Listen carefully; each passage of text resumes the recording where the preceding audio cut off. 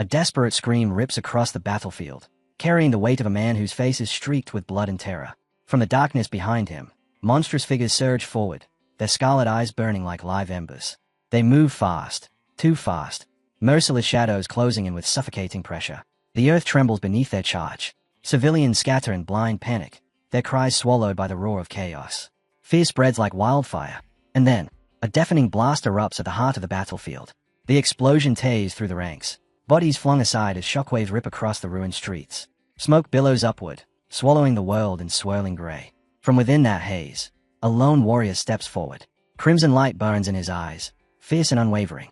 With his sword raised, he charges into the swarm. Each swing detonates with raw energy, sending creatures flying as if the air itself had turned into a weapon. Sparks explode with every clash, flashes of brilliant light tearing through the darkness while the ground quakes beneath their feet. When the storm finally begins to calm, the warrior plunges his sword into the ground, using it to steady himself. His fading voice carries one last acknowledgement. This power, truly worthy of a knight of hell. Radiant light begins to consume him. His form dissolves, scattering like embers on the wind. The truth settles over the battlefield. The fallen warrior was Eos, the Empire's strongest swordsman. Across from the fading glow, his monstrous opponent begins to move. The Death Knight, encased in blackened armor, rises despite the crushing blow it endured. Crack spiderweb across its helm before the mask breaks apart, crashing to the ground. Beneath it, blazing red eyes stare defiantly into the smoke. And then everything shifts. The creature's body reshapes, armor melting away until a human form remains. Confusion floods his expression as he stares at the devastation around him. Fires consuming the ruins, imperial banners reduced to ash, nothing left but a graveyard of what once was. A slow, deliberate clap breaks the silence. Footsteps approach. A new figure emerges, savoring every drifting ember of destruction. His voice drips with twisted satisfaction as he speaks. Vengeance tastes far sweeter when aged over 1,000 years. After so long, his promise, fulfilled at last. The illusion falls away. Archlich Dorgo steps forward, skeletal frame wrapped in dread, crimson eyes blazing with ancient hatred. Across from him stands Emperor Helios, trembling with fury, his voice cracking through the wasteland as he rages at the massacre of his people. But Dorgo only laughs softly, as if mocking a trivial insult. He dismisses the Emperor's anger with a cold smirk and declares the end of meaningless words. Now, he announces, is the time for his coronation. Helios, bruised and shaking yet still refusing to bow, roars back with raw defiance. He will never accept that a creature like Dorgo could sit upon a throne. But Dorgo only smiles, basking in his triumph. He declares that the entire continent now kneels under his rule, united for the first time in history. And for that victory, he claims the title of emperor as if it were carved for him alone. Helios' strength finally gives out. His body sinks to the ground, knees striking the dirt as despair washes over him. Dorgo turns his back on the fallen emperor, addressing his commanders with chilling pride. He praises the Demon Kings and the Death Knight, crediting their loyalty for the conquest he now revels in. Then he raises a hand and commands the royal crown to be brought forward for his coronation. His followers approach, steps heavy with reverence. Among them, the Death Knight emerges, holding the crown with unshakable poise. Dorgo's gaze softens with a twisted gratitude. He praises the knight endlessly, wondering aloud how he could ever hope to repay such unwavering devotion. But the Death Knight remains silent. A hesitation clings to him, thick, deliberate. Dorgo's expression twists, his tone sharpening into cruel mockery as he laughs at his own question. Repay him? How foolish. The Death Knight, he sneers, is nothing more than a slave. Serving him is reward enough. The knight lifts the crown forward. But before Dorgo can even reach for it, the jewel of sovereignty shatters. A single, brutal strike from the Death Knight's blade destroys it in an instant. The explosion of fragments sends gasps rippling through the Licker's army, their faces draining of color as the symbol of their victory disintegrates before them. Dorgo stumbles back, panic flaring across his skeletal frame. Crimson magic erupts from his hands, creating a barrier around him. The Demon Kings leap forward to protect him, but the damage is done. Dorgo himself is shaken, wounded by the betrayal he never saw coming. He glazes at the Death Knight, voice cracking with disbelief. He demands an explanation, shouting that he never issued such an order. But the Death Knight finally speaks, his voice heavy, trembling with fury that has been caged for centuries. Finally, he breathes. He steps forward, eyes blazing with newfound resolve. He declares that the chains are broken. He is no longer bound by anyone's will, no longer a pawn, no longer a slave. For the first time, he moves by his own choice. His body, his fate, his future. Dorgo recoils, outrage twisting his voice. He screams, demanding to know how the knight can even speak. He is certain, absolutely, undeniably certain, that he erased that man's will long ago. Yet here he stands, and he is done obeying. But the Death Knight answers with a voice as cold as the grave. His will was never destroyed, only buried, chained beneath layers of dark magic, forced into silence while his body obeyed commands he could not resist. He explains that he has been trapped inside himself all along, a prisoner watching his own hands slaughter and conquer at Dorgo's whim. Every moment, every breath, he remained awake, unable to scream, unable to fight back. Dorgo's face tightens with fear, but he hides it behind a brittle smile. He softens his tone, calling the Death Knight his greatest masterpiece. With feigned mercy, he offers him a chance to release his anger, just for today. With a flick of his hand, the Demon Kings leap forward, their combined assault crashing down like a tidal wave meant to smother the Knight's rebellion. But their attack ends the instant it begins. The Death Knight steps into their path, unleashing a catastrophic burst of power. The impact detonates like a star collapsing, sending every Demon King hurtling into the air as if the world itself had rejected them. In a single strike, Dorgo's elite warriors, his pride, his trophies, are erased. The Lich staggers, a chill piercing his ancient bones. Cornered, Dorgo turns to a darker power. He murmurs a forbidden incantation, and the ground splits apart. From the cracks rise legions of undead and phantom soldiers, their hollow eyes burning with cursed fire. The stench of rot floods the battlefield as thousands of abominations surge forward, an ocean of death crashing toward the lone knight. Yet the knight does not move. His gaze remains steady, unblinking. His voice cuts through the roar like a blade drawn in absolute authority. Stop. The entire horde freezes mid-charge. Not one creature dares take another step. Dorgo's expression twists in disbelief as the knight issues a second command, one that seals the army's fate. Self-destruct. Obedience is immediate. One by one, the undead ignite, bursting apart in violent explosions. The chain reaction spreads like wildfire, tearing the battlefield into a blazing inferno. Firestorms roar outward, consuming everything in sight. Even the ground trembles under the sheer force. Dorgo watches in horror as the army he summoned with sacred death magic destroys itself on the knight's word alone. His voice trembles as he whispers the truth he never meant to acknowledge. Had he created something that surpassed even an overlord? Clinging to his composure, he tries reason. He tells the knight he understands the anger, claiming he would feel the same if their positions were reversed. Inside, however, Dorgo comforts himself with a single thought. Even if this body perishes, he can slip away. His soul will flee into a new vessel, and he will survive. But the Death Knight shatters that hope instantly. He reveals that through every agonizing second of his centuries-long imprisonment, he focused on one purpose, perfecting a way to kill Dorgo so completely that not even a soul could escape. Energy gathers around him like a storm swallowing the sky. Cracks of raw power spread through the air as his voice echoes with icy certainty. He has forged a technique meant for one purpose, to tear Dorgo's soul into nothingness. True terror finally grips the Lich. He refuses to believe such a thing is possible. Yet the crushing force building before him leaves no room for doubt. Panic explodes through him. Without another word, Dorgo turns and flees, racing across the battlefield in a frantic, desperate bid for survival. But the Death Knight closes the distance as if space itself bends for him. In an instant, he rises above the fleeing Lich, descending with a strike so immense it seems to split the sky apart. The heavens shake under the impact, the world pausing in stunned silence. For a moment, Dorgo forces a twisted grin onto his face. He convinces himself it was nothing, an illusion, a trick of the light. Mocking laughter spills from him. But then reality hits. The laughter snaps into a scream. The Death Knights blow tears through him, ripping his essence apart. Dorgo is flung upward, swallowed by a spiraling vortex of dark energy, before his broken form slams back into the ground. The earth erupts upon impact, a violent explosion tearing through what remains of the battlefield. From the smoking crater, a fragment of Dorgo's shattered skull rolls across the dirt. The Death Knight steps toward it, expression unchanged, voice low and final as he tells him to go to hell. Then he crushes the fragment beneath his boot, ending the Arch-Lich once and for all. From afar, Emperor Aelios watches, stunned beyond reason. His voice barely escapes him as he tries to understand what he has just witnessed. The Death Knight's knees buckle. Exhaustion claims him, dragging him to the ground. In that heavy silence, he breathes out the words. It's over. Finally, over. But one final duty still binds his heart. He longs to see the people he lost, even if only in death. To apologize for the countless sins committed through his enslaved hands. Memories flash, of lifting an innocent soul into the air, their body trembling as his blade pierced them, powerless to resist. The memory sees him, forcing tears to spill as he whispers apology after apology into the void.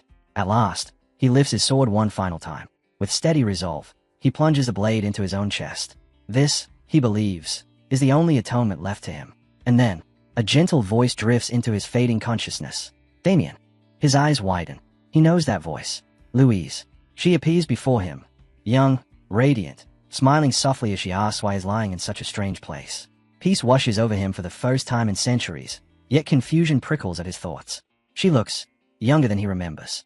He stares at her, stunned, finally managing to ask why. Louise simply laughs, teasing him lightly. She wonders if he's trying to flatter her so she'll defend him when their father scolds him again. Then she urges him to hurry home before the rain starts. Damien blinks, and suddenly, he's standing in front of his family home.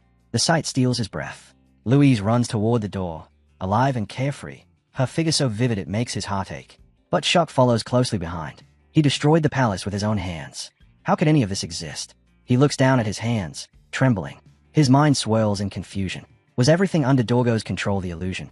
Or is this peaceful scene the lie? The doubt gnaws deeper and deeper, until he decides the only way forward is to test the truth himself. He picks up a simple wooden stick from the ground, its weight light and harmless in his hand. Without overthinking, he steps toward a massive rock towering before him. Fixing his gaze on it, he gathers every ounce of strength and charges. The moment the stick meets stone, a sharp boom rings out. A small shockwave ripples across the ground. The stick snaps instantly, splintering apart in his grip. Damien freezes mid-motion, staring wide-eyed. He doesn't move, not even to breathe. Then a slow, disbelieving smile twists across his face. "This is insane," he whispers. The rock cracks. A heartbeat later, it explodes outward in a violent burst, fragments scattering across the rain-soaked field. Damien's laughter erupts, soft at first, shaky, almost uncertain, then louder, rising into wild, uncontrollable hysterics. His voice echoes with the falling rain as reality crashes over him. The absurd, impossible power coursing through his veins refusing to be ignored. Finally, he collapses to his knees, trembling. His breathing comes uneven, his fists digging into the wet earth as pain, disbelief, and overwhelming truth settle in. This is real. All of it. Every moment. Every memory. Every horror. Every loss. A deep smile spreads across his rain-drenched face as the truth settles in his soul. He has returned to the past. Memory crashes over him like a flood. He remembers the reckless boy he once was.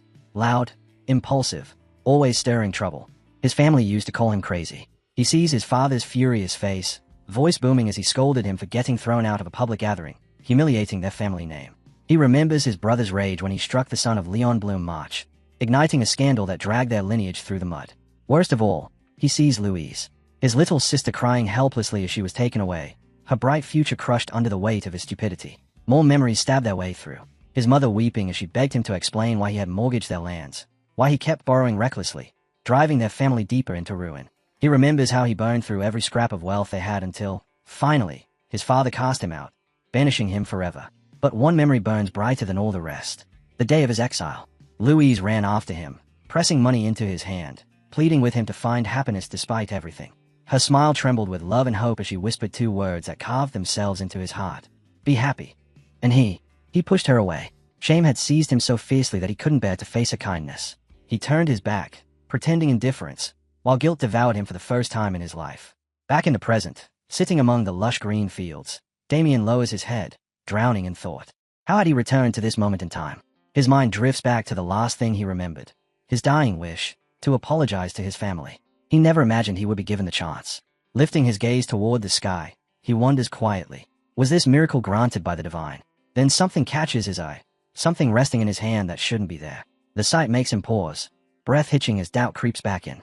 Is this truly reality, or just another illusion? He sits in silence, letting his thoughts drift. Memories surface, hard, frustrating years when he struggled to wield even the simplest combat techniques. No matter how much he trained, his body refused to cooperate. One technique, in particular, returns to him with startling clarity. The shattering wave. He can almost feel it, the overwhelming force, the explosive energy, the sheer destructive might that made mountains tremble. He once dreamed of mastering it, but never could. Now, that memory burns brighter, sharper. Damien mutters to himself about the technique he has mastered, one that magnifies the strength behind a single strike, turning it into devastating power. He recalls a battle long ago, when a knight unleashed it with such ferocity that people nicknamed it the Wallbreaker, and Damien remembers gaining that very technique, only after killing that knight. Just then, a voice calls out across the fields. "Young master." Damien turns calmly. A servant sprints toward him from the house, breathless but determined. Damien narrows his eyes, digging through old memories for a name. "Victor? Was it Victor?" "Victor?" he asks, unsure. The servant stiffens immediately and confirms it. Then, panicked, he explains that Lady Louise is searching for Damien, and the head of the family is furious. Shocked to see Damien still outside, He adds with trembling urgency that the Viscount is beyond angry. Damien pauses. Did I do something wrong? The servant stares at him, stunned. Young master, you don't know what you did. He truly doesn't. But before he can question anything further, a thunderous roar shakes the house. You scoundrel! The voice belongs to his father, the Viscount of House Haxon. Damien steps inside just as a fist swings at him. His body moves instinctively, slipping past the strike with effortless precision. His father stumbles forward, crashing to the floor, eyes wide with disbelief at his son's sudden agility. From the ground, the Viscount snarls. You really are insane. Pushing himself up, his rage only grows. He shouts that Damien was thrown out of a tavern for starting a massive brawl, humiliating their family in front of half the city. His mother and sister rush into the room, trying to restrain him, begging him to calm down before he does something he regrets. Damien stands quietly, watching. He remembers this scene. He has lived this moment before. His mother cries out, Do you truly mean to kill your own son? Louise clings to their father's arm, pleading for him to stop. In the midst of the chaos, Damien lowers his gaze. Not in fear this time, but in a heavy, aching sadness. As he looks at the three of them, his father Paul Osborne Haxon, his mother Marilda Haxon, and his sister Louise, he sees them with a clarity he never had in his first life. The family falls silent as they notice his expression, stunned by the shift in him. Even the Viscount forces himself to breathe, to rein in his anger. Damien stands there quietly, swallowed by a wave of remorse he can't put into words. I've missed this, he thinks, holding onto the moment as if it might slip away again. The warmth of his family, once taken for granted, hits him with such force that his eyes begin to sting. Tears roll down his cheeks before he even realizes it. His family stays, stunned. Louise whispers, voice trembling, Are you crying? His mother's expression softens into heartbreak. Oh, my poor child, perhaps everything has overwhelmed him. But the gentleness shatters when his father growls, Enough. What excuse have you prepared this time? Speak. Damien lifts his head. His voice, steady and calm, cuts through the tension. I have no excuses. His father freezes, eyes widening as if it's been struck. No excuses. You. He scoffs in disbelief. You always twist your nonsense into excuses. Damien meets his glare without wavering. I tarnish the honor of House Haxon through my recklessness. I won't deny it. I take full responsibility. Suspicion narrows the Viscount's eyes. Trying to dodge punishment now. Don't think I'm falling for this. Instead of retreating, Damien bows deeply. I'll take care of it. His father blinks, stunned by the sincerity. Damien straightens, then turns toward the door. I'll resolve this myself. Once it's done, I will return for whatever punishment you decide. At the threshold, he glances back. Confidence flickers gently in his eyes. I'll come back to accept your judgment, father. A quiet smile touches his lips, and he steps out. Silence consumes the room. No one speaks. No one even breathes. His family simply stands there, unable to understand the transformation. Finally, the Viscount mutters, Did the boy hit his head? Later, Damien enters the bustling heart of the commercial district. The towering buildings, shouting vendors, and churning crowds all feel strangely familiar after so many years. Victor walks beside him, though fear radiates off him with every step. At last, Victor swallows and whispers, Young master, this is the place. But are you truly going inside? People say it's backed by a criminal syndicate. If things go wrong. His voice shakes. Damien glances at him with calm confidence. If you're afraid, return home. But Victor clenches his fists. No, I'll stay with you. Damien offers him a small, reassuring smile. Don't worry. I only intend to offer a polite apology. Nothing more. Then, more softly, I'll resolve everything this time. With steady steps, Damien walks toward his destination. But beneath the calm exterior, questions churn. Why was he brought back? Why now? Whether by fate or divine mercy, this chance is his, and he won't waste it. He vows never again to disgrace his family. Every mistake, every sin, every wound he caused, he will fix them all. As he pushes through the busy crowd, two rough-looking men spot him. Recognition flashes across their faces. One sneers. Well, you've got some nerve showing up again. Damien studies them quietly, trying to place their faces. Something about them pulls at an old memory, but he can't quite grasp it. Still, Damien's voice remains calm. I'm only here to offer the owner a sincere apology for the trouble I caused before. For a heartbeat, both men pause, thrown off by the lack of anger, the lack of fear. Then laughter spills out of them. One sneers. I'll make sure the boss gets your apology. The other eyes Damien more closely, his expression shifting. You're the eldest son of that disgrace of a household, right? I expected a loudmouth brat, but you're different. Their words turn sharper, uglier. But your sister, now she's worth talking about. They trade filthy remarks back and forth, their voices dripping with indecency. Then one of them reaches out and grabs Damien's face, squeezing hard as he leans in. If you want forgiveness, Offer us your pretty sister. That'll be enough. A cold fury snaps awake inside Damien. The man's smirk cracks. In a blur, Damien's hand moves, faster than their eyes can follow. He plucks the knife from the thug's grip with effortless precision. He twirls it lightly between his fingers, voice quiet but chilling. I thought this would end quickly, but it seems I overestimated you. The second man lunges forward, roaring, weapon raised high. But before he can bring it down, a sharp, explosive crack splits the air. His hand flies off his arm, spiraling through the air before landing on the ground with a sickening thud. For a moment, the man only blinks, staring dumbly. Then the blood pours, and the pain catches up. His scream tears through the street, raw and horrible. Damien stands unmoving, calm, ice cold. You wanted trouble, he says softly. Allow me to show you what it means to face the eldest son of House Haxon. Dread spreads across the men's faces as they finally grasp the danger before them. From the shadows, Victor watches, shaking violently, tears well in his eyes. How? How could this be the same young master who said he'd resolve things peacefully? The man who lost his hand finally understands what just happened. His scream echoes across the street, sharp enough to make the onlookers wince. A crowd gathers, some amused, others cautious. Come on, let's watch. Looks like it's getting good. No thanks. I'm not trying to die today, another mutters, backing away. Victor stays hidden, clutching his chest, fear twisting painfully inside him. Out on the street, Damien stands firm. The remaining man points a blade at him, trembling with rage while his partner writhes on the ground. Do you even know who we are? He spits. Damien's response is calm, almost bored. I don't care. If you're going to strike, then strike. But the man isn't done. His voice rises, fury and desperation mixing together. We're with the Black Snake. Nobody in this city touches us without paying for it with their life. The name hits Damien like a spark to dry tinder. The Black Snake. He remembers them well. An organization that strangled the city from the inside, ruling through violence, fear, and corruption. He remembers their cruelty, their influence, their crimes. He remembers everything. He remembers them. The same men who once beat him without mercy, laughing as they forced him to kneel, humiliating him over a simple protest inside one of their filthy establishments. The pain, the helplessness, the shame of bowing his head because he had no strength to resist. But this time, everything is different. A shadow crosses Damien's face, and a slow, chilling smile forms. An apology. Huh? No, you're the ones who owe me one. The gangster bares his teeth and raises his weapon. Don't think I'll go easy just because you're some pampered noble. This time, I'm cutting you down for good. He charges with full force, swinging his blade with murderous intent. Damien doesn't flinch. He sidesteps with graceful ease, moving so fast the thug's eyes can't even track him.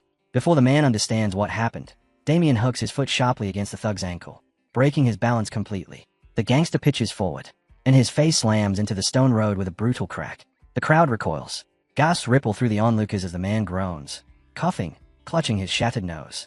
Damien approaches him slowly, calm, controlled, terrifying. Even if I killed every last member of your Black Snake, he says, voice cold enough to freeze bone, it still wouldn't repay what you did. He lifts the weapon high, ready to crush the man's skull. But at the final second, he stops. For his family's sake, he restrains himself. Instead, he brings the weapon down with a devastating blow that avoids lethal force but destroys the man's ability to ever fight again. The thug collapses, screaming, his limbs twisting unnaturally. Beside him, his partner writhes on the ground, both now broken and powerless. From the edge of the street, a furious voice shouts, "Who the hell is this guy?" A new group of Black Snake enforcers storms forward.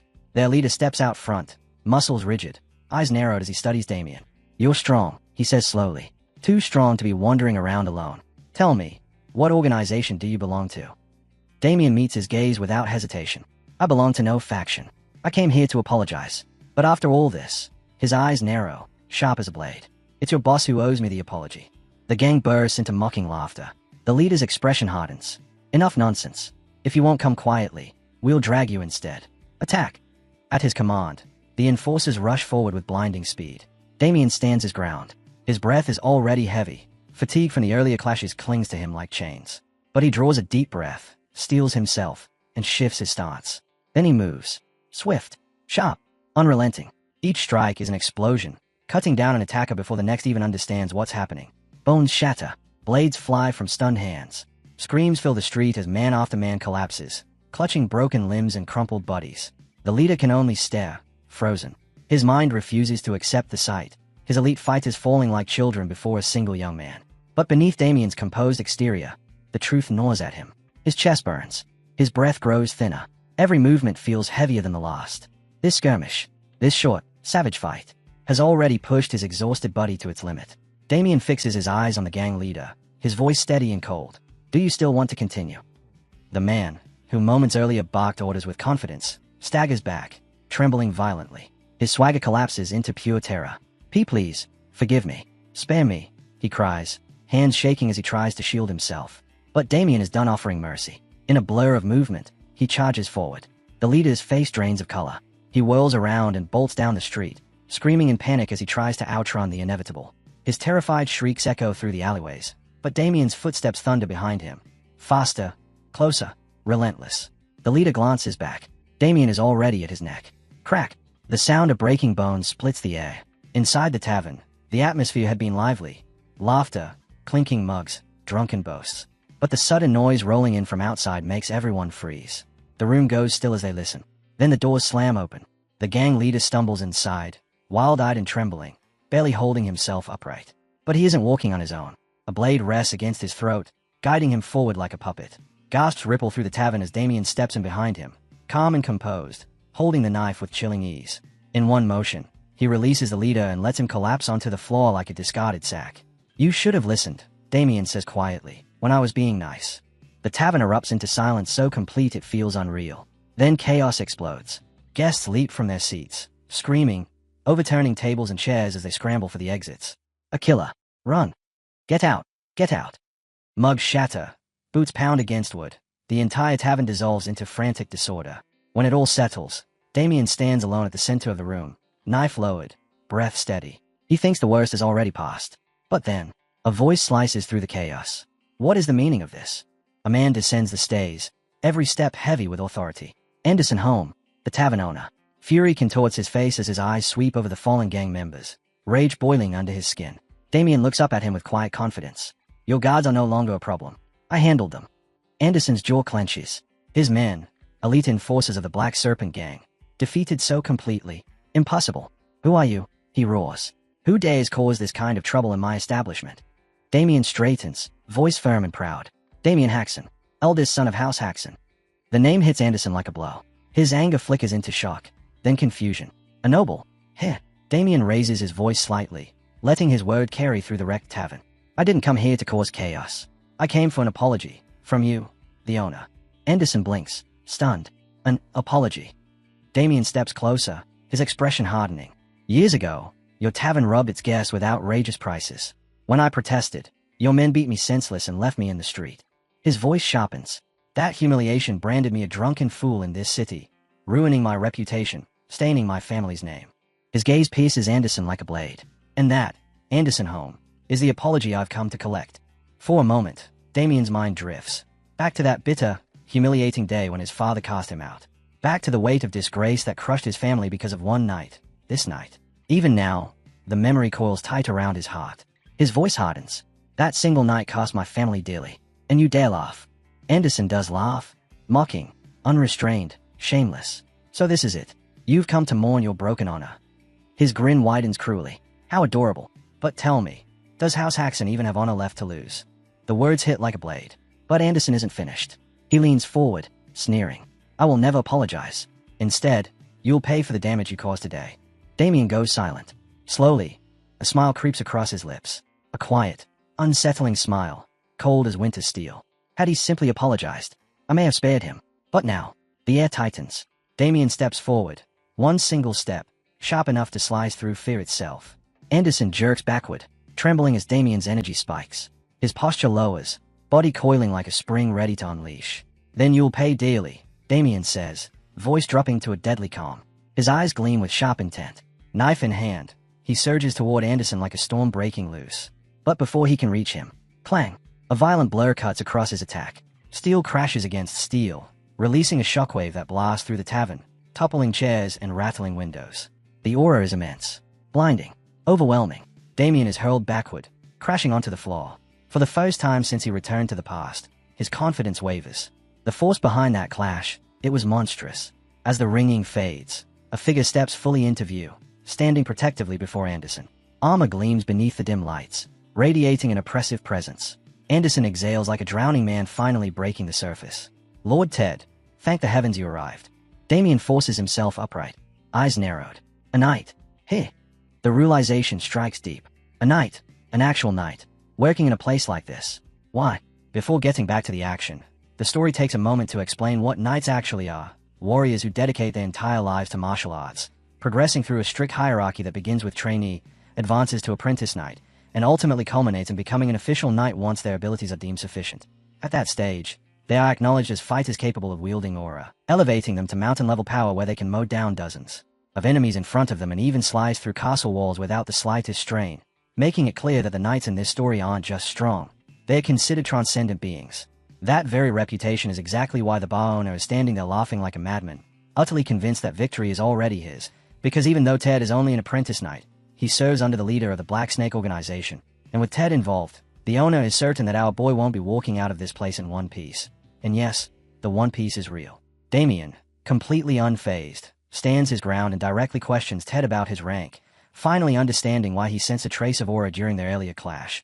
Yet this realization shocks Ted, who cannot believe that someone he considers insignificant was able to detect his aura despite his deliberate effort to conceal it. After thinking it over, Damien quickly pieces together why Ted would even bother working in such a run-down place, concluding that Ted must have failed to qualify as an official knight and been cast out, leaving him with nowhere else to go. And this verbal jab begins to crack the knight's composure just as the bar owner hurriedly tries to steer things back on track by bringing up payment.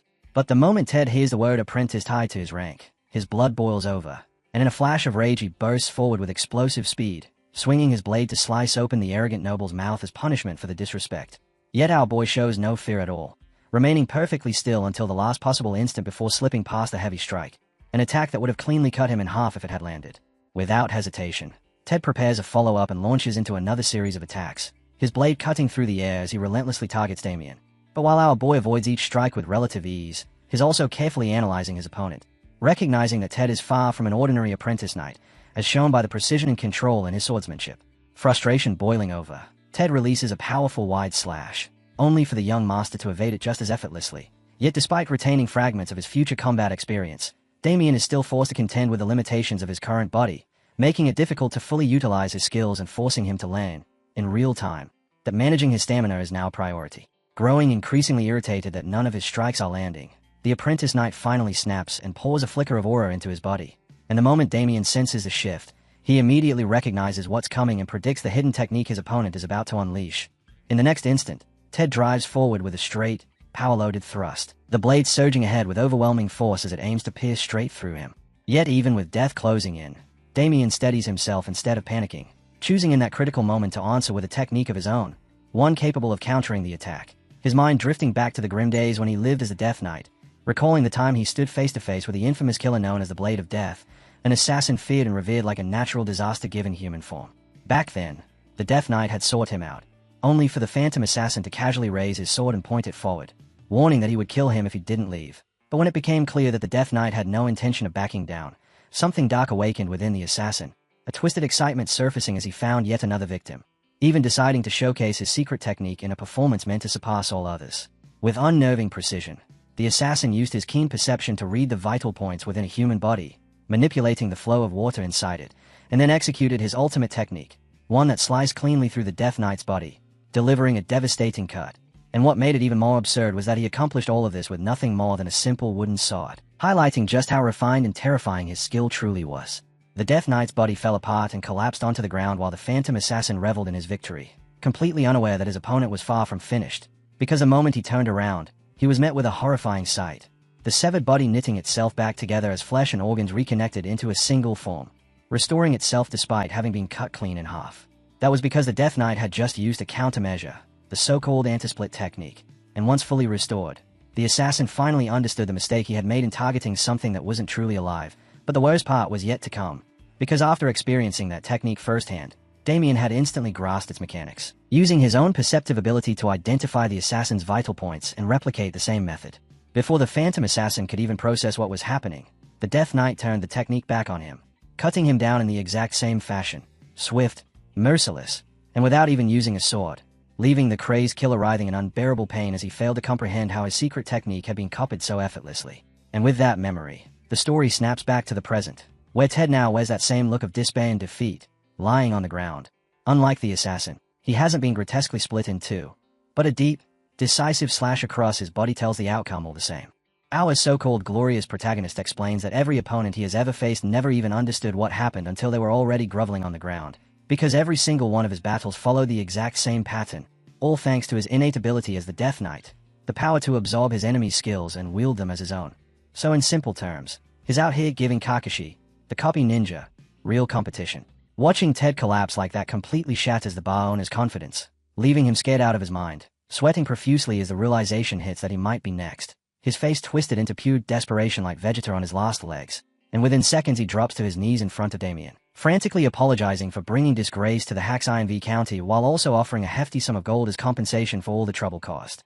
Meanwhile, Damien is celebrating internally, because he only came here expecting a simple apology yet somehow ends up getting easy money on top of it, so he decides to let everything slide and briefly looks toward his servant Victor, who has been silently watching the entire exchange unfold, before Victor steps forward to collect the payment, still questioning his own senses after witnessing how the young master dismantled the knight with an unbelievable technique at the final moment, unable to understand how Damien suddenly came into possession of such powerful abilities.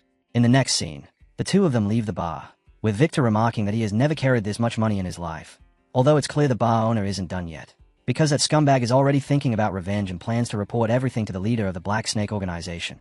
However, just as he's plotting his next move, Damien suddenly returns and humbles him by cleanly slicing off his right ear. The bar owner lets out a scream of agony while Damien calmly reminds him that he couldn't simply leave without delivering proper punishment, adding that he already knows the man intends to run to the organization, and is more than willing to pass along a message.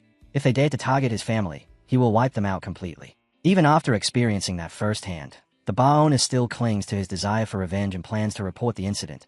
But that's left for later, because as Damien continues walking away, he begins to fully confront the weight of his past life, a history soaked in blood, filled with murder and nothing but sin.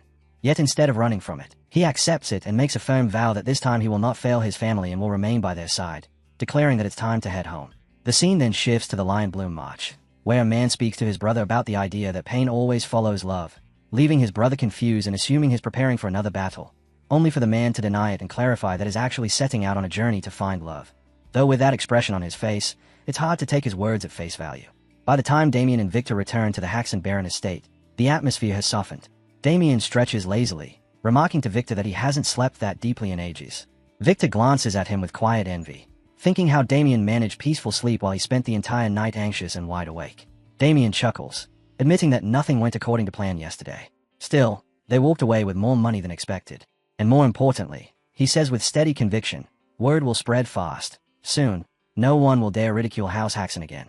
Victor nods, seeing something different in Damien now. For the first time, he senses a sharp intelligence behind his master's calm eyes, a clarity he had never noticed before. Yet worry continues to tug at him.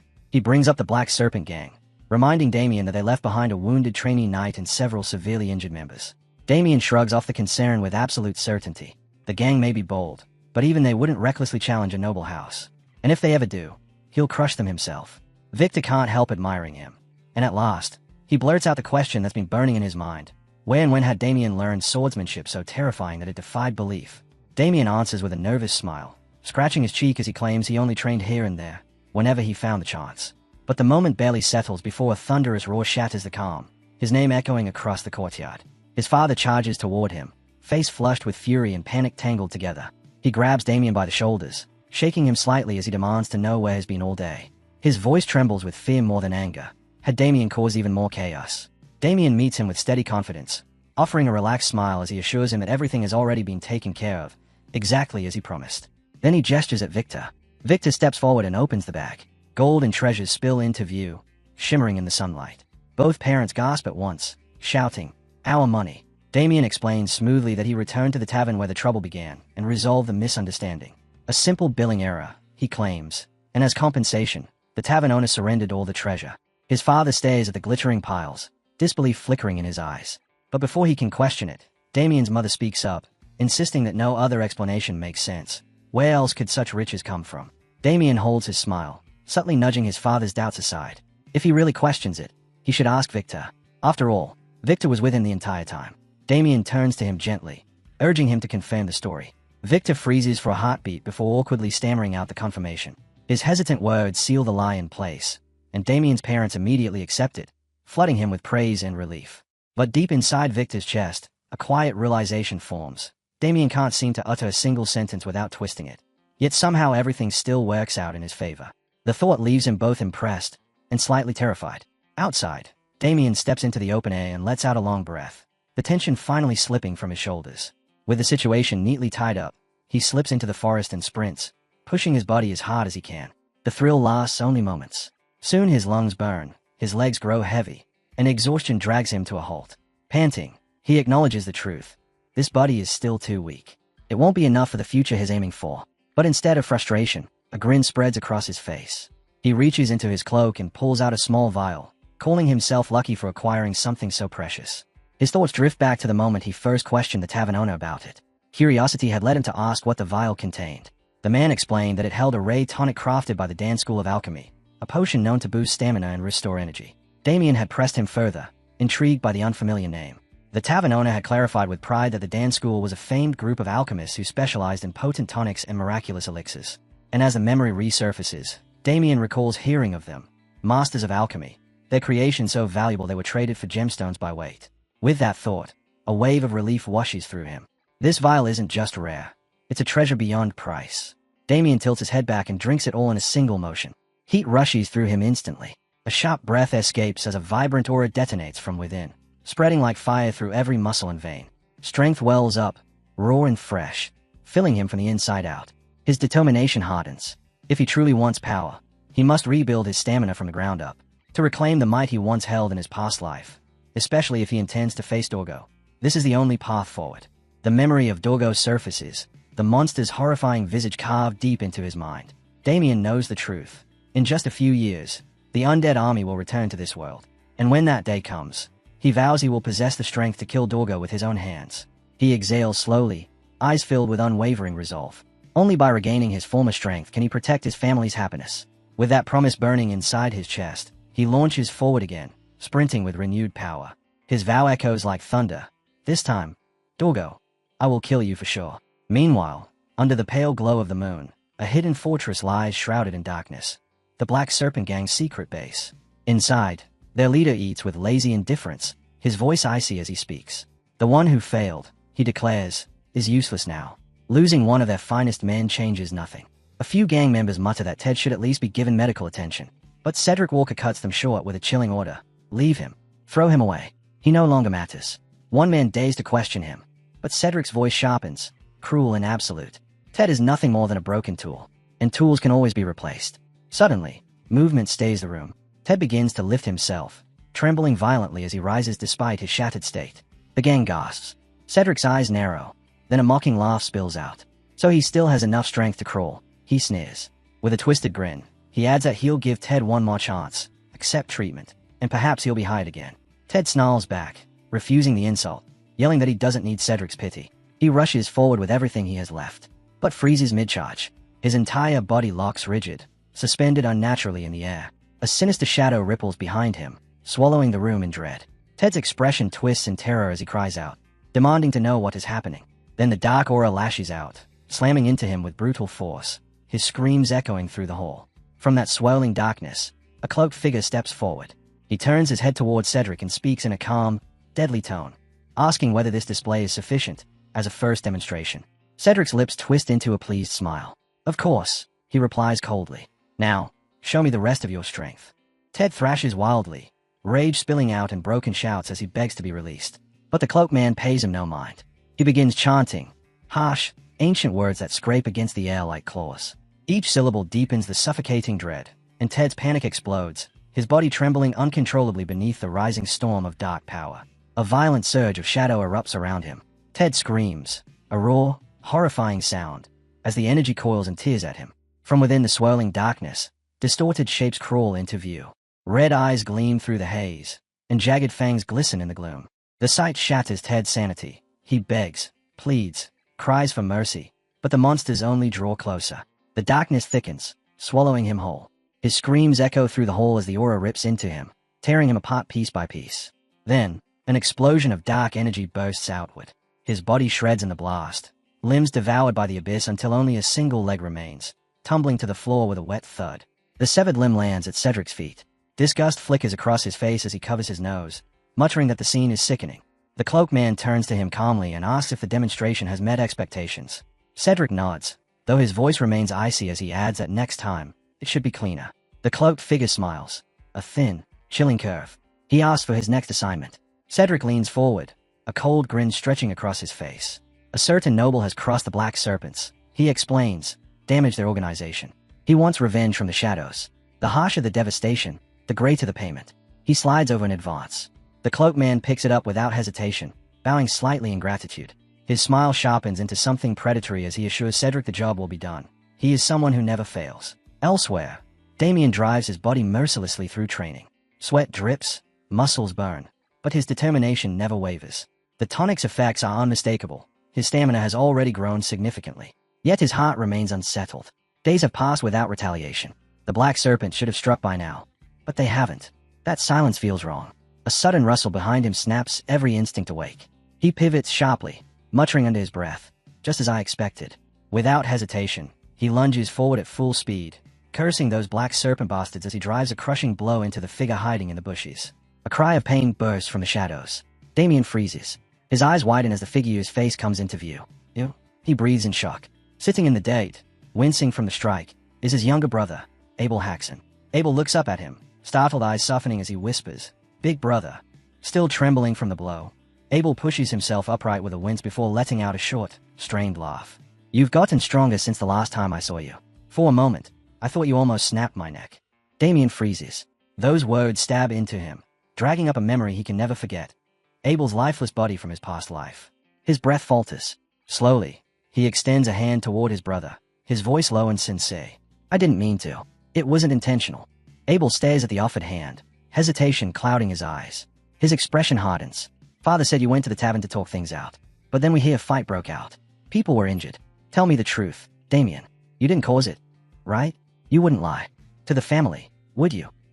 Damien doesn't even blink. His reply is calm, unwavering. "No, I was the one who caused it." Abel's anger ignites instantly. "Liar. You expect me to believe that? Did you hire someone to fight for you? You've never been the type to handle battles yourself." He jabs a finger toward Damien, voice sharp with frustration. "Stop disgracing this family. I'm always the one cleaning up after you." Instead of responding with hostility, Damien slowly places a gentle hand atop Abel's head. His voice softens, warm and steady. "Abel, you've always put the family first. But listen to me. There's nothing to worry about anymore. I won't let anything bad happen again." Before Abel can reply, a frantic shout rips across the courtyard. "Young masters!" A servant rushes toward them, breathless and pale with panic. There's a serious problem.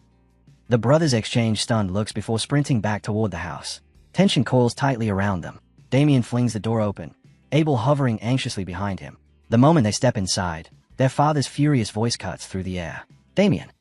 Before he can respond, another voice, smooth, unhurried, and dripping with false politeness, echoes from deeper within the room. "So, you finally come." Erwin Leon Bloom stands there with a sly smile, acting as though his presence is the most natural thing in the world. He turns to Damien's father with feigned humility. "I was simply explaining what happened at the party," he says lightly.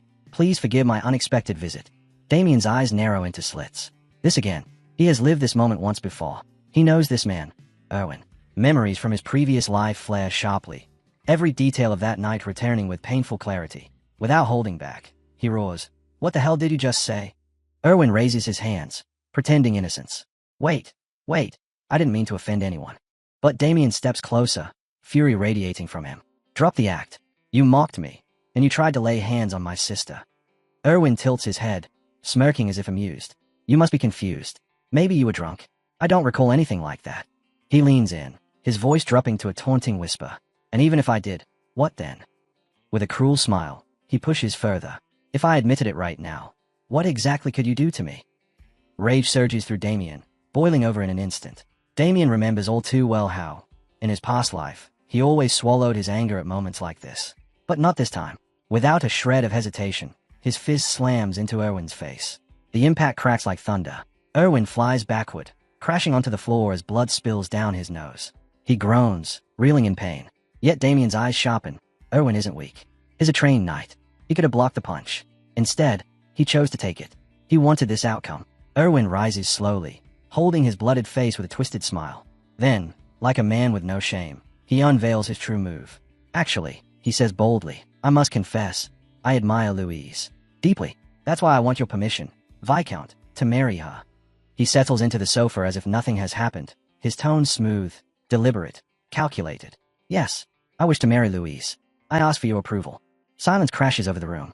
Everyone stays at him, stunned. Damien's fists clench. This was the same scheme Erwin had used before, the same trap that destroyed their family.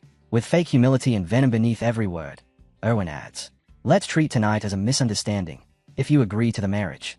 But Louise's father responds instantly, voice firm and unwavering. "Impossible. It will never happen." Erwin's pleasant smile melts into a cold stare.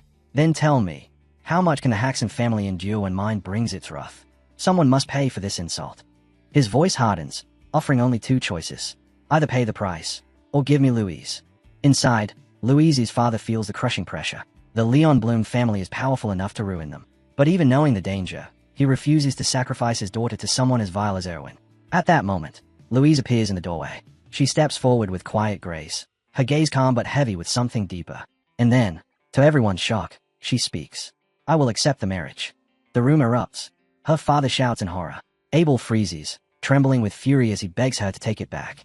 Damien feels something inside him collapse. This is the same nightmare repeating again. Louise only offers them a gentle, fragile smile. "It's all right," she whispers. "I'll go with Sir Owen." But Damien sees past that smile. He sees the despair she's trying to hide, the pain she's swallowing for their sake. And he feels the old regret choke him again. Because of him, she is being pushed to this cliff once more. Meanwhile, Erwin savors the moment, his expression dripping with triumph. He believes he's cornered them completely. "Excellent choice, Lady Louise," he pairs. He walks forward, boasting that he'll send an official request soon and discuss wedding arrangements immediately. Just as he steps past, Damien moves. He blocks Erwin's path, his gaze sharp and lethal. Murderous intent radiates from him like heat. Erwin doesn't flinch. He sneers, convinced Damien is still the same powerless fool he was before. He pats Damien's shoulder mockingly, a poisonous grin twisting his face. "Well then," he jeers, "should I start calling you brother-in-law now?" Inside, Damien curses him with burning hatred. This man, this parasite, is trying to destroy his sister's life again. Damien doesn't answer. His silence alone radiates fury. A low whisper escapes him, too soft for anyone to make out. Louise notices instantly, the storm rising behind his eyes, and calls his name gently, trying to soothe him before he erupts. But Erwin, blind with arrogance, leans in with a mocking grin. "What was that? Say it again." That was the final spark. Damien's fist crashes into Erwin's face with explosive force. The blow sends him flying, his nose bursting open as blood erupts like a broken fountain. For the first time, Erwin's vile tongue falls silent. Even as Erwin hits the floor, Damien curses himself inwardly. He shouldn't have let that trash provoke him. Not when his family's peace and his sister's safety were at stake. But as Louise gasps and covers her mouth, Damien looks down at Erwin's crumpled body, his voice cold and steady. "No, you bastard." And in that breath, he embraces it fully. There will be no holding back anymore. His mind flashes back to the moment everything spiraled. After a servant told him that Louise and Erwin had returned, Damien rushed with pounding urgency, his heart hammered with anticipation. After all this time, he would finally see his sister again. He sprinted toward the door. But then, a scream cut through the air. A roar, terrified cry. His hand froze on the door. Cold dread crawled over him. When the door creaked open, the world stopped. Erwin had Louise by the hair, dragging her as she cried out in pain. Owen berated her harshly, scolding her as though she were a nuisance. Erwin stepped forward, venom dripping from every word as he spat insults at her, mocking her, degrading her, sneering at the Haxon name. Louise collapsed to the floor, shaking, and Erwin towered above her with a twisted grin. "Ah, dear Louise," he muttered darkly, raising his fist. "Let me teach you a lesson you will never forget." Damien's blood turned to ice. He couldn't move, couldn't breathe. Guilt smothered him. This was because of him, because he had dragged his sister into this hell. His knees hit the ground, his fingers dug into the floor. But as Erwin prepared to strike, something inside Damien shattered. Rage exploded. "No," he roared. The room froze. Everyone stared at him, shocked at the audacity, the fury. Erwin's guards rushed forward, swords drawn. "How dare you raise your voice at our young lord?" Steel glinted in the air, pointed at Damien's heart. But Erwin simply wiped the blood from his mouth, rising slowly with a chilling smile. Sword in hand, he stepped closer, savoring every second. "Twice," he hissed. "You struck my face twice." He leaned in, eyes burning with cruel delight. "Tell me, brother-in-law, is it a death wish you're carrying?" The guards tried desperately to restrain him, pleading for calm. But Erwin shoved them aside, rage twisting his face. "Back off," he roared. His murderous gaze locked on Damien. He would deal with him personally. One of the guards stepped forward, bowing respectfully. Allow me to handle this insolent fool, he offered. But Erwin shoved the request aside without hesitation. This was his moment. His aura flared violently, a wave of raw force blasting the guards backward as he barked at them to stand down. His glare locked onto Damien, cold and merciless. He would handle this himself. Abel and Louise stood frozen, dread sinking into their bones as the tension tightened like a noose. Erwin lifted his sword, approaching slowly, each step deliberate. Tell me, he hissed. How do you plan to resolve this? Louise's heart clenched. She knew exactly what Erwin intended. Her fear overwhelmed her, and she cried out desperately, "Please, stop." Her voice shook, terrified of what would happen if this rage-fueled clash continued. But Damien stepped forward, placing himself between her and danger. He held his arm out protectively, his stance steady, his smile gentle. "Don't worry," he whispered. "I'll handle this." He prayed silently that she would never again be forced to sacrifice herself because of him. Then he faced Erwin and declared boldly, "Let's settle this with a duel." Erwin blinked, taken aback. "A duel?" Damien nodded, unwavering. "If you defeat me, I'll accept your conditions. But if I win, everything ends here, permanently." Erwin scoffed. "Why would I agree to that? Louise already accepted my proposal." Damien's smile sharpened. "Why are you dodging the question? Unless, of course, you're afraid." The taunt struck deep. Fury flashed in Erwin's eyes. "This worm dares speak to me like this." He clenched his sword, hatred boiling. "I'll crush him, and then I'll take Louise, no matter what." Raising his blade high, Erwin growled, "Fine. I accept your challenge." Word of the duel spread like wildfire. Soon, the estate's courtyard filled with anxious spectators. Tension hung thick in the air.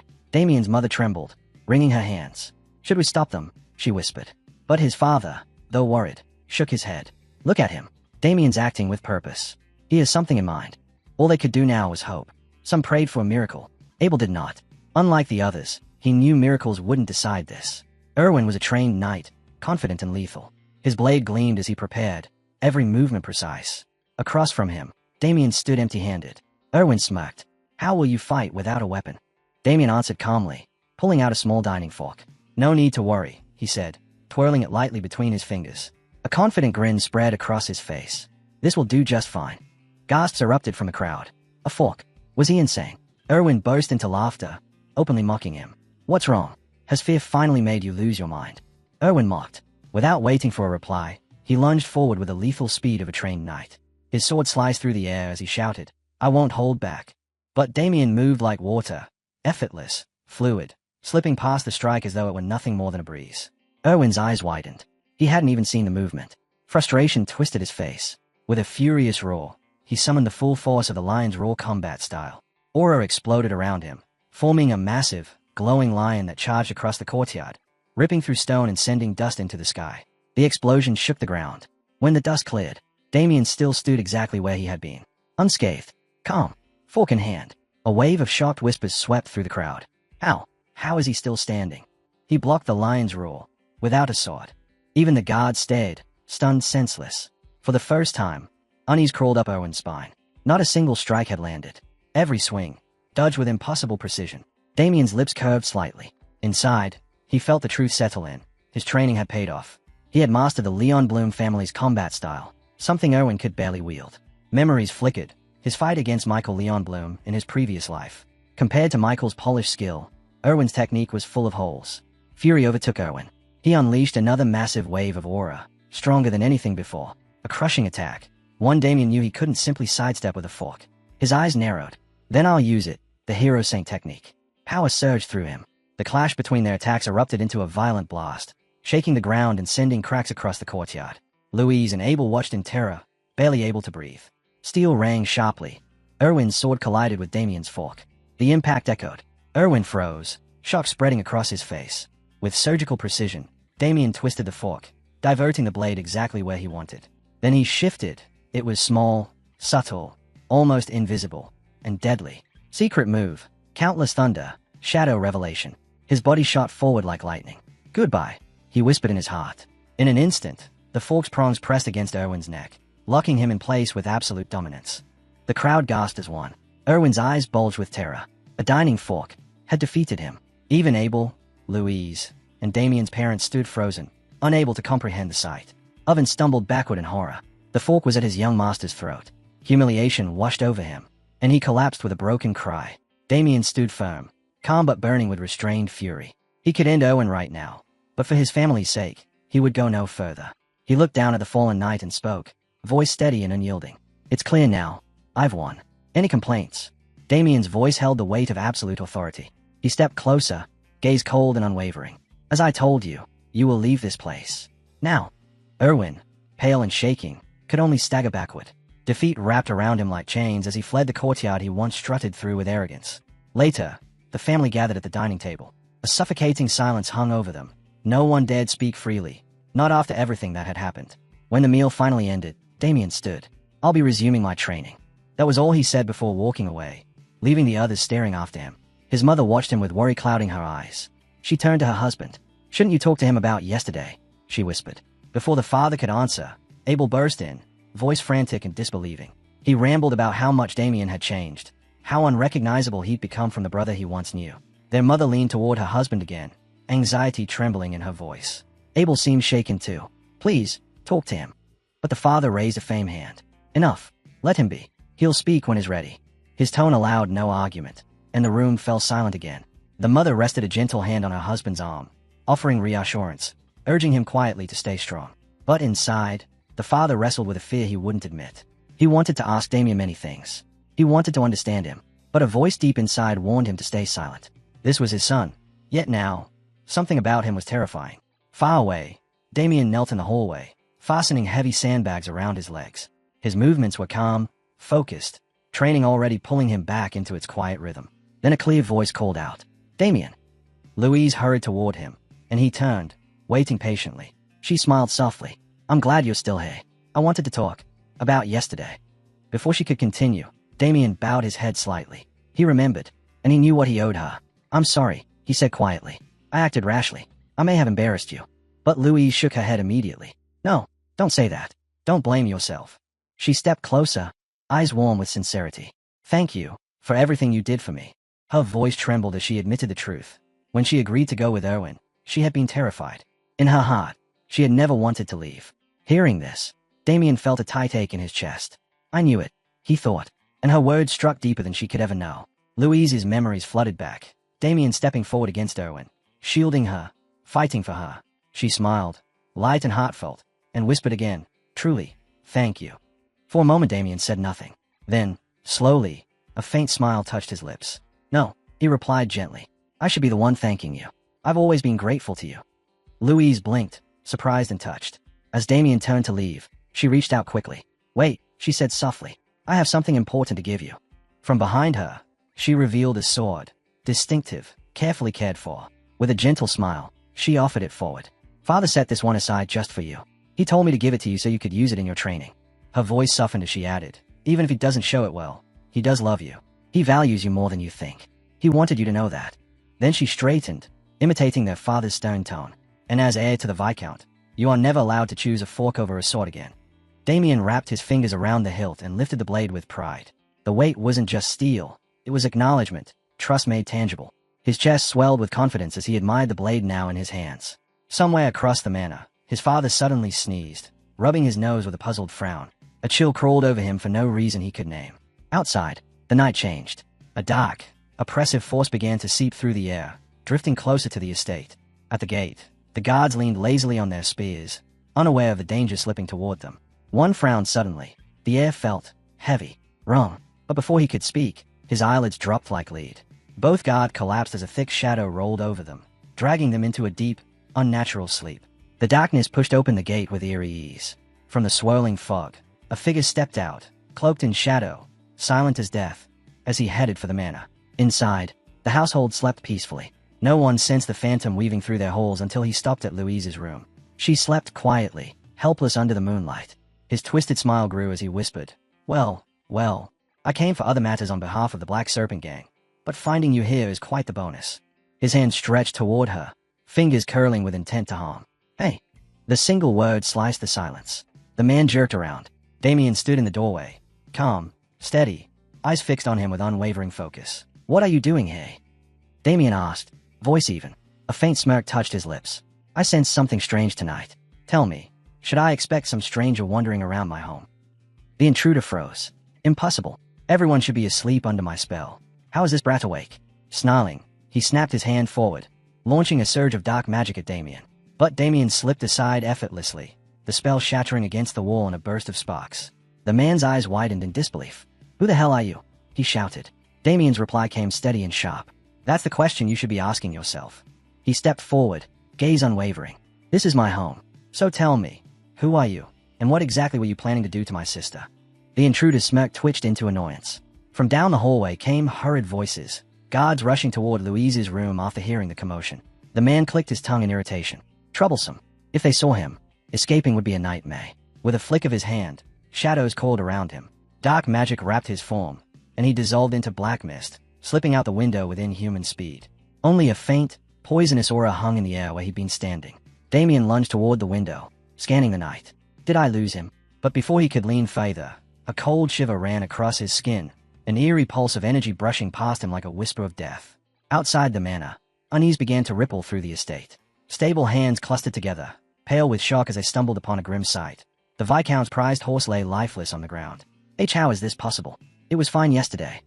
What will the Viscount say? Fear tangled their voices as they hovered helplessly around the body. Damien stepped through them, calm overshadowing their panic. "This isn't misfortune," he said firmly, "and I'm not here to blame anyone. Move aside. I'll take care of this." They obeyed immediately, clearing space as Damien knelt beside the fallen horse. His eyes narrowed, tracing the faint residue clinging to its body. He placed a hand against its side, feeling the malicious hum still lingering beneath the surface. His thoughts hardened. The same power. It was unmistakable. This was the same aura he sensed from the intruder last night. A vile, suffocating energy steeped in malice. Black magic. Damien rose slowly, certainty settling like a stone in his chest. The man he had confronted wasn't just a criminal. He was a dark sorcerer. And while the rest of the Haxon family slept, unaware of the danger threading its way around them, Damien felt the weight of their lives press firmly onto his shoulders. Their safety was his to protect now. Meanwhile, the trail of shadowy energy slithered away from the stables, weaving deep into the forest.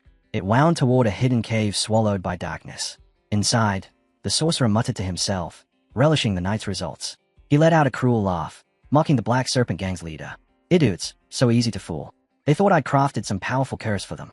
It was nothing but leftovers." Bitterness clung to his voice, but pride glimmered beneath it.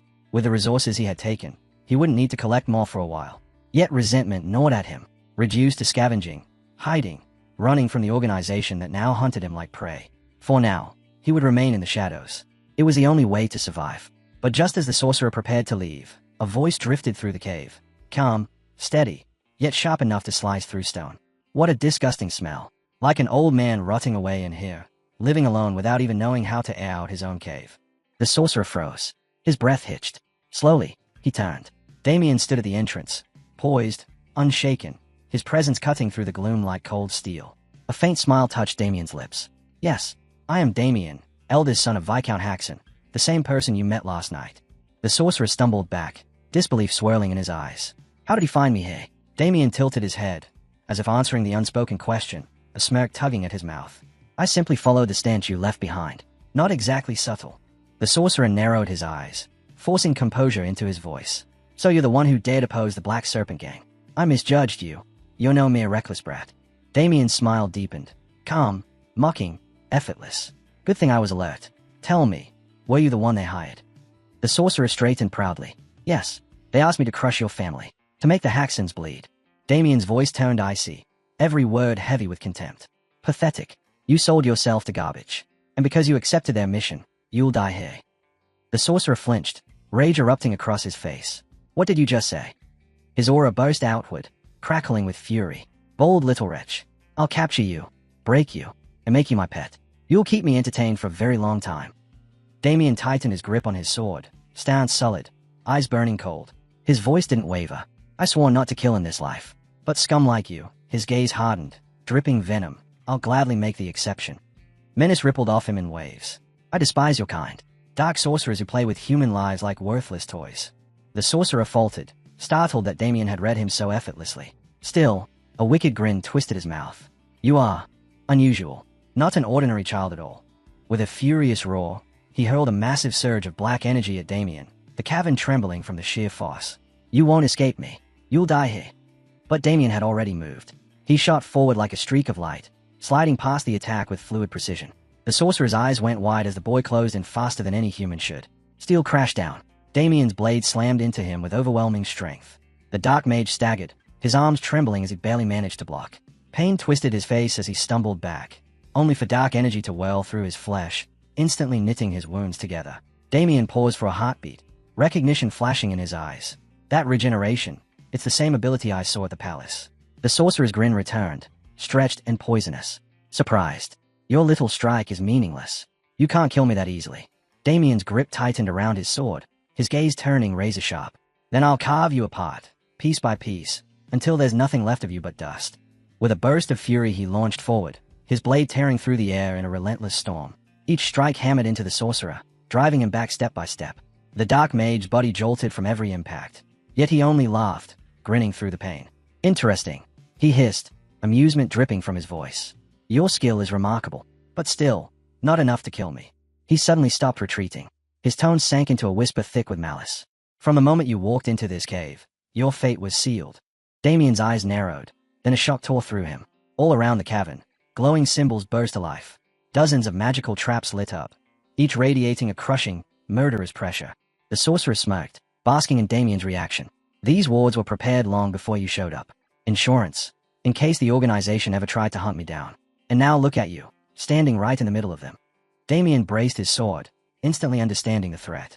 These weren't ordinary traps. The oppressive force pouring from them made the air feel heavy enough to break bones. The sorcerer lifted his hand, voice echoing like a curse.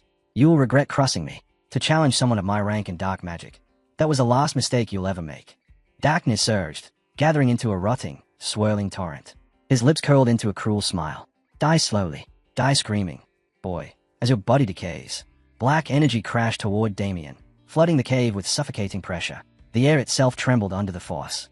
But Damien didn't move. His eyes burned with cold defiance as he steadied himself, refusing to give an inch. The sorcerer cackled as the attack swallowed its target. Arrogant brat. You ran straight into your death. The more damage I deal, the higher the Black Serpent Gang's payment. And now, with you gone, his grin twisted. I'll return for that girl. He turned. Decay magic, huh? Damien's voice cut through the darkness, sharp and mocking. So that's what you used. The sorcerer froze. He whipped around, disbelief turning his face pale. Damien stood there, unbroken, unmoved, his sword still at his side. Impossible, the mage rasped. How are you still alive? And how do you even know what decay magic is? Damien only gave a faint smile, unreadable and calm. Who knows? But inside, lightning struck his heart. So it's still here, that power. The authority I thought I'd lost when I returned to this time. A memory surfaced, so vivid it made his chest tighten. The towering, dreadful silhouette of Dorgo. His voice, deep and merciless, echoed from the depths of Damien's soul. Beloved Knight of Death. The weight of that title settled onto him again, along with the truth of what he still possessed. The authority of the rulers. And in that moment, Damien understood. This battle was far more dangerous than anything he had imagined. Damien knelt before the towering figure in his memory, listening as the sorcerer spoke of forging him a powerful body and unrivaled magic. But the sorcerer insisted those gifts alone were insufficient. His voice deepened, declaring that he had given Damien something far greater, an additional force meant to shape him into the ultimate weapon, the purest incarnation of darkness itself. In that memory, Dorgu forced wave after wave of overwhelming power into him, obsessed with molding Damien into the deadliest creation imaginable. A sinister laugh echoed through the void as the sorcerer admired the result of his ritual. Suddenly, torrents of black energy exploded outward, immense and unstoppable, sweeping across the world like a divine calamity. Standing tall, Dorgu boasted that this strength did not come from mortals, it came from the gods. He poured out the energy with absolute focus, determined to complete the ritual he had sacrificed everything for. The air trembled violently as the black force spread, devouring anything in its reach. Madness gleamed in Dorgu's eyes as he watched the destructive power he had unleashed. The energy crashed into Damien's body, burning through him with unbearable agony. Damien screamed as the torrent ripped through his very soul. Darkness erupted, shaking the world as Damien became the vessel of this monstrous power. Dorgu roared with twisted triumph, his voice trembling with pride. His dream had finally taken shape. The nightmare he long sought now rested inside Damien. Around him, the dreadful energy swirled and solidified, wrapping Damien in an awe-inspiring, terrifying aura. Staring at himself, Damien felt a chill. How could this power still exist within him, even after turning back time? Before he could process the thought, a sudden blast of enormous energy tore across the memoriscape. Damien reacted instantly, slipping past the crushing strike with flawless speed. The attack launched by the very sorcerer who had given him this power. Shocked, the sorcerer barked out, demanding to know how Damien survived his spell. But Damien answered coolly, almost amused. Doesn't everyone keep a trump card hidden for moments like this? And then a realization hit him. The sorcerer had once claimed he was a high-ranking member of the Yolan group. Memories flashed. Damien recalled the Yolan group clearly, a secretive organization infamous for assassination and forbidden dark arts. With that knowledge, he understood the truth.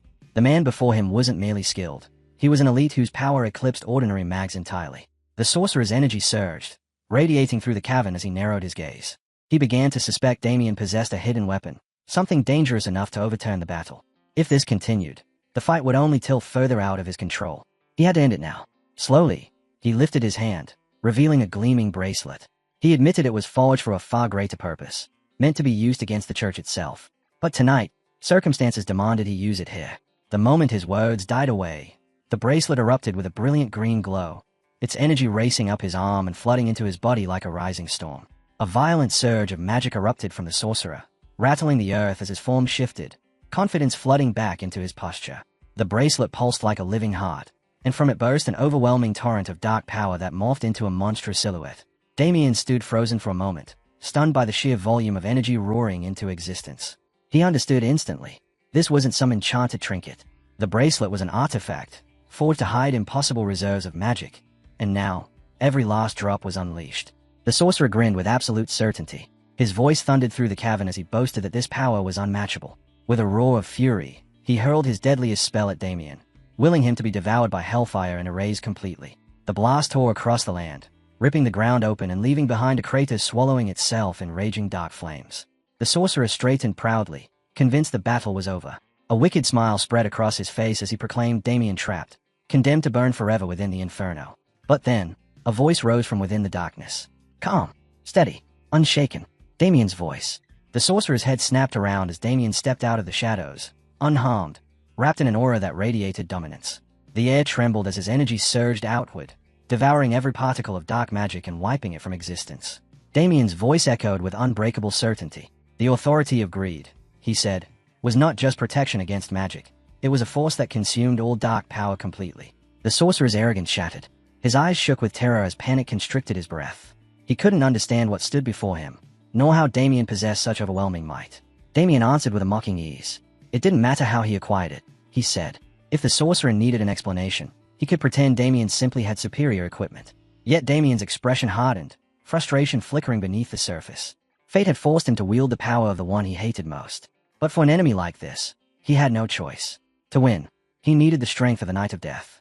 The sorcerer recalled the moment he realized what Damien was preparing. Energy surged along Damien's blade, forming a glowing aura, an aura blade, a technique reserved only for true masters of the sword. Horror flashed across the sorcerer's face. His breath trembled as he stammered, begging Damien to stop. But Damien didn't slow. He exploded forward, pouring everything he had into the strike.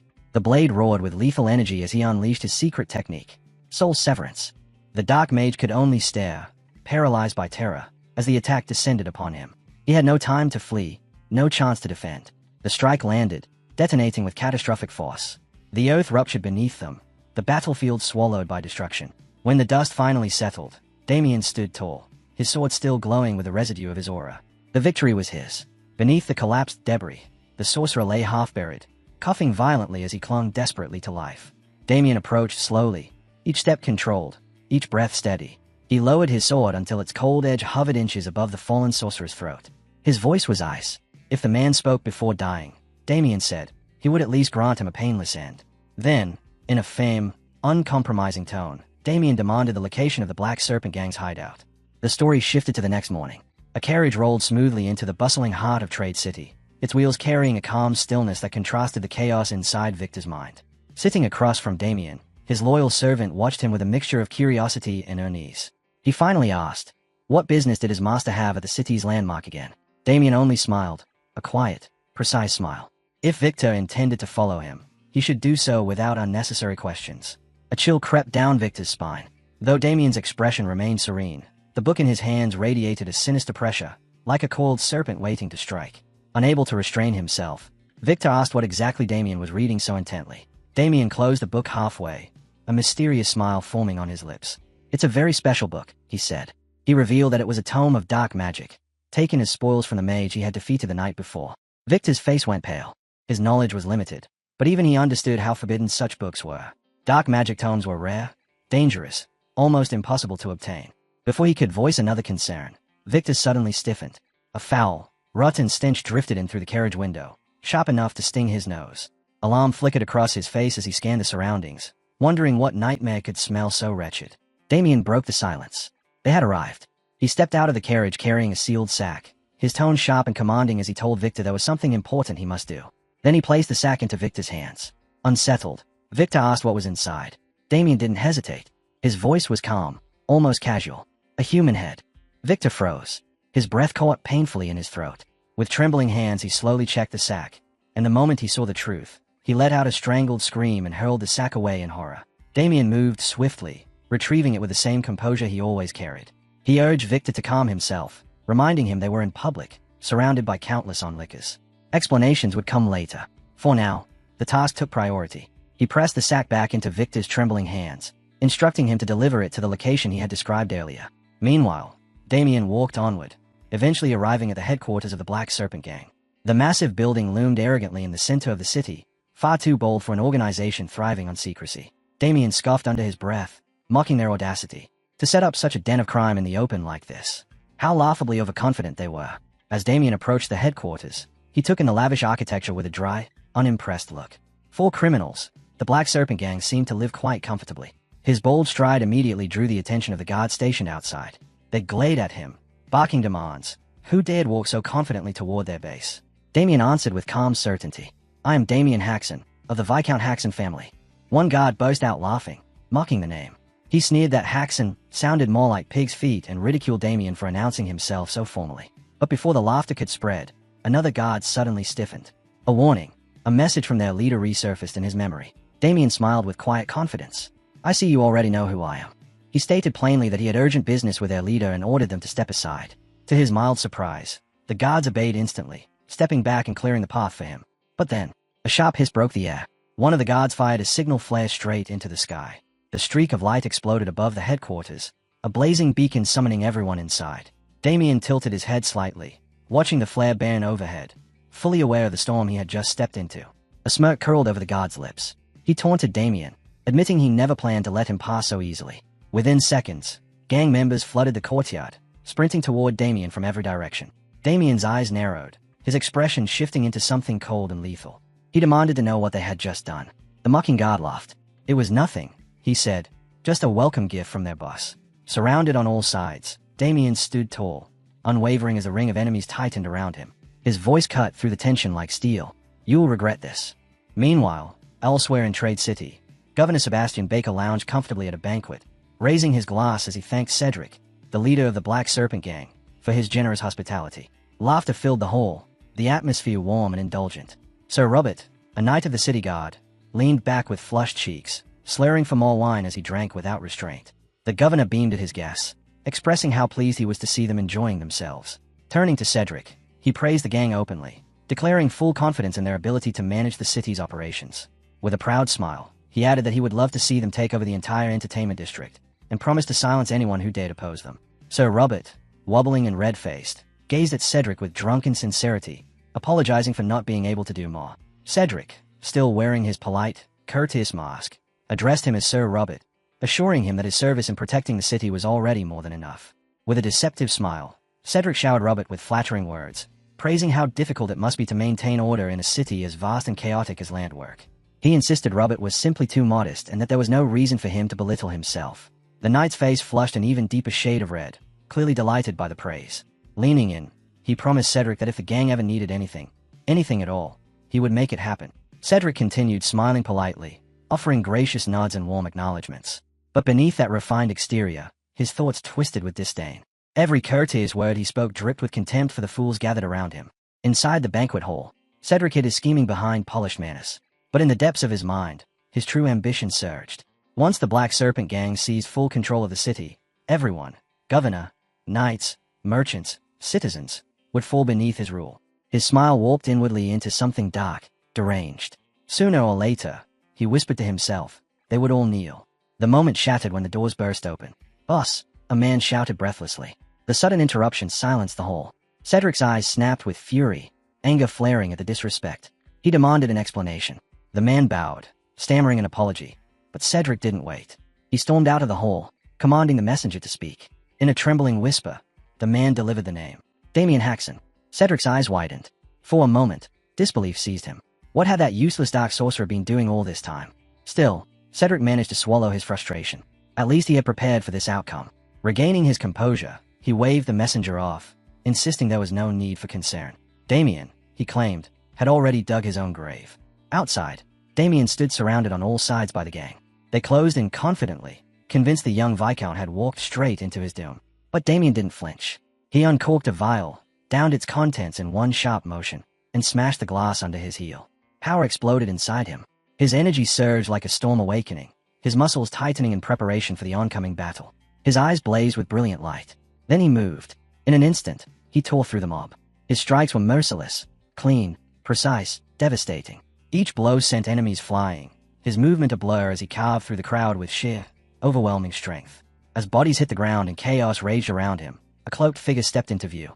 Draped in dark robes, the stranger advanced with slow, deliberate steps. In a steady, composed voice, the figure declared, "There is no need to worry. He is someone to rely on at this moment." Back inside, Cedric's face drained of all color. Panic crawled up his spine as he sensed the shift outside. He rushed to the balcony, expecting perhaps a minor disturbance, a fool causing trouble. But the sight that met him stole the breath from his lungs. Below the balcony, Cedric's men lay strewn across the ground, writhing, groaning, completely defeated. And at the center of that ruin stood Damien, untouched, unshaken, commanding the battlefield with an aura that felt far too heavy for someone so young. Cedric's breath caught in his throat. Disbelief carved deep lines across his face. His voice trembled as he turned to the nearest subordinate, demanding confirmation. Was that young man truly Damien Haxon? The man nodded with anxious certainty. Cedric froze. He remembered the rumors. Damien, the worthless heir, talentless, harmless, irrelevant. Yet now, staring at the devastation below, panic surged through him. Could it be? The dark sorcerer he hired had been defeated. By Damien Haxon of all people. Realizing the gravity of the situation, Cedric rushed back inside, scrambling to summon reinforcements. Meanwhile, on the battlefield, Damien's instinct sharpened. Something was wrong. Something was coming. His eyes flicked upward just as a magic-charged object streaked through the air toward him. 3 of Cedric's men appeared on a rooftop, gripping a massive enchanted weapon. Their voices boomed as they declared their challenge, aiming to crush Damien beneath a devastating spell. A blazing torrent erupted from the weapon, flames devouring everything in their path before exploding outward in a violent blast. But when the smoke cleared, Damien still stood there, unscathed, sword raised, eyes steady. One gang member scoffed, mocking him for believing a single sword could block a fire strike of that magnitude. Damien didn't reply. Instead, he stepped forward and activated his secret technique, Infinite Insight. The flames twisted unnaturally, reversing direction with terrifying speed. Horror filled the men's faces as their own spell hurtled back toward them, detonating in a thunderous explosion that ripped apart half the structure. When the flames died, Damien remained standing, calm, resolute. He surveyed the destruction with a sharp, almost mocking glint in his eyes. Cold determination filled his voice as he muttered, "It's time to drag Cedric, the leader of the Black Serpent Gang, into the light." But before he could move, a crushing, sinister force pressed down from above. Instinct snapped through him as he threw himself back. Just in time, a towering figure slammed into the ground with brutal force, the impact shaking the earth where Damien had stood moments earlier. Damien retreated a safe distance, eyes narrowing as he assessed his opponent. The man radiated a suffocating aura, so dense and oppressive it burned against Damien's skin. Dust billowed around them as the stranger straightened, voice deep and taunting. "So you're the one causing all this chaos? I've been curious to see who it was." As the haze settled, Damien quickly understood. This wasn't just another thug. This was an official knight. Skilled. Dangerous. The stakes had just escalated. Suddenly, armored soldiers poured into the area, surrounding Damien with weapons raised. Their boots thundered against the stone as they closed the circle. From their midst, a furious shout split the air. Sebastian Baker stormed forward, pointing an accusing finger at Damien. His voice rang with indignation as he declared himself the governor of Landwork. He vowed he would personally punish Damien for disturbing the peace. But Damien remained perfectly composed. He looked at Sebastian with cool indifference and asked, "Why would you punish me?" As though the accusation was nothing but a joke. Provoked by Damien's calm defiance, Sebastian erupted into a furious tirade. Sebastian's glare sharpened as he hurled accusations at Damien, claiming he had assaulted Cedric, a supposedly respected businessman, and endangered innocent citizens. From the shadows, Cedric watched with thinly veiled amusement, delight flickering across his face as Sebastian painted Damien as a criminal deserving the harshest punishment. But Damien only shifted his gaze towards Cedric, the true leader of the Black Serpent Gang. A slow, mocking smile curled at his lips. "So, "I finally found you," he said lightly. "Let's start our conversation with a punch, shall we?" His eyes gleamed as he added with biting sarcasm, "I suspected the gang was tied to city officials, but I didn't expect the connection to be this weak. Hiding behind the title of honest merchant suits you perfectly." Sebastian turned bright red with fury. He shouted that if Damien begged for forgiveness now, he might lessen the punishment. Damien dismissed it instantly. "Forgiveness only matters if I've done something wrong." That single sentence snapped the governor's restraint. He spun toward the knight beside him. "Sir Robert, I tried to reason with him because of his youth. But since he refuses, he has only himself to blame for what comes next." Sir Robert stepped forward, weapon raised high, towering with authority. Damien remained utterly unfazed. Robert frowned at the young man's bold composure and declared himself the Knight Protector of the city. He ordered Damien to drop his sword and surrender immediately. But Damien didn't move. Calm, steady, unyielding. Robert studied him carefully. Was this confidence or delusion? Damien answered with certainty. He was neither foolish nor reckless. He simply trusted his own strength. That reply ignited a spark of excitement in Robert's eyes. With explosive force, Robert charged. His massive weapon sliced through the air like thunder. Damien dodged, but the strike slammed into the ground, tearing it open, cracks splintering beneath their feet. The shockwave alone made Damien's expression tighten. He had expected Robert to be strong, but feeling that raw power firsthand was something else entirely. Before he could recover, Robert was already upon him. A crushing fist shot forward, too fast to escape. Damien barely managed to raise his arm in time. The blow connected with devastating force, launching him backward and shaking the battlefield. But even mid-air, Damien refused to fall helplessly. He twisted, landing on one knee and one foot, steady but strained. A sharp jolt of pain shot through his arm. He glanced at it, already throbbing, his muscles screaming under the pressure of Robert's punch. Even while blocking, the attack still broke through. How long could he endure a barrage like that? The battle pressed on relentlessly. Suddenly, Robert vanished into a blur and reappeared in front of him. A strike tore past Damien's cheek, missing by inches. The wind alone stung like a blade. Robert sneered, voice dripping with mockery. "What's wrong? What's got you so distracted that you're getting blindsided in a fight?" Damien grits his teeth, realizing his opponent isn't just brutally strong, he's fast enough to push him right to the edge. Robert steps in again, ready to overwhelm him. But before the blow can land, another presence cuts through the chaos. A single flash of raw strength sends Robert's weapon spiraling away as a newcomer intercepts the strike and counters with a force that rattles the ground itself. Cedric and his men stare, their smug confidence collapsing into wide-eyed dread. The shift in the air is undeniable. The battle's momentum has just been torn out of their hands. Robert freezes, stunned that anyone would dare disrupt his attack. Rage explodes from him as he demands to know who intrudes. But then a radiant aura washes over the field, silencing even his fury. A paladin steps forward, holy light blazing around her, her stance unshakably firm. Robert's voice trembles as he stammers out a question. Why would a knight of the church appear in a place like this? Before he can get an answer, Damien hears someone shouting from behind him. "Young master." He turns, spotting Victor sprinting toward him. Damien lets out a breathless smirk and asks why he decided to show up so late. Victor practically vibrates with excitement as he reaches him, shouting again and again with overflowing pride. "I've arrived, young master. I'm here." Cedric's composure crumbles the instant he sees the paladin step onto the battlefield with her attendants. A cold spike of terror drives into him. If the church has discovered his ties to a dark sorcerer, his entire web of influence will burn to ash. Victor rushes up beside Damien, panic giving way to concern as he asks if Damien is unharmed. Damien fires back dryly, saying he almost became a skeleton waiting for Victor to finally show up. Then his gaze shifts toward the paladin, and a quiet certainty settles in his eyes. Everything is moving exactly according to his plan. With her here, the board is tilted entirely toward his side. Victor beams with pride, declaring that while he may not be the best at everything, nobody can beat him when it comes to completing missions fast.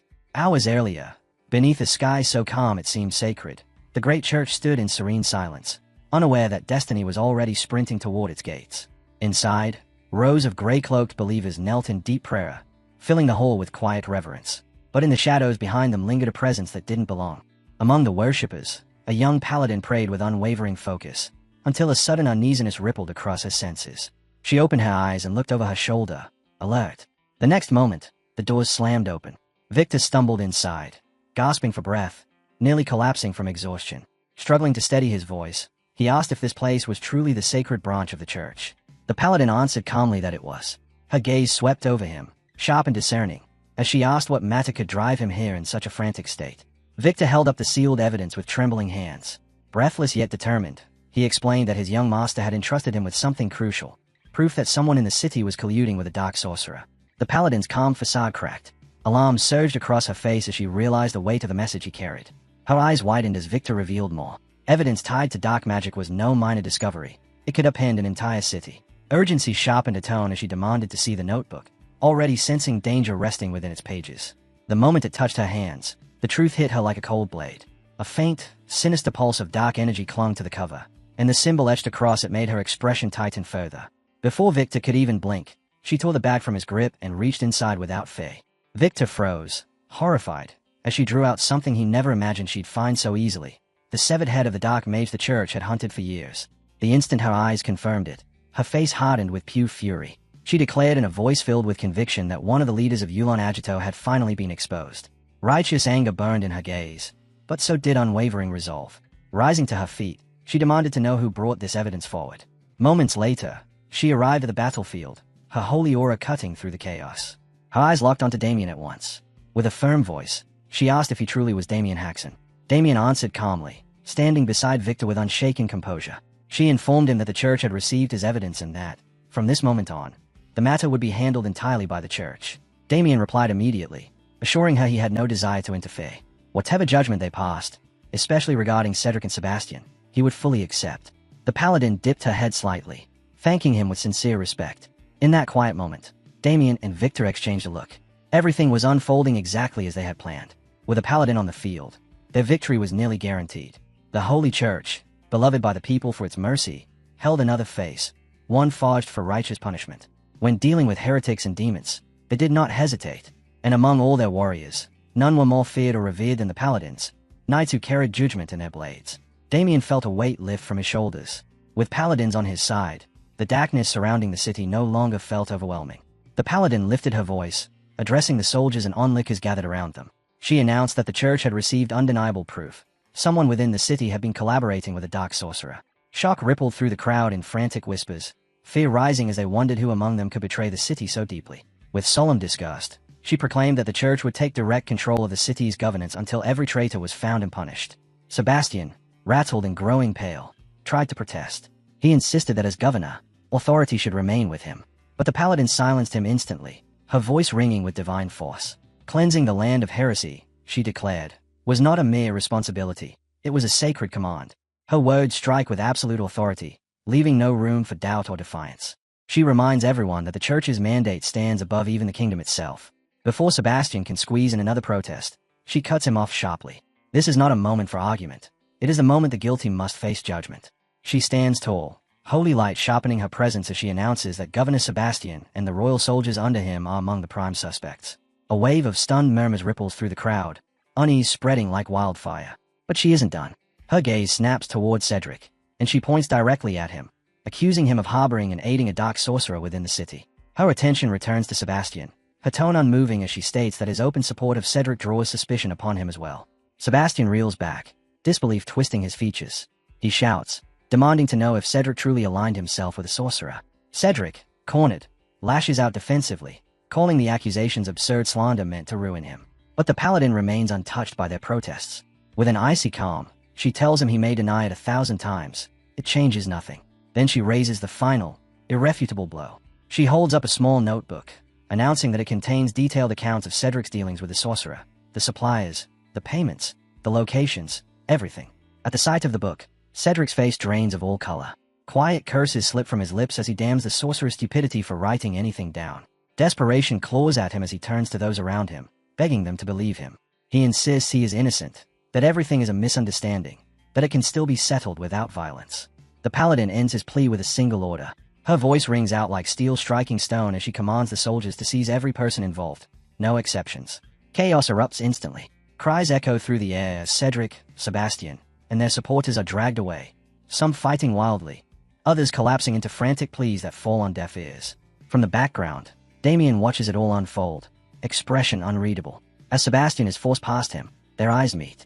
Suspicion gnaws at the governor's mind. Could Damien have planned this from the beginning? A cold panic spreads through him. If he falls into the church's hands, he may never see daylight again. Meanwhile, Cedric is shoved forward by soldiers, yet he still leans toward Robert with a grim whisper. He warns that the church won't stop at a simple arrest. They'll bury him in charges until execution becomes inevitable, trial or not. Before Robert can respond, a shout cuts through the air, calling his name with fierce urgency. He freezes, breath suspended. Then, with a furious roar, he erupts. Blue energy surges around him, crackling like a storm as he gathers every ounce of strength. With blazing resolve, he declares that he will not be captured. If the church wants him, they will have to earn it. He will fight to the very end. Cedric bursts into manic laughter as he watches the chaos unfold, convinced the real battle is finally beginning. But Damien remains still, his gaze cold and steady, as if he had anticipated every step that was now spiraling into motion. Robert hoists his massive sword high, veins bulging with power, and brings it crashing down with earth-splitting force. The impact thunders across the battlefield, but the knight before him doesn't move. Not an inch. Her stance is solid as stone, her expression unchanged. Robert's eyes widen in disbelief. How could anyone withstand that without even flinching? Before the shock can settle, she moves. Her counterstrike flashes like lightning. So fast Robert doesn't even register it until his defenses explode apart. Cedric's triumphant grin shatters instantly, his jaw dropping as if his soul nearly escaped him. Damien simply watches, the faintest curve forming at the corner of his lips, silent satisfaction. The knight lifts her hand, and blue flames roar to life around her arm, burning with divine fury. Her voice echoes like a decree from the heavens as she warns that anyone who dares defy the lords will be met with nothing but annihilation. Blood sprays as a deep wound tears across Robert's body. His massive frame collapses violently, the ground shaking beneath him. She stands over him like an executioner chosen by the heavens, her holy aura blazing bright enough to bane fear into every heart watching. Her voice rings out again, steady, unshakable, absolute. Punishment will be delivered here and now. No rank, title, or influence will shield the corrupt. Before her, all are judged equally. This is the Lord's ruling, she declares, and no mercy will be shown to those stained by corruption. Cedric lies bound and defeated, slumped in humiliation. His schemes, his power, his pride, everything lies in ruins at his feet. Not far away, Sebastian thrashes like a madman, screaming curses as knights drag him through the dirt. He begs, demands, and bargains for freedom, but none of it matters. Damien and Victor watch the scene quietly from a distance. Their smiles are small but unmistakably satisfied. To see the supposed leader of the Black Serpent gang reduced to this trembling wreck, it's almost hard to believe he ever inspired fear. But Cedric is not broken inside. His fury burns hotter than ever. He glazes at Damien with eyes full of hatred, knowing exactly who orchestrated this downfall. Every broken piece of his ruined world points back to one person, Damien Haxon. Damien turns calmly to the Holy Knight and expresses his gratitude, saying her intervention allowed the mission to proceed perfectly. As he looks at her more closely, he senses something deeper in her aura, something rare. The purity and intensity of her blue flames make everything clear. She is a knight of the Azure Flame Division. His mind flicks to the tales surrounding them. One of the 5 most feared units of the entire church, executioners wrapped in holy fire. Their name alone is enough to make cities tremble. They purge heresy without hesitation, and once suspicion falls on a target, escape is impossible. Their history is written in blood and divine flames. The knight meets his gaze and calls his name with composed authority. She commends him for striking down one of the senior officers of the Yolan organization. Damien responds humbly, no arrogance in his voice. He simply says he did what he believed was right. The knight shakes her head gently, telling him his actions are far more significant than is willing to admit. Because of what he accomplished today, she continues, he will not be held accountable for anything that happened within the city's walls. Damien lets a quiet smile form, feigning innocent confusion, as if he doesn't understand the weight of her words. But she sees right through him. Her gaze sharpens as she speaks plainly. She knows he orchestrated everything, drawing the church into the conflict, using their arrival as the perfect cover, shaping the battlefield until every move fell in his favor. None of it was coincidence. Damien offers a respectful apology if his plan has caused her any inconvenience. He explains that he acted this way only because a dark sorcerer had targeted his family. That revelation shakes her. For the first time, her composed demeanor cracks, concern flickering across her face as the meaning settles in. After a long moment of reflection, she declares that under such circumstances, Damien will face no punishment of any kind. In fact, she adds, the bounty placed on the dark sorcerer's head will be rewarded to him in full. Damien blinks in genuine surprise. He hadn't known there was a bounty at all. He asks how much it is, and she answers without hesitation, 1,000 gold. Victor almost explodes. His eyes nearly pop out of his skull as he shouts that such an amount could buy a small castle. He shakes with excitement, unable to contain himself. Damien, however, isn't moved by gold. Wealth is fleeting, power is not. With a mild smile, he asks the paladin if he may request something else instead of the bounty. Victor nearly chokes on air. The young master, after recklessly burning through so much money already, now dares to refuse 1,000 gold. His mind spirals in outrage. The knight presses him, wanting to know what he truly seeks. Damien answers instantly. He wants the mana cultivation technique used by the church's knights. The request surprises her deeply. Someone capable of slaying a dark sorcerer shouldn't be asking for something so basic, or so she had assumed. Inwardly, Damien thinks back to the battle. He knows it wasn't his own ability that secured victory. It was divine intervention. That kind of miracle won't save him again. Miracles aren't a foundation he can stand on. If stronger enemies appear, and they will, he must rely on himself. The crude mana technique he learned in his mercenary days carried him this far, but it's a dead end. It can't guide him past the beginner's stage. To grow, to survive, he needs a true method, something powerful enough to match his ambition. The Holy Knight studies him quietly. The fact that he's reached this level with only the most basic manual astonishes her. She concentrates on his aura and immediately senses it. His body already holds far more energy than most people his age. His talent isn't just strength, it's relentless will. Then, instead of answering his request, she offers something far beyond what he asked for. Something greater. With a calm, almost luminous smile, she extends her hand toward him, offering not a reward, not a token, but a destiny few mortals ever even imagine. She offers him the chance to become a holy knight. The world seems to freeze. Damien meets her eyes without blinking, his expression unreadable. Beside him, Victor goes rigid, too stunned to even breathe. But Damien breaks the silence with a sharp, unwavering refusal. He steps back and rejects her offer outright. Victor is struck speechless. He leans in immediately, whispering frantically, demanding how his master could possibly tame down such an honor, especially after defeating an enemy of that magnitude. The knight's expression tightens. Becoming a holy knight, she explains, isn't just about title or prestige. It is a sacred oath, a divine authority granted only to those willing to bear the weight of justice.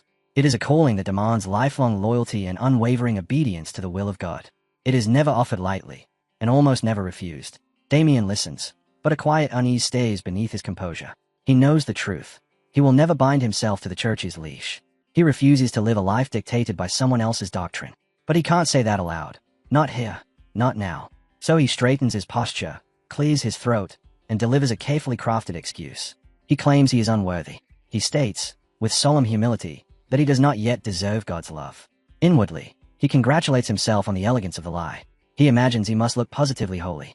Meanwhile, Victor watches in disbelief, wondering how his master expects such a ridiculous excuse to work twice. The knight lowers her head, considering his words, and then, to Damien's shock, her face brightens. She clasps both of his hands with sudden enthusiasm, declaring that his words are sacred and pure. She seems genuinely moved. Damien, trapped in her fervor, silently wonders if his gamble truly succeeded, or if he just dug himself deeper. Still, she honors her promise. Instead of the 1,000 gold, she grants him a mana cultivation technique. With a gentle smile, she adds that if he ever changes his mind, she will welcome him without hesitation. Before leaving, she makes a personal request of him. Damien accepts it with a courteous smile, while quietly apologizing to himself, swearing he'll avoid being dragged into such trouble again. Only then does she realize they never introduced themselves. She gives her name, Agnes, top disciple of the Azure Flame Brigade. Damien's eyes widen for a heartbeat. A figure of her rank is practically legendary, but he quickly masks his surprise. He tells her it is an honor to meet her, then politely requests to take his leave, explaining he has personal matters to tend to. Agnes agrees, though her curiosity slips through as she asks what exactly he plans to do. Nearby, Cedric stiffens. His body shifts nervously, dread creeping up his spine.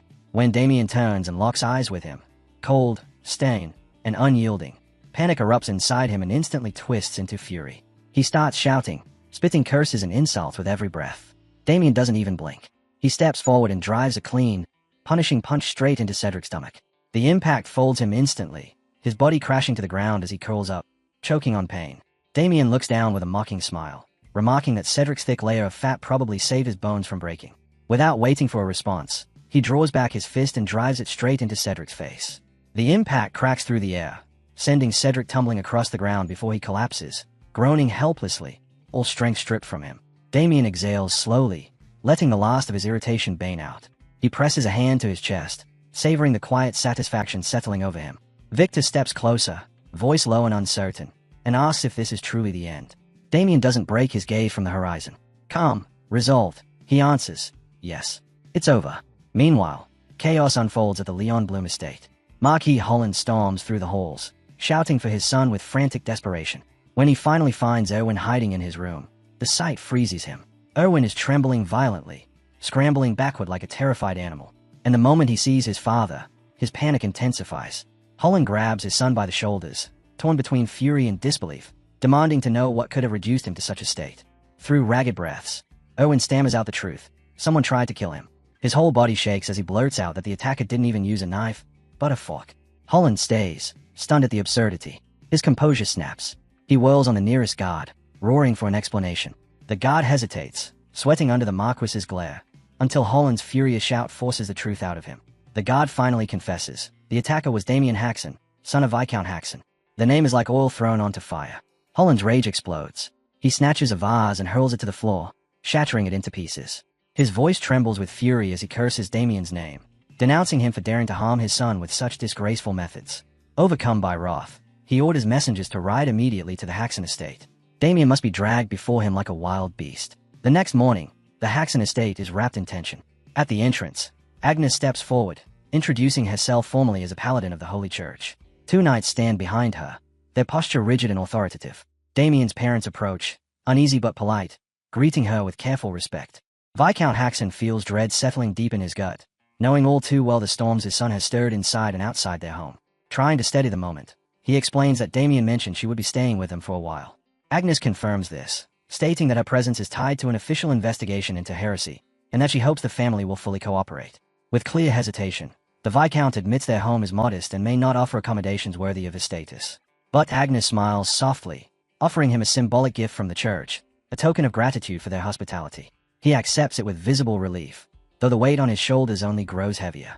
Agnes offers her gratitude once again, thanking the Viscount for granting permission to conduct her investigation within their estate. Damien, however, shifts uncomfortably. He admits he hadn't expected her duties to actually require staying inside their home. With a gentle voice, Agnes turns to him and asks if she may look into something beyond her official mission. Curious, Damien asks what she means. Her smile softens as she tells him it's a personal matter, one concerning him directly. Both his parents freeze. Their eyes widen, and they exchange a look overflowing with pride and excitement.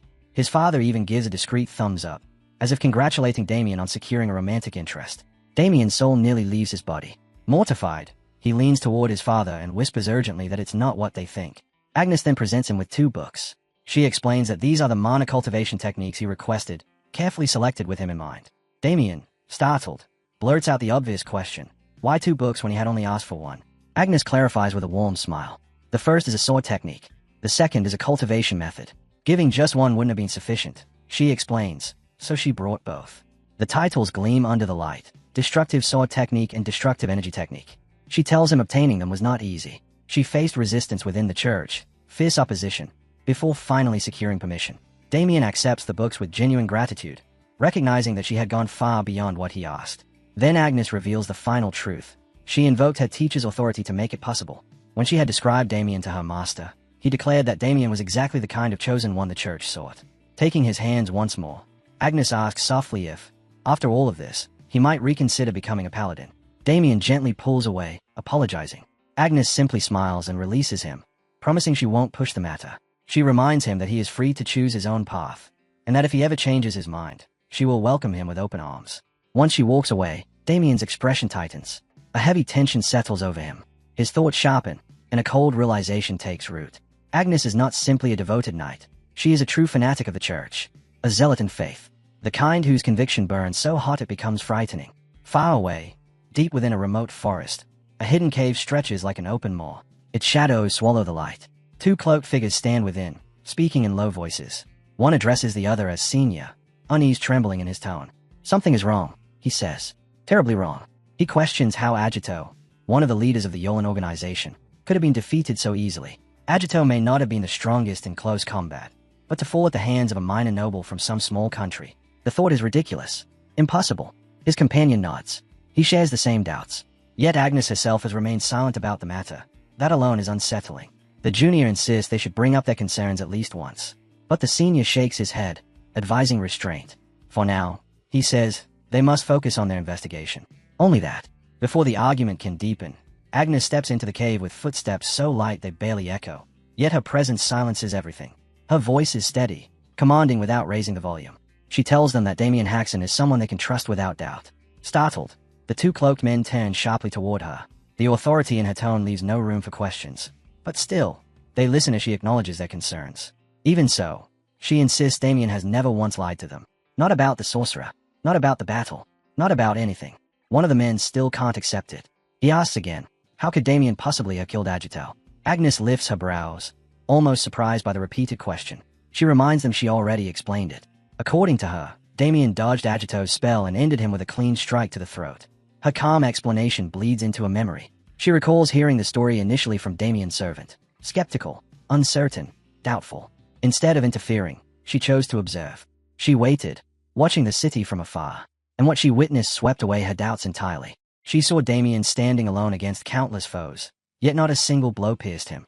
He walked through enemies like a blade through wind, untouched, unmarked, unstoppable. She even watched him take a fireball spell head-on, blocking it with nothing but his strength and emerging without a burn. The two men stare at her as if she's recounting a myth. They whisper in disbelief.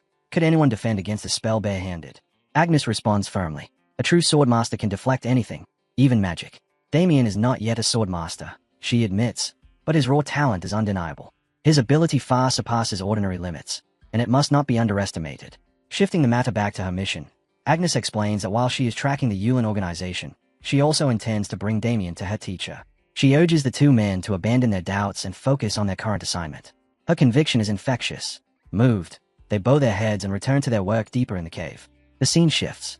Hooves drum across a dusty road, rhythmic and relentless, shaking loose dirt into the air. A formation of knights rides beneath the banner of House Leon Bloom, orderly and disciplined, a display of noble authority. Among them, a trainee named Olpus raises his arms in excitement, announcing that they've finally arrived. One knight wrinkles his nose, commenting on a strange smell drifting toward them. Their companion Lavender smirks and jokes that it must be the scent of peasant picnics, something they commoners understand but nobles do not. Their laughter is cut short when the leading knight growls at them to be quiet. He irritably asks if anyone has perfume to drown out the unpleasant odor. The man at the front is revealed, Garrick of House Leon Bloom. His expression is carved from stone, filled with stern resolve. When the company halts before the Haxon estate, Garrick narrows his eyes at the manor. Is this truly the home of Viscount Haxon? He asks. A knight confirms it. Garrick's gaze sharpens. And now a mission from the Marquis. The knight answers firmly. To capture Damien Haxon, sir. Garrick's lips tighten into a cold, merciless line. His voice drops into a tone sharp enough to cut steel as he declares that capturing Damien will be easy, but that alone will not wipe away the humiliation dealt to young Owen, nor the insult spat upon House Leon Bloom. At that moment, an elderly man approaches, shuffling slowly with the help of his cane. Garrick's eyes follow him with the stillness of a predator. One of the knights steps forward with a sneer, barking, "Hey, old man." Startled, the elder turns, fear draining the color from his face. He stammers, asking who they are. The knights loom over him, their shadows long and unforgiving, as one demands to know whether he is a resident of the Haxon estate. Trembling, he nods and asks why they want to know. He never gets an answer. Another knight grabs him by the head and slams him into the dirt with brutal force. Blood sprays onto the stones. Garrick's voice follows, trembling with fury. He berates the old man, roaring that a mere villager under a viscount's rule dared not bow before the emblem of House Leon Bloom. He declares that failing to show respect to the Leon Bloom family is a grave offense, one that demands harsh punishment. Turning to two of his men, Lavender and Olpus, he calls their names. They snap to attention with immediate, unwavering obedience. A sly grin spreads across Garrick's face as he tells them he already has a plan. His gaze shifts toward the distant Haxon mansion. With cold certainty, he announces that when they arrive, they will drag Damien Haxon out themselves. Victor's face twists in shock. He can't believe the madness of what he's hearing. Garrick pays him no mind. His tone grows iron-hard as he adds that anyone who dares to resist will be cut down without a moment's hesitation. Far from the tension brewing at the estate, three cloaked figures step out of the collapsed cave they just finished investigating. One of them sighs in frustration, lamenting that the collapse prevented them from gaining the information they needed. Still, she concedes that their efforts have been sufficient for now. Suddenly, one of the knights halts, sensing something strange. All eyes shift toward Damien. He sits silently, entirely immersed in his training. A vivid blue aura wraps around him, swirling and pulsing like a living flame as he cultivates mana through the technique Agnes gifted him only recently. Agnes's eyes widen, shock rippling through her. She knows exactly how difficult that technique is, how violently it pushes a person to their limits. It wasn't meant to be mastered quickly. It wasn't meant to be easy. And yet, what she sees before her defies every expectation. Damien is progressing at a pace that borders on impossible. Eventually, Damien opens his eyes and notices the group staring at him, their faces filled with stunned admiration. Turning toward Agnes, he asks if their investigation is complete. She answers with a hesitant nod. Then, meeting his gaze, she remarks on how quickly he seems to be advancing. Damien responds with a small, humble smile, saying it's only a little. His attention drifts back to the book lying beside him. Its pages heavy, its presence weighty. Agnes hadn't lied. The technique was difficult to obtain, painfully so. To Damien, Sword techniques hold no meaning anymore. In his past life, he had already climbed that mountain. He had reached the peak of the blade, mastered every form, every motion, every killing arc. There is nothing left for him to learn from a sword manual. But this cultivation method, this is different. The destructive energy technique was crafted to counterbalance the monstrous mana consumption of the destructive sword style. Because of that, it pulls in mana faster than ordinary methods and even draws energy directly from the surrounding environment. To Damien, this alone is worth more than any fortune. Standing before Paladin Agnes, he meets her gaze in silence. Neither speaks. Their eyes lock in a moment that stretches too long, too still. The awkwardness finally settles into Damien's bones, and he clears his throat lightly, breaking the tension. He comments that it's getting late, dinner should be ready by now. He suggests they return together. But before Agnes can respond, a ripple of murderous intent washes over him. Faint, but unmistakable, coming from the direction of his home. Damien's expression darkens. Vermin have arrived, he mutters. Agnes blinks, confused, asking what he means. Damien apologizes briskly, saying he has urgent business to attend to, and urges her to follow at her own pace. Then he vanishes. One instant he's there, the next, he's nothing but an afterimage ripping across the field. Agnes stands frozen, stunned by the impossible speed. The knight beside her voices her thoughts aloud, unable to comprehend how Damien moved like that with such little mana expenditure. Agnes wonders the same. How can he control mana with such precision? Then another question sinks its claws into her mind. Just how high is the ceiling of his abilities? Meanwhile, the Haxon estate is in chaos. A knight of House Leon Bloom slams his fist into Victor with brutal force, sending him crashing into the ground. Victor coughs blood, his body trembling from the impact. The knight stands over him, smug and towering, arrogance dripping from every movement. He stomps on Victor again, and again, and again. He calls him a filthy dog, demands to know how he dares defy a Leon Bloom knight, and orders him to drag Damien Hashin out immediately. Despite the agony, Victor roars back with defiance. He refuses, shouting that these knights only seek to harm his young master. A servant screams for help, yelling for Viscount Paul Haxon and pointing toward the violent scene.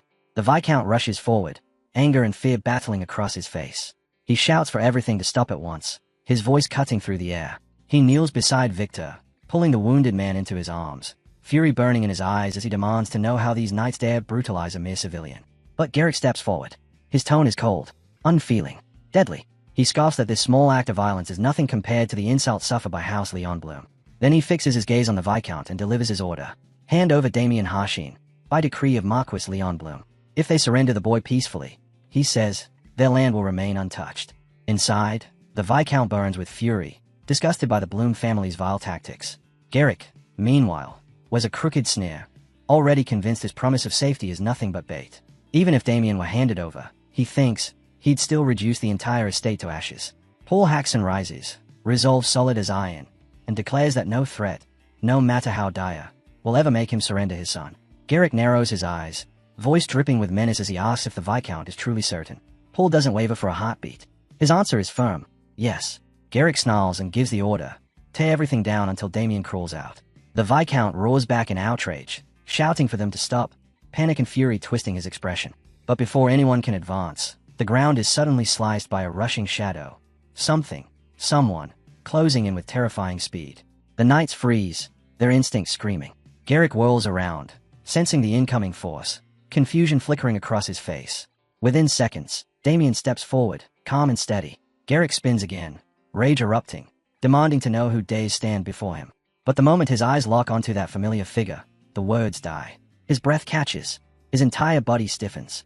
He knows exactly who has arrived. Garrick stands paralyzed, unable to move, staring at Damien as the young man plants himself firmly between danger and his family. Damien drops to one knee beside his father, voice softened with worry as he asks if he's unharmed.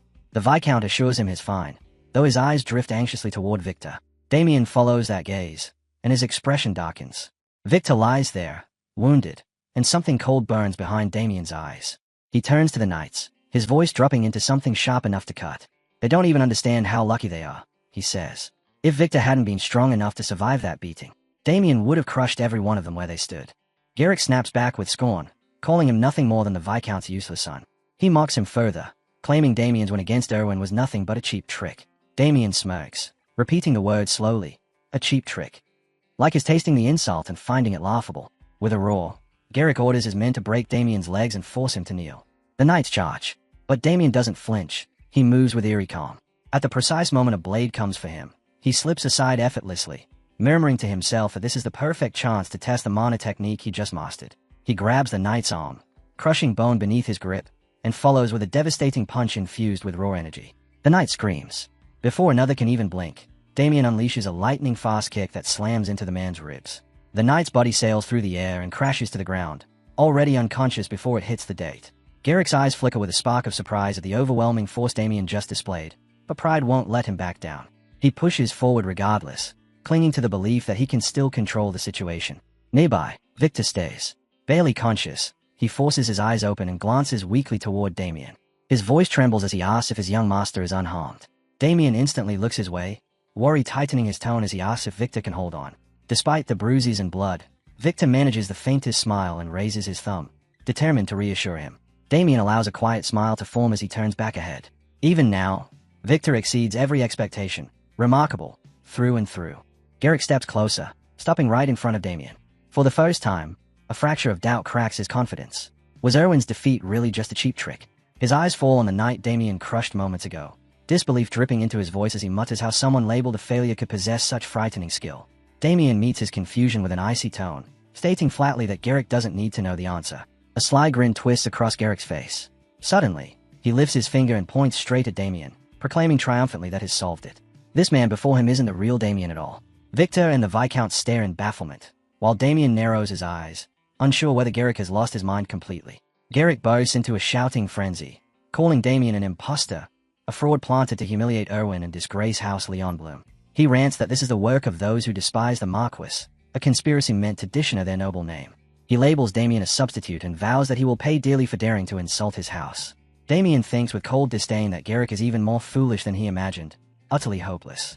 One knight still sprawled on the ground decides survival is wiser than bravery and pretends to remain unconscious, terrified of being dragged back into the fight. The Viscount, still seated but unwavering, calls out with determination, urging his son to prevail. Garrick tightens his grip on his sword and prepares to face Damien head-on. Damien doesn't move an inch. He stands firm, composed, eyes fixed on the man before him. Garrick convinces himself that Damien's victories so far were nothing but fortune.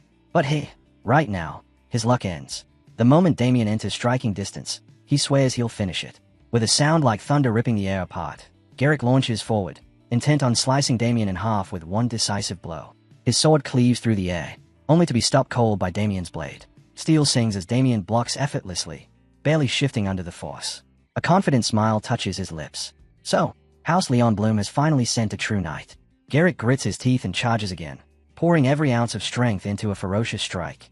But Damien stands there with unsettling calm, waiting, almost inviting the attack.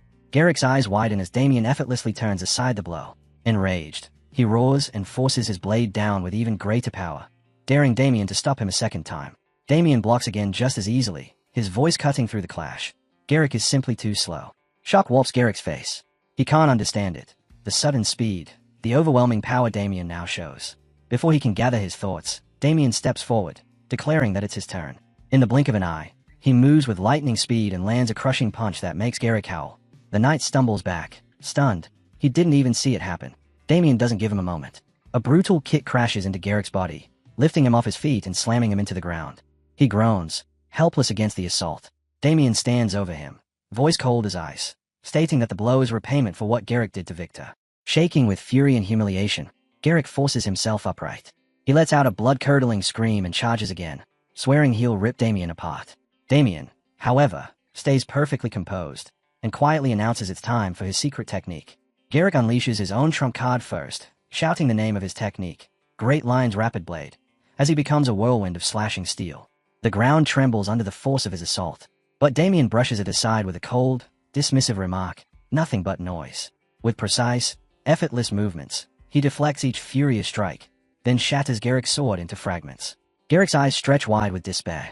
Before he can even register what's happening, Damien strikes with blinding speed. His sword pierces into Garrick's shoulder, and in the next heartbeat, Garrick's right arm is severed.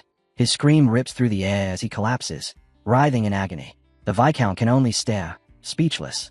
Victor, battered but burning with pride, pumps his fist into the air and shouts Damien's victory. Damien turns toward Garrick, his gaze sharp with killing intent. Garrick clutches at the bleeding stump, trembling, cursing in agony, begging for someone to apply pressure to stop the blood. A sword tip lowers in front of his face, so close he feels the cold steel kiss his skin. Terror floods him. His voice breaks as he starts pleading desperately for mercy. He claims he doesn't even know who Damien really is and begs for forgiveness. Damien's reply is icy and absolute. He states once more that he is Damien Haxon and calls Garrick a fool. Looking down on him with pure disdain, Damien tells him that if he intended to beg, he should have done so long ago. Now, it's already far too late. His tone sharpens further, every word a blade as he accuses Garrick of daring to lay a hand on his family, of humiliating Victor by striking an already battered face.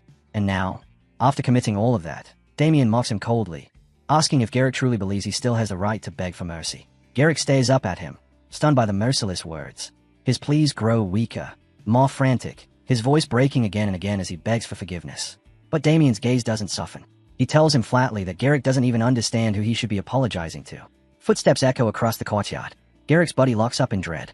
To his horror, Victor appears, bruised, blooded, but still on his feet, walking alongside Viscount Paul Haxon. Both men stared down at him with cold intensity, surrounding him like executioners waiting for the command. Victor doesn't hesitate. He unleashes his fury with several hard strikes. Each one a piece of the rage is held inside. Even the Viscount steps in, delivering his own bitter justice. Soon, Garrick is left sprawled on the ground with his remaining knights, all of them beaten, broken, and drowning in terror. Victor turns to Damien, breath heavy, asking if he should hit Garrick a few more times. Damien lifts a hand, ordering him to stop, saying calmly that if they continued, Garrick might not survive the beating. Then, with dark humor curling at the edge of his voice, he adds that cutting off another limb would also be an option, words that make Garrick shiver violently. The Viscount steps beside Damien, placing a steady hand on his shoulder. He tells his son that he has already done more than enough. Garrick collapses fully, pride shattered into dust. He grovels, crawling on the ground, begging for his life. His voice is cracked and hoarse as he apologizes again and again to Damien and the Viscount. But Paul Haxon rejects the apology with righteous fury, shouting that no apology can erase what happened. If Damien hadn't possessed the strength he did today, their home would have been destroyed, and Damien would have been dragged like a criminal into the Bloom estate. Crushed beyond recognition, Garrick lowers himself further until his forehead presses into the date, begging once more for mercy and pardon. The Viscount stares down at him, his expression unreadable as silence stretches across the courtyard. After a long moment, he turns toward Damien, the unspoken question clear in his eyes. What should be done with them? Damien stands quietly behind his father, composed on the outside while his thoughts churn. He admits inwardly that killing Garrick was never his intention. Slaughtering knights of House Leon Bloom here would drag their relationship with the Marquis into complete ruin. Damien is confident he could take on anything they brought, but the consequences would fall on his family, not just him. Yet letting them leave freely sits wrong with him. He knows too well the type of men they are, men who would return with revenge burning in their veins. The dilemma tightens around him. Then, cutting through the tension like a clean breath of air, a familiar voice calls out firmly. Agnes. Her voice alone pulls Damien's attention instantly. Turning, Damien sees her rushing toward him, and a wave of relief sweeps across his chest. Agnes arriving now. It might be exactly what he needs to untangle this mess. He quickly explains everything that happened. Agnes listens quietly, absorbing every detail before offering a calm, confident smile. She tells him she already knows the perfect solution. Stepping closer, she expresses her gratitude. Because of the Viscount and his family, she says, they have succeeded for the first time in defeating one of the leaders of the Yulin organization. Damien's eyes widen. The weight of her words hits him harder than any blow. This victory means far more than he expected. Agnes straightens and declares that, thanks to this cooperation, the Haxon family will now be officially recognized as partners of the church. Behind them, Victor turns to the Viscount, his voice trembling with hope. He asks if this means their family might finally escape the crisis hanging over them. Both father and servant show renewed light in their tired eyes. Damien steps closer to Agnes, seizing the moment, and politely asks if he may request one more favor. Inside, a quiet smile forms. This is exactly what he had planned from the beginning, securing the church's protection. Agnes, startled by his sudden closeness, flusters and takes a small step back with an apologetic bow. Damien turns toward the defeated knights, his expression hardening into something unyielding. His voice rings clear as he asks whether they understood what Agnes just said. House Haxon is now under the protection of the church. Garrick, trembling and pale, mutters that Damien should go tell Marquis Leon Bloom that himself. But Damien isn't finished. His tone turns icy, warning them that if House Leon Bloom dares to use force again, they will face the church's wrath. With unwavering authority, he orders them to leave immediately. Panic explodes through the knights. They scramble to their feet, bowing repeatedly and stammering their thanks as they flee the estate like men escaping death itself. Victor scoffs loudly, mocking how they ran like frightened dogs. But before he can get carried away, the Viscount cuts in, reminding everyone that their troubles aren't solved just because those cowards ran. Their real problems are still ahead. He insists they gather for a formal discussion immediately. Soon, The family assembles in the manor's conference room. The air is heavy with urgency as Viscount Paul Haxon officially begins the meeting. Louise speaks first, stating that the only agenda is how to handle the escalating conflict with House Leonblom. Abel, still confused, asks why they even need to worry when the church is protecting them. Louise corrects him at once, explaining that the church won't intervene directly in a feud between nobles. The Viscount supports her, emphasizing that the church never meddles in political disputes, and House Leonblom's influence isn't just military. It's overwhelming. If they wished, they could wipe out smaller houses like theirs without a second thought. Agnes steps forward, outlining their choices with calm clarity. They can either pay reparations, or they must seek protection by forming an alliance with a stronger noble house. Agnes lifts her hand before anyone can choose between reparations or alliances. With a spark of excitement, she offers a third path. Damien should become a holy knight of the church. The room goes completely still. Then Damien refuses immediately, without a hint of hesitation. Viscount Paul closes the matter at once, saying that if Damien does not agree, the discussion ends here. But Abel shoots to his feet, shouting in raw frustration. When his father demands to know what he wants, Abel's anger erupts. How could the Viscount dismiss such an opportunity so casually? Why aren't they taking it seriously when becoming a holy knight could solve everything? Abel wheels toward Damien with a mocking grin, laughing that all Damien has to do is agree. His laughter barely fills the room before it cuts short. An overwhelming pressure rises behind him, freezing him in place. He spins around, eyes wide in terror. The Viscount's calm voice follows, reminding Abel that they have guests and ordering him to behave. Abel sinks back into his chair with a grunt, sulking as the meeting continues. Damien's father clears his throat and addresses the room, admitting that Abel is not entirely wrong. Damien's actions did play a part in provoking the conflict with the Mars family. But he continues firmly, saying the blame does not rest solely on Damien. Damien's mother steps in next, explaining that the Mars family's second son had always been targeting Louise. Even if Damien had stayed silent, that man would never have stopped pursuing her. Viscount Paul adds that Damien protected his sister from a scheme even he, as her father, couldn't prevent. He turns his eyes to Damien, calling his name in a steady, measured tone. Yes, father, Damien answers respectfully, unsure where this is going. To his surprise, the Viscount praises him. He tells Damien he did well today. He defended the family when they were insulted and stood tall when they needed him most. For a moment, Damien is stunned. He never expected such words from his father. Regaining his composure, he replies that he only acted as he believed he should. His father nods, assuring him that from here on, he will personally handle the matter. Damien tries to argue, but his father cuts him off gently yet firmly, asking him to allow him this one chance, to act as a proper father, even if only once. Suddenly, a servant bursts into the room, bowing deeply as he apologizes. He announces that someone from the ducal house of Gold Pixie has arrived and is requesting an audience. The Viscount's eyes widen. Why would someone from such a powerful house seek them out? The envoy steps forward, visibly nervous, and reveals the reason. It concerns Damien. He borrowed money and used the Viscount's wheat fields as collateral, and the repayment deadline has already passed. Damien's heart sinks, dread rushing through him like ice. Did they already take the fields? Did he doom his family without even realizing it? Before he can gather his thoughts, his father's furious voice cuts through the air. The Viscount explodes, shouting Damien's name with such rage that it echoes through the manor. Moments ago, he praised Damien, but now he unleashes everything, calling him a damn brat loud enough for the whole estate to hear. Damien stands frozen, unable to breathe. The envoy removes his hat and turns to Damien with a warm, polite smile. "Ah, so Damien," he greets, "a good day to you." Damien stays, unable to fully recognize him, until the memory clicks. Olin Dinisher, the West Branch manager of Dash and Cash, offers him a composed smile, remarking how long it's been since their last meeting. He reminds Damien that today is the repayment date they agreed upon. As Olin speaks, the memories flood back, how he nudged Damien into putting the family's land as collateral. He said it was the only way to borrow a larger amount, insisted it was nothing but a harmless formality, even laughed lightly as he promised, "How could someone like me ever take land from a noble like you?" Every word had been dipped in false sincerity. Damien clenches his teeth, cursing his past self and the naive trust he handed out so easily. Why had he ever given Olin the deed? He shoves aside his self-loathing long enough to ask, flatly, how much he owes. Olin grins, a mocking, triumphant curl of the lips. The loan was 200 gold coins. With interest, it now totals 300. Damien goes still. 300. His mind blanks. He can't even remember why he needed so much, only that no one in his family could ever gather that amount. A suffocating dread presses down on him as he imagines his loved ones thrown from their home, their lives destroyed because of his mistake.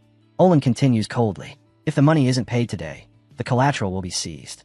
The land will legally belong to House Gold Pixie." Damien snaps, demanding to know why Olin told him the collateral was just a formality. But Olin simply smirks, shrugging as if the line meant nothing. Orders from House Gold Pixie are absolute, he says. All debts must be collected, noble or not. Then he leans forward slightly, eyes sharp, pressing Damien to hand over the money, though his tone implies he already knows Damien can't. He asks outright if Damien can pay. Damien answers evenly. He hasn't been able to raise the amount. Olin's lips curve again, pretending sympathy even as his eyes shine with cruelty. Of course you haven't, he says smoothly. Then he strolls over to the sofa and sits down without invitation, lounging comfortably like the manor already belongs to him. His gaze drips with disdain as he lectures Damien for borrowing money he couldn't repay. Finally, with a smirk, he snaps his fingers. His guards respond immediately, stepping forward in a tight formation, ready to seize everything the moment Olin commands it. Since you can't pay, Olin sneers, I'll just use the method I know best to collect. The two guards step forward, their heavy footsteps thudding behind Damien. Their presence is meant to crush him, to force fear into his spine. Olin watches with dark satisfaction. He never expected Damien to repay the debt. Repayment was never the point. What he truly wanted was this moment. A noble cornered, pride shattered, begging for mercy. Just imagining Damien's expression sends a thrill through him. Elsewhere in the manor, Count Haxon sits frozen, struck speechless by the news. In another wing, the rest of the family waits in a suffocating silence. The Viscount paces in frantic circles, unable to stop worrying, while Abel stands rigid in the corner, lost in thought. Damien's mother urges her husband to sit, warning that he'll collapse if he keeps this up. Louise joins in, pleading with Abel to calm down as well. But the Viscount grows even more agitated. He refuses to sit. How could he, when their family stands on the edge of ruin? Abel's voice rises with his father's, echoing the fear, insisting there's no way they can remain calm while disaster threatens to swallow them whole. Damien's mother, however, tells them both to breathe and place their faith in Damien. She reminds them that he has always found a way out of every crisis he faced. The Viscount shakes his head, worry etched in every line of his face. Damien's victories so far, he insists, were because of strength, not negotiation. In this situation, this is completely different. Suddenly, a thunderous crash shakes the entire manor. The family whirls toward the sound, eyes wide with shock. Back in the room, Damien stands over the fallen body of one of the guards. Olin Dinishar is struck speechless, his jaw hanging open. Damien looks down at the unconscious guard and mutters wryly that his father will definitely scold him again for using violence.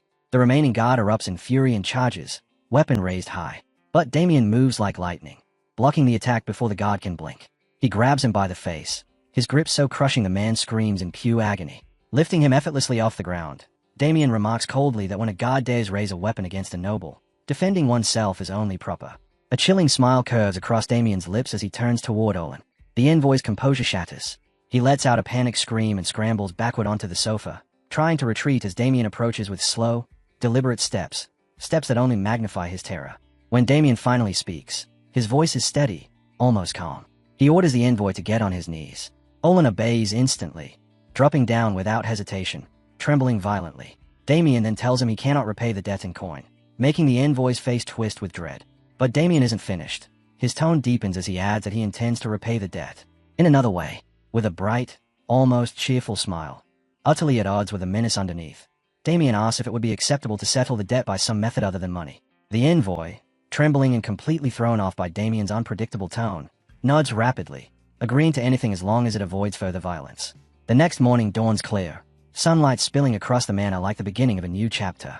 Inside, Abel speaks to his father, his voice weighed down with sorrow. Concerned, the Viscount asks what troubles him. Abel answers bitterly that once again, justice has been won by violence, something that gnaws at his conscience. Elsewhere, Damien's mother and sister offer him gentle warnings as he prepares to leave. Damien reassures them with quiet confidence, promising he will return safely and telling them not to worry. Abel suddenly buys in with a protest, but his father snaps at him immediately, ordering him to stop speaking nonsense and instead cheer for his brother on the road ahead. Inwardly, the Viscount admits to himself that he has little choice but to trust in the plan, even if he remains uncertain whether it will truly work.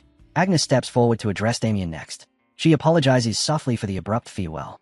Damien thanks her for everything she has done, but she insists she only fulfilled her duty. She explains that her investigation is almost complete and she'll be returning to her post tomorrow. Before stepping back, she wishes him a safe journey. Damien returns her kindness with a warm, gentle smile. Just before parting, Agnes adds that if he ever changes his mind about joining the church, he need only say the word. But Damien's answer is firm. His decision will not change. Finally, Damien turns to Victor and asks if his luggage is ready. Victor confirms with crisp enthusiasm. Damien steps into the travel carriage, settling into the surprisingly spacious interior, only to blink in surprise when he notices the envoy from House Gold Pixie already seated inside. Wearing a polite, overly formal smile. The envoy explains that he is there to ensure Damien's comfort throughout the long journey. Damien responds with a calm smile of his own, thanking him for such considerate care. Leaning back comfortably, Damien casually mentions that he would very much like a luxurious crab dish for lunch. The envoy freezes, blinking in confusion at the strange request. Damien ignores him and turns instead to Victor. "Yes, young master." Victor answers instantly, voice bright with excitement. Raising his voice proudly, he declares the official start of their journey. The horses lurch forward, the carriage gaining speed. Damien sits tall, gaze unwavering, determination solid as steel. Their destination, the ducal estate of House Gold Pixie. Upon arrival, the sheer grandeur of the mansion leaves Damien quietly impressed. Standing before the vast estate with Victor and the envoy beside him, he admits inwardly that the residence of House Gold Pixie truly lives up to its reputation. Damien thanks the envoy smoothly for guiding him, and the envoy, stiff and formal, responds that the Duke has already been informed of Damien's arrival and that he is permitted to enter at once. But once they return to the carriage, the envoy's polite mask cracks. He sulks in silence, simmering with resentment. Inside, he curses Damien for dragging him away from his comfortable routine and into this troublesome ordeal. He hopes everything ends without bloodshed, and yet, a small, bitter part of him wishes Damien would get what's coming to him. Before stepping into the mansion, Damien turns to Victor with a calm smile, assuring him he'll return soon. "Yes, young master." Victor answers brightly, full of his usual enthusiasm. Inside the estate, Damien is met with suspicion. One attendant asks if he is truly Damien Haxon. Moments later, Duke Adam Gold Pixie himself steps forward, eyes sharp as he examines Damien. He asks directly if this is the son of House Haxon he's heard so much about. Damien responds with polite composure, thanking the Duke for recognizing him. Though inwardly, he mutters that all nobles act the same. Still, he swallows the irritation. He is here for one purpose only, and he won't be distracted. The Duke mentions that Dimitri informed him Damien sought an audience, and he asks for the reason. Damien answers calmly. He borrowed money from the Duke's loan office, and the repayment date has passed. "Is that so?" The Duke replies, interest sharpening in his voice. "Then that makes you my customer."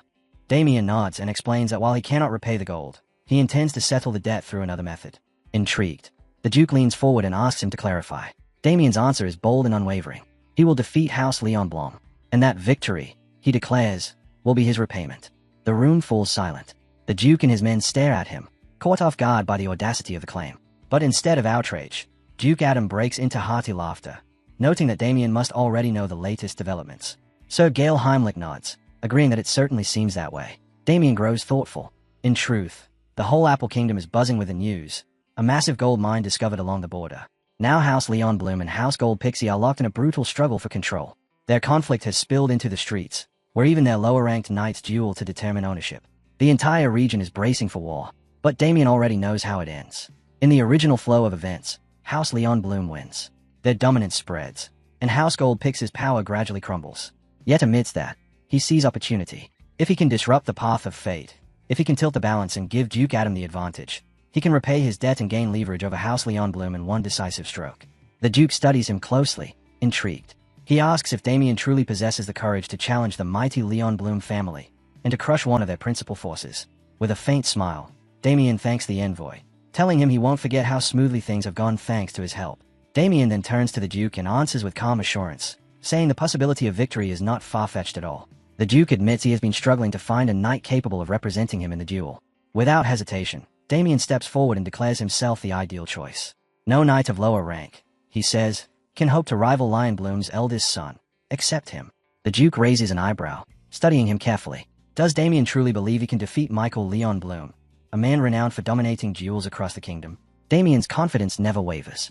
He replies that he knows Michael's abilities better than anyone, and he will never lose to him. At that moment, Knight Ernst Hovitz cuts in. He warns the Duke not to be swayed by bold claims. Rumors, he insists, often exaggerated. He adds that Lady Chelsea is already searching for a worthy duelist, and she will undoubtedly return soon with someone exceptional. Hubbets chimes in as well, assuring the Duke that Lady Chelsea will find a knight of unmatched skill. Ernst and the others smile with certainty, while the Duke nods thoughtfully. Damien immediately understands what's happening. Hovitz is intentionally blocking him. Nothing but a hollow, petty obstacle in Damien's eyes, like a chewed-up bone left by a gowl. The Duke leans back in his chair, musing aloud about the difficulty of choosing a knight in such uncertain circumstances. Damien senses the hidden test beneath those words. This isn't something he can win through talk alone. He must demonstrate his strength. With unwavering conviction, Damien declares that everyone is making a mistake. Turning directly to Hubbets, he states clearly, If the Duke truly wants victory, he has no choice but to select him. No other knight can stand against their opponent. Hubbets bristles with fury at Damien's boldness. He demands to know if Damien has any idea whom Lady Chelsea is bringing back. Damien, calm and sharp, offers a chilling proposal. If Hubbets doubts him, he is welcome to try striking him once. If he can. The whole falls silent. Hubbets' face contorts with outrage and disbelief at such audacity. Unable to hold back, he demands permission to test Damien. Intrigued, the Duke grants it immediately. The atmosphere shifts, electric, expectant. The stage is set. Soon, Damien and Hubbets stand opposite each other on the dueling grounds. From the sidelines, Victor watches with wide eyes, whispering to himself in disbelief at what Damien has stepped into. But Damien simply answers that this is how things turned out. Nothing more. Victor's anxiety grows as he sees the assembled knights surrounding the field, their auras blazing like drawn blades, the entire training hall charged with anticipation. A suffocating pressure rolls through the air as Duke Gold Pixie lifts a hand, his voice sharp and controlled, ordering Hubbets to begin. Hubbets steps forward with a cold sneer, his gaze fixed on Damien as if he's already won. He mocks him lightly, promising that if Damien starts begging now, he might consider sparing him. Damien answers with a slow, bored yawn, an insult sharper than any blade. Hurry up, he mutters, before I fall asleep. The remark hits Hubbets like a slap. Rage bursts across his face. Clenching his fists, Hubbets floods his weapon with aura until the energy surges over his entire body. A violent shockwave erupts from him, shaking the ground beneath their feet. He glazes at Damien one last time, snarling. This is the final technique he wanted, isn't it? Damien stays perfectly calm, though a tiny flicker of thought crosses his mind. Maybe he pushed Hubbets a little too far this time. With a furious roar, Hubbets kicks off the ground, lightning fast. I'll crush your face with one strike, he howls, hurling himself forward at full speed, weapon aimed straight for the kill. Damien studies the incoming attack, unbothered by the crushing pressure. This is nothing more than a mid-tier knight's strength. If he can read the point of impact, dodging or countering will be simple enough. Then he sees it. The spear is locked directly onto his chest. Hubbets thrusts with everything he has. Damien steps into it, catching the strike on the flat of his blade. The force is monstrous. Cracks web across Damien's sword, trembling under the blow. A vicious grin spreads across Hubbets' face. Inwardly, he mocks Damien as the perfect fool, walking straight into his trap.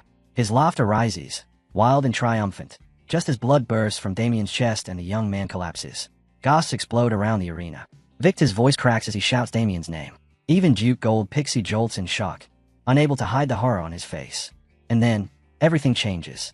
Damien moves. With terrifying speed, he surges forward, a blur that leaves the crowd frozen mid-breath. Hubbets' smug expression shatters into confusion, then fear. Did Damien truly endure that strike, and still stand? One of the Duke's knights leans toward him as Gold Pixie addresses him as protector, awaiting orders. But Damien doesn't give them time. He steps ahead, points straight at the Duke, and announces in an unwavering voice that the position of the Duke's representative now belongs to him. Victor rushes to his side, nearly stumbling as he grabs Damien in a tight embrace. "Young master," he cries, trembling. Damien blinks, startled by the sudden display, and gently asks if Victor is hurt. But Victor refuses to let go. His voice breaks as he demands to know how Damien survived such a lethal strike without injury. Damien simply smiles, calm and certain. He reminds him, "I told you, I wouldn't be harmed." The Duke approaches slowly, his expression shifting from suspicion to genuine admiration. He admits he hadn't been entirely convinced before. But now, after witnessing this spectacle, he has no doubts left. With a proud smile, he declares Damien a true asset, one worthy of standing at his side. Standing tall before his knights, Duke Gold Pixie raises his voice, letting it echo across the courtyard. In front of every guard present, he declares that Damien Haxon has proven himself beyond all doubt. From this moment on, and exactly as promised, Damien will serve as the Duke's appointed representative.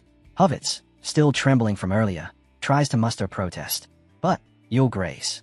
The Duke cuts him off instantly, his tone sharp enough to slice through steel. He orders him to stop, warning that he will not allow his good mood to be spoiled by pointless objections. The reprimand drains the color from Hubbets' face. Bowing his head, he murmurs that he understands and will speak no further. Damien stands quietly amid the tension, calm as ever, while Hubbets clenches his fists, unable to comprehend what happened. He knows his strike landed. He felt it. Damien turns toward him, offering only a cool, steady look.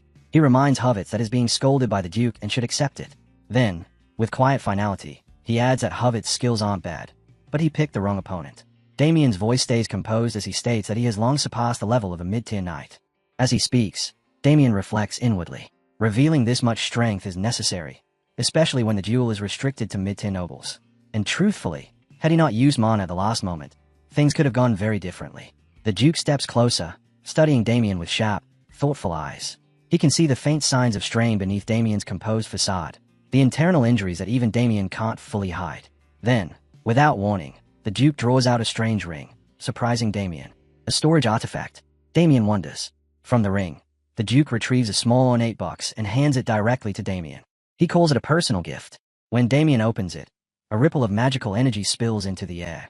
Inside are small, glowing spheres, balance orbs. The Duke explains they are commonly used by knights during training, and just as effective for treating internal wounds. Damien accepts the gift with genuine gratitude, thanking the Duke for something so precious. The Duke smiles warmly, assuring him that from now on, he will be relying on him. Damien answers with a confident smile of his own, promising that he won't let him down. Morning sunlight spills across the gold pixie estate, setting the walls aglow. Damien walks through the courtyard with a hand pressed lightly to his chest. To his surprise, most of his injuries have nearly vanished. The orbs work far better than expected. As he surveys the estate's impressive training grounds, he resolves to use every resource available in the coming days. Just then, a voice cuts through the quiet. "Are you Damien Haxon?" Damien turns calmly toward the speaker, answering that he is. His gaze sharpens slightly as he asks the stranger to reveal his identity. The man steps forward with confident energy, introducing himself as Pavel Burund and gesturing proudly to the two knights beside him, his trusted comrades. He announces that they, too, will be joining the upcoming duel. Damien blinks, a little surprised by the sudden introduction, and asks if they are also participants. Pavel answers with a sharp edge in his voice, "Yes, they are." He explains that Damien is lucky they have been away for external training yesterday. Had they been present, the duel wouldn't have fallen to him at all, but to them instead. With unwavering confidence, Pavel warns Damien that the contest with House Leon Bloom is far too important to be handled by unworthy hands. He tells him bluntly not to interfere with his weak skills and, if he understands the situation's weight, to step aside so they can train. Damien moves quietly aside, choosing not to respond. But inside, a spark of curiosity ignites. He wants to see exactly what the Duke's knights are capable of.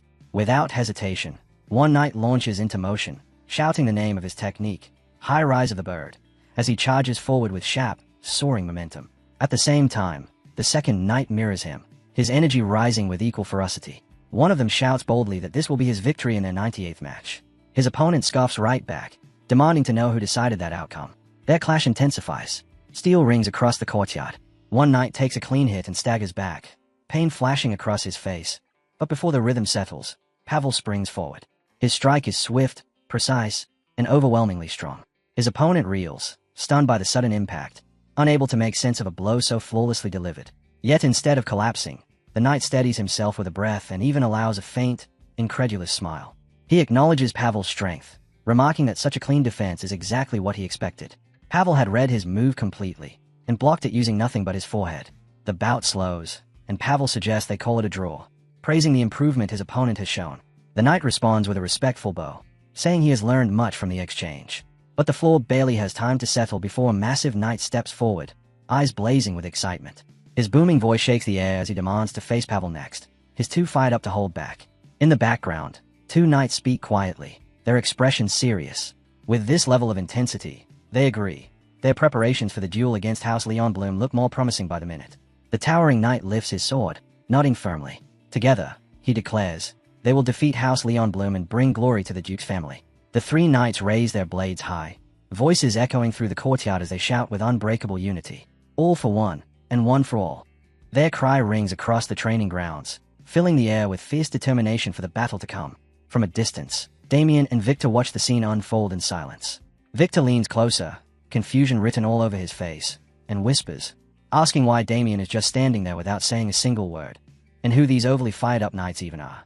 Damien replies in a low voice, disappointment dripping from every syllable. To him, it already looks as though the duel is lost. Victor stiffens, eyes widening in panic as he quickly asks what he means. Damien answers calmly, almost casually. He doesn't believe those knights, no matter how spirited, have the strength needed to win. Just then, Duke Gold Pixie strolls in, laughter booming through the courtyard. He praises his knights for their impressive enthusiasm, though he can't resist poking fun at how wildly they've let their excitement run. Turning to the towering knight beside him, he tells him to speak freely. The man obeys without hesitation. He admits bluntly that such displays mean nothing to him. The scene shifts to the night before. Damien had stood respectfully before the Duke, politely refusing his offer to train together. He explained that he preferred training alone. The Duke had laughed heartily at that, calling Damien a truly fascinating man. especially after turning down training from someone as seasoned as Knight Heinrich. Curious, the Duke asked Heinrich for his opinion. The veteran knight answered immediately. Damien was remarkable. Few could summon a magical barrier instantly to deflect a fatal strike, but Damien had done exactly that. Later that same night, Duke Goldpixie sat behind his broad desk and turned to another knight. In a direct tone, he asked what the man expected from the upcoming duel, and whether victory over House Leonblum was realistic. The knight, choosing his words carefully, admitted he couldn't give a definite answer.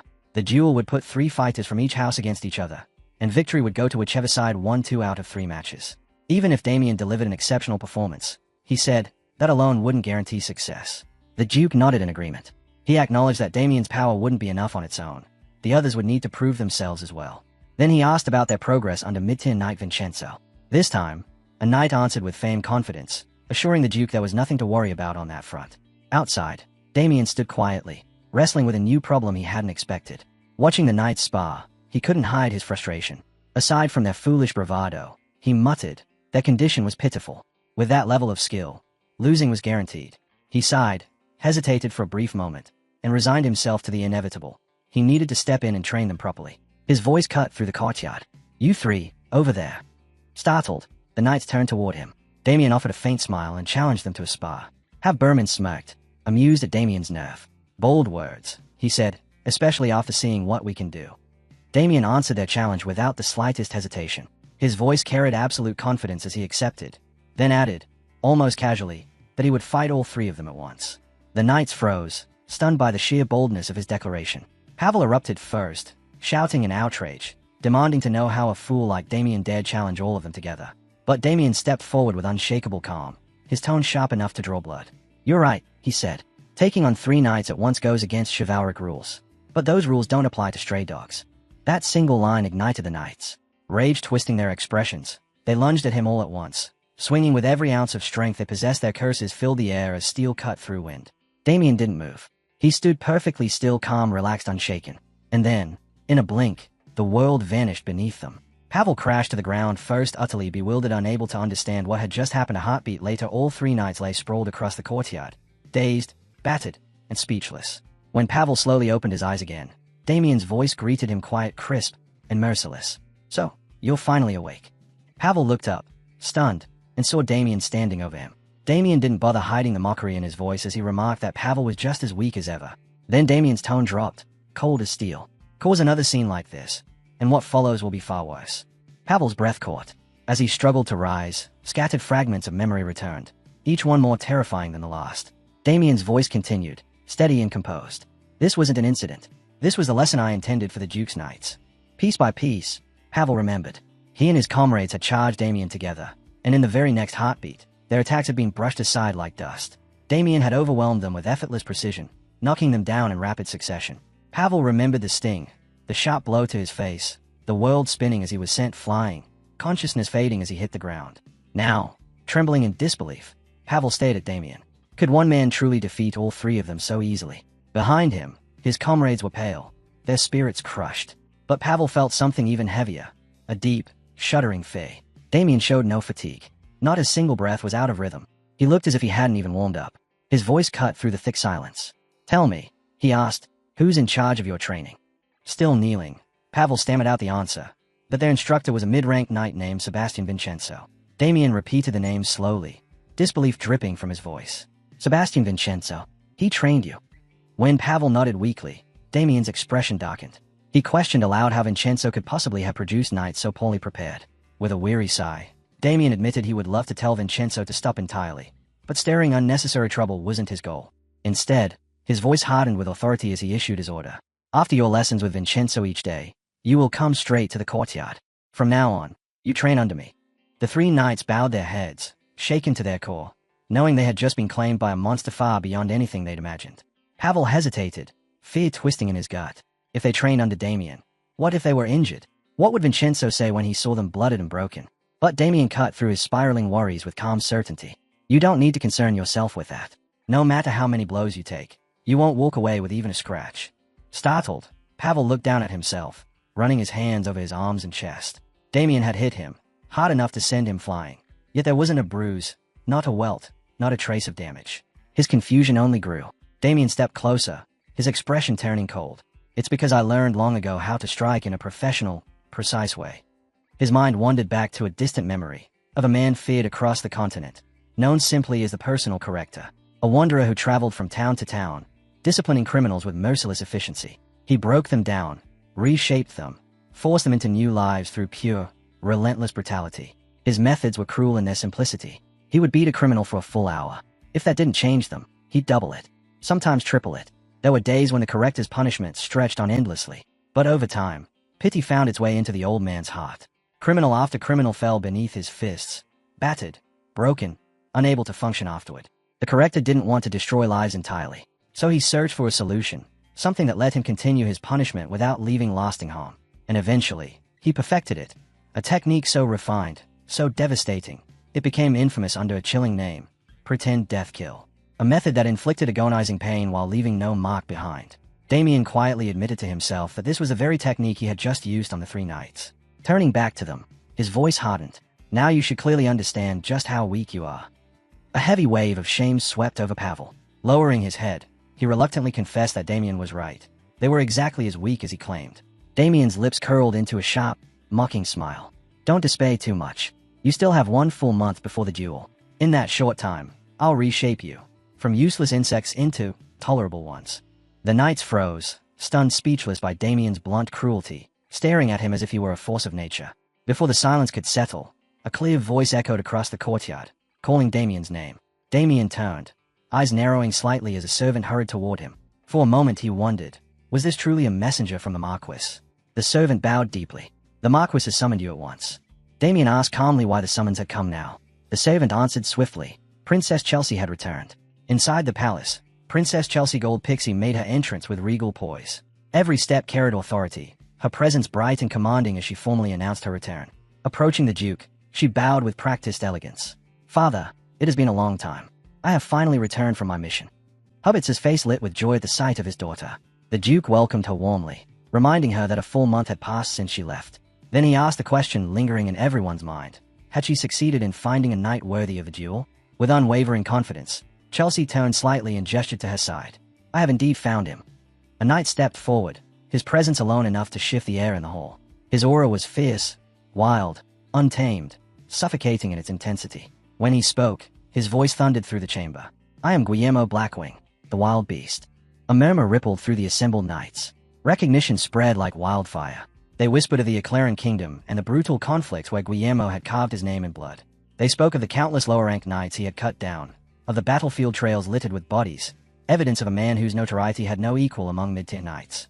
Duke Gold Pixie regarded him with steady interest and admitted he had already heard much about Guillermo's exploits. Guillermo smirked proudly, confirming that even the distant Apple Kingdom spoke his name. Princess Chelsea stepped forward, addressing her father directly. She announced that Sir Guillermo Blackwing had sworn loyalty to her and would stand in the upcoming duel. With full confidence, she declared that he would have no trouble subduing Michael Leon Bloom. Nearby knights exchanged hushed comments, agreeing that based on reputation alone, Guillermo vastly surpassed Michael. Michael Leon Bloom, after all, was still a rising star. Guillermo was already a forged and seasoned monster. The Duke nodded slowly. Good news indeed, he admitted. Yet, this is also becoming something of a headache. Chelsea blinked, puzzled, and asked him what he meant. The Duke replied with calm finality. He had not yet introduced his chosen representative for the duel. Both Chelsea and Guillermo shifted their gazes toward the entrance. The Duke's voice rang out clearly. Damien Haxon. Chelsea's expression hardened instantly, sharp hostility blazing in her eyes as she turned on Damien. Shock and anger twisted her voice as she demanded an explanation, reminding her father that she had told him to wait for her return. The Duke acknowledged it with a nod, but calmly reminded her that he had never promised he would wait. Chelsea pressed again, insisting that even now he could still change his representative. Her father's reply was firm. The decision is mine alone. Frustration flared through her words as she protested that she had never even heard the name Damien Haxon before. Why would he choose an unknown knight over someone as proven, as obvious, as Sir Guillermo Blackwing? Guillermo's lips curled into a triumphant smile, clearly savoring the comparison. Damien met Guillermo's stare for a brief moment, wondering quietly if this was the opponent he had been expecting. Finally, Duke Gold Pixie explained his reasoning. While Sir Guillermo's reputation was undeniably impressive, Damien Haxon had already demonstrated exceptional ability. He had successfully blocked HET's strike. Chelsea released a sharp, irritated exhale. Father, you always have such convenient excuses to dismiss my judgment. She pressed on, accusing him of contradicting himself again and again. his words and actions never aligning, especially concerning her and her mother. The Duke's patience snapped. His voice cut like a blade as he warned her to watch her tongue in front of their guests. Startled, Chelsea stopped mid-sentence. Her eyes widened, then quickly dropped to the floor as she bowed her head. She apologized at once, claiming the fatigue of travel had clouded her judgment, that she wasn't in her right mind when she spoke. From a short distance away, Damien watched it all in quiet silence. To anyone else, it might look like a simple argument, but to him, it was obvious. Whatever lay between father and daughter was far deeper and uglier than it appeared on the surface. The Duke brought the matter to a close with a single, firm decision. Any changes to the representative, he declared, would be made only after consulting the other officials. Until then, the matter was not up for debate. He ordered Chelsea to stop arguing and leave the chamber immediately. Before the tension could settle, laughter split the air, loud, raw, and unsettling. It was Guillermo. His sudden outburst drew every eye in the hall. A few knights stared in confusion. Others watched with thinly veiled annoyance. Guillermo turned to the Duke, dismissing all formal courtesy with a single sentence. "There's no need for discussion," he said. "We're men. The strongest one should represent you." Chelsea's face went rigid with alarm at his words. The knight beside the Duke sneered openly, clearly disgusted by Guillermo's lack of respect. But Guillermo wasn't finished. His eyes locked onto Damien, sharp and unblinking. "Don't you agree?" he asked. "Shouldn't the strongest be chosen?" Then he dropped all pretense. "You and I should fight. The winner becomes the representative." Chelsea shot to her feet, voice rising with anger. "What are you doing? I told you to stay calm and avoid reckless behavior." Before she could say more, Duke Gold Pixie cut in, his tone calm and composed. "What he said isn't entirely wrong." Chelsea's expression darkened, frustration boiling beneath her controlled facade. The Duke turned his attention to Damien. "And you? What do you think?" Damien stayed quiet for a moment, weighing the situation. He could see it clearly. This was another test. If he wanted to secure his place, he'd have to show his strength. But he also knew there was no need for a full, drawn-out fight. A simple, decisive display of power would be enough. With that in mind, he stepped toward Guillermo and extended his hand. "Let's settle this with a test of strength," he said. "It's the quickest way to end the argument." Guillermo's lips twisted into a mocking grin. "Careful," he sneered. "If your arm gets dislocated, don't blame me." Damien's answer came with a cold, faint smile. "If that happens, I'll just dislocate your shoulder in return." The line hit Guillermo like a slap. His face twisted, rage rising to the surface as he clenched his teeth. In the next instant, he lunged. Guillermo grabbed for Damien's hand with all his strength, aiming to crush his grip and overwhelm him in one motion. But Damien moved first. His body shifted smoothly, effortlessly. He slipped past Guillermo's force, twisted his arm with surgical precision, and in one clean motion, Guillermo's feet left the ground. His massive frame flipped through the air before slamming into the floor with a brutal crash. The hall went dead silent. Every pair of eyes watched in stunned disbelief. Senior Knight Heinrich stood frozen for a heartbeat, unable to hide the shock in his expression. Then, almost despite himself, he began to speak, breaking down the exchange like a seasoned instructor. Guillermo had tried to seize Damien's hand and overpower him, but Damien had redirected that strength, turned it back on him, and executed a perfect throw, flawless in timing, angle, and control. The Duke nodded in agreement, noting that Damien's technique displayed not only overwhelming strength but a level of refined mastery none of them had expected. Guillermo's glare burned with violent fury. How dare he humiliate me like this? Damien simply smiled, calm and unruffled. "You're stronger than I expected," he said lightly. "Honestly, I only meant to dislocate your shoulder." The mocking words detonated inside Guillermo like a bomb. His face twisted with madness. With a feral scream, he raised his weapon high, his entire body shaking with rage. "I'll crush your skull with one strike." Chelsea's voice rang out in panic. "Sir Guillermo, stop. Stop immediately." But Guillermo was beyond reason. His fury drowned out everything. Just as his weapon descended, a thunderous voice shattered the air. "Enough!" Senior Knight Heinrich stepped forward, his presence flooding the chamber like a storm. His glare locked onto Guillermo with lethal force. "You dare draw a weapon in the Duke's presence?" he roared. "Do you have a death wish?" A crushing aura erupted from him, suffocating the room. Even Damien stiffened, his eyes widening. Inwardly, he acknowledged the truth. This was the power of a true high-ranking knight. And still, Heinrich held himself back, for Chelsea's sake alone. "I will overlook this once," he growled, his voice cold as steel. "But if anything like this happens again, there will not be a second chance." Breath shaking, Guillermo slowly lowered his weapon. Sweat clung to his brow. His pride was shattered, but the fear in his eyes showed he understood the warning. The Duke broke the tension with a dismissive clap, brushing off the chaos as though it were nothing more than an inconvenience. "A minor disturbance," he said calmly. "Nothing to trouble ourselves with." Then, with decisive authority, he announced that Damien would remain the Dutch's official representative in the duel. But Hubbets immediately stepped forward, frustration tightening his voice.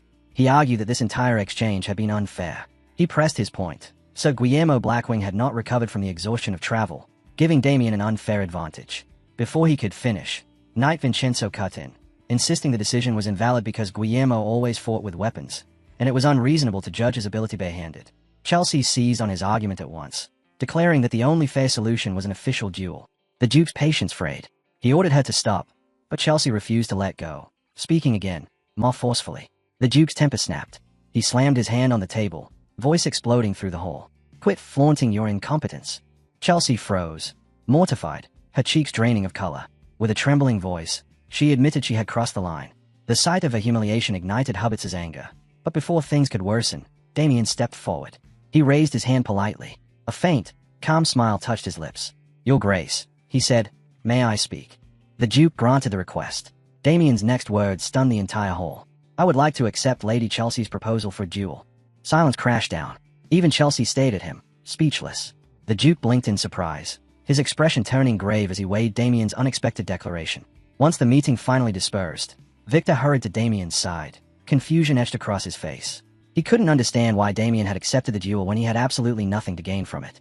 But Damien's reply was calm, almost casual. Every action has its reason. They continued walking until Damien's eyes landed on a particular building, the workshop the Duke had mentioned earlier. Victor confirmed it with a nod. Damien recalled the Duke explaining that his sword had broken during his fight with Hubbets. To remedy that, the Duke had commissioned a special blade from the Duchess's finest blacksmith. Ordinary knights would simply replace their weapon with any sturdy training sword.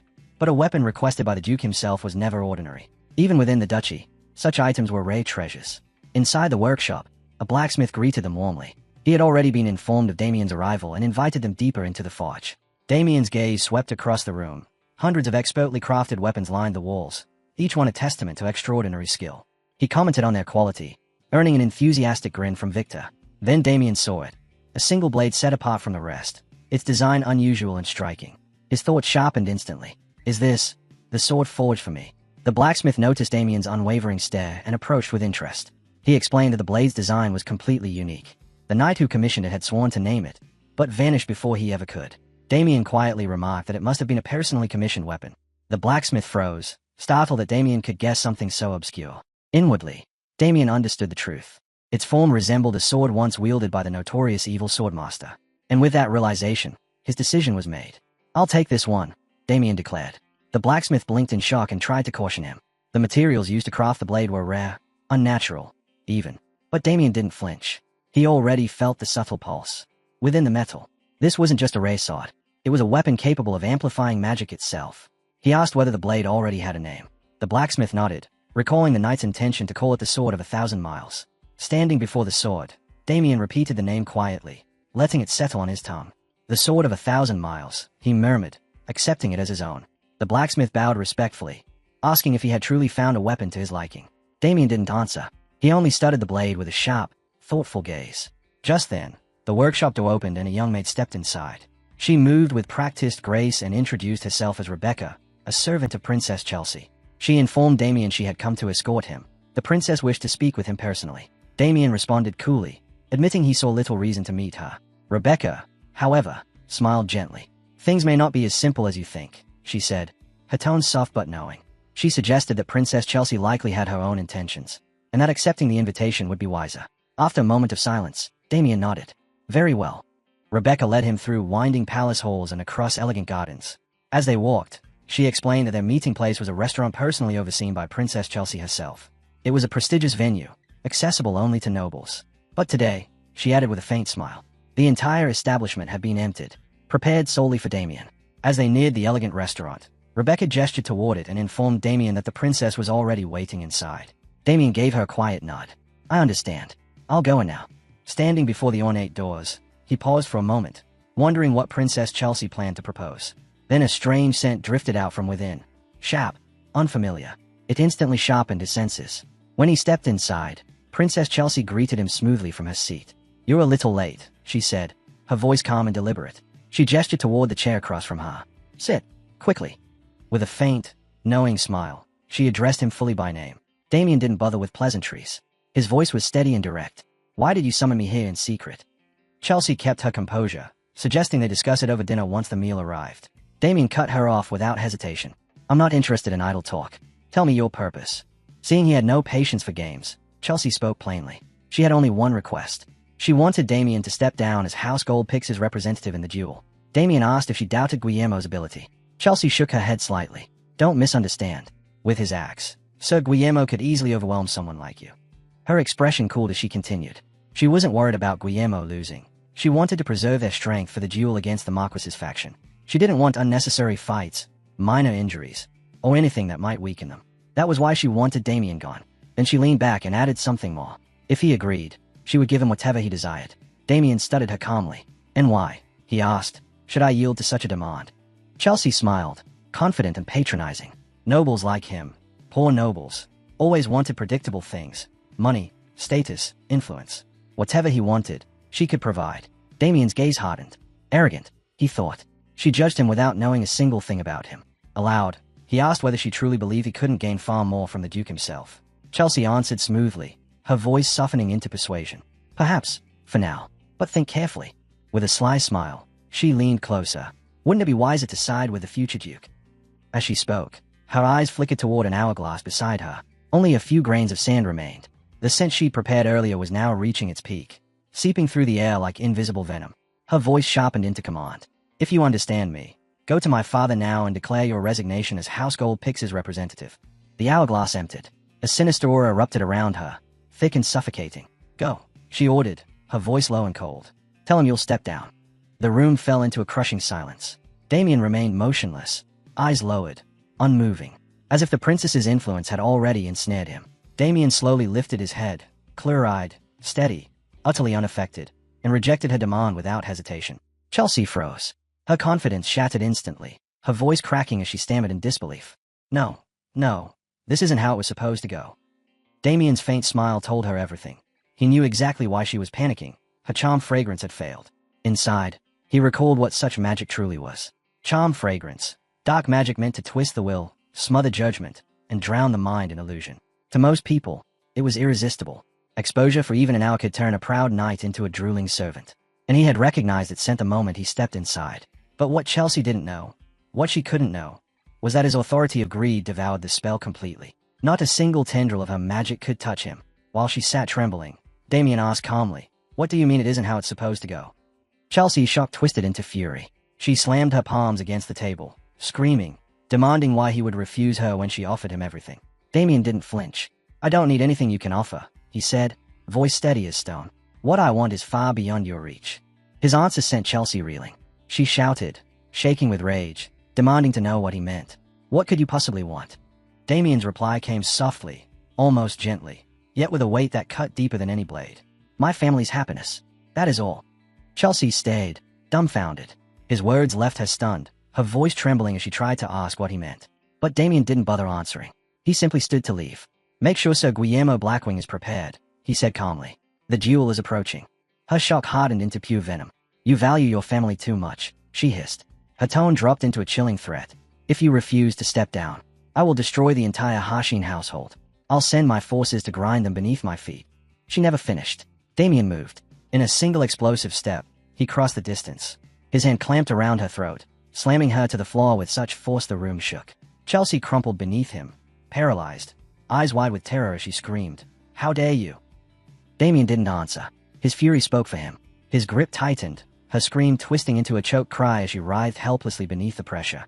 The commotion drew her knights bursting into the room, shouting in horror, "Princess! Let her go!" One knight lunged at Damien in desperation, but Damien's movement blurred. In the blink of an eye, he had struck. The knight crashed into the wall. Another rushed him. Damien pivoted, slammed a palm into his chest, and sent him sprawling. A third tried to flank him. Damien's foot swept out, dropping him before he even completed the swing. Every motion was effortless. Every counter was instantaneous. Every knight fell without ever grasping how he moved. In moments, the room was filled with groans and the thud of armored bodies collapsing to the floor. The knights lay scattered, trembling, staring in horrified disbelief at the overwhelming power Damien had unleashed.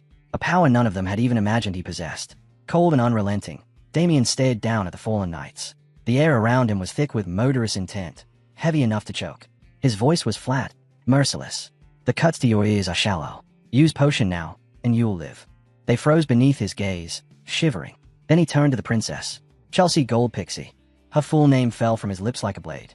If I followed my instincts, I would slit your throat where you sit. He leaned in slightly, his eyes burning with a quiet, terrifying fury. But death would be far too merciful for someone like you. Chelsea's breath hitched. She stared at him with wide, trembling eyes. Damien straightened, turning to leave. His voice cut through the silence one final time. Await the punishment you deserve. He glanced back over his shoulder just enough for her to see the faint, chilling smile on his lips, an unspoken promise of what was coming. Chelsea's body shook violently, fear and humiliation twisting across her face. At that moment, Rebecca burst through the doorway. Her eyes widened at the devastation, the scattered knights, the shattered dignity of her mistress, Damien's retreating figure. She hurried to Chelsea's side. "Princess, are you hurt?" But Chelsea's fear erupted into rage. Her nails dug into her palms as she growled through clenched teeth. "I'll kill him. I'll kill Damien Haxon." Her scream echoed through the chamber. "Mustang!" A man appeared instantly, loudly announcing himself. "Yes, Princess. Mustang. Reporting." Chelsea spun on him with feral fury. "Why did the perfume fail? You promised it would control him." Mustang flinched under her glare. He swallowed hard and admitted, voice trembling, that he wasn't certain. Some people simply had strong resistance to dark magic. Her response was a sharp crack across his face. "Useless fool." Mustang yelped, clutching his cheek as she pressed forward, demanding the whereabouts of Sir Guillermo Blackwing. Quivering, Mustang explained that Guillermo had gone to a tavern to drown his frustration in alcohol. Chelsea screamed in outrage, furious that he would waste even a moment when such a monumental duel loomed ahead. By the next morning, her fury had only sharpened. She cornered Mustang the moment she saw him, shouting in his face, "Are you certain Sir Guillermo can defeat Damien Haxon?" Mustang managed to regain a sliver of composure. He straightened and answered with confidence, "Princess, rest assured, Sir Guillermo is our strongest knight. His skill, his dark magic, none can match him. Please be patient. Victory will soon place the duchy firmly under your control." But Chelsea's glare only grew darker. "If you fail," she spat, voice dripping with venom, "you will be the first to die." Mustang's face turned ghost pale. He stammered, shaking violently. "Why yes, Princess. I understand. I won't forget." Far above, hidden among the high corridors, Damien watched it all calmly, unmoved, unreadable, his focus sharp as steel. The blacksmith shop glowed softly in the night, the forge long cooled but still exhaling faint warmth. Inside, Victor lay sprawled across the floor, fast asleep with weapons scattered around him, hugging them like oversized metal pillows. His gentle snores filled the quiet workshop, utterly carefree, untouched by the storm that was brewing outside. Damien stays awake long after the others have drifted off, sitting in silence with a new sword resting across his knees. With a light tap of his finger, he strikes the blade and quietly speaks a single name, Yulon. The sword hums in response, releasing a strange vibration that ripples through the air. The sound pulls an old, dangerous memory to the surface. Damien's eyes narrow, his jaw tightening. Yulon, dark mags. He curses under his breath, the suspicion he'd carried finally taking shape. Princess Chelsea Gold Pixie. She must be connected to them. The energy he sensed from Gaim earlier had been the same unmistakable darkness. He flicks the blade again. This time the echo is heavier, deeper. He hits it once more, harder, and a shockwave bursts outward. The walls tremble. Dust scatters. A chunk of stone detaches from the ceiling and smacks Victor on the head. Yet the fool keeps snoring, completely unaware he's under attack. A crooked smile tugs at Damien's lips. Maybe instead of trying to explain all of this to the Duke, he should simply show him. Far easier, far quicker. He nods to himself, amused by his own brilliance. Night fades quietly into dawn. At first light, Guillermo stomps onto the sparring grounds, each step booming as his armor rattles around him. He paces with heavy breaths, letting out guttural roars, trying to summon courage and intimidate everyone watching. The crowd stays, eyes widening as they recognize him. That's Guillermo. Their whispers carry a mix of awe and dread as they take in his massive build and suffocating presence. More murmurs spread, layering his already fearsome reputation. Someone turns to Pable and asks who he expects to win. Pable freezes, conflicted, his expression tightening with discomfort. After a long moment, he finally admits that if reputation alone decided the outcome, then Guillermo Blackwing should be the clear victor. A low-ranked knight beside him brightens immediately, excitement shaking his voice. He asks if this means they'll finally be free from that demon-like Damien Harshin, a resentment born from the humiliations Damien dealt them over the past 2 days. His bitterness makes another knight flinch. The memory of their sparring session, the brutal beating Damien gave them, the cold amusement in his eyes, sends a shiver down his spine. Pell remembers it too, the helplessness of being completely overpowered. He wants to see Damien fall. Yet even as he says it, he admits he can't picture such a thing happening. And then Damien walks onto the grounds. His presence crackles with sharp, focused energy. He stretches with an easy, eager smile, completely out of place among the tense and anxious knights. From the sidelines, Victor leaps up, shouting encouragement with all the enthusiasm in the world, urging his young master to win. Hitz watches Damien step onto the field with that same bold confidence, his lip curling in contempt. He can't understand how someone can walk in so casually, so fearlessly, as if the entire duel were nothing more than a morning stroll. Now the two duelists stand face to face, Damien and Guillermo. The crowd falls silent, tension weighing down on every spectator. Guillermo speaks first, his voice thick with arrogance, sneering that his shocked Damien didn't run away. Damien brushes the jab aside with a bored tone, asking what nonsense Guillermo is babbling. Then his eyes flick to Guillermo's shoulder, and he casually remarks that it seems stiff. Maybe he didn't sleep well. Guillermo scoffs, telling him to enjoy pretending to be calm while he still can. At that moment, Duke Goldpixie arrives, seating himself with quiet authority. He remarks that he seems to be the last one here. Without delay, he declares that whoever wins today will become the official representative. Before giving the signal, his tone hardens. He expects everyone to accept the result without objection. His gaze locks onto Chelsea. She meets his warning head-on with a smug smile. Inwardly, she laughs at him, completely convinced that victory is already Guillermo's. Let her father talk. Soon enough, Sir Guillermo will deliver the outcome she desires. The Duke lifts a white cloth high into the air. When it falls, his voice carries across the field. The duel begins. Guillermo moves first, drawing two axes while Damien's hand stays resting on the hilt of his still-sheathed sword. Twirling both axes with effortless skill, Guillermo closes in with steady, confident strides. He calls Damien's name, warning him that accepting this duel was the worst mistake of his life. Damien doesn't react. Not a single step back. Guillermo hunkers down, tightening his grip as mana floods through him. He growls that he'll show Damien why they call him the Wild Beast. Then, like a charging bull, he rockets forward, tearing across the distance in a blink. His axe swings downward, its blade inches from Damien's skull. But Damien remains calm. Just before the strike lands, he draws his sword in a smooth, almost lazy motion, exactly as he had the night before. A sharp wave of sound bursts from the blade, clashing against the incoming axe. Guillermo's eyes flare wide. He jerks back instantly, avoiding a direct hit, but the force of the sound wave still sends him stumbling far past where he began. Breathless and shaken, he snarls, "What the hell was that?" The entire crowd freezes. Chelsea and her mate are struck speechless. Even the Duke looks shaken, muttering that such a technique is highly unusual. Only one knight seems to grasp what he just witnessed, and the tension in his expression tightens as the truth dawns on him. Humiliation sees through Guillermo, hotter than any wound. His face contorts with rage as he roars at Damien, spitting curses and calling him a bastard knight. He demands answers, screaming to know what kind of foul sorcery this is. Damien gives him none. Instead, he releases another wave from his blade, then another, and another, each one slicing through the air in rapid succession. A storm of sound crashes toward Guillermo, but Guillermo refuses to yield. Driven mad by fury, he charges straight into the barrage, unwilling to take even a single step back. The waves tear into his flesh, drawing blood, shaking his stance. He staggers, chest heaving, pain ripping through him. He barely manages to choke out, "You." But Damien doesn't let him finish. Another wave fires off. Bam! It slams into Guillermo's face. Before he can raise his head, another blast hits him again. Bam! His skull snaps back, blood pouring from his broken nose, his movements slow and uncoordinated. Damien pauses only long enough to let him gasp for air. Guillermo spits blood, wipes his trembling mouth, and glares up at him with pure hatred. Through clenched teeth, he rasps out another insult, calling Damien a little bastard. Damien answers by lifting his sword high. Mana floods the blade, its aura intensifying until the air itself vibrates with pressure. His voice cuts through the stillness. He's done wasting time. He points the blade downward and slams it into the ground.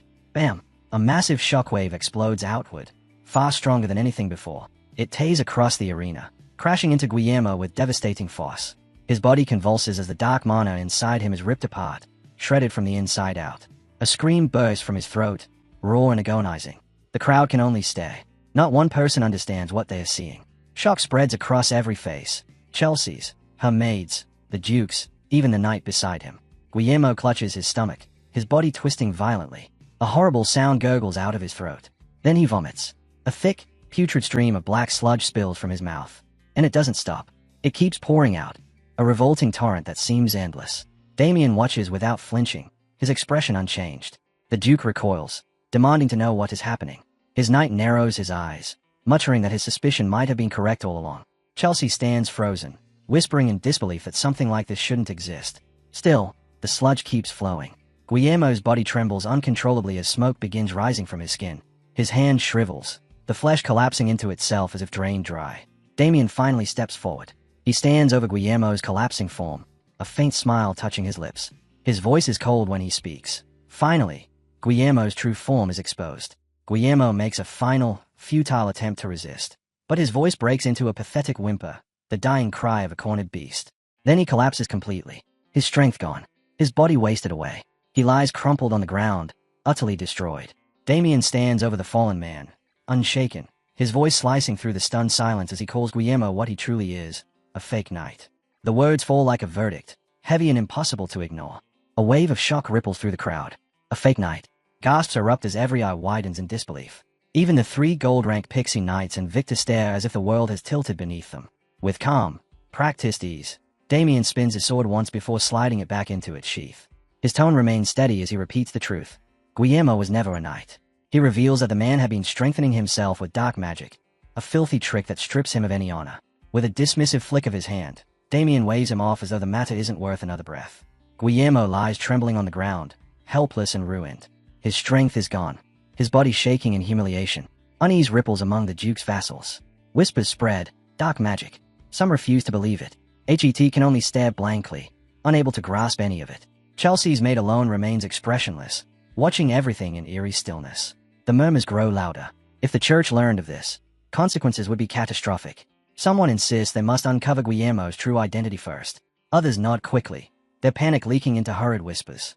In the middle of the chaos, Chelsea's maid quietly slips away, unnoticed by the rest. The Duke, meanwhile, trembles with fury. His composure buckles under the weight of betrayal. His eyes burn as he finally erupts, voice shaking with rage. Damien, did you already know who he was? Damien bows slightly, answering with steady respect. Yes. He apologizes for keeping it hidden, but makes it clear he did so intentionally. I wanted to learn who orchestrated this. Who allowed such corruption to exist inside your own household? The Duke's face drains of color. His stomach twists as dread settles over him. His voice quivers. The perpetrators. Damien's gaze hardens. Yes. Then he delivers the truth without hesitation. Dark mags have infiltrated the Duke's home. To unmask the one responsible, he speaks the name without flinching. The one connected to this dark magic is your daughter, Lady Chelsea. The revelation crashes down like a thunderclap. Chelsea's eyes fly open, shock freezing her in place as her name hangs in the air like a blade. Cornered, she breaks, shouting in panic, her voice sharp and frantic. Father, it's not me. I didn't know anything about this. But the Duke only lowers his face into his hands. His shoulders tremble. The weight of disappointment crushes the fight out of him as he struggles between denial and fury, unable to speak without breaking. I can't deny it. Not when I look closely. The Duke's voice cracks as he forces the words out. I don't want to believe it. But the fury swelling inside him finally breaks its chains. He lifts his head, eyes burning with betrayal as he stares straight at Chelsea. How dare you bring such filth into my house? His roar cuts through every whisper. Don't just stand there. He thrusts a trembling hand toward her, his authority absolute. Lock her up, her and every person involved. Find out who they really are. Chelsea's face drains of color. Father, please, I'm innocent, she cries, voice breaking. But no one listens. Guards rush in, lifting the broken body of Guillermo and surrounding Chelsea. They ask her to surrender peacefully. Panic shatters whatever composure she had left. Her teeth clench. If she's taken now, everything she's hidden will be exposed, and she knows it. In a desperate gamble, she snaps at her loyal men. What are you doing? Protect me. Her soldiers instantly obey. They raise their blades and shout, Yes, my lady, before recklessly attacking the Duke's guards. The Duke watches their defiance with a long, weary exhale. It wounds him more than rage ever could. At last, his voice turns cold. Sir Gale. His knight steps forward, posture sharp, presence overwhelming. The Duke doesn't blink. Apprehend Chelsea Gold Pixie at once. Sir Gale bows, voice forged in iron. As you command. Then he walks forward, each step heavy with dominance, his cloak flowing like the shadow of judgment itself. Chelsea's soldiers freeze. The aura descending upon them is suffocating, crushing their spirits, threatening to wrench the breath from their lungs. Their bodies shake uncontrollably as Sir Gale's killing intent washes over them. His words land like a death sentence. Step aside. But they don't move. They can't. Trembling and terrified, they grit their teeth anyway, refusing to abandon their lady. Please, run, my lady. We'll hold them off. Chelsea's eyes widen. Fear overwhelms her, but she turns and bolts. Okay. Sir Gale lets out a slow, regretful breath. How unfortunate, he murmurs. His hand moves. Steel sings. In one smooth, almost effortless motion, he draws his blade, and the world seems to split. A deafening slash tears through the air. Chelsea glances back mid-run, and her heart stops. A wave of mana, bright and merciless, has already carved through her soldiers and is racing toward her. She screams, ducking instinctively. The force grazes her, slicing strands of her hair clean off. She collapses forward, panting hard, realizing she's still alive. Relief rushes through her as she looks up and sees her loyal soldiers still standing. For a heartbeat, she believes they survived it. But she doesn't see it yet. The faint, perfect line drawn across each of their bodies. A line that should never exist on the living.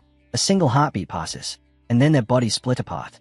Chelsea watches in frozen horror as her soldiers collapse in clean, terrifying pieces, sliced exactly where Sir Gale's attack had passed. Weapons clatter beside them. Blood erupts outward, warm and violent, splashing across her face. Her scream never makes it out.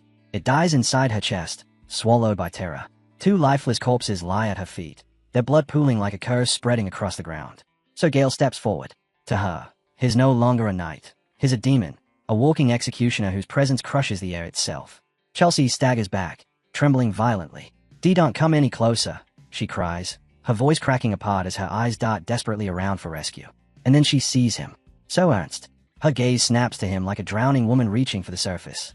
"Sir Ernst," she screams. He jolts at the sound of his name, hesitation flickering in his eyes. Blood and tears streak down her face as she pleads, voice shivering with raw desperation. "Please, help me. Save me." Her cry tears through him. He knows he should remain silent. He knows the truth. But her voice, her desperation, it destroys his resolve. She calls to him again, sorrow pouring from her words, and he breaks. Sir Ernst steps forward. He draws his weapon and places himself between Chelsea and Sir Gale. Even if it costs him everything, he cannot ignore the woman he cherishes. From the sidelines, Damien watches with icy disdain. One word flickers through his mind. "Idiot." Sir Gale doesn't waver. His gaze settles on Sir Ernst. His voice controlled, heavy, and absolute. Sir Ernst hovers. He begins, tone respectful yet unyielding. "As a mid-class knight, you have strengthened this household greatly. His grace holds you in the highest esteem." Then his voice sharpens like a blade. "But if you insist on shielding Lady Chelsea, I will execute you where you stand." The threat hits like a hammer. Ernst trembles despite his efforts to stay firm. Mana swirls desperately around him as he forces out a defiant shout, but it's useless. The weight of Sir Gale's killing intent suffocates him. This is no bluff. This is a sentence. He fights the truth with everything he has, but the reality is undeniable. He cannot win. He cannot protect her. His breaths grow rough, his spirit buckling under the pressure. Finally, broken, he lowers his head. His weapon slips from his fingers. His knees hit the ground, and he bows, surrendering completely. Behind him, Chelsea whispers his name, barely audible. "So Ernst." Her voice cracks, fragile and full of heartbreak. Guards move quickly. They seize her arms, locking her in place despite her frantic thrashing. She twists, screams, fights to slip free, but nothing works. Her eyes dart to the Duke, desperate, drowning in fear. "Father, please, I'm innocent. If you just let me explore." "Silence, you worthless thing," the Duke thunders. The words hit harder than any blade. His glare burns with raw disgust as he continues, each word striking with the weight of betrayal. "Because of you, this family nearly faced ruin. You dragged us into disgrace, into filth." His voice shakes, not from doubt, but from the pain of realizing that the daughter he raised has become the source of his greatest shame. Chelsea tries to speak, her voice cracked and trembling. "Father." But he doesn't even look at her. His words slice deeper than any blade. "Even now, all you think about is yourself, your safety. Bringing you into this family was the greatest mistake of my life." Her eyes stretch wide, blood mixing with her tears as she shakes her head violently. "No, no, I had nothing to do with this. Please, let me go." But the Duke is done. His expression hardens into stone. "I will hear no more of your lies. Guards, silence her. Remove her from my sight." Chelsea thrashes as they seize her, screaming, "Father, father." But her cries are crushed the moment a guard clamps a hand over her mouth. Her voice dissolves into muffled, helpless hums as she's dragged across the floor, kicking and twisting, desperate and terrified. The crowd watches her fall apart. Some look at her with pity, others watch with cold satisfaction, as if justice is finally being served. But Chelsea's gaze locks onto Damien. That single moment ignites her. Her eyes twist with fury, burning red with hatred. She tries to scream curses at him, tries to pour all her venom into one final attack, but the hand covering her mouth steals every word. She disappears down the hall, swallowed by the shadows. Damien doesn't move. He simply watches her struggle fade into the distance. No emotion, no sympathy. Her rage washes over him like wind against stone, irrelevant.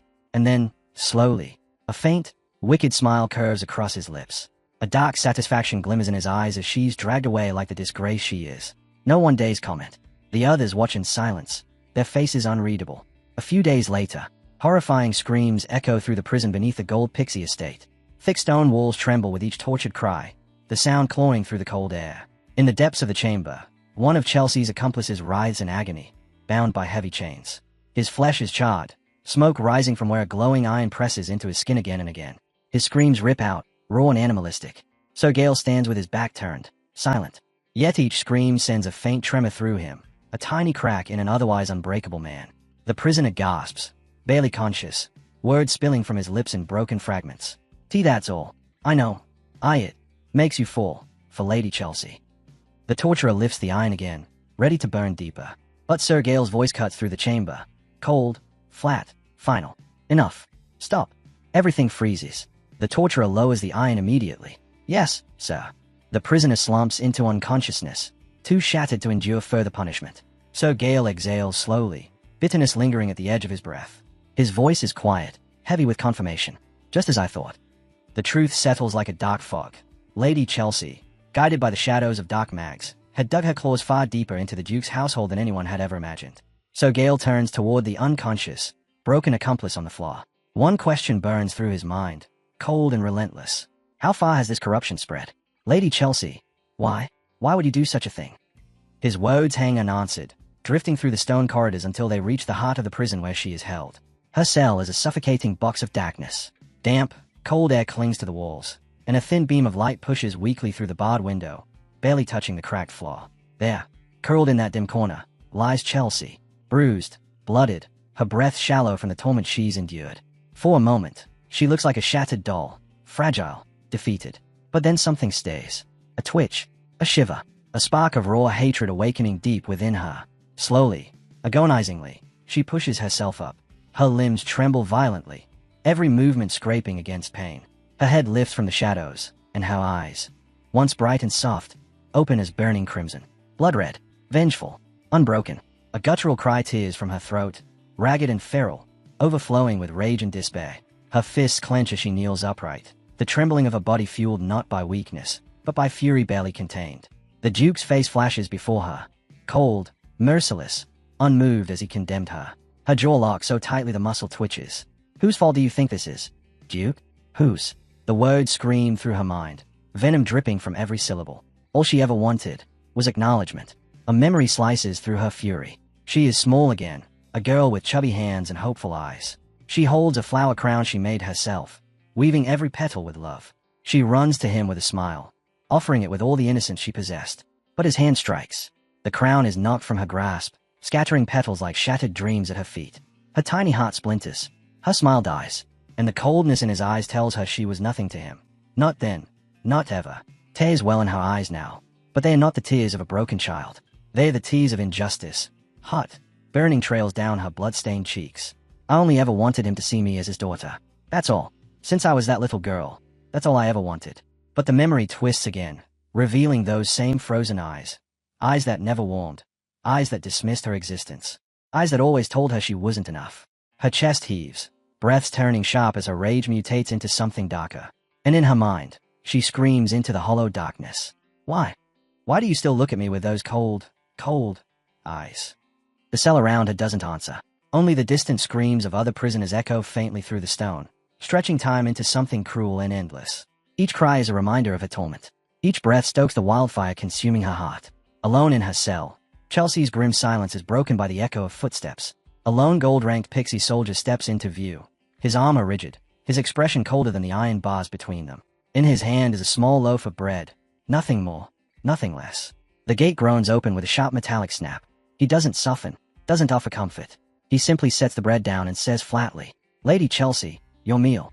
Her eyes drift to the loaf. She doesn't answer. She doesn't move. Inside, a storm claws at her ribs. Rage, humiliation, determination, twisting together into something dark and unbreakable. At last, her blooded hand lifts. Trembling, yet unwavering, she grabs the bread. Words mean nothing here. She rips into it with her teeth, devouring it like a starving beast refusing to die. Yes, this is what survival looks like. Shame has no meaning. Pride is dead. All that remains is the vow burning in her mind. I will live. I will endure. She tears off another chunk, swallowing hard, forcing strength back into her veins. What she doesn't notice is the soldier who hasn't left. He lingers beyond the bars, his eyes locked on her through the dim light. His stare sharpens. His presence thickens. Silent, calculating, almost sinister. Elsewhere, far away from the misery of the prison, a long quiet corridor fills with the sound of Damien rolling his shoulders, stretching away the stiffness of another grueling day. A soft sigh escapes him. Finally, my training at the ruins is finished. Victor appears almost instantly, bowing low. Young master, you've arrived. Then, with a respectful tone, he adds, His Grace, the Duke, wishes to see you. Damien pauses mid-stride, one brow lifting. The Duke again? What could he want now? Moments later, behind ornate doors, the Duke pours deep crimson wine into a crystal goblet. He gestures toward Damien with an eager grin. Go on, drink. Damien accepts. One sip, and a small smile curves across his lips. This is good. The Duke erupts into laughter. Loud, delighted, almost boyish. I'm glad you noticed, he exclaims. It isn't expensive, but it's my favorite. He takes a long swig, then lets out a thunderous belch. Excellent, excellent. Damien watches him silently. Something about the Duke feels off. Too cheerful, too loose, almost unnervingly so. Still grinning, the Duke reaches for another delicacy, rich Blanca region cheese. It pays wonderfully with the wine, he insists, urging Damien to try it. Damien nods politely. Thank you. He lifts the cheese toward his mouth, but then the Duke's voice drops, low and deliberate. About Chelsea, I've decided, in the end, to accept help from the church. Damien stops cold. The cheese lowers in his hand. His head snaps toward the Duke, eyes narrowing in genuine surprise. Really? That's unexpected. I thought you preferred to handle the investigation yourself. The Duke lets out a long, weary sigh, his shoulders sinking as if the weight of his choices has finally caught up to him. Yes, but after everything you've done for me, I can't shake the guilt. His tone twists, edged with frustration.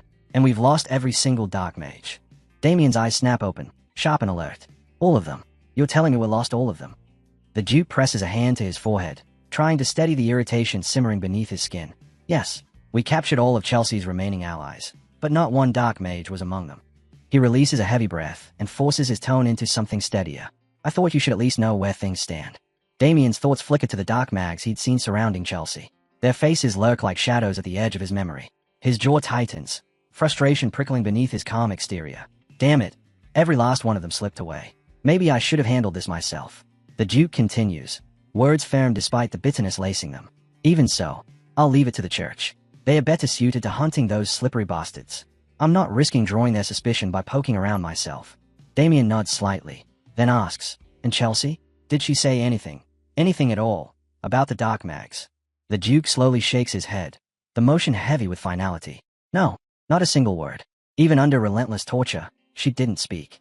That woman, she's stronger than anyone expected. He drains the last of his wine, sets the empty crystal glass on the table, and stares into nothing for a long moment. Chelsea wasn't always like this. The room falls into a still, almost eerie silence. The breeze drifting in from the open window stays the curtains just slightly, carrying with it a faint, chilling edge, like a whisper at the back of one's neck. At last, the Duke begins again, his voice weighted by memories long buried. He tells Damien that Chelsea's mother was not a noblewoman, but a commoner, a woman he encountered during a hunt in his reckless youth. A fleeting meeting, followed by an unexpected pregnancy. Bitterness creeps into his voice. Back then, I refused to believe one careless moment could lead to a child. The idea that someone of low birth carried my blood. It was unbearable. He can still see it, the memory etched in his mind. Chelsea is a small child, clutching her mother's skirt with frightened hands. Her mother knocking on his door, pleading, begging for him to acknowledge them. But he had turned them away. Cold, unmoved, merciless. Now, sitting with his regrets, his expression darkens, softened by sorrow. Time passed, he murmurs. But eventually, curiosity got the better of me. I ordered an inquiry into the child I had abandoned. What he learned shattered him. Chelsea's mother had fallen to the plague. The child, the tiny girl he had cast into the cold, had survived alone. His voice lowers, weighted by guilt. With that knowledge, I finally brought her into my household. That's how I came to know her, the Duke murmurs. A bitter, hollow laugh slips from him, sharp, self-mocking. Looking back, it was such an uncharacteristic decision for me. Why? Why did I do it? The question isn't for Damien. It's a confession whispered into the air, a wound reopening.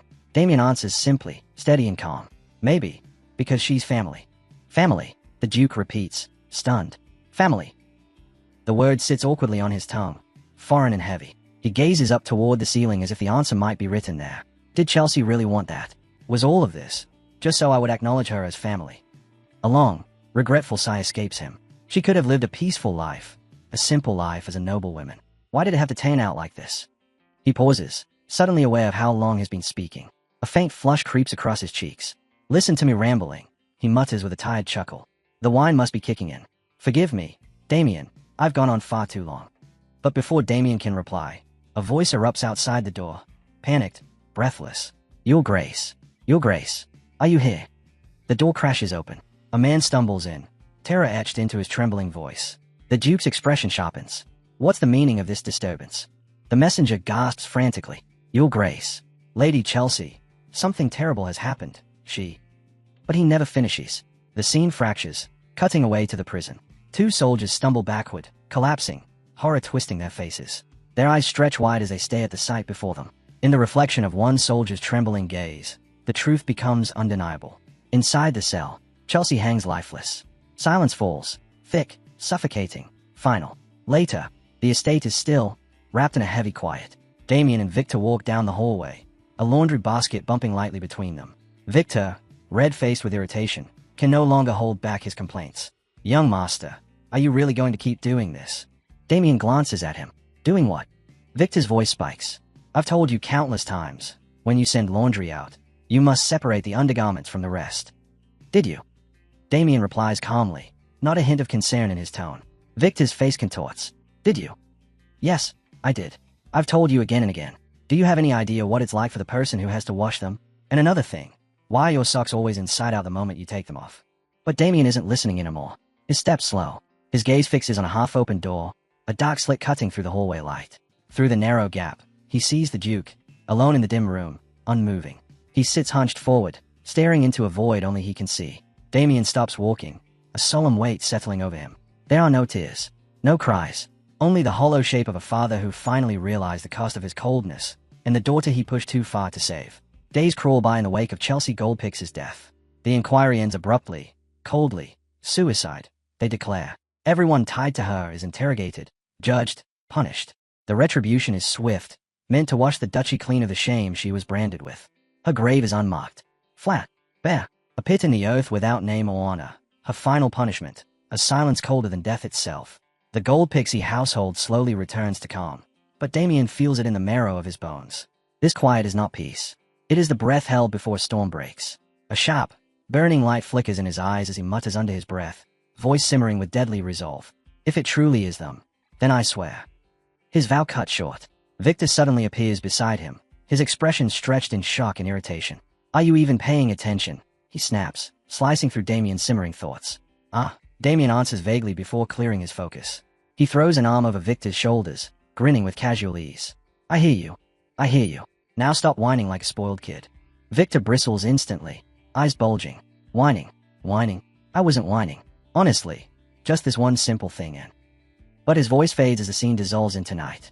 The moon hangs high and cold, spilling pale light over a desolate alley in the city. Sir Ernst Hovitz staggers alone through the shadows, a man crushed beneath grief too heavy to bear. The night wind cuts through him, but offers no comfort. His steps falter, his body sways, and then, thud, his shoulder slams into a stone wall. He gasps, clinging to the rough surface as if it's the only thing anchoring him to the world. His strength drains, and he slides down until he collapses onto the filthy ground. A trembling breath escapes him. Lady Chelsea.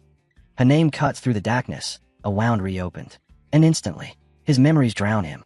She stands before him in his mind, young and radiant, holding a crown of wildflowers she wove with her own hands. Sir Hovitz, she asks, her voice warm and innocent. Do you think my father would like it if I gave him flowers from the garden? Ernst's cheeks flush. He lowers his gaze, embarrassed. I wouldn't know. Lady Chelsea. I've never been given flowers before. Her eyes widen, surprised. Really? Then she twirls lightly, skirt fluttering as she speaks with a quiet joy only she possessed. My mother always told me flowers carry magic, that they bring happiness to people. She holds the flower crown up to her chest, her smile gentle and full of dreams. These flowers, they're the same ones that bloomed when my parents first met. The words strike him straight through the heart, leaving him shaken and breathless, unable to tear his gaze away from her. All he can do is stare, captivated, humbled, lost in the quiet radiance she carries so effortlessly. Her voice lingers in the air, warm and steady. Then my father will be happy too.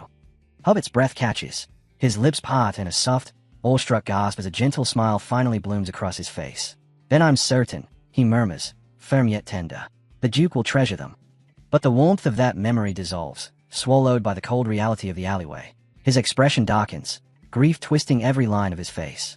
His voice cracks as he whispers into the emptiness. I failed you, Lady Chelsea. I couldn't protect you. Loneliness drapes over him like a suffocating cloak. His body trembles, each breath shuddering beneath the weight of regret. His muffled sobs slowly break apart, turning into raw, guttural cries that echo harshly off the stone walls. Then, consumed by rage, no, self-hatred, he clenches his fist and slams it into his chest. The thud rings out, hollow and punishing. Idiot, he spits, voice shaking, soaked in anguish.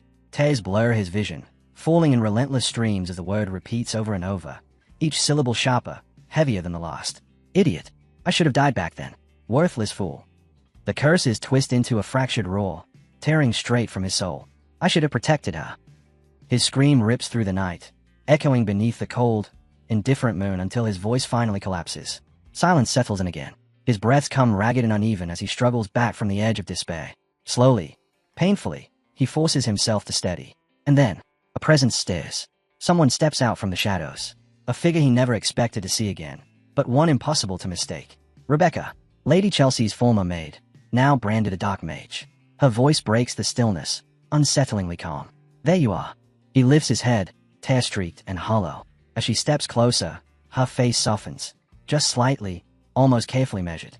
She addresses him in a smooth, composed tone. Sir Ernst Hovitz. Hearing his full name from her lips sends a jolt through him. His breath stutters, the name slipping out brokenly. Araba. And then fury detonates. He lunges before she can blink. His hand clamps around her throat, slamming her back against the wall with brutal force. His grip tightens instantly, crushing, merciless. His eyes blaze with murderous hatred. He growls, voice shaking with rage. What audacity do you have to show your face here? Because of you, Lady Chelsea. His words break off as he squeezes harder, his hand alone promising death. Rebecca chokes, her nails digging into his arm in desperate panic, her face flushing a deep, frantic red. Her voice escapes in fragmented gasps. One last plea for air. Please, Sir Hovitz, listen to me. Her voice is thin, strangled, barely clinging to life. But the storm inside him is nowhere near calm. Rage floods every vein, every trembling muscle, drowning out reason. Silence, he roars, the sound cracking with fury. Shut your mouth, you wretched dark mage, sharing a bed with that demon. I'll crush your neck right here. Her body jerks violently as she fights for air, but even as her vision blurs, she forces out a desperate thread of sound. Help me. Get revenge. The words slice straight through the madness, sharp enough to halt him for a split second.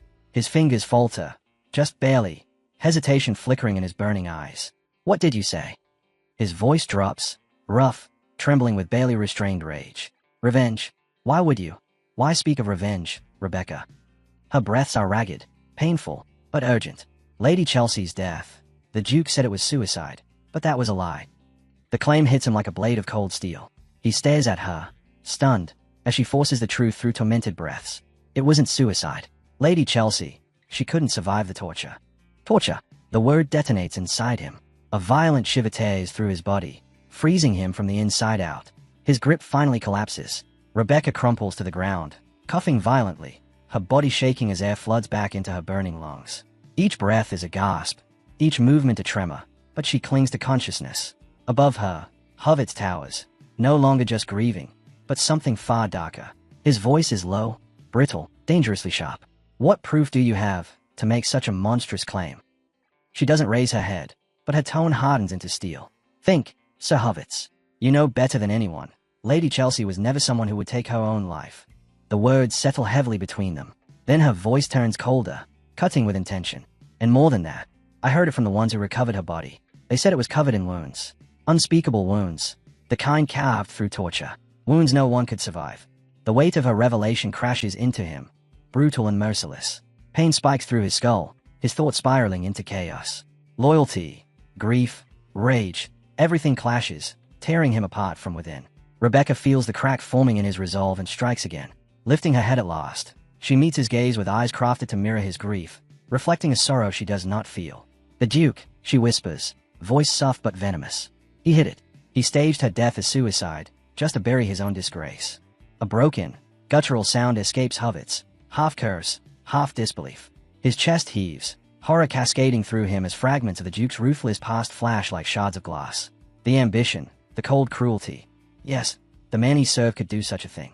Rebecca watches the truth coil around him, tightening like a noose. She rises slowly, dust falling from her clothes, every movement deliberate, precise, her voice ready to deliver the final blow. "It's true," she admits softly, her voice threaded with a carefully crafted sorrow. "I first went to Lady Chelsea with hidden intentions." She lets the confession linger, heavy and damning. Then her tone melts, turning gentle. "But she was kind to me, kinder than I ever deserved. She treated me like a sister." She reaches out, her fingertips brushing the hand Hovitz still presses against his face, as though he's trying to hold himself together. "I can't leave things like this," she whispers. With both hands, she guides his trembling one down, forcing his shattered gaze to meet hers. "I will avenge Lady Chelsea. I will make the Duke pay." Her eyes blaze with a fire carefully crafted to look righteous. Then the air around her shifts. The pendant resting against her chest flickers to life, a sinister purple glow pulsing outward. The light swirls around her, whispering malevolent intent as it wraps her in a dark aura. "For me to take revenge," she murmurs, voice sinking into a hypnotic rhythm. "I need you, Sir Ernst Hovitz." The glow spreads, washing across his face, staining his skin with an eerie violet shine. His body stiffens, breath shallow, his mind drowning under the cold energy that seeps into him like poison. Then, his eyes change. The rage, the grief, the humanity, all vanish, hollowed out in an instant. What remains is a blank, glassy stare fixed straight ahead, devoid of will. The purple aura coils tighter, crushing the last fragments of resistance inside him. His voice emerges empty, drained of everything that once made him who he was. "What do you want me to do?" Rebecca's reply is smooth, precise, each word a hook sinking deeper. And as she speaks, his grip slackens. The bottle slips free from his hand and shatters on the stone floor, the crash echoing like the breaking of a life. His body tilts, sways, then straightens unnaturally, aligning itself with her command. He moves forward, stiff, lifeless, a puppet carved from despair, his steps leading him straight toward the Duke. From the shadows behind Rebecca, another figure emerges. A hooded man glides into view, his face veiled in darkness. His voice rumbles low, edged with faint amusement. "You've done well," he says. "I wasn't sure the enchantment would take hold on a knight of such modest strength."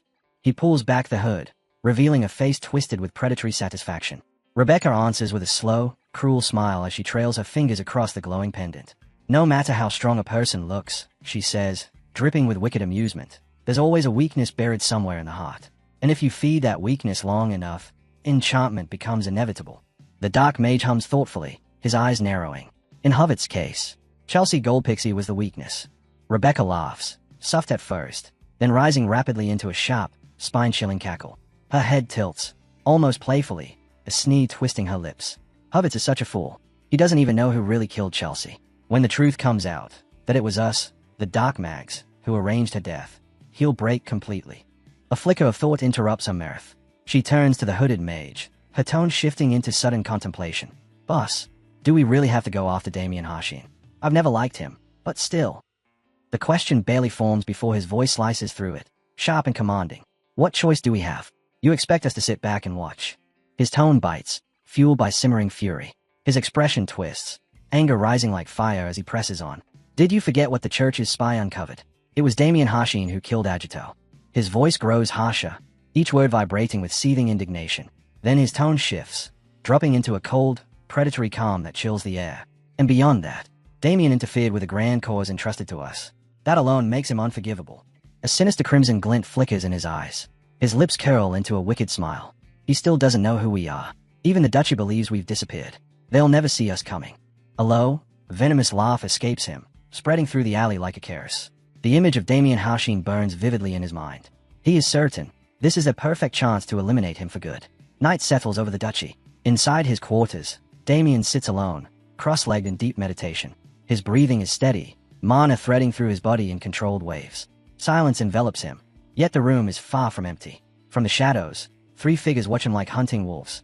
They wait, patient, biding their time until his focus sinks deeper. Then, like predators unleashed, they strike. Their sudden rush snuffs out a nearby candle flame, plunging the room into trembling darkness. Three wooden blades descend at once, aim to overwhelm. But before they connect, Damien vanishes. In the blink of an eye, he reappears above and behind them, a silhouette carved from shadow. His eyes glow with cold white intent, his voice slicing through the air with quiet finality. What a pity. He moves. One attacker barely lifts his sword to block before the blow crashes into him, shattering his defense. The impact sends him flying across the hall. He slams into a pillar, collapsing to his knees with a strangled groan. His hand trembles violently as he struggles to lift his head. But his strength fails him, and he collapses fully, defeated. The remaining two stumble back instinctively, fear draining the color from their faces. Damien lowers his weapon, resting it lightly against his shoulder. His tongue clicks in disappointment, the sound cold and dismissive. Pathetic. His gaze sharpens. All three of you, kneel. The low-ranked knights from the Gold Pixie estate freeze, crushed beneath the weight of his presence. The command presses down like iron, leaving them no room to resist. As they kneel before him, Damien speaks with firm authority. I told you to do whatever it took to land a hit on me, even ambush me, and yet, you still failed. All three bow their heads, shoulders trembling with shame as their voices overlap in a desperate, stammering apology. Damien studies the three kneeling men for a long moment before letting out a quiet sigh. It can't be helped. That's enough for today. The knights freeze, stunned. One of them cautiously raises his head, confusion written all over him. We, done training. Damien arches a brow. Why? Do you want more? The knight's eyes widen in horror, and he blurts out far too quickly. No more training is perfectly fine. But the uncertainty in his expression lingers. To them, these sessions have always felt less like sparring and more like punishment, endless beatings disguised as lessons. Rest, Damien orders. In 2 days, you'll face the Marquis family. Their brief relief evaporates instantly, replaced by a collective groan. Oh. Damien continues without the slightest sympathy. There will be no more sparring from now on. Spend the next 2 days resting, and think carefully about what I've taught you. Blank stares meet his words. What is taught us? All they remember are bruises, sweat, and collapsing to the floor. Damien exhales, disappointment dripping from his voice. So, none of you understood. His gaze sweeps across them, sharp, assessing, but not cruel. These sessions were never about strengthening your bodies. That wasn't my goal. The knights exchange uneasy glances, completely lost. But Damien pauses as his eyes fall on one man. Silent, brow furrowed, clearly thinking deeper than the others. A faint smile touches Damien's lips. At least one of you gets it. With that, he reaches for the weighted bag strapped to him and removes them. The knights stare, jaws hanging open as realization slams into them. He'd been holding back the entire time. Damien doesn't wait for their reactions. He turns away, a quiet, confident smile tugging at his lips. Perhaps I can look forward to that match. Days later, the rhythmic pounding of hooves echoes across the green plains. A mounted figure rides ahead, Duke Gold Pixie. His sharp voice slices through the air the moment he arrives. You're late. Behind him come his personal knight, Sir Gale, Damien Harshin, and several soldiers. They quickly begin setting up camp under the Duke's impatient gaze. Once preparations settle, the Duke turns toward Damien. Sir Harshin, he calls. What is your assessment of the enemy forces? Damien studies the distant troops, gaze keen and precise. They are highly trained, he says evenly. It's not just their equipment. Each soldier has considerable skill. The Duke lets out a short laugh. Right, you mean that bastard from House Lionbloom. If there's one thing he excels at, it's drilling his men. A faint smile curves the Duke's lips. Damien simply watches him, quiet, curious. Sir Gale steps forward, bowing slightly. My lord, a messenger from the Marquis' side has arrived. They request a meeting between representatives before the duel. Is that so? The Duke murmurs, a knowing glint in his eye. So they want to show some sincerity. He nudges the reins lightly, his horse responding with a sharp neigh. A confident smile spreads across his face as he calls to his men. Very well, let's go. Meanwhile, deep inside the Lion Bloom camp, a thunderous voice shakes the walls of a tent. Michael, get up already. Marquis Lion Bloom kicks the side of a bed with enough force to rattle the frame, glaring furiously at his son. We're meeting the Duke's faction soon. How long do you plan to sleep? Michael pushes himself up only slightly, eyes half closed, a yawn louder than the Marquis' temper rolling out of him. Father, you're too noisy. What? The Marquis explodes, fury bulging at his temple. But Michael simply yawns again and stretches lazily. Why'd you wake me? I was having such a good sleep. This is Michael Lion Bloom, the eldest son of House Lion Bloom. True to his nature, he flops right back down and drags the blanket over himself. You little brat, the Marquis snarls. Do you even understand how important your role is in this duel? I'm not interested, Michael mutters, turning onto his side. The Marquis grits his teeth, barely restraining himself. With a sharp click of his tongue, he storms toward the exit. He throws the tent flap open, pausing just long enough to deliver a cutting blow. Fine then. I'll face that damn Damien Hashin myself. The name slices straight through Michael's haze. His hand, reaching for the blanket, freezes. Slowly, he sits up, wide awake now, all traces of drowsiness gone. Wait. His voice cuts clean, sharp. He fixes his father with a cold stare. Why is that bastard with the Duke's faction? The Marquis returns the glare. Maybe you'd know if you weren't sleeping all day. The Duke's side chose Damien Hashin as their representative. A chilling grin spreads across Michael's lips. His thumb slides along the hilt of his sword, pushing the blade halfway free. The metal gleams, dangerous, eager. His eyes flicker with madness. Oh, really? Then that works out perfectly. Outside the camp, Michael and the Marquis stride forward to meet Duke Goldpixie and Sir Gale. The Duke's lips curl into a faint laugh the moment he sees them. Inviting us and then arriving late. The Marquis still lacks courtesy. Marquis Lion Bloom scoffs, entirely unbothered. And for you to make noise over something so trivial, it seems you're still as narrow-minded as ever. Their words bristle with hostility. But instead of erupting, both men laugh, sharp, predatory sounds, like beasts circling each other. Sir Gale steps forward with a discreet cough, cutting cleanly through the tension. The Marquis turns immediately. Sir Gale, it's been a while. It has. Gale replies smoothly. Good to see you again. Lion Bloom extends a hand with a smile far too friendly to be sincere. Don't you find serving the Duke boring? My offer still stands. You be welcome in my house. Sir Gale answers without hesitation. My loyalty belongs to the Goldpixie family. It always will. The Marquis clicks his tongue with mock disappointment. A pearl before swine. Then. The Duke bristles, fury flaring. Why, you little. But before he can spit out a retort, Lion Bloom's eyes shift, landing squarely on the young knight standing at the Duke's side. And this one, is he the one? Yes, the Duke replies. The one they call Damien Hashin. The Marquis' stare sharpens instantly. Fury coils inside him as he studies Damien, the boy who humiliated his son, crushed his knights, and now stands here with that calm, almost casual smile. His fists tighten until the veins bulge, anger throbbing beneath his skin. But then, something unsettling creeps into his chest. A strange tension, a chill that should not exist. Why do I feel this? Pressure. I'm a high-class knight. Why does a lowborn child make my instinct scream? His mind races. Could it be hidden potential? Could this boy truly stand shoulder to shoulder with Michael? The thought hits him like lightning. His head snaps toward his son. Michael's face is shadowed, unreadable for a breath. Then he raises his chin, and his crimson eyes lock onto Damien. Sharp, unwavering, cutting straight through the air between them. Damien Hashin. He speaks the name softly, tasting it, testing it. Damien only tilts his head, mildly confused by the intensity of the stare. Then Michael's lips curl. A slow grin spreads across his face. Mischievous, dangerous, itching for bloodshed. His stance shifts, deliberate and poised. One hand grips the hilt of his blade. The other presses upon the sheath. His weight settles. Ready to draw. Ready to kill. The metallic scrape of steel echoes as the sword slides free. Damien blinks, momentarily taken aback, watching in quiet confusion. Michael's crimson eyes blaze, wild and unfocused, as he drops into a perfect combat stance.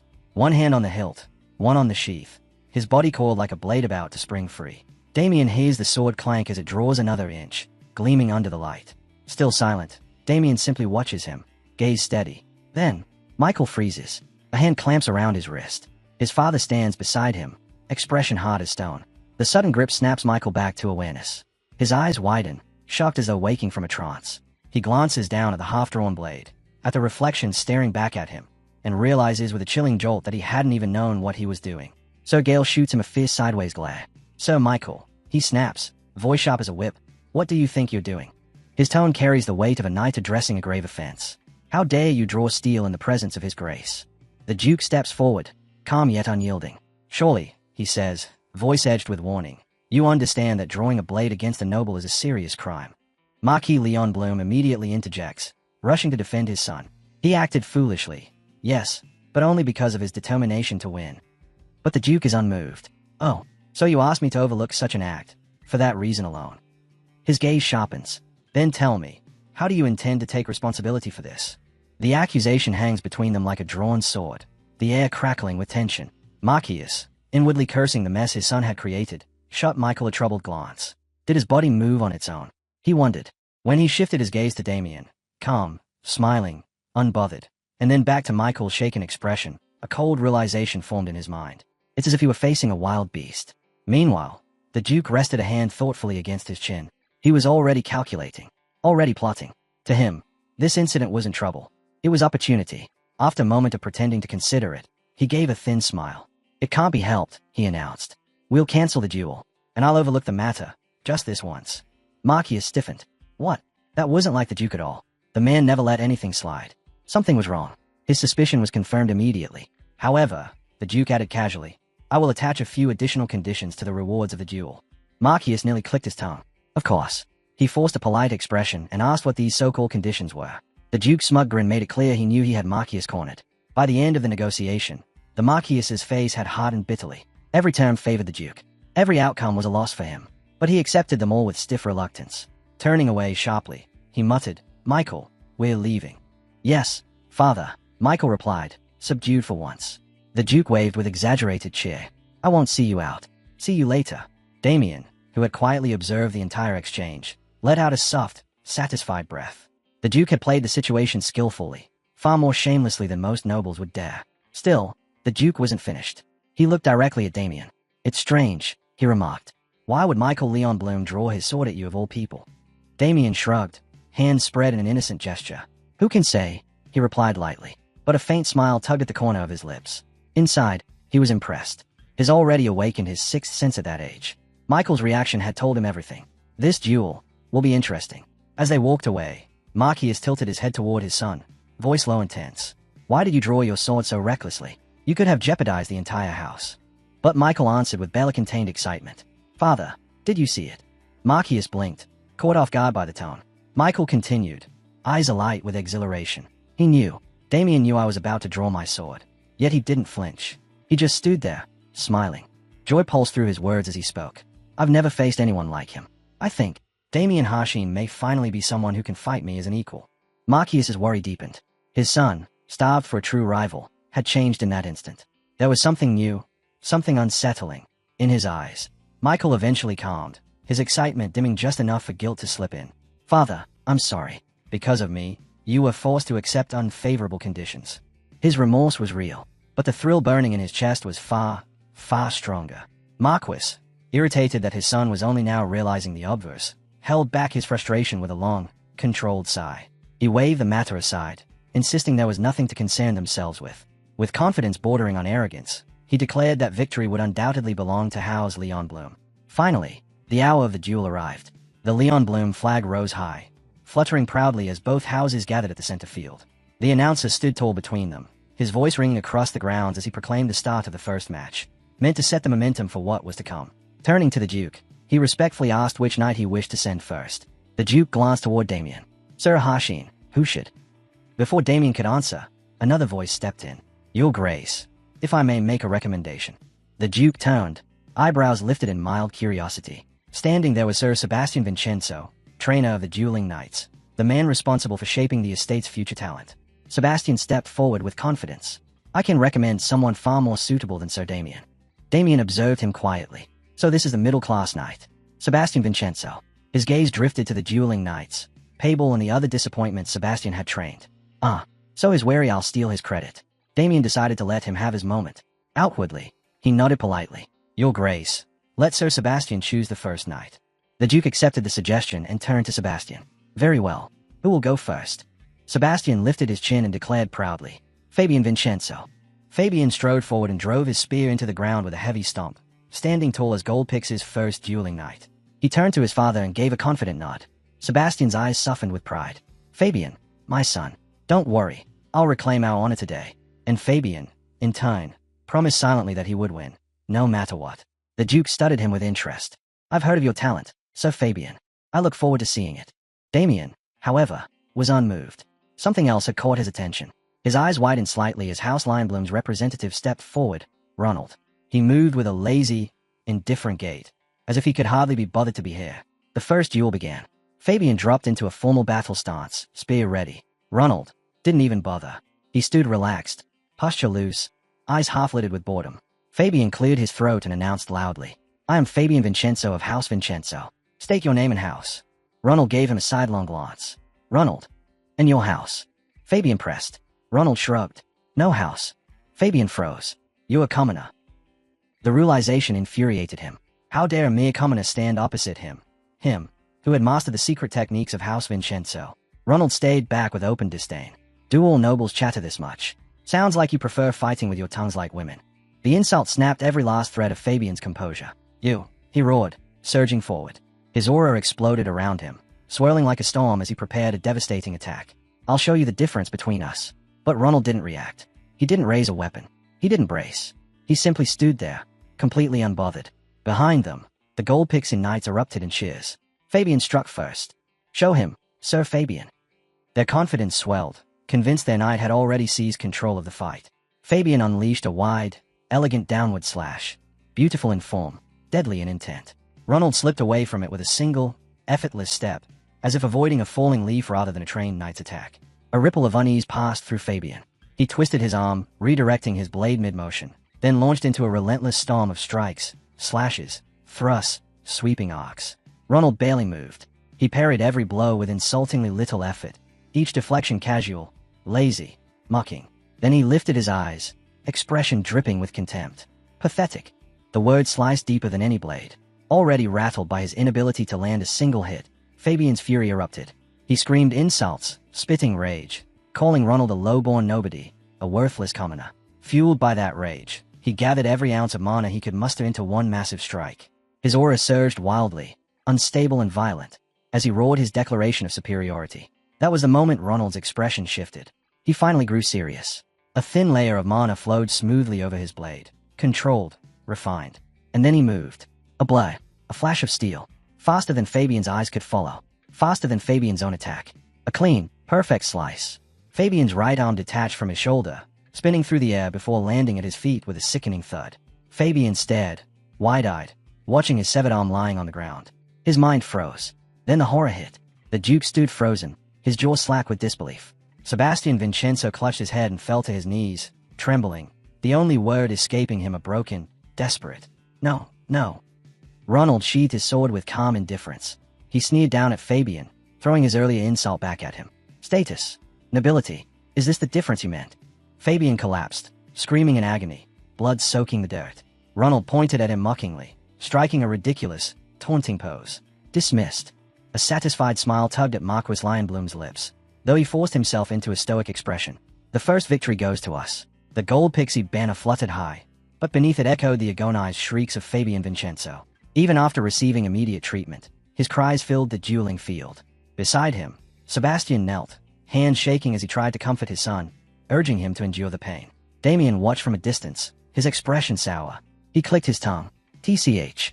I expected this, but he was even weaker than I thought. With a sigh of disgust, he turned away. Beside him, the Duke looked ready to explode, his face twisted with fury. He let out a bitter breath. Why do they always cut arms? This duel is for victory, not mutilation. His gaze shifted toward Damien. Well then, what now? We've already lost the first of the 3 matches. Should you step in next? Damien shook his head calmly. If I win the second match and Michael appears in the third, we'll have no one left who can face him. The Duke paused, then nodded slowly. True, that makes sense. Damien smiled faintly, reassuring. I already have someone in mind for the second match. Hope flickered in the Duke's eyes. Who? The scene shifted. Damien now stood before Pable. You will fight in the second duel. Pable's entire body trembled. Emmy. Sir Damien, W8. But Damien was already walking away, giving a single, casual wave. Remember your training.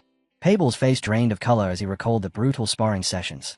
The pain, the exhaustion, the despair. His knees nearly buckled. But Damien didn't look back.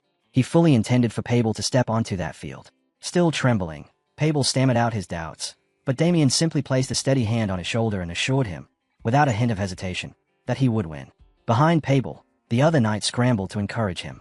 One clapped his back, insisting he was stronger than he thought. Another raised their motto loudly, trying to inject courage into his collapsing spirit.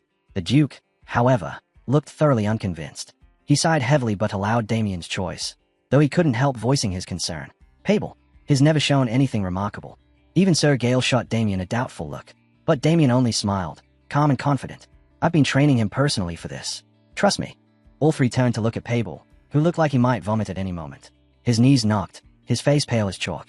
Still, Damien remained unshakably confident. He will win. The second duel began. Pable could barely stand. Crouched low, shaking violently, he felt his legs threatening to give out. The gruesome memory of Fabian's severed arm replayed again and again, turning his blood cold. He swallowed hard. What am I even doing here? From the opposite side, Lion Bloom's second dueling night, Huey Solution, stepped forward with a bold grin.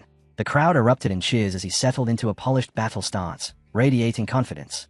Pable's jaw dropped. His morale shattered instantly. He whispered, trembling, "P. Pable Bermond." Huey frowned in disappointment. He had clearly expected Damien himself. Intent on ending things quickly, Huey infused his sword with mana. His aura sharpened, crackling with deadly focus. He stepped forward, and in the time it took Pable to blink, Huey's blade was already at his neck. A desperate scream tore through Pable's mind. His body moved on instinct. Steel clashed loudly as he somehow deflected the strike. Sparks burst from the contact. Both men froze. Pable stared wide-eyed at his own trembling sword. "I blocked it." Huey looked even more stunned and annoyed. The force of the impact had knocked Pable to the ground, but he scrambled back to his feet, chest heaving. Huey clicked his tongue, grudgingly acknowledging him. Not bad.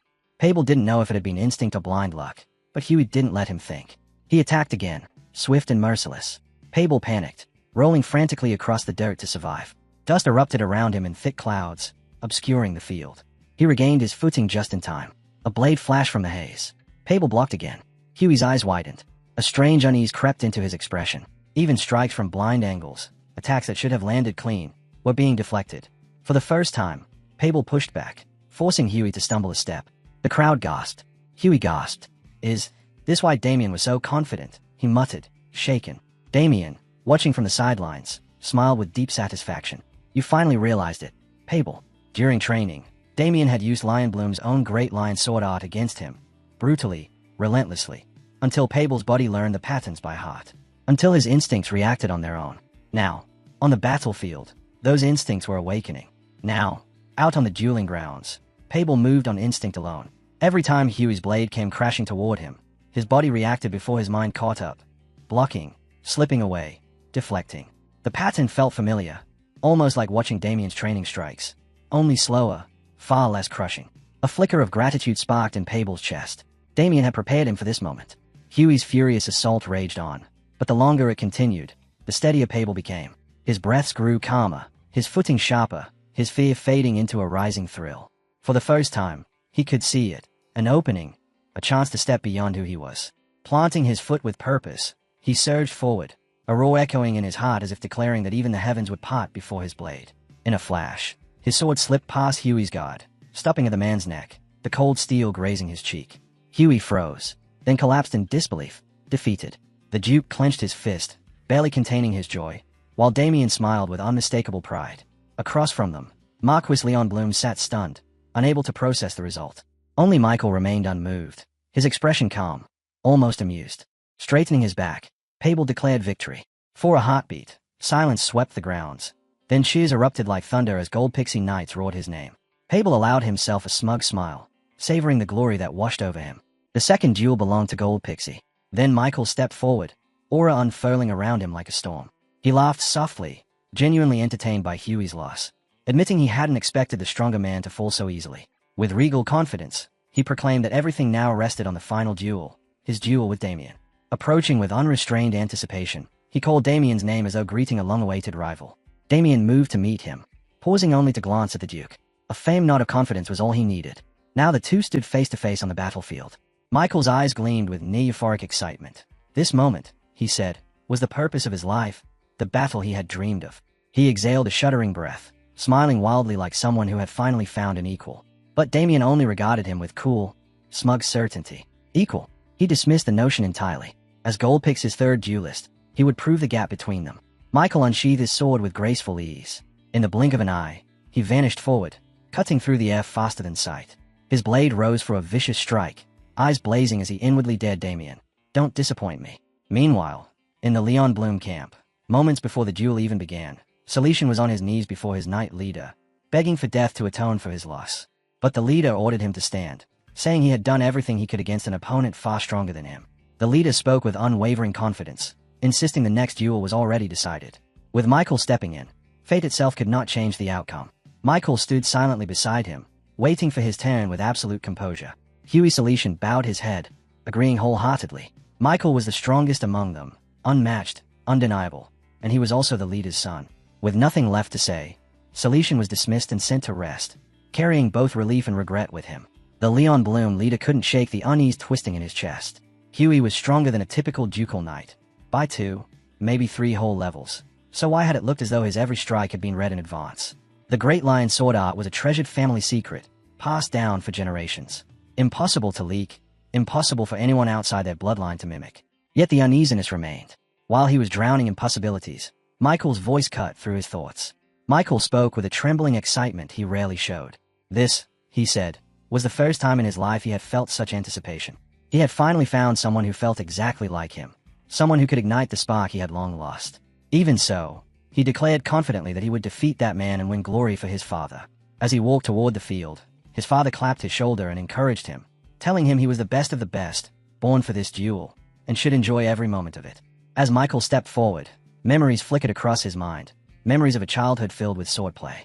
He remembered gripping a wooden blade with tiny hands, laughing uncontrollably as he trained under his father. Swordsmanship had been everything to him, so thrilling that he nearly lost himself in its joy. Back then, the world seemed endless, full of powerful warriors he wished to chase and surpass. But reality had been a disappointment. As his strength soared, rivals dwindled. Even those whispered about as the strongest knights fell before him effortlessly. Victory came too easily, too naturally. The thrill faded, and eventually, he put his sword down, unable to find joy in battles that meant nothing. Until today. Now, standing face to face with Damien Haxon, Michael felt alive again. Eyes burning with passion, he begged Damien, "Don't disappoint me." With those words, Michael launched forward, blade slicing down toward Damien's head with deadly speed. To everyone else, it was a blur. To Damien, it was nothing. Without even drawing his sword, he stepped aside and drove a fist straight into Michael's chest, sending him hurtling skyward. Michael refused to yield. He dashed back in, only to be met with a devastating kick that sent a shockwave ripping through the field. The air pressure alone crushed his momentum, far stronger than Michael's own strength. Skidding back, he slammed a hand onto the ground to hold himself. Then he lifted his head, smiling, laughing. This was it. This was the fight he had been starving for. He charged again, swinging with everything he had, his sword cutting through every angle imaginable. But not a single strike touched Damien. Damien didn't even bother lifting his blade. He simply stood there with one hand in his pocket, watching Michael's flurry with a cool, almost bored expression. Then he mocked him, calling him weak. Michael only grew more exhilarated. Breathless, eyes shining, he shouted that he had known it from the very beginning. Damien truly was the best among them. Michael scoffed, breathless but grinning wildly as he demanded to know how long Damien planned on dodging like this. Was he truly going to avoid using his sword forever? Laughing, he taunted Damien to draw his blade and fight like a real swordsman, at least make the duel worthy of the excitement he felt. Damien finally reached for his sword, and the moment his fingers brushed the hilt, Michael shot forward like lightning, convinced he would strike first, convinced his blade would reach Damien before anything else could happen. But he was wrong. The instant his sword touched Damien, it shattered. He didn't even understand how. Damien had already drawn his own blade in a split-second motion too fast for human eyes to register.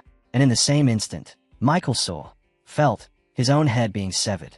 His vision spun as if it flew through the air, his body collapsing below. Michael died. Or at least, he thought he did.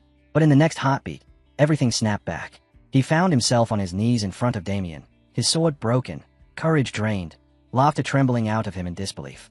What he had seen felt so real, too real. He could still feel the phantom slice at his neck, the sensation of his head being severed. His breath shook as he tried to understand how he was still alive. From the stands, his father roared in fury, ordering him to stand, to draw his sword, to fight with dignity instead of kneeling like a coward. But Michael couldn't move. His mind reeled, still trapped in the afterimage of his own death. He looked up at Damien, at the overwhelming aura radiating from him, and shuddered. Damien's voice was cold as he asked if Michael still believed they were equals. Sweat dripped down Michael's face as he let out a strange, broken smile. Only now did he realize the truth. What he had witnessed wasn't death. It was a mirage Damien forced upon him, a fleeting glimpse of what would happen if he dared to continue. The terror of it lingered in every fiber of his body. Lowering his head, he admitted defeat. And with that, the third duel ended. Victory once again belonged to Gold Pixie. The third duel between Damien Haxon of Gold Pixie and Michael of the Leon Bloom Knights concluded decisively. After seeing the illusion of his own death during the clash, Michael surrendered, unable to continue. Later, a grand celebration erupted, hosted by Gold Pixie's leader, Dorgo. The party was loud, triumphant, and unmistakably designed to mock their Leon Bloom rivals. Dorgo raised his cup high, declaring that everyone should drink to their heart's content. Tonight, he announced proudly, they had triumphed over their long-standing enemies. Across the hall, the Leon Bloom leader sat stiffly, his expression tight with anger and humiliation. Yet he had no choice but to attend. He had lost, and this party was a victory he was now forced to witness. Dorgo lifted his glass high, voice booming through the hall as he declared that there were more than enough drinks for everyone. No one should hesitate. The more people in the party, the louder the fun. Laughter echoed around him as he urged them all to drink freely. Across the room, the Leon Bloom Knights endured the humiliation in silence. They forced polite smiles, offering stiff gratitude toward Dorgo even though each of them knew their leader was seething inside. The sting of defeat hung heavy over them. Dorgo eventually strode over to Marquis Leon Bloom, wearing the same broad grin that had mocked them all night. He clapped the Marquis on the shoulder and said they had argued long enough, that everything was settled now, so they should forget the past and enjoy the feast. Then, with exaggerated hospitality, he poured wine into the Marquis's cup, only to twist the knife again by announcing that, in the end, the true victor was none other than himself. The Marquis's jaw clenched. Rage flickered across his eyes. He wanted to strike back, to wipe that smug smile off Dorgo's face. But he couldn't. Not tonight. He had lost, and defeat chained his anger to silence.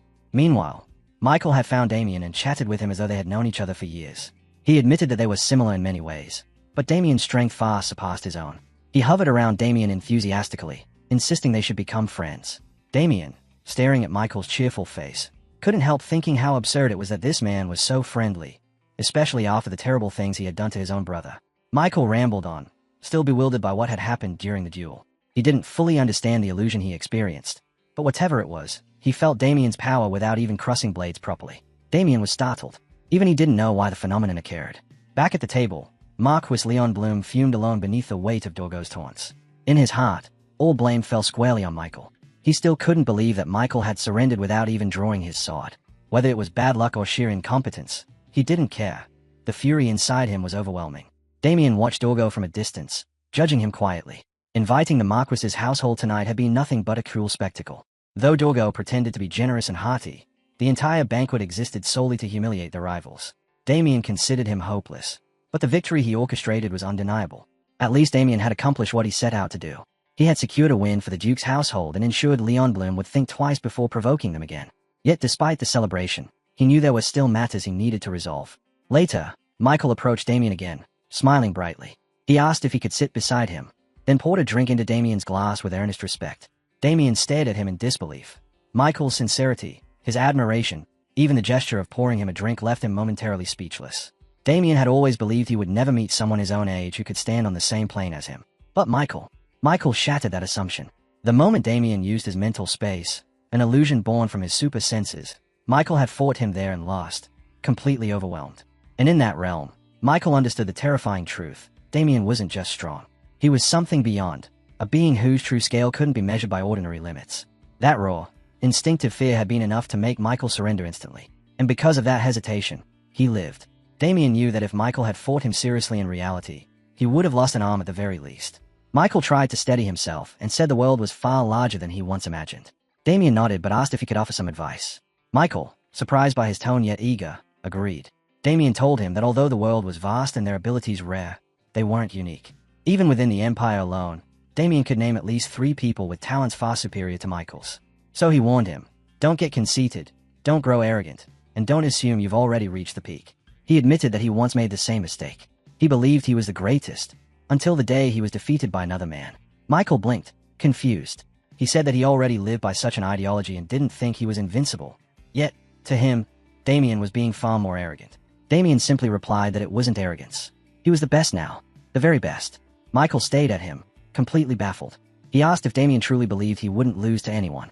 Damien answered without hesitation. Right now, he was too strong.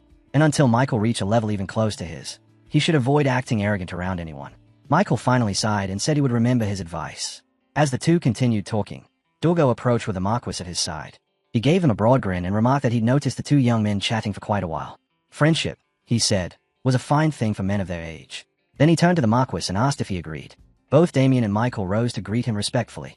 Dorgo explained that he had finished his discussion with the Marquis and came to check on them. Curious, Damien asked what the discussion was about.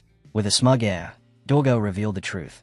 Before the duel, Marquis Leon Bloom had agreed that if Gold Pixie won, Damien would be granted access to the Marquis's vault as a reward for victory. But after losing, the Marquis had been reluctant to honor his promise. So Dorgo had to negotiate rather firmly to secure what was owed.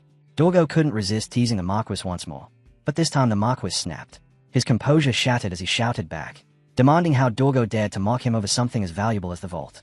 Its worth, he said, exceeded anything they could imagine. Inside, he was raging.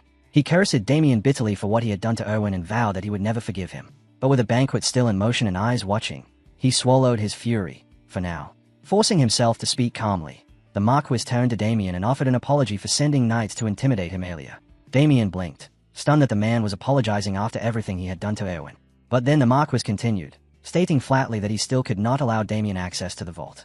Instead, he reached into his coat and produced a small box. Opening it revealed a ring nestled inside, a faint glow shimmering along its band. As both an apology and a reward for his duel, he said, this would be given to Damien. Curious, Damien asked what the ring was. The Marquis explained that it was imbued with spatial magic, forged by craftsmen of the White Tower, capable of storing up to 100 kilograms inside its dimensional pocket. Damien was stunned. Artifacts like this were worth as much as a small castle. Although he was frustrated that the original reward had changed, something this valuable softened his irritation. With an inward sigh, he decided to accept it graciously. He told the Marquis that if this was the reward offered, then he accepted it with appreciation. The Marquis nodded and added that although he couldn't open the vault, the household still possessed many excellent weapons. If Damien wanted anything else, he was free to request it. Damien agreed. After all, the Marquis household was the finest knight family in the entire Apple Kingdom. Their army must be overflowing with treasures. Then a thought struck him. There was one thing he needed from them. He looked at the Marquis and calmly asked for a bow. The Marquis blinked, baffled. Why a bow? What did Damien plan to do with it? Damien simply smiled and answered that he needed it to marry off his younger brother. Somewhere far away, a boy sneezed violently while driving needles into a little doll, muttering about the strange weather. After the duel concluded, Damien returned to the Gold Pixie estate and informed the Duke that he would be heading home. The Duke was caught completely off guard. He had expected Damien to stay longer. A grand banquet was being prepared in Damien's honor, so the Duke urged him to stay and enjoy it. But Damien explained that he had been away from his family for too long and needed to return. His tone left no room for argument. Seeing Damien's resolve, the Duke reluctantly agreed. Still, he asked him to wait until the next morning so that a proper escort could be arranged for his journey back. Damien lifted an eyebrow at the mention of escorts, but the Duke simply nodded, insisting it was necessary. Even if Damien was strong enough to handle anything alone, caution was never a bad thing.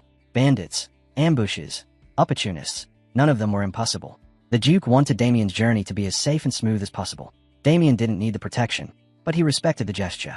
Bowing slightly, he thanked the Duke for his generosity. Soon after, Damien and Victor departed the Gold Pixie estate, led by two knights chosen to accompany them.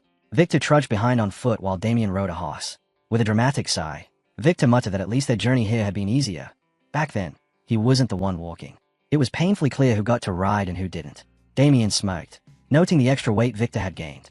Inwardly, he decided that once they were back home, he would whip Victor back into proper shape. By the time the sun dipped toward the horizon, the knights suggested they set up camp. Damien gave his approval, and soon the small clearing bustled with activity. When night settled, Victor prepared grilled meat and served Damien first before offering some to the knights on duty. They thanked him but refused politely, saying they would eat once their shifts were over. As the quiet of the night deepened, Damien's thoughts drifted back to his farewell with Pabel and his brothers. He remembered how Pabel had clung to him, eyes overflowing with tears, begging him not to leave so soon. Damien hadn't understood it at first. Only then did Pabel explain. They clung to him because he had shown them a higher path, a glimpse of strength they had never known. For that, they owed him more gratitude than words could express. Damien reminded them gently that everything he gained came from relentless effort, not shortcuts or talent alone. The three brothers bowed deeply, declaring that they would never forget his teachings and that, from that day forward, they would acknowledge him as their master. Their sincerity had startled Damien, but he accepted their vow with a quiet, genuine smile. Back in the present, the forest whispered with sudden movement. Leaves rustled, branches trembled. One of the knights offered to investigate. Damien tried to stop him, but the knight insisted. He could not ignore his duty. He stepped forward cautiously. A split second later, a spear wrapped in dark, crackling energy shot from the shadows and pierced straight through him, pinning his lifeless body to a tree. Chaos erupted through the camp. Then a cold, mocking voice drifted from the darkness, remarking on how surprising it was that the Duke had even sent escorts. Though, he said, they were far too feeble to matter. A figure stepped out from the shadows. It was Sir Ernst Howitz, his eyes hollow, his aura twisted, utterly consumed by the corruption of the dark mags. His entire form radiated menace. The remaining knight stepped forward, demanding answers, but he never finished the question. From the shadows, Mustang Fury and Rebecca emerged beside Ernst, moving like wraiths. A sweet, poisonous fragrance drifted from them, so faint, yet so devastating. The knight's eyes glazed almost instantly, his will slipping away under the bewitching scent. Damien, however, remained unmoved. Knowing Victor had no resistance to such magic, Damien struck him swiftly in the neck, knocking him unconscious before the charm could take hold. Rebecca's voice rang out, sharp and merciless, as she commanded the entranced knight to snap his own neck.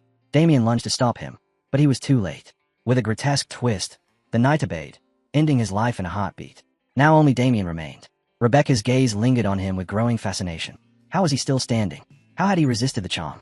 Though Damien was ranked as a mere low-level knight, she suspected there was something abnormal about his body. Something rare. Interest replaced mockery as she turned to Mustang, her voice eerily calm as she proposed dissecting Damien alive to uncover the secret behind his resistance. The three darkened figures circled him slowly, but Damien didn't flinch. His stance sharpened, his eyes hardened. He was ready. The protagonist's heart tightened as the trio fully revealed themselves, calling him an interesting one. Despite his low-rank status, he had remained unaffected by their alluring spell. Proof, they said, of a unique constitution. Pulling back her hood completely, Rebecca spoke with chilling delight, wondering aloud if they should kill him and peel apart his body layer by layer. Behind Sir Howitz, the two dark mags, Rebecca and Mustang, stood proudly, claiming ownership of Damien's life. Their overwhelming power pressed against him like a crushing weight. Damien's body stayed calm, but his thoughts raced. Sir Ernst Howitz finally stepped forward, voice drenched in hatred. He called Damien by name, saying their meeting was long overdue. Then he vowed to tear Damien to pieces and offer him as a tribute upon Lady Chelsea's grave. Without hesitation, he leveled his sword straight at Damien. Damien shifted into a ready stance, but a confident smile spread across his lips. He mocked Ernst openly, calling him pathetic, reminding him how he once soiled himself in fear of Sir Gale, and blaming him for failing to protect Lady Chelsea. Ernst trembled with fury, veins bulged across his face, and rage twisted his features. Rebecca touched his arm as though calming him, but her smile carried a venom far worse than his anger. With false sweetness, she chided Damien for poking at a wounded heart. Her tone then snapped cold as dark mana surged violently around the trio. She demanded to know where Damien's arrogance came from. Did he truly think he could fight all three of them alone? The forest pulsed with killing intent as the air thickened into a battlefield silence. Damien's smile did not fade. Damien's unshaken composure irritated Rebecca. Her eyes narrowed, her voice low as she warned him that he didn't even know who they truly were. But before she could finish, Damien cut her off with a smirk and recited their identities with pinpoint accuracy. Dark mags of Yulon, and not just any rank, but high-level executives. Rebecca froze mid-breath, completely blindsided. Her jaw dropped, her pupils trembling as shock hollowed her expression. Mustang looked just as stunned, unable to hide the disbelief twisting across his face. When Rebecca finally found her voice, she demanded to know how he could possibly know such a thing. Damien simply stuck a pinky in his ear and shrugged. "I've got good hearing," he said lazily, as if it were nothing. Sir Howitz snarled and raised his spear, mana roaring through it as the dark mags recovered from their shock. Their hesitation turned to rage. They scoffed at Damien's confidence, calling him delusional. With a screeching chorus of hatred, they promised to end him here, to make him die in agony. Howitz charged first, speed blazing with violent energy. Damien didn't so much as blink. He didn't draw his sword. He didn't move. He merely watched the spear streak toward him with cold, unshaken eyes. Then a thunderous clang shattered the clearing. A fully armored knight burst through the trees like a living storm, intercepting the attack in one crushing strike. The collision of steel rang out like lightning splitting the sky. Howitz staggered back, startled, retreating rapidly to assess this new threat. Standing at Damien's side, the knight released a wave of mana so dense it warped the air. Damien's smirk returned. He told the dark mags they were mistaken. He was far from alone. The knight's presence swallowed the knight. Sebastian Vincenzo, the middle-class knight of House Gold Pixie. Damien's mind drifted briefly to the moment in the Duke's office earlier that day. He had bowed deeply, thanking the Duke sincerely for allowing him to return home. But before he could leave, the Duke had stopped him. His tone had been heavy, his expression grim as he spoke of Ernst Howitz. Howitz was missing. Damien had stiffened then, immediately grasping what the Duke implied. With sharp intuition, he replied that he understood perfectly. The Duke explained that Howitz bore a deep grudge toward both of them over Lady Chelsea's death. On top of that, the dark mags whose plans Damien had destroyed would not let him go unpunished. The Duke admitted his own safety was guaranteed, but Damien's was not. That was why he intended to assign a knight to guard him. At the Duke's call, the door opened. A figure clad in full armor stepped into the room. Damien recognized him instantly, Sebastian Vincenzo. The Duke explained that every other middle-class knight was away on missions, leaving Sebastian as the only available choice. And now, here he stood, shielding Damien from death itself. With steady authority, the Duke had entrusted Sebastian with Damien's protection. Sebastian bowed deeply that day, vowing with unwavering resolve to guard Damien even at the cost of his own life. Now, in the present, Damien couldn't help the faint smile rising inside him. Of course, that was why Sebastian appeared exactly when he did. The Duke had secretly ordered him to follow from the shadows, protecting Damien without revealing himself until their enemies surfaced. and the moment the trap was sprung, Sebastian had struck. Sir Howitz, realizing he was caught in the Duke's scheme, dropped to one knee, trembling not with respect but with rage. The two dark mags stared in shock, their composure cracking as fear seeped into their expressions. Damien remembered the Duke's sly grin, a glass of wine in hand. He had disguised this entire escort as a protective measure, but in truth, it was a lure to drag out every hidden enemy in one sweep. Howitz rose slowly, lips twisting into a deranged smile. He greeted Sebastian with a mocking familiarity, as if welcoming an old rival. Sebastian didn't entertain the madness. He demanded to know why Howitz was here. Howitz's answer came cold and bitter. He intended to kill every person connected to Lady Chelsea's death. Sebastian frowned, trying to reason with him, reminding him that Lady Chelsea had taken her own life. But the words triggered an explosion inside Howitz. His eyes flared red with fury as he shouted his denial. Chelsea would never commit suicide. Never. Dark mana surged through him uncontrollably, crawling across his skin like living shadows. He screamed accusations. The Duke must have killed her. She must have died under torture. The dark mags relaxed slightly, relieved to see Howitz completely consumed by their corruption. His body shook with unrestrained power, molten rage twisting his face into something barely human. He vowed vengeance with a voice no longer his own. He would kill Damien Haxon, kill everyone involved in Chelsea's interrogation, and finally, kill the Duke. His glowing purple eyes and hissing breath made the night feel colder. Sebastian scoffed, unable to hide his disgust. Calling Howitz insane, he reminded him again of the absurdity of threatening the Duke. But Howitz only laughed, a dark, hollow sound, and offered Sebastian a single chance. Abandon Damien, walk away, and keep his life. Sebastian's disappointment hardened his features. His voice cut sharply through the air as he called Howitz arrogant. Mana erupted around him as he ignited his blade and armor, his entire body blazing with fury and determination. Watching from behind, Damien felt heat stir in his chest, as expected of a middle-class knight. Yet Howitz only grinned wider. He admitted Sebastian had once been stronger, but not anymore. With a savage tear of his clothes, he revealed a body grotesquely altered by black magic, muscles swollen unnaturally beneath veins of pulsing shadow. Sebastian's eyes widened, horror coursing through him. He shouted that Howitz was a fool for embracing forbidden magic. But Howitz only beamed with twisted pride, announcing he had reached the same enhancement as Guillermo Blackwing. In exchange for his life force, he had been granted monstrous mana and strength. He stepped forward, sneering, telling Sebastian to open his eyes and witness the power he had seized. A violent surge of dark mana erupted from him, shaking the entire clearing. The atmosphere warped under its pressure, forcing Sebastian to grit his teeth and brace himself just to remain standing. Sweat trickled down Sebastian's brow as he grappled with disbelief. Had Howitz already surpassed middle-class strength? Howitz mocked him, the derision clear in his voice as he asked if Sebastian was surprised. Gathering dark mana into his spear, he grinned, a twisted smile crossing his face. He reminded Sebastian that he had been warned.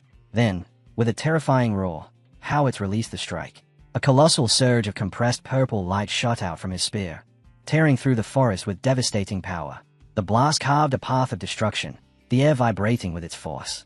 It tore through the trees and the earth, leaving a swath of ruin, before detonating in a blinding explosion that sent a wave of heat and smoke through the clearing. When the smoke began to clear, the scene before them was staggering.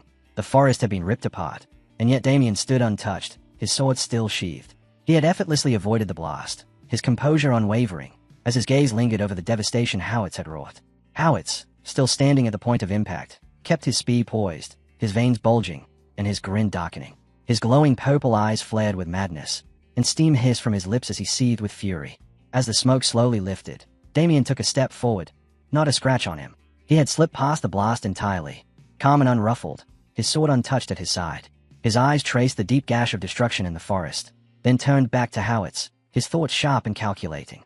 Howitz's body was bloated with rage. His veins were now visibly pulsing beneath his skin. His grin twisted unnaturally as violet light radiated from his eyes. Steam hissed from between his clenched teeth with every furious breath, his face becoming something almost inhuman. Yet through the growing tension, Sebastian's voice cut through, calm and measured. Impressive, Sebastian admitted, his tone as cold as the blade at his side. But that attack failed. A flicker of disbelief crossed Howitz's face, mirrored by the stunned expressions of Rebecca and Mustang behind him. As the last remnants of smoke evaporated, Sebastian stood tall, a confident smirk tugging at his lips. With a casual flick of his hand, he cleared the air and declared that he was far from weak. Howitz's strike, he said, was nothing but a shallow blow that could never defeat him. But beneath that confident mask, doubt gnawed at him. How much longer could he keep up this act? He crushed the thought quickly, forcing his voice to cut like steel as he commanded Damien to leave the fight to him and get to the Duke's estate for reinforcements. The protagonist paused, startled by the order, eyes locked on the enemy ahead. His hesitation lasted only a moment before his resolve solidified. With a faint nod to Sebastian, Damien lifted Victor onto his shoulder and, in a blur of speed, vanished into the night. The dark mags immediately panicked, their voices breaking as they surged forward, fueled by magic and desperation in an attempt to chase him down. Sir Howitz watched the fleeing figure, his stare dark and intense.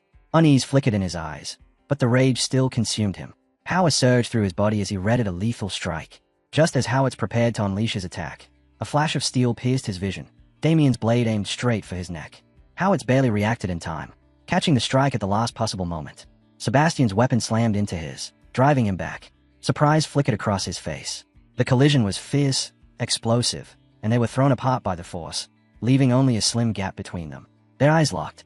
The silence between them crackled with raw intensity. Mana surged through Sebastian's body as he roared, the sound echoing across the battlefield.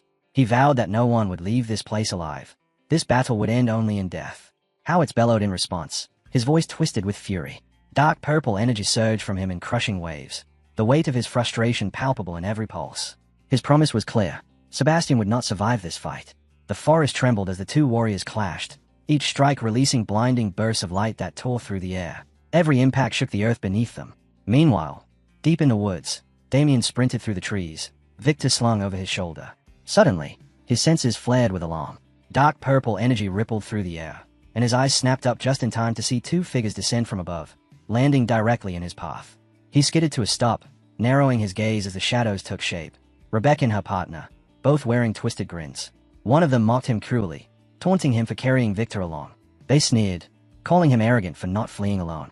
Damien's expression remained unreadable, silence heavy in the air. Then, a faint smile tugged at the corner of his mouth, his eyes flickering with a quiet resolve. He exhaled deeply, his voice calm but firm as he responded, calling them the true fools. Carefully, he set Victor against a nearby tree, a flash of anticipation igniting within him. Straightening, he stepped forward, his tone cold and unyielding. He told them that he had only drawn them away, that he couldn't fight at full strength with Sebastian still engaged in battle. With a stretch of his arms, he declared that he would finish them quickly, then return to aid Sebastian. His words hit like a blade. Shock flashed across their faces. Mustang, however, burst into mocking laughter, scoffing at the idea of Damien facing them alone. A wicked grin spread across his face as he raised his hands in a theatrical gesture, signaling Rebecca to step aside. Without hesitation, Rebecca complied, moving back to watch. Then, in an instant, violet light erupted from Mustang's body. Magic circles ignited on his wrists, violet flames swirling around him like a crown. Dark mana engulfed him, his muscles expanding grotesquely as his frame tore through his clothing. His hair whipped violently in the surging energy, and his body morphed into something monstrous. With a final, deafening rip, his transformation was complete. Mustang's form had warped into a towering abomination, a grotesque figure that loomed over Damien, casting a long shadow across the forest floor. Tentacles wriggled from his back, and jagged fangs gleamed within a cavernous maw. The once human figure was now a creature of raw, unrestrained power. Waves of corrupted energy pulsed from Mustang's form, thick and suffocating. The distorted rumble of his voice echoed through the forest as he revealed his name. Mustang Fury, Captain of Yulon, with Rebecca standing calmly at his back as vice captain. Damien met the monstrous figure with unwavering composure, his mind racing. These weren't mere officers, he realized. Their rank and power far surpassed anything he had anticipated. His eyes locked onto the dark sorcery twisting through Mustang's body, a silent confirmation. These were members of the Frenzy faction. Mustang caught the recognition in his gaze and grinned wider, drunk on his own power. His voice was laced with arrogance as he basked in the terror they inspired, then hurled himself forward with blinding speed. A massive fist plunged toward Damien, but he sensed the strike instantly, bracing himself. The impact was earth-shattering, sending him crashing through the trees. He tore through one after another before smashing into an invisible barrier, the collision resonating like thunder. Mustang let out a low, amused whistle, surprised that Damien had withstood the blow at all. Slowly, Damien rose, his stance firm, his shoulder casually rolling, the very shoulder that had absorbed the force of the strike. Mustang's expression darkened. The rumors of Damien's strength were no exaggeration. But as his gaze lingered, a flicker of unease crossed his mind. There were no injuries, no sign of weakness. Damien was still standing. With a sharp focus, Damien locked eyes with Mustang, his silence speaking volumes. The brute's raw power was undeniable, his speed just as dangerous, far surpassing that of ordinary mid-class warriors. Mustang didn't pause. He lunged again, his tentacles lashing out like a storm, tearing through the forest in a frenzy of destruction. Trees were shredded with each strike, but Damien moved with flawless precision, weaving between the blows. Still, The relentless onslaught forced him backward, and soon, his back met the unyielding trunk of a massive tree. Mustang closed in, his colossal fist swinging forward with a triumphant roar. But in that instant, Damien's eyes sharpened, his focus becoming razor-thin. Time seemed to stretch. The world slowed as if held in suspension. In that frozen moment, Damien shifted his hand with effortless precision, redirecting the oncoming strike. This was the art of myriad insight, a technique that unraveled the very essence of strength. Reality snapped back into place. Mustang's arm wrenched violently off course, his bones snapping under the strain. Shockwaves of pain exploded through his body as he staggered back, disbelief flashing across his face. His once unstoppable strength had been turned aside like it was nothing. A faint smile tugged at Damien's lips. A memory flickered in his mind, himself in the Duke's estate, forcing down bitter elixirs as Victor mocked him from the sidelines.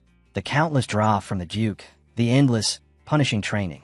What had once been agony was now mastery. Through it all, he had honed myriad insight into a weapon he could wield at will. Fury boiled within Mustang, his monstrous roar shaking the very earth beneath them. Tentacles lashed out in a chaotic storm, ripping through trees and earth with reckless violence. Yet this time, Damien didn't falter. He stood his ground, his stance unwavering, one hand raised in calm defiance. With the cool precision of myriad insight, his parries flowed effortlessly, each deadly strike brushed aside like drifting leaves caught in a breeze. Then, at last, his hand settled on the hilt of his sword. His fingers tightened around it, and in the same heartbeat, a flash of steel split the air, his draw and strike collapsing into a single, seamless motion. The blade whispered across Mustang's body in a blur too fast to track. With a firm step into the earth, Damien stilled once more, his sword resting at his side. A heartbeat passed before the truth of his strike revealed itself. Blood erupted in violent sprays, deep gashes tracing Mustang's grotesque frame. His half-severed neck tore open with a sickening lurch, and his body collapsed into ruin, crumpling to the ground like a broken puppet. Damien turned, flicking crimson from the blade, the silence hanging for only a breath. Then, Ragged Egg gasped through the clearing. Mustang's monstrous eyes snapped open, wide with disbelief. His ruined throat croaked, a strained voice demanding to know how someone of such low rank could wield such terrifying power. Before Damien's eyes, the abomination's body began to shift and twist. Flesh stretched and warped, bones snapped back into place, tentacles sprouted anew, and the torn neck sealed shut in a grotesque display. In moments, Mustang was whole again, his body surging with dark energy, rippling in waves of suffocating power. His grin returned, wider and more mocking as he boasted of his regenerative curse, a twisted gift of black magic. Damien's strikes, he declared, were now meaningless. But Damien's smirk never wavered. His voice was calm, yet tinged with rising excitement. He admitted that for a moment, he feared the battle would end too soon. But now, it seemed, it would finally become something worth savoring.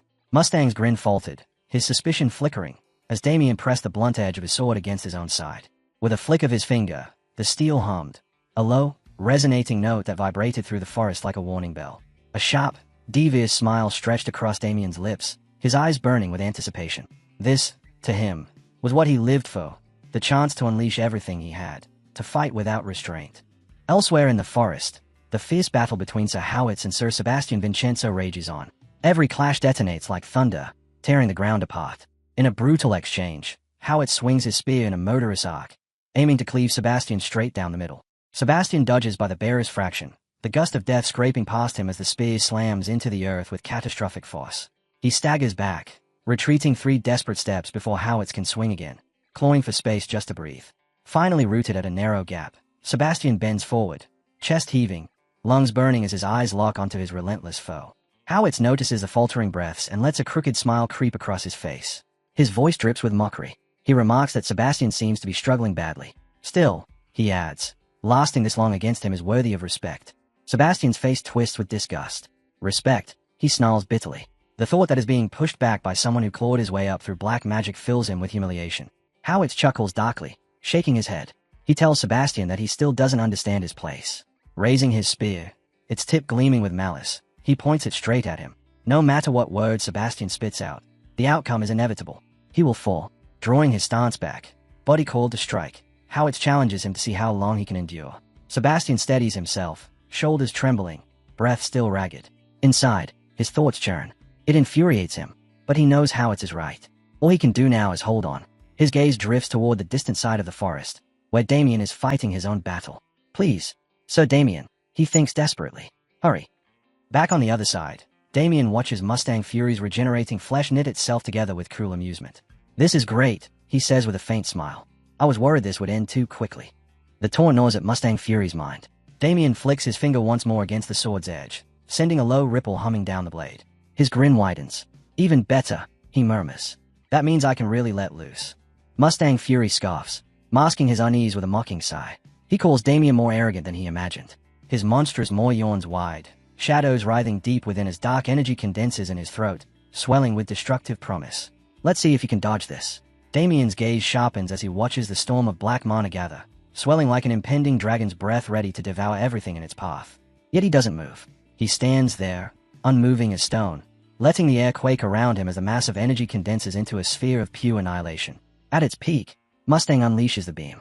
Darkness explodes forward, a roaring cataclysm meant to erase Damien from existence. But Damien remains calm. His fingers twitch once. His sword rises with a casual flick, and from its tip spread concentric ripples of pure energy. The waves surge outward, dense as forged iron, colliding head-on with the torrent. The explosion halts, swallowed whole, crushed and diminished by the rippling wall until nothing remains. Silence falls. Mustang Fury's eyes bulge in horror. His jaw trembles. Ow, how did you block that? Damien offers no answer. He launches upward, sword blazing. With ruthless precision, he slashes down. Blades of light rain across the monster's body. One cleaves through an eye, splitting the skull apart. Another hacks away writhing tentacles. Two more carve deep through the chest. Damien lands as Mustang Fury's form crashes down, torrents of blood drowning the soil. Yet even then, the torn flesh writhes, stitching itself back together. With a shaky grin, the monstrosity snarls. Even so, you won't be able to do that again. Damien still doesn't reply. He charges again, so fast the air screams. In a blink, his sword shreds the monster's body into ribbons. Mustang crashes face first into the ground, groaning. I need to regenerate fast. But nothing happens. Damien steps closer, his shadow swallowing everything. His eyes are lifeless, chilling. Mustang's expression curdles into panic. My regeneration. Damien's voice cuts like a blade. It's not working, is it? Regeneration depends on dark mana, and that is not infinite. Why, you bastard. Mustang snarls through clenched teeth.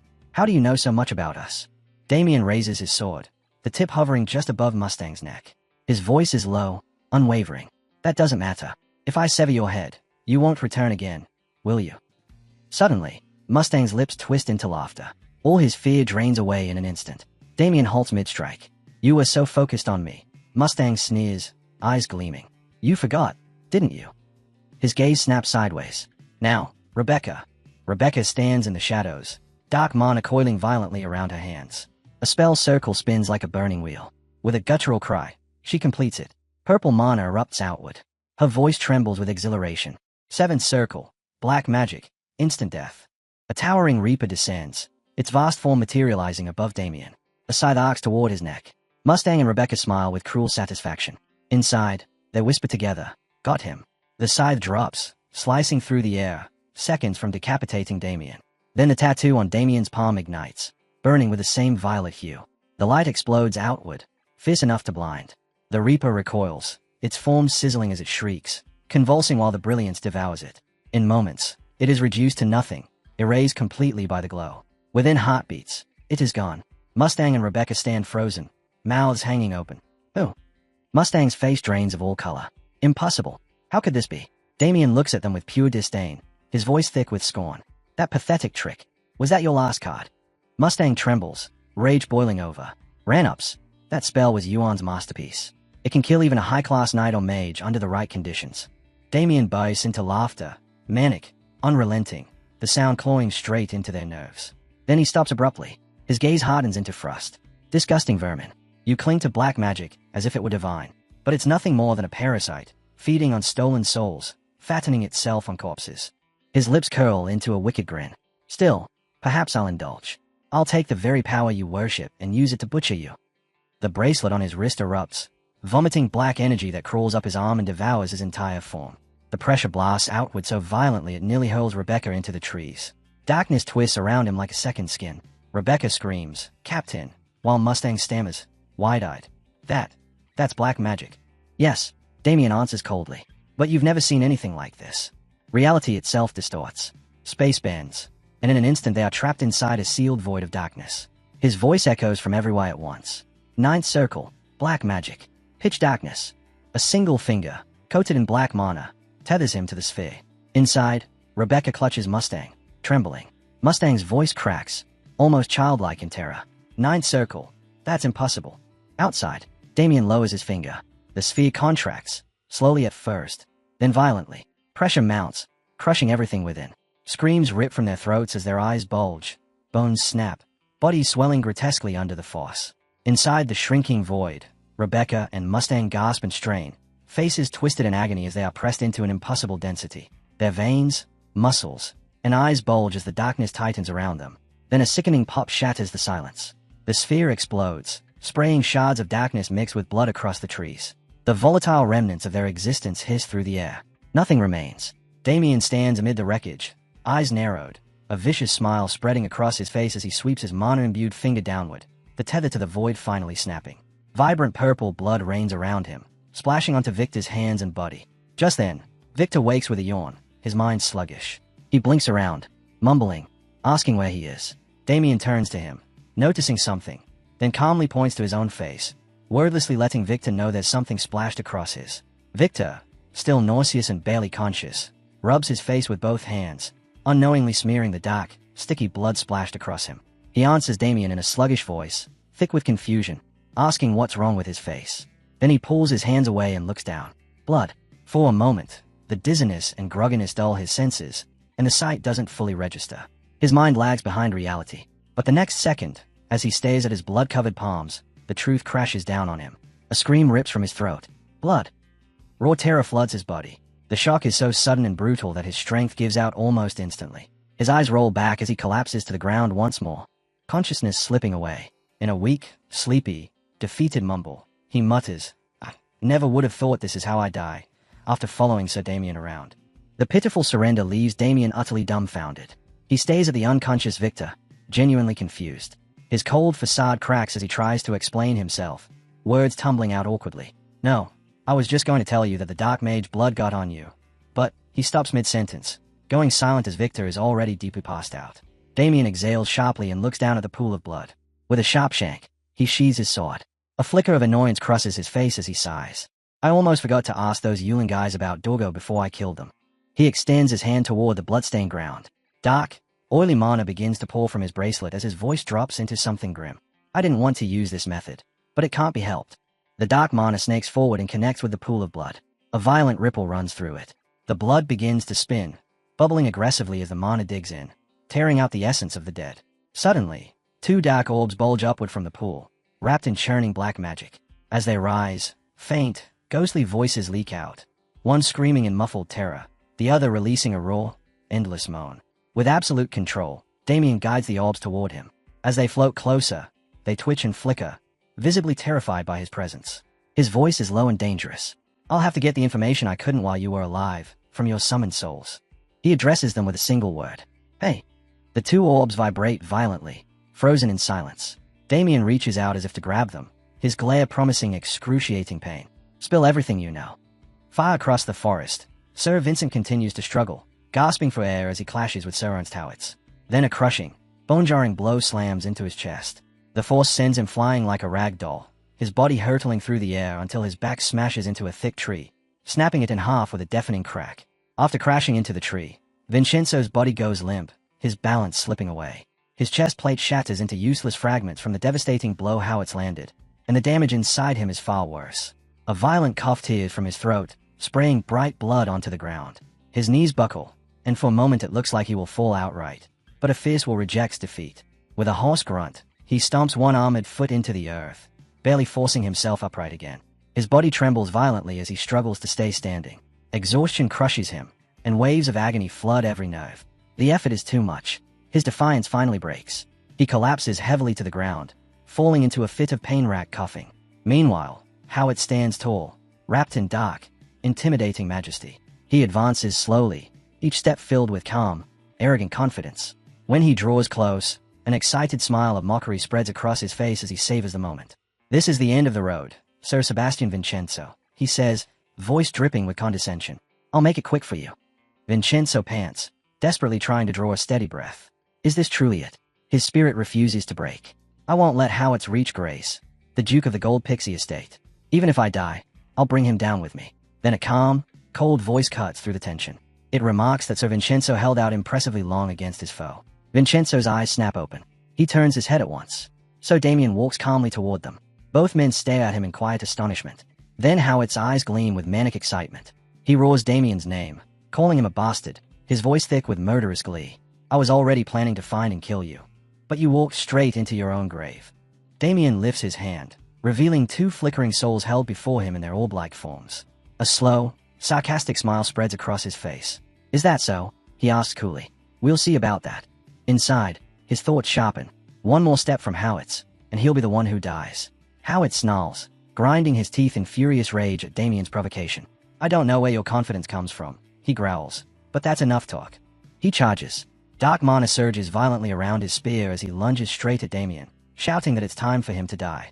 Damien doesn't move. He stands perfectly still as the spear closes in, the blade stopping mere inches from his face. A faint, utterly confident smile rests on Damien's lips. In that instant, he clenches his fist. The two souls, Rebecca and Mustang, are crushed beneath his palm. They vanish with a soundless pop, snuffed out completely. All of a sudden, Sir Howard's spear stops mid-attack, freezing completely less than an inch from gouging Damien's eyes. Howard stiffens in shock, his entire body beginning to tremble with violent, uncontrollable spasms. His lips quiver as he struggles to form words, finally choking out, "How is this happening?" Damien only watches him with that terrifyingly serene smile. From the ground, Sir Sebastian Vincenzo, clutching his life-threatening wounds, stares in stunned disbelief at the impossible scene unfolding before him. Damien slowly opens his clenched fist, releasing the residual dark energy left behind by the pulverized souls. As the dark magic disperses into the air, Howard's mouth stretches wide as a primal roar of agony erupts from him. The sound forces the dark mana stored inside his body to violently spill outward. As the magic is expelled, the black crystals embedded directly into his skull for body modification begin to crack, then shatter. Within a few agonizing seconds, nearly all the dark mana within him is ripped out completely. His once muscular, imposing frame withers, collapsing into a frail, bony shell. Staring at Damien with eyes burning with pure hatred, Howard gathers what little strength remains and spits out a single word. Bastard. His thin, trembling body drags itself forward inch by inch, claws scraping uselessly against the ground as he hisses that he will kill him. Damien doesn't move. He simply waits. Just before Howard's hands can touch Damien's boots, his strength gives out. His body slams into the dirt with a sickening thump, collapsing at Damien's feet. Damien looks down at him with grim excitement flickering in his eyes. With a sigh, Damien clicks his tongue in mild irritation. Foolish man. Howard's clearly hadn't known. When the soul of the dark mage controlling a body is destroyed, every spell tied to it vanishes as well. He continues to stare down at the helpless, trembling Howard sprawled before him. So Sebastian Vincenzo finally finds his voice. Raspy and strained as he asks Damien what this horrifying sight even is. Damien blinks, momentarily remembering his injured companion. He turns to Vincenzo and explains that it looks similar to what happened to Gumo, likely a side effect of the dark mana leaving his body too quickly. Vincenzo groans as he tries to push himself upright, his body screaming in protest. With no better explanation that makes sense, he nods weakly in agreement. It does seem that way. Then his expression hardens as he asks, in a serious tone, what happened to the dark mags? Damien ignores the question entirely. Instead, he steps forward and offers Vincenzo a steadying arm. Vincenzo freezes, staring up at him in genuine surprise. Damien flashes an excited smile, and tells him they should return to the Duke's estate. He promises to explain everything along the way. Gold Pixie Ducal Estate, from inside. Duke Gold Pixie speaks with certainty, his voice firm. It is just as I thought. Inside stood Duke Gold Pixie himself. He walks forward and offers Sir Sebastian a grateful nod. Placing a firm hand on Vincenzo's shoulder, his voice carries genuine appreciation as he thanks him for protecting Sir Damien just as he had asked. Vincenzo immediately shakes his head, correcting his lot. It wasn't like that at all. He tells him plainly that it's only thanks to Sir Damien that he's still alive. The Duke looks away from him and toward Damien, his expression softening. Vincenzo is right. Turning fully to face Damien, he says this means he owes him his gratitude as well. He bows deeply, heartfelt and sincere, thanking Damien for dealing with the dark mags. Damien stiffens, clearly uncomfortable with the praise. He tries to brush it off, saying he only did what was necessary and that, fortunately, the dark mag's abilities weren't as formidable as he feared, which is why he was able to eliminate them. Changing the subject, he turns to the servant Shinzenzo and remarks that since they were killed, the dark mana affecting Howard should have dissipated as well. Shinzenzo shakes his head. No. Before Damien can react, the Duke turns back to him, his tone firm. No, he shouldn't underestimate himself. There are many who could never accomplish what he so casually calls necessary. His voice carries solemn respect as he adds that it's thanks to Damien that the monsters threatening this house were purged. Then his tone dulls, heavy with sorrow. Perhaps now, the souls of those who fell to them can finally rest. As he speaks, the image of his daughter, another victim of the dark mags, flickers through his mind. Damien notices the shift immediately and watches in silent understanding, giving the Duke space to grieve.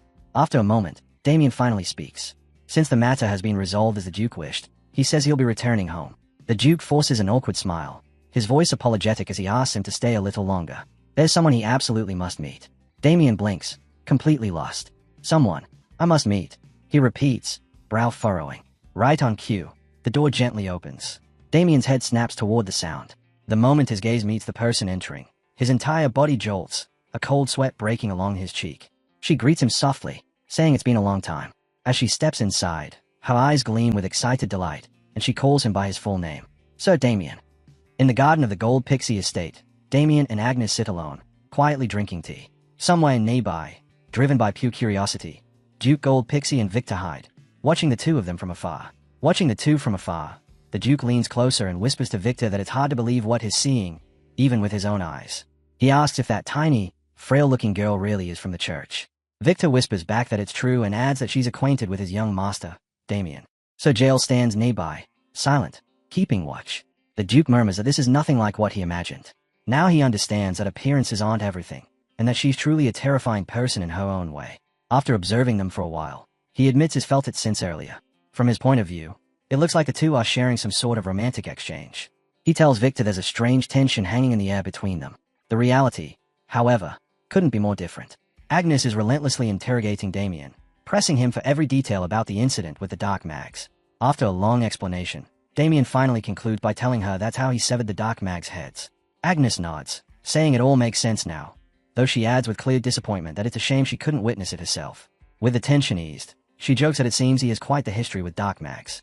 Damien lets out an uneasy chuckle, trying to brush it off. He raises his cup for a sip, then looks at her with curiosity and remarks that while he knows she's here as an investigator from the church, he hadn't expected to meet her again so soon. Agnes' face turns red as she blushes, admitting that she volunteered for this assignment after hearing he would be here. Damien freezes, forcing an awkward laugh as she stares at him with eyes practically glowing. Suddenly, she remembers something and asks if he managed to find out which group the Dark Mags belonged to before killing them. Damien is about to answer when he pauses. If he tells her the truth, things could get complicated.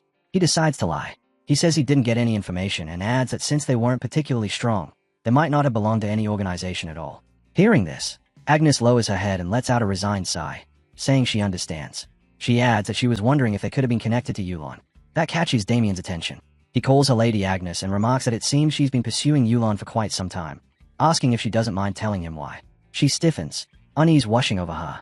Gripping her teacup with both hands as if to steady herself, she keeps her gaze lowered and answers that, to be precise, she's after a particular dark mage who was once associated with Yulon.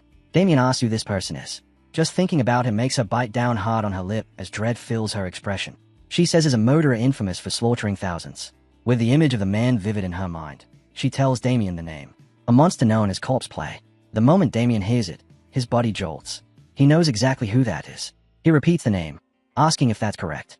Agnes nods, saying yes, and adds that she's certain he must have heard it before. Her fist clenches tightly, veins standing out as mana begins to seep from her hand. The hatred she feels toward corpse play is unmistakable, her mana spreading across her body as her emotions leak through. Forcing herself to contain it, she says that no one knows corpse play's real name. A flash of a burning city crosses her eyes. That strange title, she explains, became infamous after a single horrifying event. Her voice carries her back into the past as she recounts how, one day, a noble's territory was completely overturned overnight by the undead. By the time the knights arrived and exterminated the creatures, they found something far worse waiting in the center of the town square. A grotesque structure built entirely from the corpses and entrails of the townspeople. Etched across it, spelled out in bloody flesh, were the words corpse play. As she finishes, Agnes raises a hand to cover her mouth, fighting the urge to vomit as the memory resurfaces. Her anger sharpens as she adds that the demon committed the massacre for one reason alone, to announce his name to the world. Damien watches her body tremble with rage and disgust. Even now, he thinks, her true reason for chasing Yulon still isn't entirely clear. And yet, there's something else there. Something unfamiliar stirring beneath her anger. He studies her quietly, then concludes that this is something he can't tell her, because he already knows corpse play's real name. His thoughts drift back to his time as a death knight before regression. In that distant future, corpse play earns the trust of Dorgo, the Grand Lich, and rises to the rank of Legion Commander. His undead army marches on the front lines, mercilessly slaughtering millions of humans. Lost in that memory, Damien is jolted back to the present when Agnes suddenly calls his name. He stiffens slightly. Having regained control of herself, Agnes tells him that if he ever learns anything about cops play, she asks that he please inform her. Damien stays silent for a moment. Then he lowers his head with a resigned sigh and says it's all right. He will. Rising from his chair, he tells Lady Agnes that this is all the testimony he can offer regarding the dark mags for now, and asks if she's satisfied enough to end the interrogation here. She smiles calmly and tells him that of course it's fine, thanking him for his cooperation. He replies that it's nothing. Turning away, his gaze shifts toward the flowers where Duke Gold Pixie and Victor are hiding. He speaks toward them, stating that the questioning is complete. Both the Duke and Victor freeze, stunned that he noticed them. Before the Duke can respond, Damien asks if he may now return to his original schedule. With a resigned chuckle, the Duke steps out of hiding, no longer bothering to conceal himself. Victor follows behind him, smiling awkwardly. The Duke nods and gives his answer. There's no longer any reason to keep him here. As Damien prepares to leave, the Duke wishes him good luck and reminds him to be careful on his way back. Outside the Harshin estate, Damien Hayden's elder sister stands quietly, lingering near the entrance. Her thoughts are interrupted when a voice calls out, asking if she's really standing outside again. Startled, she turns and finds Abel, her younger brother. She asks what he's doing there. Abel tilts his head, replying that she suddenly disappeared, so he came looking for her. With a faintly annoyed look, he asks if she really believes standing out here will make Damien return any faster, suggesting they wait inside instead. She answers with a playful smile, saying it's all right and that she'll head back in after a little while. Abel sighs, realizing there's no point arguing, and asks if she's really that worried about him. She answers immediately, without hesitation, that she is. She explains that Damien is such a gentle boy, and now has gone alone to the Duke's estate. As she speaks, Abel recalls countless moments of Damien's brutal decisiveness and wonders if she's truly talking about the same person. She continues, voicing her concern about what if the knights at the Duke's estate treat him poorly, imagining how frightening that must be for Damien. Abel, worried about her innocence, thinks that if anything, Damien would be the one terrifying them, not the other way around. Still, he keeps those thoughts to himself and simply stands beside her. After letting out all her worries, she clasps her hands together and prays with an anticipatory smile, hoping Damien will return safely. As if on cue, her eyes suddenly widen. She freezes in place, causing Abel to frown and call out to her. She doesn't respond, her gaze locked straight ahead. In the distance, two silhouettes begin to take shape. In a confused voice, she murmurs if that could really be them. As they draw closer, one of the figures lifts a hand and waves, now close enough to be clearly seen. It's Damien and Victor. Damien calls out to his sister, telling her he's back. The moment she recognizes him, her face lights up with a radiant smile, and she hurriedly wipes away the small tears of joy welling in her eyes. Count Paul Haxon stands outside with his wife, Marilda Haxon, both staring in disbelief at the many gifts laid out before them. He asks if the Duke truly gave them all of this. Damien Haxon, still presenting the gifts with a proud smile, answers that yes, the Duke gave them these as he was leaving. He turns, maintaining that same confident composure, and reaches toward the pile. With quiet pride, he says the first gift is for his father. He hands him a book and gestures toward a cart filled with books and various items, explaining that he purchased everything at the bookstore in the duchy, even picking up titles that are currently trending in the capital. His father stares at him, stunned, his voice trembling as he asks if Damien really means it. As his father receives the gifts, he suddenly bursts into joyous praise. His eyes shine as he recognizes Lady Delphinel's newest poetry collection and Viscount Dac's latest novel. He exclaims in awe, almost calling out to the heavens in disbelief, overwhelmed by the sight of such treasured works in his hands. Damien then turns toward his mother, calling her attention gently. He tells her that the next gift is for her. She freezes in place, caught between shock and eager anticipation. Damien presents her with a beautifully crafted wardrobe, its design precise and elegant. She blushes instantly, recognizing the scent at once. Cedarwood. Her delight deepens when she notices the matching table beside it, made of fine rosewood. She can't help but admire both pieces, her praise flowing freely as her joy spills over. Next, Damien shifts his gaze to his eldest sister, Louise, and tells her that her gift is over there. She blinks, surprised, then asks with open anticipation if he really got something for her as well. Abel remains silent nearby, though his expression clearly shows he's impressed. Damien smiles proudly and confirms that of course he did. He leads her attention to a grand piano. It's an exquisite instrument, handcrafted by the renowned artisan Barclay himself. One of the Duke's personal treasures, now entrusted to Damien. Louise's face flushes red as she stares at it, breath escaping her lips in pure amazement. Emotion surges all at once, and she rushes forward to wrap her arms around him, thanking him over and over. Damien laughs softly, still smiling with pride, and tells her the soldiers will help carry it inside. She continues to praise him, rubbing his head affectionately and celebrating him like the cherished brother he is. before turning back to admire her piano. Damien then turns to his younger brother, Abel, who immediately looks away in embarrassment. Damien clears his throat and asks what's wrong. Abel glances back, confused, asking what he means. Damien tilts his head, genuinely curious, and asks why he's making that face. Abel fakes indifference, replying that there's nothing wrong with his face and that he always looks like this. With a teasing glint in his eyes, Damien asks if for sure he's not sulking just because his big brother didn't get him a gift. Abel stiffens, caught off guard, and quickly stammers that he doesn't care about something like that at all. Without another word, Damien raises his right hand, showing the spatial storage ring on his finger. The air in front of him ripples and opens, revealing a pocket of space. Abel's eyes widen as he stares at the impossible sight, asking what that even is. Damien explains proudly that it's a spatial storage pocket, a space where he can store items and carry them around with ease. He raises his left hand and reaches into the void. When he pulls it back out, a bow rests in his grip. He tells Abel that this is his gift, something he picked out just for him. Abel stays at it nervously, unsure how to respond.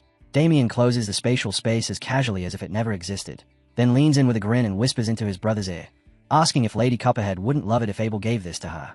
He advises him to keep it and present it to her when the time is right. Abel's face turns bright red in an instant. Damien exhales with pride, clearly satisfied with himself. He says that since his little brother is already thinking about marriage, it's only natural for his big brother to lend a hand. Abel immediately shakes his head, waving both hands in panic, asking what on earth is even talking about. Damien keeps teasing, asking why, and whether he doesn't like Lady Copperhead. Abel's protests slowly lose strength. He tries to deny it, but in the end, he lowers his head and admits quietly that Lady Olivia doesn't even know who he is. Damien hums thoughtfully, then a confident smile spreads across his face. He tells Abel not to worry about something like that. As his big brother, he already has a plan. Abel looks up, shy but curious, and asks what he means. Resting a hand on his chin, Damien explains that while he was at the Duke's estate, he heard the Copperhead family will soon be hosting a martial tournament to celebrate the lady's birthday. He tells Abel that he'll enter that tournament and use it as his chance to approach her. Abel blinks, stunned, and asks if a martial tournament isn't a competition when knights display their swordsmanship. Damien nods, confirming it is. Abel grows even more confused and reminds him that he can't fight at all. Damien doesn't seem concerned in the slightest. He tells him not to worry about that part. Then, hooking a thumb toward himself, he grins. Abel stays at him, completely puzzled. Damien keeps pointing at himself and says, with absolute confidence, that he'll be taking Abel's place in the tournament. A few days later, in the small town of Rivercross, the night air inside a lively tavern is filled with laughter and the clinking of mugs. Barrels of ale line the walls as several knights gather around a table, drinking and talking loudly. One of them leans forward and asks if the others have heard about the martial tournament being hosted by the Copperhead family. Another replies that he has, adding that the prize is enormous and that the winner might even earn the lady's favor. A third chimes in, saying he's heard she's unbelievably beautiful and maybe he should try his luck. The table erupts in laughter, one of them telling him not to embarrass himself because he'll just get his ass handed to him. The man grumbles, telling them to shut up. Then one of them suddenly remembers something. He says that Viscount Haxon's eldest son is joining the tournament as well. He pauses, searching for the name before saying it. Damien Haxon. At a nearby table, a man and a woman fall silent the moment they hear it, listening closely. The first knight continues, saying there's a rumor that Damien Haxon defeated Lion Bloomsdale without even drawing his sword. Another scoffs, saying there's no way that's true and that it's impossible for him to have beaten the Lion Bloom prodigy. The first knight smirks and says that's not all. He adds that people say Damien is just as handsome as he is strong. The others stare at him blankly, one of them thinking he might just kill him for saying something like that. Suddenly, a loud burst of laughter erupts from the nearby table. The woman laughs uncontrollably, pointing toward the knights while glancing at the man sitting beside her. She asks him if he heard that just now. And the man, Jackson, finishes his drink slowly, eyes half closed, a smug smile tugging at his lips. He lets out a short laugh. What a joke. The knight who had proudly called himself handsome snaps to his feet and strides over, fury written all over his face. He demands to know what they just said, glaring straight at Jackson as he asks if he really laughed at Rivercross's most handsome knight. One of his companions hurriedly tries to calm him down, but Jackson doesn't even spare them a glance. The woman, still wearing that playful smile, casually explains that they misunderstood. She says they weren't talking about him at all. They were talking about Damien Haxon. Jackson remains seated, silent, as if waiting for something inevitable. The knight scoffs, insisting she shouldn't try to talk her way out of it, claiming he heard everything clearly. Before he can finish his sentence, Jackson stands. His voice drops, cold and sharp, as he asks whether the man is flirting with his fiancée right now. The knight freezes, bewildered, asking what kind of nonsense that is. Jackson repeats the question, calmly pressing him. Aren't you talking to her right now? The knight starts shouting back in confusion, but his words are cut short. Jackson's fist slams straight into his mouth. Teeth explode, blood sprays, and the knight is launched backward with brutal force. The entire tavern falls dead silent. Jackson, seething with rage, glares at the remaining two knights and calls them bastards for daring to flirt with Jackson Cutter's fiancée. One of them panics and draws his sword, demanding to know what he's talking about. The other draws his blade in anger, yelling that Jackson dares provoke him and his squire, declaring that he's dead meat. Jackson only sighs, disappointment clear on his face. He calls them arrogant fools who clearly have no idea who they're dealing with. They rush him, shouting to know who the hell he's supposed to be. Jackson answers by calmly drawing his sword, his movements precise and unhurried. The fight erupts in an instant. Steel clashes, screams echo, and chaos fills the tavern. The lady remains seated, calm, almost bored. She yawns as blood splatters nearby, stretching lazily while one knight crashes to the floor beside her, missing teeth and bleeding badly. Moments later, both knights are sprawled out, beaten and broken. She begins clapping slowly as Jackson walks over to one of the fallen men. He stomps the floor, squats down in front of the half-conscious knight, and points to himself with a grin, asking if he still doesn't recognize him. The knight groans weakly, asking who the hell he is. Jackson's smile vanishes. He smashes his fist into the man's face again, shattering more teeth and drawing fresh blood. Irritated, Jackson straightens up and calls out to the woman by name, Sophia, asking if she can believe this. Sophia approaches carefully, stepping over bodies. Jackson runs a hand through his hair and grins, asking if these idiots seriously think that pathetic Damien Haxon is more famous than Jackson Cutter, the Ogre Slayer. Low-class knight. Estimated title, Ogre Slayer. Jackson Cutter. Sophia wraps her arms around him from behind, smiling faintly. She tells him that's not it, then casually kicks one of the unconscious knights as she adds that these idiots just don't know any better. Still holding him from behind, her smile slowly fades as a simmering anger rises within her. In her thoughts, she curses Damien, recalling how he had been a complete nobody not long ago. And yet, somehow, he had turned into a celebrity overnight. The image of his calm, indifferent face flashes through her mind, stoking her resentment even further. She wonders what kind of trick or scam he pulled this time. Damien Haxon's former fiancée, Sophia Russell. Outside the Haxon Viscounty estate, the entire Haxon family stands gathered before the gates to see Damien and Abel off. A carriage waits ahead of them, reins taut and ready. Damien's mother lets out a weary sigh, murmuring that it feels far too soon. It's only been a few days since her son returned, and already he's leaving again. The thought makes her heart ache. Louise calls out their names. Damien and Abel turn back, and she waves with a bright smile that trembles despite her effort to stay strong, urging them to be careful out there. Damien answers her with a warm grin, telling her not to worry, while Abel tries to nod along, his face already crumpling as tears threaten to spill. Then their father steps forward. His mere presence silences the surroundings. When he finally stops before his sons, he says that he approved this journey because it's a good chance for the Haxon name to shine. Even so, he admits that he's worried, since they'll be traveling far from home. Turning his gaze to Abel, Paul Haxon adds that Damien already told him everything. If he had known Abel was interested in the Copperhead family's young lady, he would have arranged a formal proposal long ago. His tone softens as he apologizes, saying he's sorry. Abel panics, waving his hands in embarrassment and insisting that it's fine. But Paul continues as if he never heard him, saying that while victory would bring honor, what he truly wants is for both of them to return safely. That must be their top priority. Understood. The brothers answer in unison, their voices steady. Yes, father. Paul's expression hardens once more. His eyes settle on Abel as he reminds him not to forget what he was told. That single line leaves an odd silence hanging in the air. Abel stiffens and glances sideways at Damien, who looks back at him in mild confusion. Adjusting his glasses, Abel forces himself to stay composed and replies, "Yes, father. Don't worry about it." Damien tilts his head slightly, clearly puzzled by the exchange. After that, Paul pats both their shoulders and turns them toward the carriage, wishing them a safe journey. The coachman snaps the reins, and the wheels creak as the carriage lurches forward. As it rolls away, Damien leans halfway out the door, waving back with enthusiasm. The family waves in return until the estate slowly disappears from sight. The journey stretches long across the countryside, fields and roads blurring together, until they approach a street near the outskirts of Copperhead County. Inside the moving carriage, the air feels heavy and stifling. Damien sits beside Victor, while Abel sits opposite them, a book raised in front of his face. The steady clatter of the wheels only makes the silence feel louder. Victor shifts uncomfortably, glancing back and forth between the two young masters. It has been hours since anyone spoke. Victor finds himself wondering why the air has grown so unbearably quiet, and how much longer he can endure this suffocating tension. Damien feels no better. He notes inwardly that this is the first time he and Abel have ever been alone together like this, and he has absolutely no idea what he's supposed to say. The silence feels thick enough to wrap around his throat. Across from them, Abel sinks deeper behind his book, pretending to read even though his eyes haven't moved a single line in nearly half an hour. At last, Victor resigns himself to the role of sacrifice. He clears his throat and asks if he may pose a question to young Master Abel. Abel flinches and peeks out from behind the book, his voice tight as he asks what it is. Forcing a smile, Victor says he's simply curious about how Abel came to fall for Lady Copperhead. Abel's face reddens instantly. He stammers in disbelief, demanding to know why Victor would even ask something like that. Victor laughs it off, saying it's a long journey and someone has to start a conversation.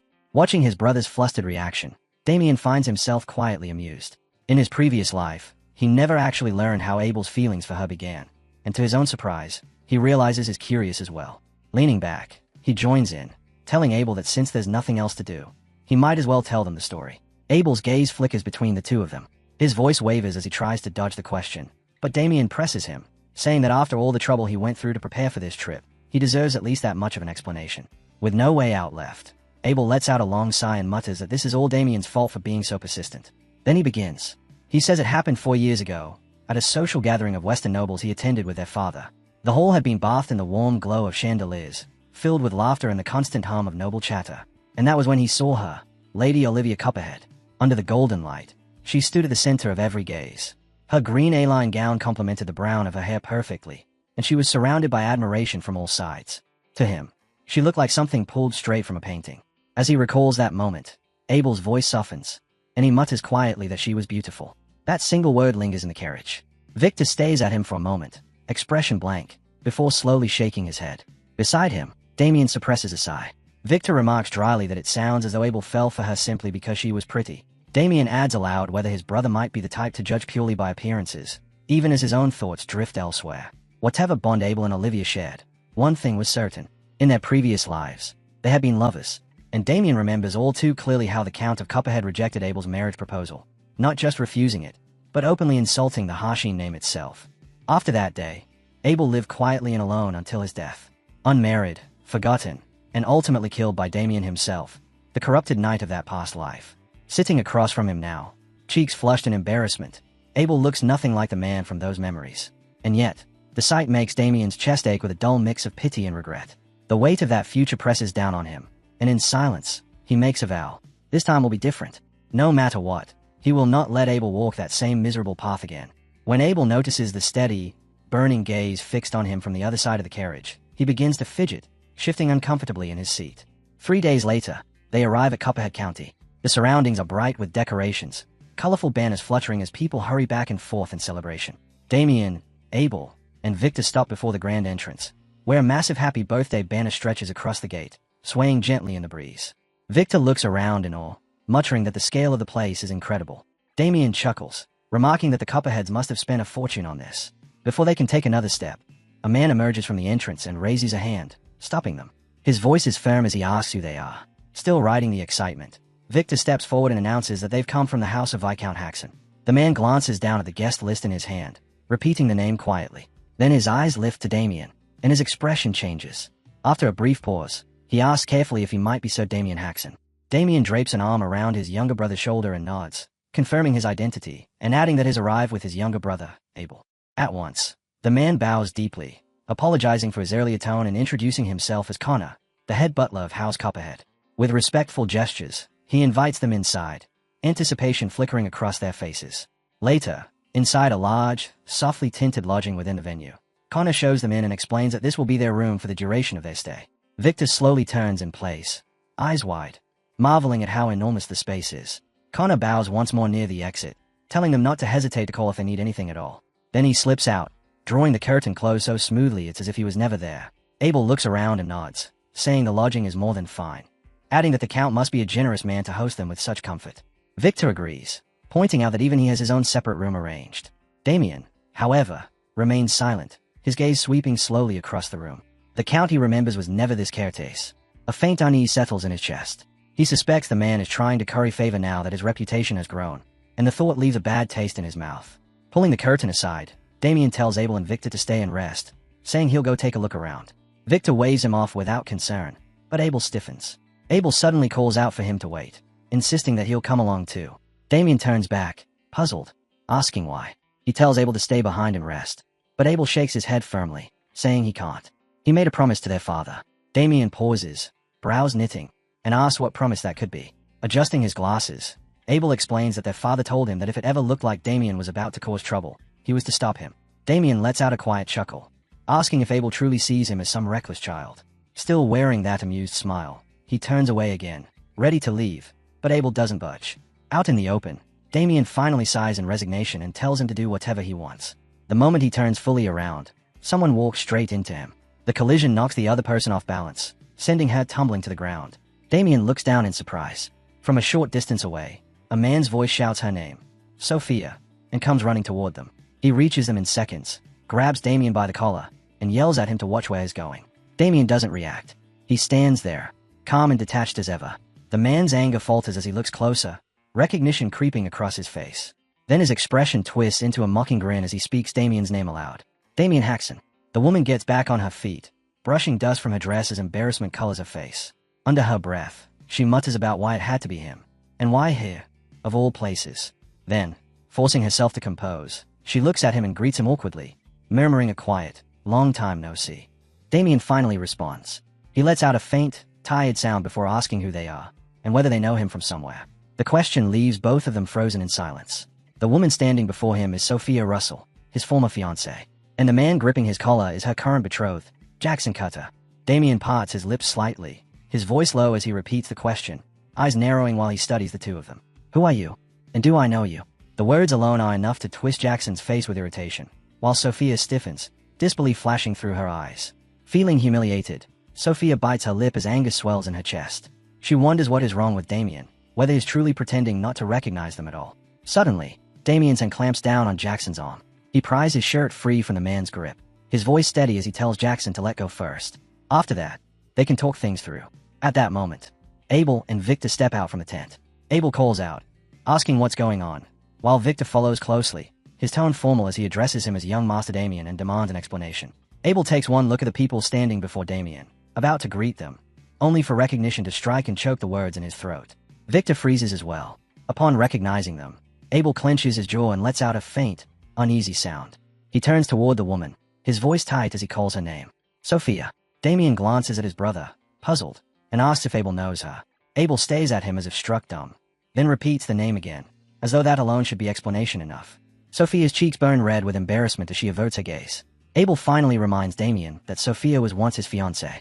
Damien looks back at the pair. His expression remains unreadable, his eyes settling on Jackson with detached curiosity. Jackson meets that stare with a sharp glare, barely restraining his anger. As Damien continues to look at him, echoes of the past begin forcing their way back into his mind. He remembers being dragged outside by security guards, rain pouring down as desperation consumed him. He had shouted Sophia's name again and again, pleading for her to talk to him, begging her not to do this. He remembered yelling that she couldn't just abandon him like that. Then another voice had spoken from the porch, asking who he even was. That memory is Clay. Jackson had been standing there that night, one arm wrapped around Sophia's waist as she calmly explained that Damien was the ex-fiancé she had mentioned before. Jackson's response had come fast and dismissive, saying he remembered. Damien was that good for nothing. The words cut deeper than any blow. Damien had stammered in disbelief, asking what he had just said. When the guards finally released him, he stood drenched beneath the rain, eyes locked on Sophia as he called out to her once more. He demanded to know who the man beside her was, asking how she could end their engagement so one-sidedly. His voice cracked as he insisted it had to be a lie, that it couldn't be real. Sophia had only sighed. She had spoken his full name, Damien Haxon, and asked if he still didn't understand the situation. Holding on to Jackson, she explained coldly that their engagement had existed only because of a promise between their grandfathers, and that it was all already in the past. She asked if he truly believed anything she said was false. Rain mixed with tears as she continued, questioning whether any of it made sense at all. She reminded him of who she was, Sophia Russell. Each word cut deeper as she asked how a good-for-nothing from a minor noble house could ever be compatible with her. He had subbed there in the rain, asking how she could say such things. Jackson had then led her away, telling Damien he'd let him off quietly out of respect for Sophia. She had chuckled at that, calling the good-for-nothing embarrassing. Jackson warned Damien not to appear before them again, his arm resting casually around her waist as they walked away together, smiling like lovers at the start of something new. He told Damien that if he understood the situation, he should disappear, and Damien had been left standing alone in the rain, head bowed, chest hollow. Then his trembling hands had clenched tight. Heartbreak gave way to rage. He had charged forward, shouting, determined to land at least a single blow. Jackson hadn't even turned at first. Hearing the rush behind him and recognizing it, he had only sighed. Then his fist snapped out like a blur, smashing straight across Damien's face. Punches rained down without pause. Damien crashed to the ground, coughing up blood as the world spun violently around him. Even then, Jackson had stepped closer, seized him by the collar, and mocked him. He said he had tried to show mercy, but Damien simply didn't know his place. Filth, he had called him, grinning as he beat him until everything faded into blinding white. And through it all, Damien's eyes had searched for Sophia. She had stood there with her arms folded, silent, unmoving. The image still lingers when Damien returns to the present, his eyes narrowing just slightly. It had been raining that day too, when he was beaten into the mud and discarded like trash. Now, Jackson calls out to Sophia, asking if she's alright, checking whether she's been hurt. She answers calmly that she's fine. Damien watches them without a word, his anger tightly restrained. Deep down, though, it hasn't faded. Even now, after all this time, the fury still burns. Sophia scoffs, her voice sharp as she says she understands now. He must be embarrassed about what happened back then, pretending to be calm and composed. Damien frowns faintly, unsure what she means. She continues, accusing him of acting like he doesn't know her, saying he hasn't changed at all, that is still just as pathetic as before. Jackson lets out a loud, mocking laugh, asking if that's what this is about. He says he thought maybe Damien had become someone important and was trying to cut ties. Then a flicker of mischief glints in his eyes as a cruel idea takes shape. He smooths his expression and extends his hand, saying he never thought he'd see Damien again, but that it's good to see him. Damien studies the outstretched hand in silence before asking what kind of act this is supposed to be. Jackson feigns confusion, insisting there's no act at all. He just wants to shake hands, he says, since he's happy to see him. Inside, however, Jackson sneers, mocking Damien for thinking he's famous now. He decides it's time to teach this fool a lesson he'll never forget. Damien looks at the offered hand a moment longer, his face unreadable. Then he lets out a short, quiet chuckle and agrees, saying that if this is what Jackson wants, then so be it. Jackson's grin widens as his aura shifts, his body bracing to strike. For a heartbeat, triumph fills him, until his feet leave the ground. Damien's grip tightens, his cold eyes locking onto him. Sophia gasps, horror flashing across her face as she sees Jackson hanging helplessly in the air. The atmosphere grows heavy, saturated with killing intent. Damien's eyes burn icy and bright. Then, in the next instant, he slams Jackson into the ground with brutal force, the impact cracking through the dirt. Wearing a falsely clumsy smile, Damien apologizes lightly, saying he couldn't quite control his strength. Inside, a darker voice laughs quietly, admitting that he wanted to beat Jackson anyway. He thanks him for the opportunity, calling him a bastard in silence. Sophia, shaken by the sudden display, covers her mouth and calls out Jackson's name, her voice trembling with fear. Jackson's hand twitches against the ground. Then his body jerks upright. Blood drips from his nose, but rage drowns out the pain. Seeing him rise, relief flickers across Sophia's face. Jackson lets out a low, dangerous laugh as he grips the hilt of his sword. Abel sees the motion and tenses instantly, panic flashing through him. Mana surges violently from Jackson as he begins to draw his blade, shouting furiously and calling Damien a son of a. Damien only laughs softly. He tilts his head, almost amused, and casually points at Jackson's face, teasing that whoever bleeds first loses. Abel's eyes widen in horror. Sweat trickles down his temple as he stammers Damien's name. Before Jackson can move another step, a voice cuts through the tension. Deep, commanding, telling him to stop. The authority in that single word freezes Jackson mid-motion. He turns toward the source, and the fury drains from his face. His voice falters as he calls the man master. The figure approaches, each step heavy with oppressive dark energy. His tone is calm, yet carries the weight of death as he speaks.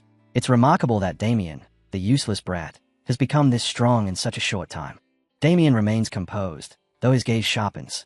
He hadn't expected Jackson to have someone like this backing him. Still, with measured confidence, he asks whether this man knows him as well, scoffing faintly under his breath. Inwardly, he acknowledges the power radiating from the stranger. It's formidable, at least mid-class. The man stops in front of them, eyes narrowing as he studies Damien, asking just how strong he's become. Then he turns to Jackson and tells him that if he's done fooling around, they are leaving. Jackson bristles, shouting that the bastard hit his face, but the man's glare silences him before the words can finish. Without another look back, he orders Jackson to follow. Jackson clicks his tongue, shoves his sword back into its sheath, and mutters curses under his breath.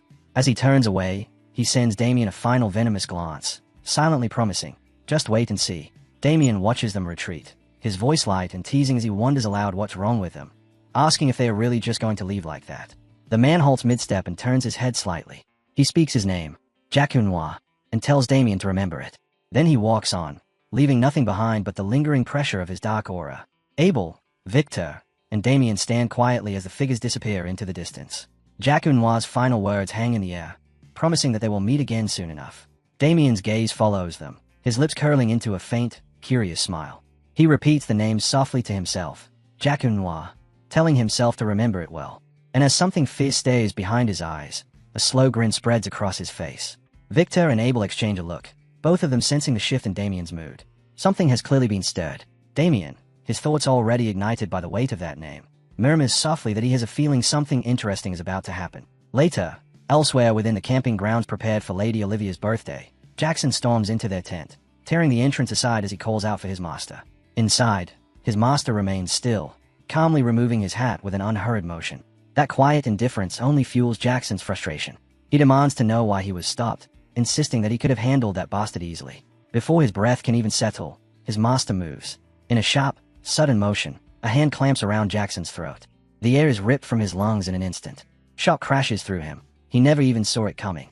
Jackson coughs violently as is hoisted off the ground, legs thrashing uselessly as he struggles for balance, for breath, for anything at all. His master's gaze is cold, lifeless, like a corpse frozen in winter. Jackson trembles beneath that stare as his master speaks quietly, dangerously. He reminds him that he had already warned him not to draw attention here, not to make noise. Then he asks if his words mean nothing to him. Color drains from Jackson's face as he forces out a strangled apology, his voice barely audible. His master studies him in silence, a stillness sharper than any blade. Then a short, mocking sound escapes him, and he releases Jackson without ceremony. Jackson crashes to the ground, hacking and gasping as his lungs finally suck in air. His master turns his head slightly, as though Jackson isn't even worth a full glance, and calls him a fool. He states plainly that if he hadn't intervened, Damien Haxon would have killed Jackson without effort. Still breathing unevenly, Jackson stays up at him in disbelief, asking what he means. He insists such a thing is impossible. But his master answers calmly, the image of Damien clear in his mind. It is the truth, he says. Jackson has no idea what that boy has endured.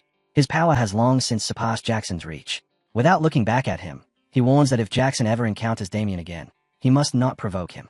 Then he asks if Jackson understands. Jackson hesitates, then forces out a quiet acknowledgement.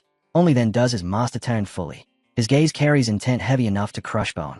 He tells Jackson to remember this clearly. Their sole purpose here is to win the martial tournament.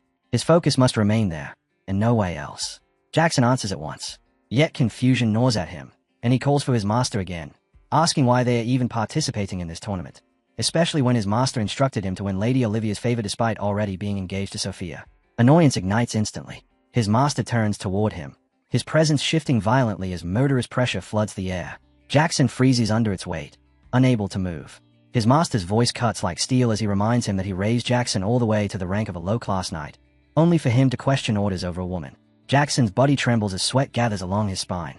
He looks away and forces out a stuttered denial. His master slowly reigns in his presence, composure settling back over him as he states that winning the tournament and forming a connection with Lady Olivia are essential to fulfilling his wish. Jackson frowns, confusion tightening his expression as he asks what he means by that. His master turns his back to him and answers plainly that yes, he has a wish. He raises one hand, mana coiling tightly around his fingers, then clenches it into a fist as a wicked smile creeps across his face. His wish, he says, is simple, to ascend to the peak realm. Unease spreads across Jackson's face as he repeats the word under his breath. Peak. His master places his hat back on his head and walks past him toward the exit without another glance. He says he'll gather information on Count Copperhead and the other participants, while Jackson is to focus solely on preparing for the tournament. Jackson nods stiffly, forcing out another shaky, yes, master. The moment he steps outside, Sophia notices him leaving the tent. Her gaze follows him, curious, and then she rushes inside with sudden excitement, calling his name. Jackson turns at the sound. When she reaches him, her eyes go straight to his neck. She hurries closer, worry flooding her face as she asks what happened, asking if he's all right. Relief washes over Jackson at her concern. He smiles warmly, assures her that is fine, and calls her name with affection. As he pulls her into a hug, fury coils deep inside him. In silence, he curses his master, calling him a wretched old man. If he wanted something done, the least he could do was explain it properly. Jackson scowls inwardly, wondering what winning the tournament could possibly have to do with reaching the peak realm. Then anger glints behind his eyes. Once he surpasses the middle-class rank, he vows he'll show that bastard exactly who he's dealing with. Later, near the tournament grounds outside the massive arena, crowds gather in restless clusters. Some glare toward a figure approaching, whispering sharply as they ask if that isn't him. Another confirms it, saying he looks just as vicious as the rumors claim. Tongues click in quiet distaste. That man is Damien Hashin. He walks forward with unshaken confidence, a light smile on his face despite the murmurs around him. Victor and Abel flank him, both visibly tense. Victor leans closer and speaks in a low voice, calling him young master and remarking that he's become quite the celebrity. Many people seem to recognize him now. Damien's grin only widens, amused. It seems so. A heavy drum suddenly booms across the arena, silencing the crowd. From the observation post, a man clears his throat and announces that today marks his daughter's birthday, to be celebrated with a grand event. Count Chester Copperhead, host of the tournament, thanks the distinguished guests for attending. Abel barely hears a word. His attention is completely locked on Lady Olivia. The Count's speech fades into nothing as Abel takes in her appearance. Standing beside the Count is his daughter, Olivia Copperhead. The Count continues proudly, declaring that the bravest knights of the Western Apple Kingdom have gathered here, and that the winner will earn fame not only in the West, but across all regions. Damien looks up, excitement sparking through his eyes. It's finally beginning. The Count's voice booms across the arena as he declares that alongside Glory, the champion will receive a reward worthy of their valor. As his words settle, Sophia leans closer to Jackson, her lips curving as she asks whether Lady Olivia is prettier than her. Jackson lets out a soft scoff and answers without hesitation that no one in their right mind would say something so absurd. The Count continues, announcing that the tournament will span 2 days, divided into team battles and individual matches. He reassures everyone that healing magicians are stationed and ready, so no one should hold back their strength out of fear of injury. As he speaks, Jackson's master stands quietly at the edge of the arena, eyes sharp, watching everything without a word. The Count declares that the first match will begin in 2 hours and orders the knights to prepare themselves. He spreads his arms wide, his voice rising as he says he looks forward to witnessing their valor. The crowd erupts at once, cheers crashing like waves. Damien folds his arms, a satisfied smile playing on his lips. Abel watches with visible tension, while Victor stares at the arena in open awe. Damien steps away, then pauses, turning back to wave at Abel and Victor, telling them he'll see them later. Victor immediately calls out, urgency thick in his voice, addressing him as young master and telling him to be careful. Abel only nods, saying nothing. Hours before the match, as the Count waits beside his daughter, his eyes settle on Olivia with suspicion. She notices and shoots him a resentful sideways glance. He tells her the event was arranged for her sake and asks if she can at least pretend to be pleased. Her glaze sharpens instantly. She asks if he truly believes this spectacle is for her, reminding him that she never asked for any of it. Turning away, she says he did this only to flaunt the family's prestige and that she has no interest whatsoever. Her words hit their mark. His jaw tightens, a curse nearly slipping out before he forces it back. With a sharp exhale, he scoffs dismissively and turns his attention toward the arena, telling her that whether she's interested or not, the crowd certainly is, and she should watch. Once the matches begin, he says, they'll all be cheering. The first event is announced, a team battle, Monster Hunt. The arena stays as contestants take their positions. Tom arrives. The crowd begins chanting names, voices stacking over one another. Andrew Graydon, Jerevan. The echoes roll endlessly through the stands. Damien stands at the center, expression hardened, focus unbroken. Abel and Victor shout his name with unrestrained excitement. Not far away, Jackson stands stiffly, bitterness flickering across his face as he realizes he's been placed in the same group as Damien. He clicks his tongue in irritation, cursing his luck. From above, Sophia's voice slices through the noise as she cheers loudly for Jackson. He snaps his head up at once, a smile spreading as he meets her gaze. He declares confidently that with the first event being a monster hunt, this suits him perfectly. Inside, a vow forms, cold and firm. After today, everyone will remember his name. He blows Sophia a kiss, confidence gleaming in his eyes. The knights brace themselves as a massive gate begins to rise. The moment the creatures step through, the arena falls into dead silence. Shock freezes every face. Sweat beads along foreheads. 2 enormous, violent trolls thunder into view, charging forward with brutal momentum. Terror splinters the air. Someone shouts in raw disbelief, recognizing the monsters instantly. Trolls. A knight tries to shout orders, telling everyone to stay together and face them head-on. But before the command can fully leave his mouth, one of the trolls slams into him, crushing his body into the ground. Flesh and bone explode into a red smay. Blood sprays across the arena as the crowd screams. A warm drop lands on Damien's cheek. He inhales slowly, and a twisted smile creeps across his lips. Reaching up, he wipes away the blood and murmurs that he hadn't expected that. His eyes lift toward Count Copperhead, dark amusement flickering within them as he notes the man's apparent fondness for dangerous hobbies. Even as the trolls charge straight toward him from the front, that smile never fades. His gaze remains fixed upward, watching Count Chester Copperhead revel in the chaos below with unsettling delight, his body almost trembling as if he was savoring every second. The man frozen in fear can do nothing but stare as the troll barrels toward him. In the very next heartbeat, the creature slams him headfirst into the ground with overwhelming force. The impact bursts his body apart, sending a violent spray of blood fanning across the arena. A single warm drop flicks against Damien's cheek. The crowd recoils as one, breaths hitching, throats tightening as collective disbelief grips them at the horror unfolding. Blood continues to arc through the air, and one streak lands squarely across a noblewoman's eyes, the metallic stench reaching her nose before the wetness even registers. Terror floods her face and she lets out a shrill, shaking scream as the man beside her scrambles to restrain her and wipe the crimson from her lashes. Panic fractures the stance. Scattered voices tremble through the chaos, some stuttering in disbelief, asking if that thing is really a troll. Others repeating the word with growing desperation as if saying it aloud might make sense of it. Several people fixate on the crushed knight, blurting out broken questions about what in the hell is happening and whether he's actually dead.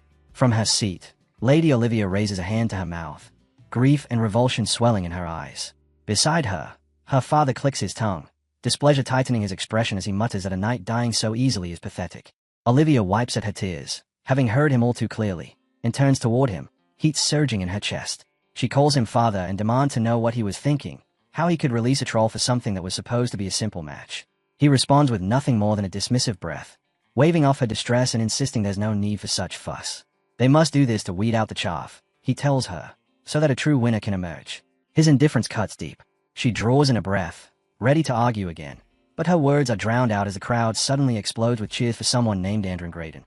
The roar rolls through the arena with wild exhilaration. Count Copperhead's eyes narrow with dark satisfaction as he gestures toward the sound, urging his daughter to look. The audience always wants something thrilling and stimulating, he says, watching the battle below as if lecturing her. The more intense the spectacle, the better. Then he asks her if she knows why. Down in the arena, Jackson cutter darts low, sliding with precision beneath the troll's swing and carving a clean slice across its massive leg. Still crouched from the motion of the cut, he tilts his head toward the stands, trying to strike a bold, gleaming pose for the crowd. Count Copperhead answers his own question. Someone else risks their life while the spectators remain safely above. The troll bellows, rage vibrating deep within its chest. Yet even as its roar tears through the air, the torn flesh along its body quivers and knits itself back together, crawling and writhing in a grotesque display. Jackson's expression hardens. He clicks his tongue, thinking that as expected, a troll's regeneration is truly monstrous. An attack like that was nowhere near enough. A low curse grinds out between his teeth. Damien stands at the far rear of the battlefield, silent, eyes fixed on the clash unfolding before him. As his thoughts sink deeper, he recalls the strange waiver they had forced him to sign before the match and mutters inwardly that it all makes sense now. Of course they would pull something this reckless. One of the trolls, driven into a frenzy, heaves both arms high before smashing them down toward the ground. Beneath it is Jackson, who jerks backward as a sharp breath claws at his throat, realizing that facing such a monster alone would push even him into a disadvantage. Still retreating, he thinks that with someone backing him up, the odds of victory would be more than enough. A female knight suddenly charges past him, boots pounding into the soil as she closes the distance. She meets the troll head-on, unleashing a flurry of rapid slicing strikes along its massive arm. Blood sprays upward, splashing into its eye and forcing it to swing wildly. Losing control, one of its blind swings crashes into her. She blocks, but the sheer force drives her backward until she drops into a crouch, skidding across the dirt. The troll locks onto her and lunges. Another knight takes the opening. Charging from the side with a spear, he reaches the troll and carves deep, furious cuts into both of its legs, hacking relentlessly until thick streams of blood burst outward and rain across his armor. The troll collapses forward onto both knees, releasing a heavy, guttural groan of misery. The knight leaps high above its head, body coiled for a finishing blow, thinking it's time to end this. That thought never finishes. The troll's enormous hands clap together around him mid-air.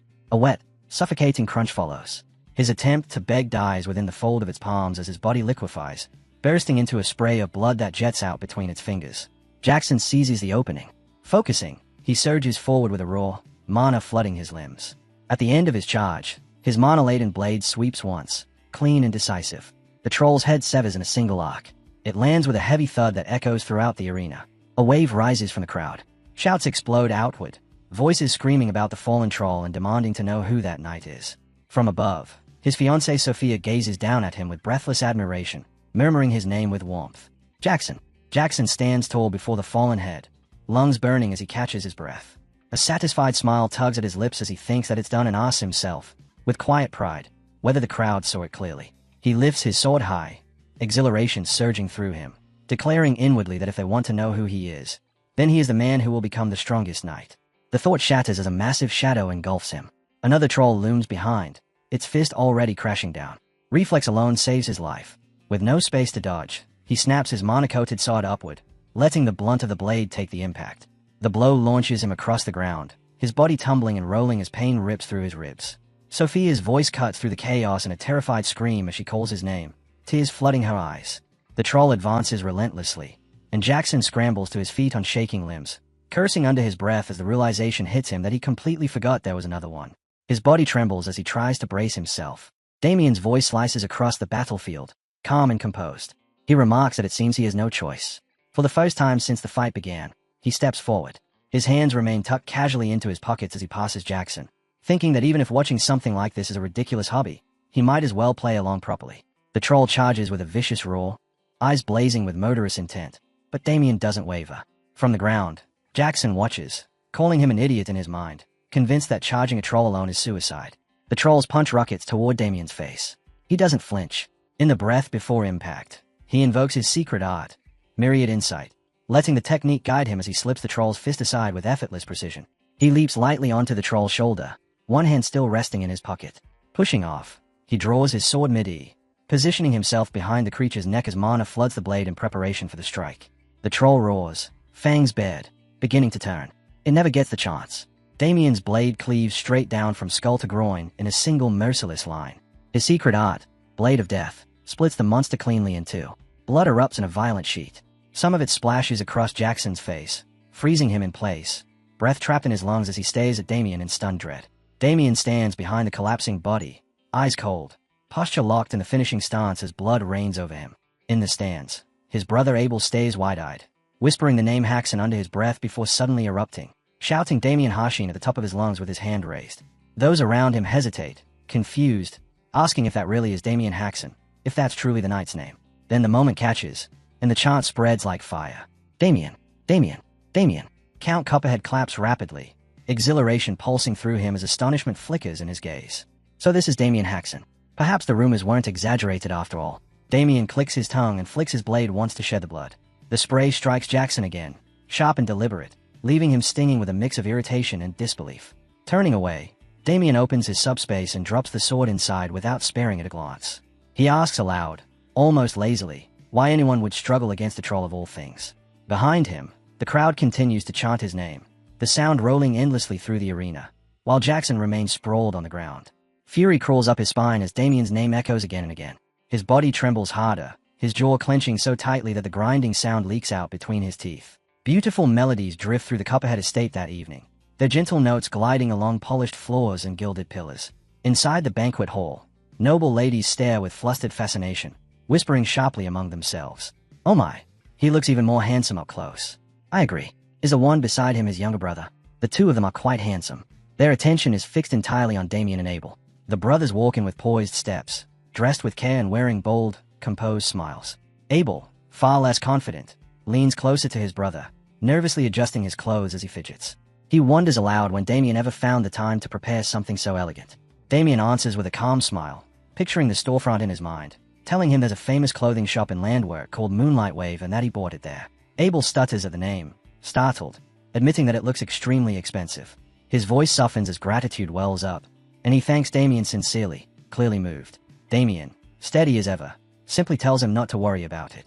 As they continue forward, the ladies abandon whispering altogether, speaking openly with excited smiles. So that's Damien Haxon, huh? He's so manly. Some giggle lightly, declaring that he's so handsome he'll be their top choice from today onward. Suddenly, a wine glass shatters in someone's bare hand. The sharp crack cuts through the hall, freezing the women in fearful silence before they scatter quickly. Jackson stands there with his fist clenched, muttering under his breath that he can't listen to this nonsense any longer. Sophia remains beside him, unbothered, her gaze fixed elsewhere. Still glaring toward Damien, Jackson grumbles, demanding why anyone would recognize that loser when they don't even recognize him. His jaw tightens as the memory of the troll battle flashes through his mind, Damien looking down on him, humiliating him with every move. He turns to Sophia, expecting agreement, but she doesn't respond. Her eyes are focused ahead, lost in the image of Damien Haxon, a faint flush warming her cheeks. She isn't hearing Jackson at all. Her gaze stays fixed on Damien as he moves through the hall, radiant beneath a candlelit glow, and she wonders quietly if he has always been that handsome. Her drifting thoughts shatter as an announcement rings out, declaring that Count Copperhead has arrived. The banquet hall straightens instantly. The doors open and the Count strides in with proud steps, his daughter Olivia moving quietly at his side. After he takes his seat, a pot of fire is lit, filling the hall with flickering warmth. The Count rises with his arms spread wide and addresses the gathered guests, thanking the knights and esteemed attendees who have come to honor the martial tournament held in celebration of his daughter Olivia's birthday. Sophia, Jackson, Damien, Abel, and everyone else keep their eyes fixed firmly on him. He continues, saying that after witnessing the bravery and fierce spirit displayed by the young knights in the tournament, he feels inspired for the first time in a very long while. He adds that he hopes tomorrow's final match will reflect the same level of excellence. Then he announces that it is time to reveal the prize awaiting the victor. He steps away from his seat and approaches the pot of fire as whispers ripple through the hall. What could it be? Who knows? Whatever it is, it must be tremendously valuable. Without hesitation, the Count plunges his fist directly into the flames. Damien watches sharply, his thoughts racing, while Abel recoils in horror. Murmurs sweep across the hall, some gasps of shock, others struck completely speechless. The Count laughs calmly, telling everyone not to be startled. He withdraws his hand from the fire and holds it up, completely unharmed. Someone blurts out how such a thing is even possible. Slowly, the Count opens his palm, revealing a glowing sphere pulsing like a living ember. Damien's eyes widen as recognition strikes him hard. Wait, isn't that? Across the hall, Jackson's master leans against the wall, silent and watchful, a wicked glint flashing in his eyes as a smile curls inwardly. Just as I suspected, it really was he. Only he and Damien understand its true value. Both silently name it the same thing. The Spirit Heart. The Count explains that the treasure protects its owner from flames and maintains body temperature, a feat even mags cannot replicate. His face reflects faintly in the smooth, glowing surface as he declares that it is undeniably of immeasurable value. He raises it high to stir excitement and announces that this will be the prize awarded to the winner. The whole erupts in awe. What an incredible prize. Damien watches with a slow, growing smile, thinking that using the Spirit Heart as a mere tournament reward proves they have no idea what it's truly worth. He admits to himself that he hadn't been interested in the prize before, but now it's a different story. Now, it's tempting. Count Copperhead concludes his announcement, expressing hope that everyone enjoys the banquet to their heart's content. He snaps his fingers and the musicians resume playing, their melodies warm and lively. As the music swells, a massive birthday cake is revealed to the guests. Not long after, a young man approaches the seated Count Copperhead with practiced politeness. He bows deeply and says it's an honor to meet him, introducing himself as a friend of House Nason. The Count's eyes narrow slightly with curiosity. Recognition follows swiftly as he recalls the family name, House Nason. He remembers that the region is famed for its apples and asks if that is not so. Still bowed, Franz replies that his house is honored to be remembered by the Count. He opens a small box on his palm and says respectfully that, in celebration of the young lady's birthday, he has prepared a modest gift. The Count lets out an amused "oh."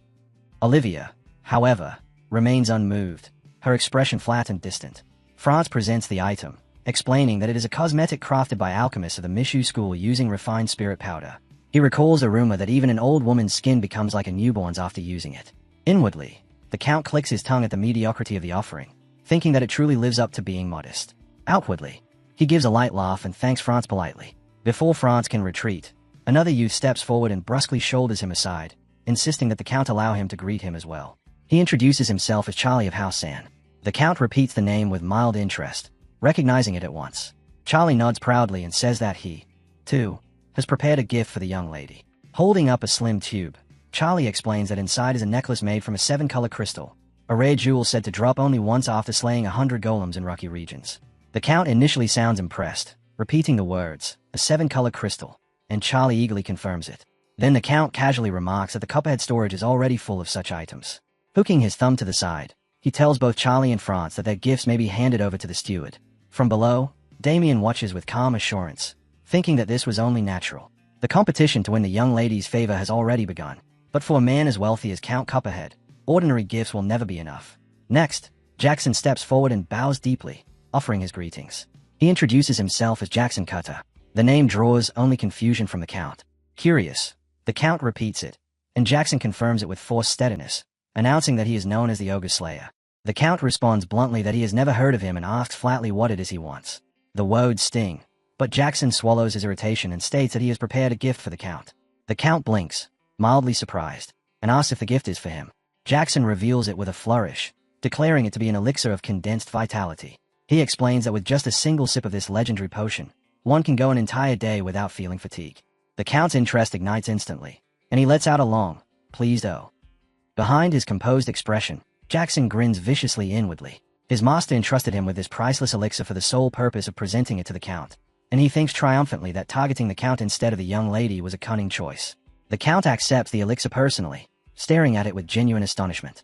He calls Olivia over to look, remarking aloud that it isn't bad at all. Olivia, still indifferent, doesn't even bother turning her gaze fully toward him. She murmurs that she supposes so, at least for him. Below in the hall, Damien turns toward Abel and calls his name, telling him their turn is coming and that he should prepare himself. Abel startles, his fragile confidence wobbling as he answers shakily that he understands. Above them, Count Cuphead tells Jackson that the gift is very good and that he will remember his name. Still bowed, Jackson declares that the honor is his, laughing inwardly as satisfaction blooms. Everything worked exactly as planned. Moments later, Jackson and Damien cross paths on the staircase. Jackson descends while Damien ascends. They pass without exchanging a single word. Jackson glances back, studying Damien with deep suspicion, while Damien keeps his attention fixed upward on the Count, thinking that although Jackson's attempt was decent, he still failed to win the young lady's favor. The Count's face brightens the instant he sees Damien. He calls out warmly, declaring that this must surely be Sir Damien Haxon, and praises his performance in the team battle as truly impressive. Damien and Abel bow respectfully. Damien replies that he is honored, but the Count waves it away, insisting that the honor is his and remarking that Damien's reputation has been spreading rapidly. Damien smiles with measured confidence and says it's nothing more than empty praise, earning a laugh from the Count, who calls him modest. As Damien observes Olivia, he notes inwardly that she shows absolutely no interest in the banquet arranged in her honor. Her tastes, it seems, are far more difficult than expected. Still, when he glances subtly at his anxious brother, he reassures himself that Abel has nothing to fear. Once she sees their gift, surely even she will react. Calm and composed, Damien addresses the Count and announces that he and his brother have prepared a gift for the young lady. The Count's eyes light up at once, curiosity sparking as he wonders what someone of Damien's caliber could have brought. Damien affirms and opens his spatial space. The Count recognizes it instantly, nodding with amused approval as he remarks that it's a spatial magic tool. Damien reaches inside and begins to draw something out. For the first time, Olivia's attention sharpens. She turns slightly, curiosity stirring. Damien pulls free a wooden bow and lifts it, declaring it to be their present. The Count's expression shifts, uncertainty creeping in as he studies it. Then Olivia reacts, eyes widening, lips parting as she leans forward in open astonishment. Damien fully draws out the bow and presents it, stating with unshaken confidence that this is their gift. Count Cuphead stays at it in puzzled silence, unable to complete the thought forming in his mind. Olivia's eyes, however, sharpen with vivid, almost hungry interest. Nearby, one guest leans toward another and whispers in uneasy confusion that they don't understand it, that it looks like an ordinary bow. Another smirks and mutters that it looks cheap, as though Damien picked it up from some street vendor. The Count's expression visibly deflates. He lets out a quiet sigh, thinking that Damien has brought something utterly unimpressive, something there's no way his daughter could possibly appreciate. Yet suddenly, Olivia springs up from her chair in a burst of excitement, calling it an amazing bow and leaving her father frozen in stunned silence. Color rushes to her face as heat blooms across her cheeks, and she asks eagerly if she may touch it. Seeing how deeply she's already drawn in, Damien allows pride to carol into his smile, thinking that it worked exactly as he expected. He grants permission at once and tells Abel not to just stand there but to bring the bow to her. Later that same evening, inside the banquet hall of the Copperhead estate, Olivia pulls back the string with all her strength. Sweat beads along her brow, her hands trembling under the bow's fierce elasticity. Damien watches her test it, that satisfied smile still lingering, and realizes he sees the truth now. The information about her love for hunting wasn't exaggerated. To win someone over, he thinks, one must first understand what they truly need. After testing it thoroughly, Olivia lowers the bow and stares at it with breathless delight, declaring that its elasticity is truly formidable. She turns to Damien and asks if it's made from the horn of a minnow. He answers yes, calmly admitting that he knew she would recognize it. He then adds that the bow was crafted from the horn of a minotaur that once led an entire group. Jackson stiffens at that, frowning as he wonders if they are really talking about a monster that even a middle-class warrior would struggle to face alone. Olivia peers closer at the inside of the bow and notices an inscription. She stutters as she reads the artisan's name, August. Clutching the bow to her chest, she asks if it's truly made by the blacksmith known as August. Her father snaps upright at the name, shouting in disbelief. Damien, warm and composed, confirms it without hesitation. The Count rises abruptly and snatches the bow from Olivia's hands, inspecting it with near reverent awe as he asks if this equipment is really August's work. He recalls aloud that August is the finest blacksmith in the entire Apple Kingdom, and that a shield forged by him once sold for an astonishing sum at auction. His voice trembles as he clutches the bow close, overwhelmed with joy, thinking that never in his life did he expect to receive something so precious. Olivia immediately yanks it back, calling him father and insisting that it's hers. Hugging the bow protectively, she turns toward Damien with glowing gratitude, calling him Sir Damien and thanking him sincerely for such a priceless gift. Damien gently redirects the praise, saying that he wasn't the one who obtained it. She blinks, confused, and asks who did. He gestures toward Abel and explains that it was his brother, that Abel went to great lengths to acquire it for her. Olivia fixes her gaze on Abel and asks if it's true, if he really did all of that for her. As Abel trembles with nerves, Damien answers in his stead, confirming that yes, it's true. Olivia looks at Abel with growing admiration and says she's genuinely curious how he managed to obtain something so valuable. Damien nudges his brother forward and asks Olivia if she would like to hear the story directly from Abel himself. She answers eagerly, her gaze locking onto Abel without hesitation. Damien then turns to the Count and asks if such an arrangement is acceptable. The Count responds at once with enthusiasm, saying of course, adding that he himself is curious but will hear the story later from his daughter. Damien turns back to Abel with a coaxing smile and softly calls his name. Abel startles, stammers, then forces out a reply. His face burns red, nervous sweat clinging to him as he struggles to gather the courage to move. He takes one shaky step forward. Damien watches quietly, pride settling deep in his chest. This is right, he thinks. Abel has to seize this moment with his own hands. Abel finally reaches her and, in a trembling yet sincere voice, addresses her as Lady Olivia, saying it is an honor to meet her. Seeing him up close, Olivia lets out a small, astonished oh my. From the side, Damien watches with absolute satisfaction, declaring inwardly that tonight's true protagonist is Abel. As Abel gently takes Olivia's hand and lifts it, moving to kiss it, the atmosphere subtly warms, edging into something undeniably romantic. From the corner of the hall, Jackson's master finally steps forward. Reaching Jackson, he mutters that it seems their plan has run into a problem. Jackson jolts, startled by his master's sudden appearance.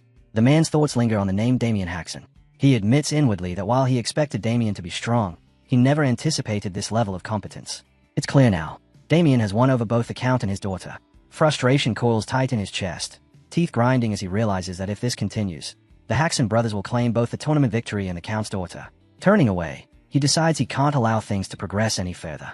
He tells Jackson to follow. Jackson responds in confusion but quickly falls into step. Before leaving, he turns to Sophia and tells her to wait there. She smiles and agrees. As they slip away, the music continues to flow through the banquet hall. Damien stands with his back to them, appearing unaware. But a heartbeat later he glances over his shoulder, a knowing, mischievous smile flickering across his face. Morning arrives at the Copperhead estate. Damien, Abel, and Victor walk together toward the arena when Abel suddenly notices Damien staring at him strangely. Abel demands to know why he's being looked at like that. Recalling the sight of Abel speaking so freely with Olivia the night before, Damien replies casually that he was just thinking Abel seemed unusually fluent yesterday, but the atmosphere between him and Lady Olivia looked quite good. Abel freezes on the spot. His face flames red as he stammers, forcing himself to sound confident while insisting that of course he can do it too, as long as he puts his mind to it. Ahead of him, Damien and Victor burst into laughter. Damien calls back that that's good, adding that he's looking forward to hearing good news from him soon. Victor sends a distant fist bump Abel's way, grinning as he tells him he's got this. Then, with a casual wave, he wishes Damien's young master, Haxon, the best of luck in today's match. Damien answers with nothing more than a simple thanks, already turning his attention forward. Abel lingers behind, hesitating before blurting out his gratitude in a flustered voice. Damien stops mid-step and turns sharply. Suspicion flickers across his face as he pauses, eyes narrowing. Abel hurriedly explains that he means thank you for creating this opportunity in the first place. Damien doesn't buy the sudden show of gratitude. In one smooth motion, he draws his greatsword as if reacting to a threat, demanding to know who Abel really is and where the real Abel went. Abel jumps back in panic, waving his hands and begging him not to tease him like that, insisting his being sincere. Damien scoffs, saying that this much is only natural. He turns away and tells Abel that it's only right for a brother to look after his brother, so Abel should stop overthinking and focus on doing his best to get along with Lady Olivia. Abel freezes for a moment, then a quiet smile spreads across his face. A heartbeat later, he breaks into a sprint after Damien and Victor, shouting for them to wait. The second one-on-one tournament match erupts in the arena with Damien's flying fist. His expression remains completely unbothered as he swings once. The punch shatters his opponent's sword mid-air before smashing straight into their face. The sheer impact sends the opponent flying across the arena, crashing into the surrounding wall with a thunderous crack before slumping unconscious to the ground. Damien doesn't move an inch. He stands exactly where he landed, his fists still humming with dense mana. The crowd explodes. Abel, Victor, and countless others cheer wildly, chanting Damien's name as his growing fame echoes through the arena. The match ends decisively. Damien advances straight to the finals. Damien smiles faintly and asks if the next match will be the last. Abel and Victor shout his name along with the crowd. From within the stands, however, an unknown hooded figure watches him intently. The figure steps closer and calls out to Abel by name, asking if he's there. Abel looks up, confused. The stranger shifts their hood back, revealing their identity. Olivia. Abel stutters her name in shock, asking what she's doing here. She speaks with breathless urgency, stumbling over his title as she calls out, "So Damien." She tries again, her eyes tightening with worry, and tells him that his brother is in danger. The night before the match at the Gold Pixie Estate, Olivia walks alone through the hallway, humming a soft, melodious tune that rises and falls with her light steps. She suddenly pauses, her face brightening as a smile blooms on her lips. Her thoughts drift to Abel, and she admits to herself that their conversation earlier had truly been enjoyable. She calls his name silently. Abel, I really would like to meet you again and talk some more. A maid approaches and calls out to her, announcing that the Count is asking for her. Olivia turns, brows lifting with curiosity, and straightens her posture. She asks in mild surprise whether her father is truly calling for her at this hour. Later, seated in the dining room, she abruptly rises from her chair. Her voice flares with disbelief as she demands to know what her father is suddenly saying. But the Count remains composed. He asks calmly if she failed to hear him, then tells her that he meant every word. His voice hardens as he repeats it with finality. She will marry Sir Jackson Cutter. At the table sit Jackson, Count Copperhead, Jackson's master, and Olivia herself. Olivia refuses to take her seat. She snaps that her father should not spout such ridiculous nonsense, insisting she has never even held a proper conversation with that man. Yet he is already speaking of marriage. Across from her, Jackson stiffens, irritation crawling up his spine. Inwardly, he curses his master as a damned old geezer. Jack had suddenly ordered him to follow without explanation, and he had rushed here without hesitation, only to be blindsided by this absurd declaration. None of this had been discussed beforehand. Not a word. He wonders what in the world this is all supposed to be. Olivia presses on, her voice sharp as she demands how her father could make such a decision without consulting her even once. The Count listens in hard, contemplative silence. Then he lowers his wine glass to the table. The sound is soft, but the pressure in the room spikes. He turns to her with a dominating glare and calls her by name. He tells her not to delude herself. She is the eldest daughter of the house, and marriage is not a matter she is free to decide. It is a decision that must be judged and made by him, the head of the family. Olivia's brows knit tightly as she fires back, asking on what grounds he is making that judgment. He meets her eyes without the slightest hesitation and answers plainly. On profit. On what the Copperhead house stands to gain from her marriage. He explains that Sir Jacques, a middle-class master, has promised that the moment the marriage is formalized, he will lend his strength to House Copperhead. He tells her she understands exactly what that means. Among the great noble houses of the West, only two possess a middle-class warrior at their core forces. Gold Pixie and Linebloom. Only those two. If this marriage goes through, the Copperhead house will gain a fighting force comparable to theirs. And that is not all. Jacques has also promised to provide weapon techniques and mana cultivation methods to their knights. Techniques used by a masterclass. Jackson nearly jolts out of his seat. Fury surges through him. Jacques has never taught him those techniques. Not once. And yet he is willing to hand them over to another house as bargaining chips. Olivia feels her arguments crumble one by one. She exhales a frustrated sigh and glares at her father before forcing herself back into her chair. Under her breath, she mutters that he is selling her off for the sake of the family. The Count shoots her an irritated glare, calling her a brat and telling her to watch her tongue. At last, Sir Jacques speaks, asking whether the proposal will be accepted. Count Copperhead considers it briefly and replies that the conditions themselves are satisfactory. However, there is one small problem. Jacques asks what that problem might be. The Count's gaze sharpens as he states it plainly. Jackson is a completely unknown knight, a man who has never made a name for himself. And after all the trouble of hosting a tournament, taking in a nameless knight as their son-in-law would only tarnish the honor of the Copperhead family. The Count clears his throat, letting the words settle. Jacques considers this quietly, noting inwardly that, in simpler terms, it means Jackson's status is unfit. He lifts his chin and tells the Count not to worry. In tomorrow's match, his disciple will be the one who wins. The Count's expression tightens with uncertainty as he asks if Jacques is truly certain. With Damien Haxon present, he points out, it will not be easy. Jacques remains calm. He says it is possible, adding that it will work as long as the Count offers just a little help. The Count's eyes narrow with curiosity, and he warns that he cannot provide unreasonable assistance. A slow grin spreads across Jacques' face. He says it is simple, with a smile steeped in devious intent. He explains that the Count need only do one thing. Not interfere, even if Damien Haxon dies. The words crash into the room like a freezing wind. Silence falls instantly as everyone stares at him in stunned disbelief. Olivia whirls toward her father, about to protest, but the words die in her throat when she sees him actually considering it. Her voice breaks as she calls out, "Father." After a long, suffocating moment, the Count lifts his glass and slowly swirls the wine. He drinks, then speaks quietly. "Very well."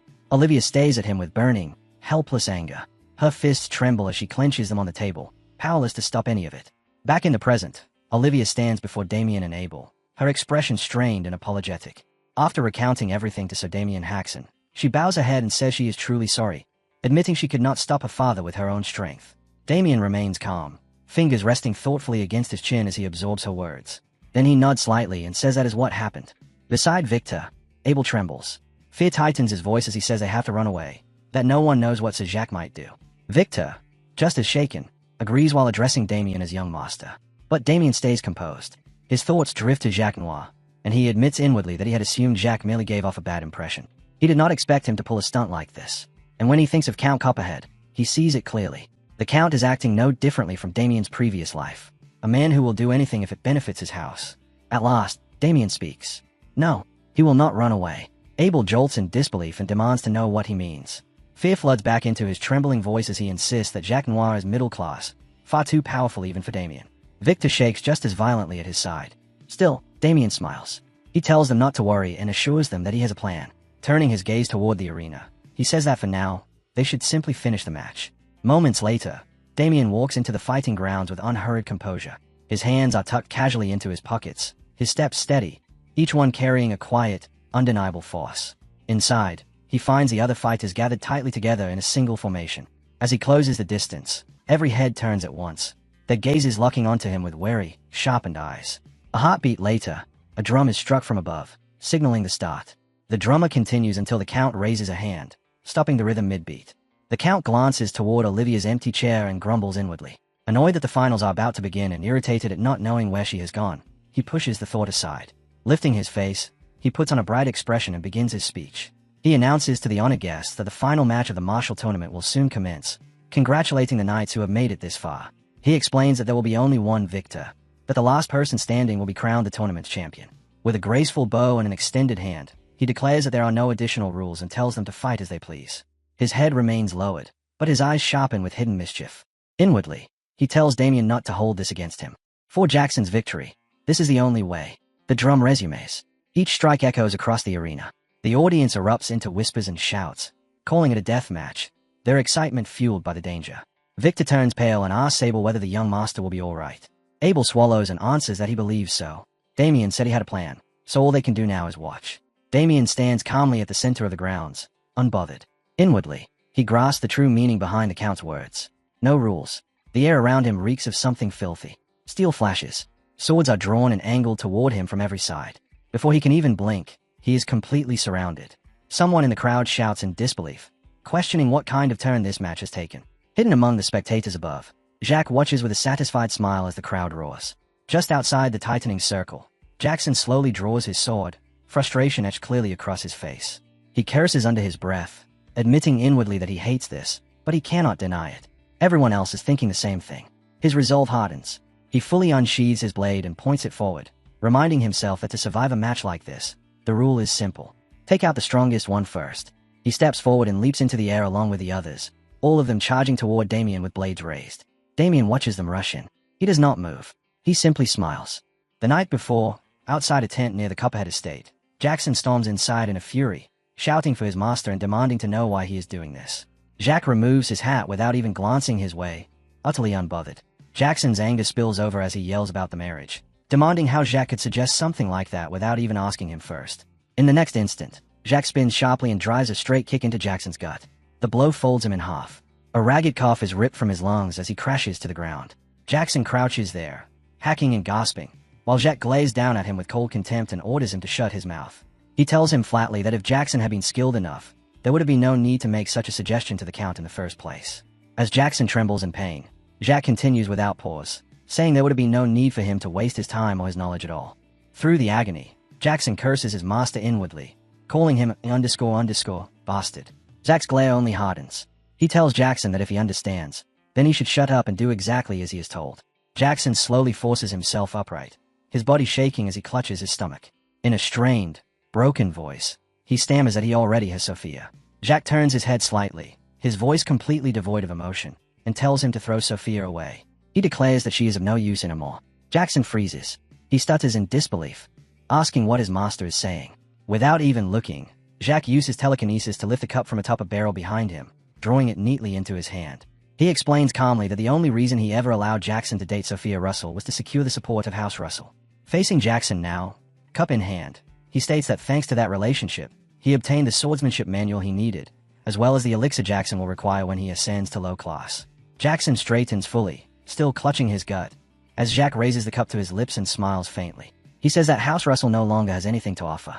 It is time to gain support from a new house. Reluctantly, Jackson asks if that new house is House Copperhead, his voice shaking as he questions whether this is just another attempt to use them the same way he used House Russell. Jack answers calmly that it is not merely their support he wants. He intends to use this marriage to rule over their house entirely. Jackson is stunned. His words stumble out as he asks why Jack would go that far. Jack responds coolly, asking if he has not already explained it to him. He takes a drink from the cup and states flatly that this is for the sake of his long-awaited wish. Still, Jackson resists. He begs him, just this once. He pleads with his master to think it over one more time, insisting that he truly loves Sophia. Jack pauses. He looks down at him and calls him an idiot. He asks whether Jackson still does not understand. Then, without mercy, he explains Sophia's nature. She is the kind of woman who abandoned her former fiancé, Damian Haxon, simply because he was not good enough, and chose Jackson instead. That means Jackson can be discarded just as easily. He asks him quietly whether he truly failed to see that himself. The moment Damian Haxon started doing even a little better, her attitude had flipped instantly. Those memories flashed through Jackson's mind one after another, robbing him of his voice. He tries to object, stammering that it isn't like that, but the word crumbled before they can leave his mouth. Vat produces a ring and holds it out. He tells Jackson to take it. Jackson looks up, eyes widening as he asks what the ring is. Jack meets his gaze coldly and answers that it is a ring that pushes power beyond its limits. Jackson jolts in shock, disbelief blowing his eyes wide. Jack steps closer. Tomorrow, he says, Jackson will use the ring exactly as instructed and fight Damian Haxon. And when Damian Haxon loses his mind and goes on a rampage, Jackson is to pretend it was an accident and kill him. Jackson stands frozen, staring at his master. Inwardly, he curses him, realizing all too clearly that Jack is not someone who will ever listen. For now, he agrees silently to follow the orders. Reaching out, he takes the ring from his master's palm, adding inwardly that while he is at it, he will also get rid of that I saw Damian. Holding the ring, Jackson stays at it for a long moment before forcing out the words that he understands. On the day of the match, Sophia sits among the audience, cheering loudly. She chants Jackson's name over and over, urging him to win. Jackson hears her voice and frowns, thinking she should just wait. Today, he will kill Damian and prove it. He finishes drawing his sword and faces Damian head-on. In the next instant, Jackson launches into the air along with the other fighters, swords poised for devastating strikes. As he surges forward, he thinks that he will show Sophia that he is the man who suits her best. All the blades crash down on Damian from different angles, each sword carving its own arc through the air. Damian keeps smiling. With barely any movement at all, he slips between the strikes, dodging every blow without even taking a single step. Another knight charges from behind, blade thrusting straight toward Damian's back. At the last instant, Damian jumps, evading the stab and landing lightly on the knight's head. Using it as a foothold, he launches himself higher, twisting mid-air and aligning his body perfectly. He descends with a crushing elbow strike that smashes directly into the knight's head, shattering the helmet. The knight collapses face first into the ground, blood pouring from his nose. Damian lands smoothly beside him, still frozen in his striking posture. The audience erupts. Cheers explode across the arena as Abel and Victor shout Damian's name with wild excitement. Amid the roar, Damian lets out a short chuckle and looks at the remaining knights. He remarks that it seems they thought sheer numbers would let them force their way through and somehow make it work. Lifting one hand casually, he beckons them forward, asking what they are waiting for and telling them to come at him. Jackson scowls, disbelief twisting his features as he watches Damian fight several low-class knights without even drawing his sword. Behind him, another knight mutters that Damian is a monstrous bastard. In that instant, a chilling realization dawns on Jackson. Could it be that Damian has already surpassed low class? His eyes sharpen at the thought. A female knight suddenly bursts forward from behind Jackson, Mana coating her blade as she shouts that she will show Damian the swordsmanship of House Alter. Her charge snaps Jackson out of his thoughts. At the same time, another knight rushes in from behind Damian, sword raised high as he bellows for the glory of House Saint Troller. Seeing the two attacks converge, Damian finally draws his sword from his subspace ring. He scoffs, his expression flat, remarking that ganging up on someone while talking about House and Glory is ridiculous. They strike together, the man from the left, the woman from the right. But before their blades can reach him, Damian's sword flashes. His strike is faster than either of them, meeting both blades head-on and batting them away. He activates his secret art, Myriad Insight, Parry. A sharp ripple of sound erupts at the points of impact. The force twists violently through both weapons, wrenching the knight's hands at unnatural angles and tearing screams from their throats. Damian does not stop. Without changing his expression, he raises his sword again.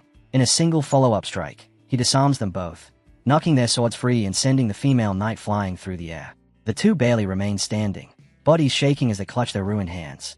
Damian tells them calmly that they all signed the agreement. Didn't they? Then he moves. In a single flash, he vanishes, leaving behind only the cutting light of his sword. He reappears at the end of his strike, poised and still, as the knights behind him collapse one after another. All fell by the same blow. He tells them to consider meeting him an unfortunate accident. The arena explodes into deafening cheers. Damien's name is chanted again and again. Caught in the frenzy, Abel looks nearly unhinged as he proudly tells a stranger beside him that Damien is his brother. From above, Count Copperhead stays in shock, managing only a stunned, "What?" Jacques frowns deeply, irritation and calculations churning behind his eyes. Damien turns toward Jackson with a casual smile, making him jolt. He remarks that it looks like Jackson is the only one left and asks if he isn't coming. Jackson lowers his head, teeth grinding as curses pile up in his throat.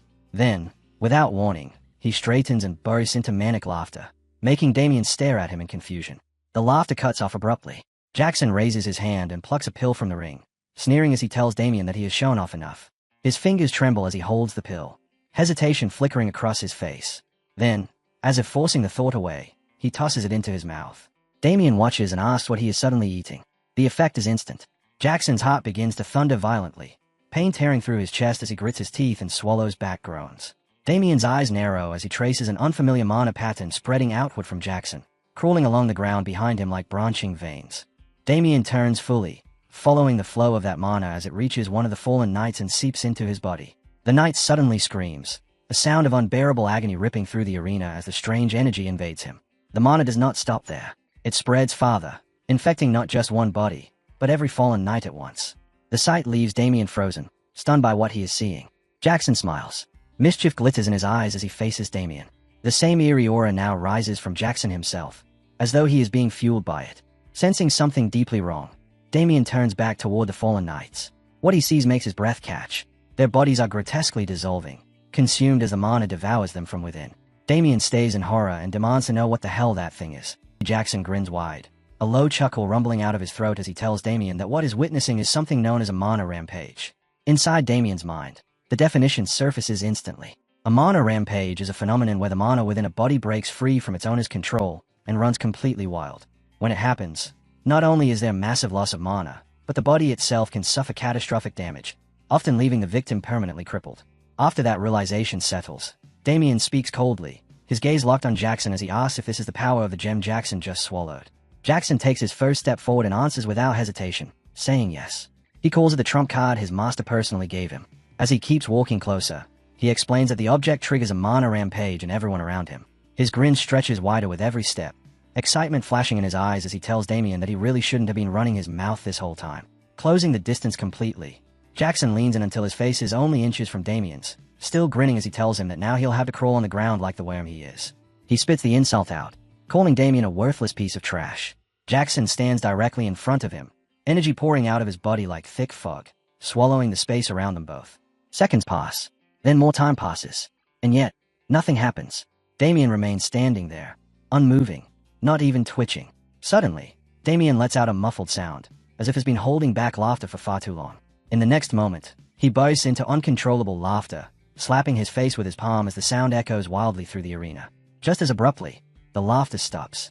Damien lowers his hand, revealing eyes gleaming with mocking malice. The symbol etched into his hand, the one that nullifies all dark magic used against him, glows faintly. He calls Jackson a low-life piece of trash and says that this was more or less what he expected.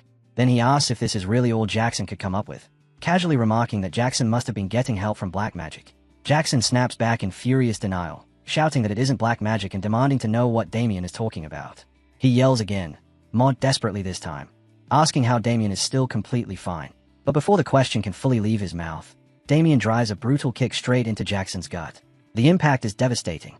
Jackson instantly coughs, his eyes going blank as the force launches him backward. Damien keeps his leg extended, smiling calmly as Jackson slams into the ground, bouncing 3 times before crashing violently into the arena wall. The collision sends another wave of agony ripping through Jackson's body, forcing a hoarse grunt from his throat. From the stands, Sophia screams his name in panic. Jackson finally slides down the wall and collapses onto the ground with a dull thud, groaning helplessly. Damien steps forward, looks down at him, and calmly tells him that it's a shame. His expression sharpens into grim excitement, eyes gleaming with cold malice as he finishes the thought. But that kind of thing doesn't work on him. High above, Jacques looks down from the audience seats in seething fury, his face twisting as his thoughts stumble over themselves in disbelief. What just happened? The ring's power should have activated. His gaze locks onto Damien below as the crowd erupts into a mix of cheers and uneasy murmurs, a chill crawling up his spine. Don't tell me a mana rampage doesn't work on Damien. Down in the arena, Damien feels the sharp weight of Jacques' stare pressing down on him from afar. He scoffs inwardly, realizing that Jacques has teamed up with the Count to get rid of him and even use his own disciple to do it. Then a realization strikes him. Wait. A calculating smile forms on his face as he considers that if he plays this opportunity right, he might be able to make all those bastards choke on it together. That thought is cut short as Jackson suddenly appears right in front of him, rage twisting his face as he brings his sword down in a furious, mana-imbued downward strike meant to crush him. Damien sidesteps effortlessly, the blade smashing into the ground and pulverizing it. Jackson whirls instantly to follow up, but Damien pulls back just as cleanly, creating distance in the same heartbeat. Jackson plants his feet and takes a battle-ready stance, mana flooding over his body and sword as fury pours out of him. He screams that Damien is a son of a bitch and declares that since it's come to this, he'll kill him with his true strength. He launches forward, exploding off the ground in a violent charge. Damien clicks his tongue, a faint smile tugging at his lips as he brings his sword forward and tells Jackson to remember his place. His blade begins to hum, rippling waves of mana surging along its edge. He swings upward in a clean arc, sending those waves blasting outward in a wide spread. The attack strikes Jackson before he can close the distance, ripping the sword from his grip and stopping him dead in his tracks. Jackson screams in searing agony as the mana waves engulf him, light flaring blindingly. In the next second, a massive explosion tears through the arena with a thunderous roar, the ground trembling violently beneath everyone's feet. Panic erupts in the stands as dust, smoke, and debris surge upward. Spectators scream, shielding their eyes and shouting in confusion, demanding to know what's happening. Jackson crashes down onto both knees. He clamps a hand over his mouth, gagging as if about to vomit while dark mana begins leaking slowly from his body. Then, all at once, he throws his head back as a torrent of black energy bursts violently from his mouth. The audience freezes in horror, every familiar face staring with eyes wide and mouths agape. Jackson collapses face first onto the ground, unconscious. Damien stands calmly, looking upward as the dark energy drifts through the air like thick fog, spreading across the arena. The atmosphere turns heavy, suffocating, and deeply ominous. Someone in the crowd feels it first and shouts in dread that this black energy is unmistakable, and in the next instant voices erupt all at once. Black magic. The Count jolts in sheer terror, fists clenching as panic ripples through the stands. Shouts explode from every direction, questioning how a knight could possibly be using black magic and whether this should be reported to the church immediately. The Count trembles, teeth grinding together as sweat pours down his face. Damn it! Why did this have to happen in my domain? He whips around just as his butler rushes toward him in panic, shouting his title and demanding to know what they should do. He warns that the crowd is growing restless and that at this rate, word will reach the church before they can stop it. The Count's mind races wildly. Then, all at once, he strides forward and orders the butler to stop the match immediately and silence everyone before this spreads any further. Meanwhile, Damien calmly opens his subspace and returns his sword, thinking that for now, everything is proceeding exactly as planned. A flicker of suspicion rises, and he shifts his gaze toward where the Count should be sitting, only to find the seat empty. He scoffs aloud, calling him a rat bastard and accusing him of trying to run already. Elsewhere, the Count rushes through the estate grounds with his guard knights, hurrying toward the carriage he had prepared in advance. Frustration boils over as he curses Jacques Noir, calling him a crazy bastard and snarling that he trusted him, only for Jacques to smear black magic all over him. As he reaches the carriage, he clings desperately to hope, convincing himself there's no proof tying him to any of this. If I play dumb, everything will be fine. Just as he moves to step inside, Damien's voice slices cleanly through the air, asking where he thinks he's rushing off to. The Count jolts violently. He and the guard spin around to see Damien standing there with his hands in his pockets, wearing an easy, almost relaxed smile. The Count forces himself to calm down and stutters out Damien's name, asking what the matter is. Damien tilts his head and asks why he's pretending not to know, stating plainly that the Count must have something to say to him. Panic detonates inside the Count's chest. No way. Does he already know? He rejects the thought immediately, insisting it can't be possible. Still struggling to maintain composure, he stammers that he has no idea what Damien is talking about and hurriedly claims he's busy, suggesting they speak later. Damien hums thoughtfully and asks if that means he's going to play dumb. Then he says that in that case, he won't have much of a choice either. Fear cracks through the Count's voice as he demands to know what Damien is doing and orders him not to come any closer. The guards tighten their grips on their swords, raising their free hands to stop him. Damien's fists crash into their faces before they can even react, blood spraying as they collapse instantly. In the same blink of an eye, his fist punches straight through the carriage door beside the Count's head, splintering wood and making the Count shriek in terror. Damien stands right beside him now, that carefree smile still in place. In a dark, almost playful tone, he asks what he thinks. His eyes sharpen as his voice turns grim, and he asks whether the Count remembers what he needs to say now. The Count nods frantically without hesitation, trembling as his thoughts completely collapse into panic. Inside the chamber, A furious shout suddenly erupted as Chester demanded to know if Olivia was responsible for what had happened, and the maids, startled by the explosive tone, quickly slipped out of the room while murmuring to each other that everything had descended into utter chaos. Standing there with her arms folded, Olivia paused for a moment before calmly admitting to her father that she was indeed the one who had informed Sir Damien. The answer instantly ignited Chester's temper. Grinding his teeth, he pointed at her and roared that she must have lost her mind, accusing her of betrayal after all the years he had raised and sheltered her, and demanding to know how she could dare to turn against him. Before his tirade could continue, Damien abruptly slammed his heel down onto the table, the sharp impact echoing through the room. The sudden movement startled Chester so badly that he instinctively pulled back, lowering the hand he had been pointing with as his voice died in his throat. Damien fixed him with a cold, cutting stare and warned that he was still in the middle of speaking. Beads of sweat began forming on Chester's face as he nervously replied that he understood, then cautiously asked how far the situation had progressed. With a quiet sigh, Damien explained that investigators from the cult would soon arrive, then shot Chester a mocking look and stated that they would inevitably uncover the fact that Chester had attempted to arrange his assassination by striking a deal with Jacques Noir. Continuing without pause, he asked Chester what he thought would happen once the cult learned about that arrangement, especially considering that the scheme had even involved the cult's most forbidden practice, black magic. Panic immediately seized Chester, and he hurried to protest that he truly had no idea Jacques would go as far as using black magic, insisting he had never imagined anything like that. Damien merely scoffed at the explanation and asked whether Chester seriously believed the cult would accept such an excuse. Realizing how desperate his situation had become, Chester pleaded with Sir Damien for forgiveness, openly admitting his mistake while begging him not to report the matter to the cult. After taking a brief moment to think, Damien responded in an indifferent tone that even if he personally stayed silent, Jackson Cutter would reveal everything anyway. He then reminded Chester about the horrific methods of torture used by the Inquisitors and asked whether he had ever heard of them. The mere mention of those interrogations caused the color to drain completely from Chester's face. Watching his reaction, Damien narrowed his eyes slightly before straightening his posture and announcing that there might be another solution. He explained that he possessed certain connections inside the cult, and that protecting a single count would not be especially difficult. Stunned by the suggestion, Chester immediately asked if something like that was truly possible. A faint smile appeared on Damien's face as he answered that it was, though several conditions would have to be met first.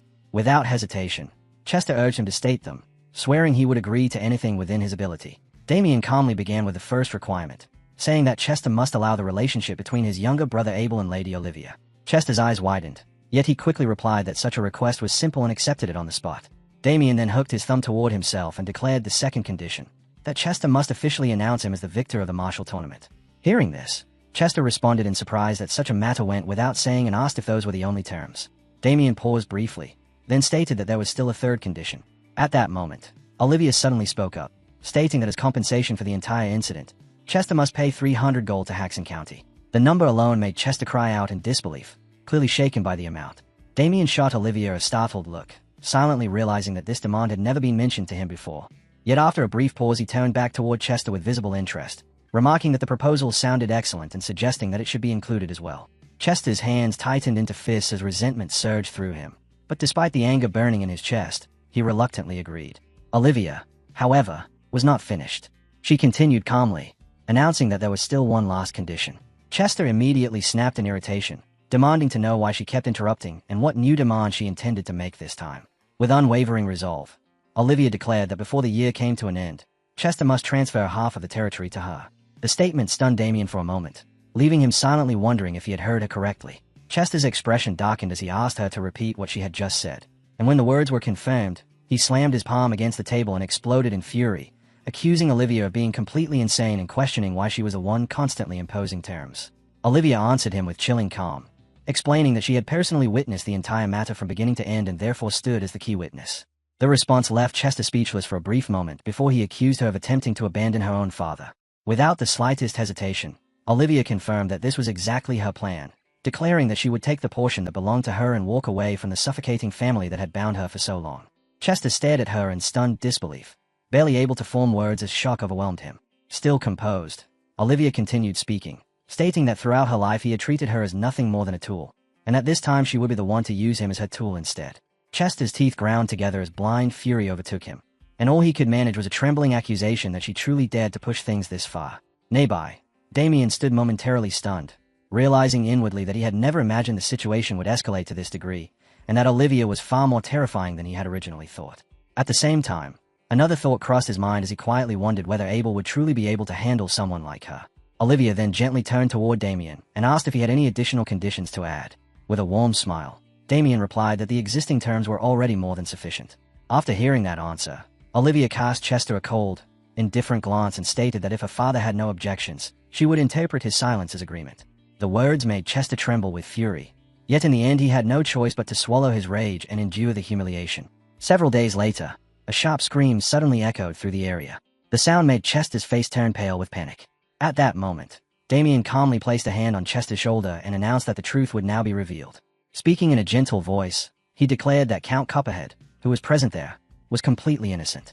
Chester immediately forced a stiff smile onto his face and repeated the same claim. Thomas, the cult's second-rank holy knight, frowned thoughtfully as he stroked his chin, then remarked that the situation seemed strange because they had already obtained a confession from the criminal Jackson Cutter, who had admitted that he conspired with the Count to take Damien's life. Hearing the accusation, Chester quickly rushed to defend himself, insisting that the supposed conspiracy was nothing more than a facade. He explained that all he had done was instruct those men not to interfere with the outcome of Damien's duel, claiming that he had absolutely no knowledge of what they actually intended to do afterward. At that moment, Damien pressed his hand firmly onto Chester's shoulder and confirmed that the Count's words were true.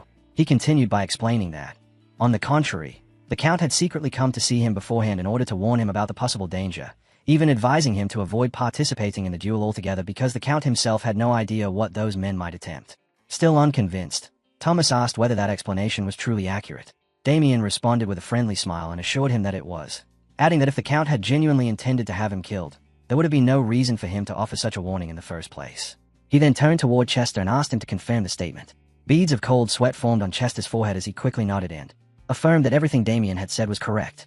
He explained that after meeting those suspicious men he had begun to feel uneasy, so he had secretly gone to warn Damien himself, and he insisted that if he had known from the beginning that black magic was involved, he would have stopped them personally. Thomas stroked his chin while murmuring uncertainly, clearly still doubtful about the matter.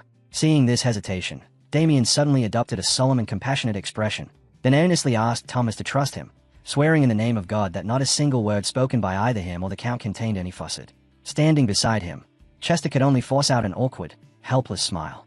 The scene deeply moved Thomas, and tears began to well up in his eyes as he spoke with emotion, declaring that Damien's words must surely be the truth. Clasping his hands together, he murmured that there was no way a devout man like Damien, someone who enjoyed Lady Agnes's absolute trust, could ever speak a lie. Hearing that statement, Damien simply laughed awkwardly while silently repeating the words absolute trust in his mind. Thomas then announced that the investigation would end there and that the Count would be cleared of all charges. The moment those words were spoken, Chester felt an overwhelming wave of relief wash over him, weakly thinking to himself that he had managed to survive this ordeal. Damien gently placed a hand on his shoulder and commented that he truly was fortunate.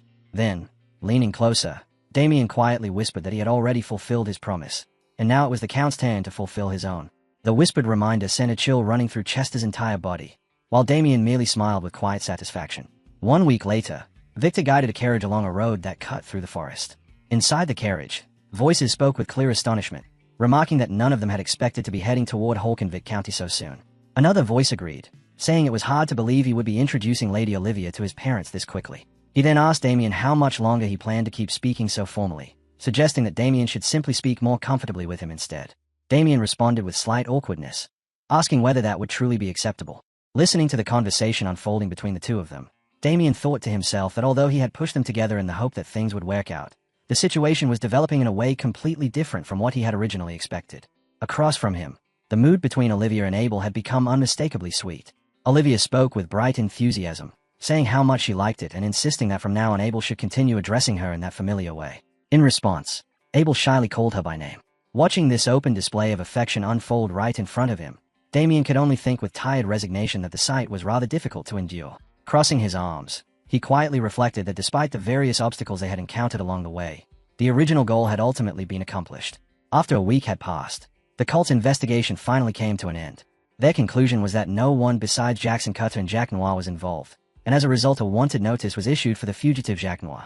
The Count, meanwhile, was completely cleared of all accusations. However, by that time Olivia had already fallen into serious conflict with him. As Damien looked at the pair sitting across from him, he reflected inwardly that Olivia had ultimately chosen to leave together with Abel rather than remain in her father's household. Abel had finally obtained Olivia's love, exactly as he had long desired, while Damien himself had managed to obtain something else. With that thought in mind, he pulled out a red-colored orb. Seeing the object, Abel immediately asked with suspicion whether that was not the prize given to the champion of the tournament. Damien calmly replied that it was indeed the reward. He explained that the situation at the time had been somewhat awkward, which was why there had been no proper award ceremony. But he had taken the item anyway. Curling his lips slightly, Damien concentrated on the orb while thinking to himself that the Count had been completely unaware of its true value, whereas he understood perfectly what it was. It was a spirit heart, a substance that could appear with an infinitely small decimal probability when a high-ranking spirit died, leaving behind a condensed mass of its power. Damien reasoned that if the mass were melted down and absorbed, it would grant not only an enormous amount of mana but also the power of the spirit itself, making it an incredibly priceless treasure. As he clenched the orb tightly in his hand, excitement surged through him when he realized that this particular heart carried the abilities of a fire spirit. It was the first time he had ever seen such an item with his own eyes, and he concluded that simply absorbing it would greatly accelerate his return to the realm he had once reached in his previous life. Inside the moving carriage, Damien's figure holding the glowing red orb was faintly reflected in the window as the vehicle continued down the road. High above, perched on the branch of a tree, Jacques silently watched the carriage grow more distant with every passing moment. His expression was cold as ice, and from him radiated a violent intent to kill. As night deepened, the world around them fell into complete silence. Outside near the campfire, Abel and Victor slept soundly in their sleeping bags, while inside the carriage Olivia rested peacefully beneath a blanket. Then, not far from the campsite, a figure descended lightly onto the ground. His face was filled with murderous intent as he quietly drew his sword. At that moment, Damien, who had been sitting casually on a tree branch above, suddenly remarked that he had almost begun to worry his neck would snap after waiting there for so long. The moment his words ended, the branch beneath him was abruptly cut apart. Damien dropped down with lively enthusiasm and commented with amusement that this must be what people meant by the middle class, because his opponent's reactions were indeed quite fast. Jacques narrowed his eyes and asked whether Damien had known he was being followed. In response, Damien raised the red orb in his hand and, with a faint smile, answered that he had known from the very beginning and had also been aware that Jacques had come specifically to obtain that item. The sight made Jacques, who had been gripping his sword, suddenly freeze in place. In a cold voice, he stated that as expected, the spirit heart had truly been in Damien's possession. Damien replied with casual interest that this was only natural since he was the winner of the tournament. Jacques frowned with irritation and demanded to know how Damien had figured out that he was after it. With a look of open disdain, Damien tapped his own head and explained that the conclusion had been easy to reach. He elaborated that if Jacques' only goal had really been arranging the marriage between Jackson and Lady Olivia, then he would not have been so obsessed with forcing that foolish Jackson to win, nor would he have taken the risk of using something as dangerous as black magic. At those words, Jacques' expression twisted slightly with discomfort. Damien then pointed at him in scorn and continued mockingly that Jacques' real objective had always been the prize given to the champion, adding with ridicule that chasing such a long-decayed promise was truly chilling. Jacques lifted his sword slowly, his expression dark, and said that in that case everything had worked out well. He explained that with the cult searching everywhere he had assumed sneaking back in would be difficult, but following Damien just in case had proven to be the correct choice because now he could simply kill him and take the prize. Damien responded with a sneer, saying that if Jacques truly believed he could accomplish that, then he should go ahead and try. At the same time, Damien drew his own sword and openly challenged him to take it. Without hesitation, Jacques swung his blade and released a twisting slash. Damien reacted instantly, lifting his sword to intercept the incoming strikes as they came from several angles. Suddenly, Jacques' blade thrust straight toward Damien's eye. Damien quickly raised his weapon into a circular guard, and when the swords collided the impact forced him to slide back a short distance. As Damien noticed the tear that had appeared along his sleeve, he silently evaluated his opponent and concluded that even among the middle class, Jacques stood at the top tier, his movements containing no wasted force and every strike carrying razor-sharp precision. Jacques looked slightly surprised and remarked that it was astonishing for someone from the low class to endure his attacks to this extent, but he declared that this was as far as Damien would go. Immediately afterward, a strange purple energy began to envelop Jacques' entire body. He stepped forward, causing Damien's eyes to narrow in sudden shock as he realized the technique being used. It was the return sword technique. On the opposite side, the energy split into several floating shadows, each one identical to Jacques himself. The clones spoke at the same time, their voices perfectly synchronized as they asked whether Damien found the sight astonishing, explaining that this sword art was a sword master technique that Jacques had painstakingly restored over the course of his entire life. Twisting the tips of their blades, they continued by declaring that every sword among them was both false and real, and that with Damien's level of perception he would never be able to identify which one was the true body. Finally, they pronounced that within Damien Hawkins' ignorance, he would meet his death right there. The next instant, the entire group rushed forward together, launching a perfectly coordinated attack while simultaneously unleashing techniques known as the return sword and the false true mirage sword. Facing them, Damien calmly tapped the body of his blade with a finger and silently poured energy into it. Soon afterward, a tremendous force began spreading outward from the sword's tip, and using the blade as a center point, that surge of power swept forward and erased every single one of Jacques' clones in an instant. Watching the scene unfold, Jacques stared ahead in stunned disbelief. As the smoke and dust slowly cleared, Only two figures remained standing across from each other, Damien and Jack. Terror suddenly overtook Jack, and he cried out in shock, insisting that what he had just witnessed was impossible. Deep inside, panic rose as he realized that the technique Damien had just used was the very same one that had once blocked Jackson's blade. Damien looked at him with cold mockery and remarked that Jack was making an absurd amount of noise over something as trivial as such a simple sword technique. Those words caused Jack to grind his teeth in rage, and he snapped back angrily, unable to accept that the technique he had mastered through an entire lifetime was being dismissed as something trivial. In response, Damien merely showed a faint, contemptuous smile and casually asked whether that had truly been the correct way to use the technique. Then Damien stepped forward. The moment Jack saw that movement, his eyes widened in horror. From the opposite side, shapes began forming in the air, and within moments thousands of figures identical to Damien appeared proudly before him. Trembling uncontrollably, Jack pointed ahead and demanded to know how Damien had managed to use the false true Mirage sword. Damien answered with complete nonchalance, explaining that he had simply tried copying Jack's technique, and to his own surprise it had worked. Jack felt his scalp tingle as he shouted in disbelief, asking whether Damien was seriously claiming that he had merely copied it. At that instant, memories began flooding through Jack's mind. Since childhood he had believed himself to be a genius, but the moment he had once encountered a true genius, that belief had been shattered instantly and completely. As those memories resurfaced, Jack clutched his chest in pain. In utter disbelief, he cried out that this could not be happening and demanded to know how Damien was able to defeat him so effortlessly. Damien simply glanced upward with an indifferent expression and gave a vague, non-committal reply. That single reaction made Jack feel as though his heart had briefly stopped. Damien then spoke again in the same calm tone, repeating that he had simply done it, and it had worked. After confronting that reality, Jack slowly fell into despair, realizing at last that he had never been a true genius at all, but merely someone slightly more talented than ordinary people. Jack reached a bitter conclusion that this realization was likely where everything had truly begun. In order to make up for his lack of natural talent and somehow catch up with those who were called geniuses, he had searched everywhere for elixirs and master-level techniques, and if gaining strength required it, there had been nothing he was unwilling to do. After more than 10 grueling years of relentless struggle, he had finally managed to climb into the middle class. Thinking back on that long journey, Jack tightened his grip around the hilt of his sword, his eyes bloodshot as anger surged through him, and he demanded to know how the techniques he had barely managed to master after a lifetime of hardship could be dismissed so casually as something Damien had simply copied. Standing across from him, however, Damien paid no attention to the accusation. Instead, he lazily waved the sword in his hand and complained that the entire exchange had been nothing more than a waste of mana. The sight of that indifferent reaction drove Jack into uncontrollable fury, and he began screaming hysterically, hurling curses at Damien while shouting with every ounce of strength he had left. In response, Damien calmly walked past him and swung his blade in a single effortless motion, cleanly severing Jack's neck. With complete indifference, Damien muttered that he had no idea what Jack had been rambling about, adding that by Jack's own logic he had merely imitated something that already existed. As Jack stood there in utter shock while his head separated from his body, Damien spoke again in a light, detached tone, remarking that there was no reason to waste time listening to such a pathetic story. With that, Damien turned his back and began walking away, his figure gradually fading into the distance as he muttered tiredly that he should simply go to sleep.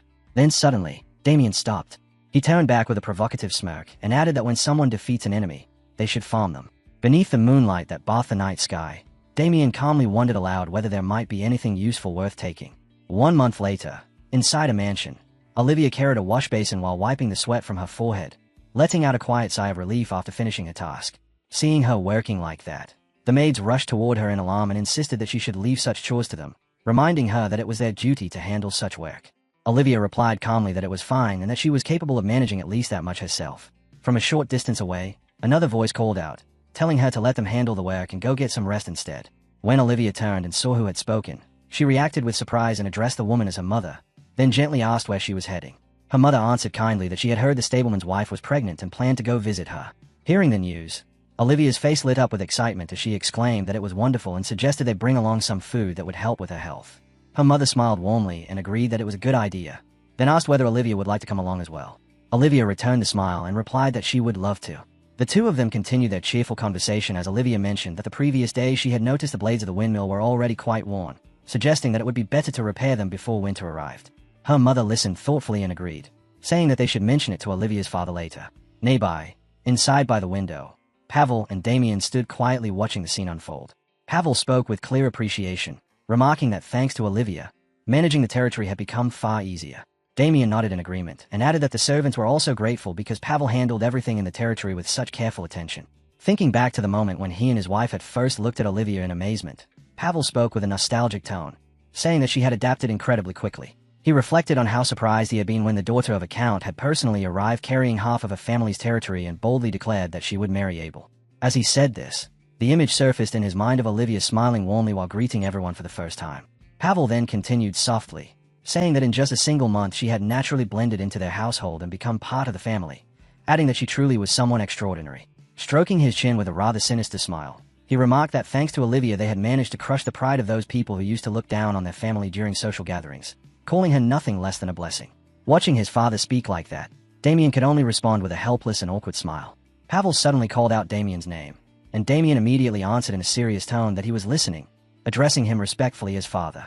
Standing there with his hands clasped behind his back, Pavel casually suggested that Damien should begin searching for a partner as well. Damien froze on the spot and exclaimed in disbelief, wondering why such a topic was suddenly being brought up. Without another word, Pavel reached forward, grabbed the curtain beside the window, and pulled it open, revealing a board completely covered with information. With clear enthusiasm, he explained that it was not sudden at all, saying that Damien had recently become quite famous and that matchmaking proposals had begun pouring in from everywhere, urging him to look through the list. He even asked what kind of style his son preferred. Left speechless by the sight, Damien thought to himself that he had been wondering all morning why his father had called him over, and now he finally realized this must have been the reason. After a moment of hesitation, he apologized and said that marriage still felt too early for him. Pavel immediately reacted with confusion and asked what kind of nonsense that was supposed to be. Shaking his head firmly, he insisted that there might be marriages that happened too late, but there was no such thing as one happening too early. He then launched into a long explanation, emphasizing that above all else a man needed to settle down in order to achieve stability. As he spoke, he even reminisced about his own younger days, claiming that he had rejected countless noble ladies before ultimately choosing Damien's mother. And after clearing his throat he concluded that Damien should also find a good partner soon. Finally, he added that if Damien's younger brother ended up getting married while Damien himself remained single, it would not look good in the eyes of others. Faced with that situation, Damien could only remain silent while forcing an awkward, stiff smile. Suddenly, Pavel called his name again, this time with clear irritation in his voice. At that exact moment, Damien smashed straight through the window and leapt outside, thinking to himself that the holidays were still a long way off. After landing at a spot not far from the mansion, Damien wiped the sweat from his forehead and released a long sigh, muttering that he could not believe his father had suddenly started talking about marriage. He scoffed bitterly at the idea of himself getting married, then sighed once more and admitted to himself that he had never even imagined something like that happening. His expression slowly darkened. Rising slightly onto the tips of his toes, he stared at the dark stain on the ground and reflected that even worrying about such matters was a luxury for someone like him. The memory of his previous life surfaced vividly in his mind. Back then he had existed as a death knight, slaughtering countless people while his sword remained constantly drenched in blood. His thoughts continued drifting as he acknowledged that even if those actions had not been his own will and had been carried out under Dorgo's control, the undeniable truth was that he had still killed someone's children, someone's siblings, and someone's parents with his own hands. For a murderer like himself, he believed there was no way he deserved happiness like that. With hatred rising inside him, Damien clenched his teeth and made a firm vow in his heart that above all else he needed to grow stronger as quickly as possible, because killing Dorgo had to come first. At that moment, a book suddenly appeared in his hands. Flipping through its pages, he murmured quietly that it was the Bolong Jigwang medicine, also known as the Felling Nature Madness drug, a new cultivation method he had obtained after defeating Jacques Noir. He observed that unlike ordinary techniques, where a practitioner remained seated while absorbing mana, this method was unique because it allowed mana to be absorbed even while the body was in motion. Although the principles behind it were extremely complex and it had the drawback of only drawing in small amounts of mana, Damien considered that if he combined it with the cultivation methods he already possessed, he might be able to produce something highly effective. Continuing his calculations silently, he thought that if he could properly absorb the spirit heart on top of that, then within a short period of time he would definitely be able to grow stronger at an astonishing rate. He tugged lightly at his arm and wondered whether he should stretch his body a little after such a long time. Suddenly, a voice called out to him. Damien paused slightly when he heard it. Victor came running toward him in a hurry, calling out "Young Master," and reporting that a guest had arrived. Damien immediately felt suspicious and wondered how the visitor had known he was there. Turning his head, he asked what kind of guest it was, his brow already furrowing as he sensed that the situation might develop badly. Back at the mansion, the door to the room opened slightly as Damien and Victor quietly stepped inside.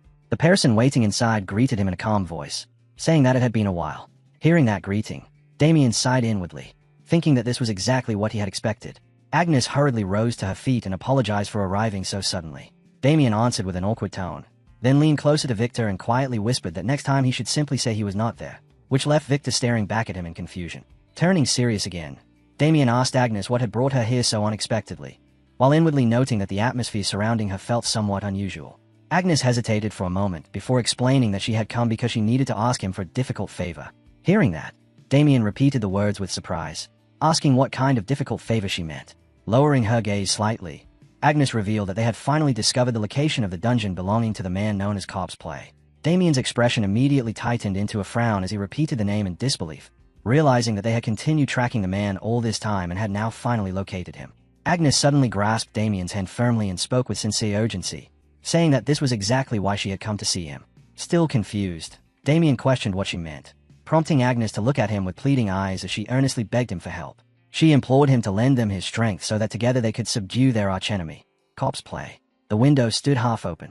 Damien crouched and slipped out, landing lightly on the ground as his eyes moved quickly across the surroundings while he carefully checked for anyone nearby. Suddenly, a voice called out and addressed him as young master.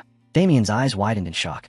Not far away stood Victor, gripping a broom like a weapon while radiating an intimidating presence as he stared directly at him and demanded to know where he thought he was going so early in the morning.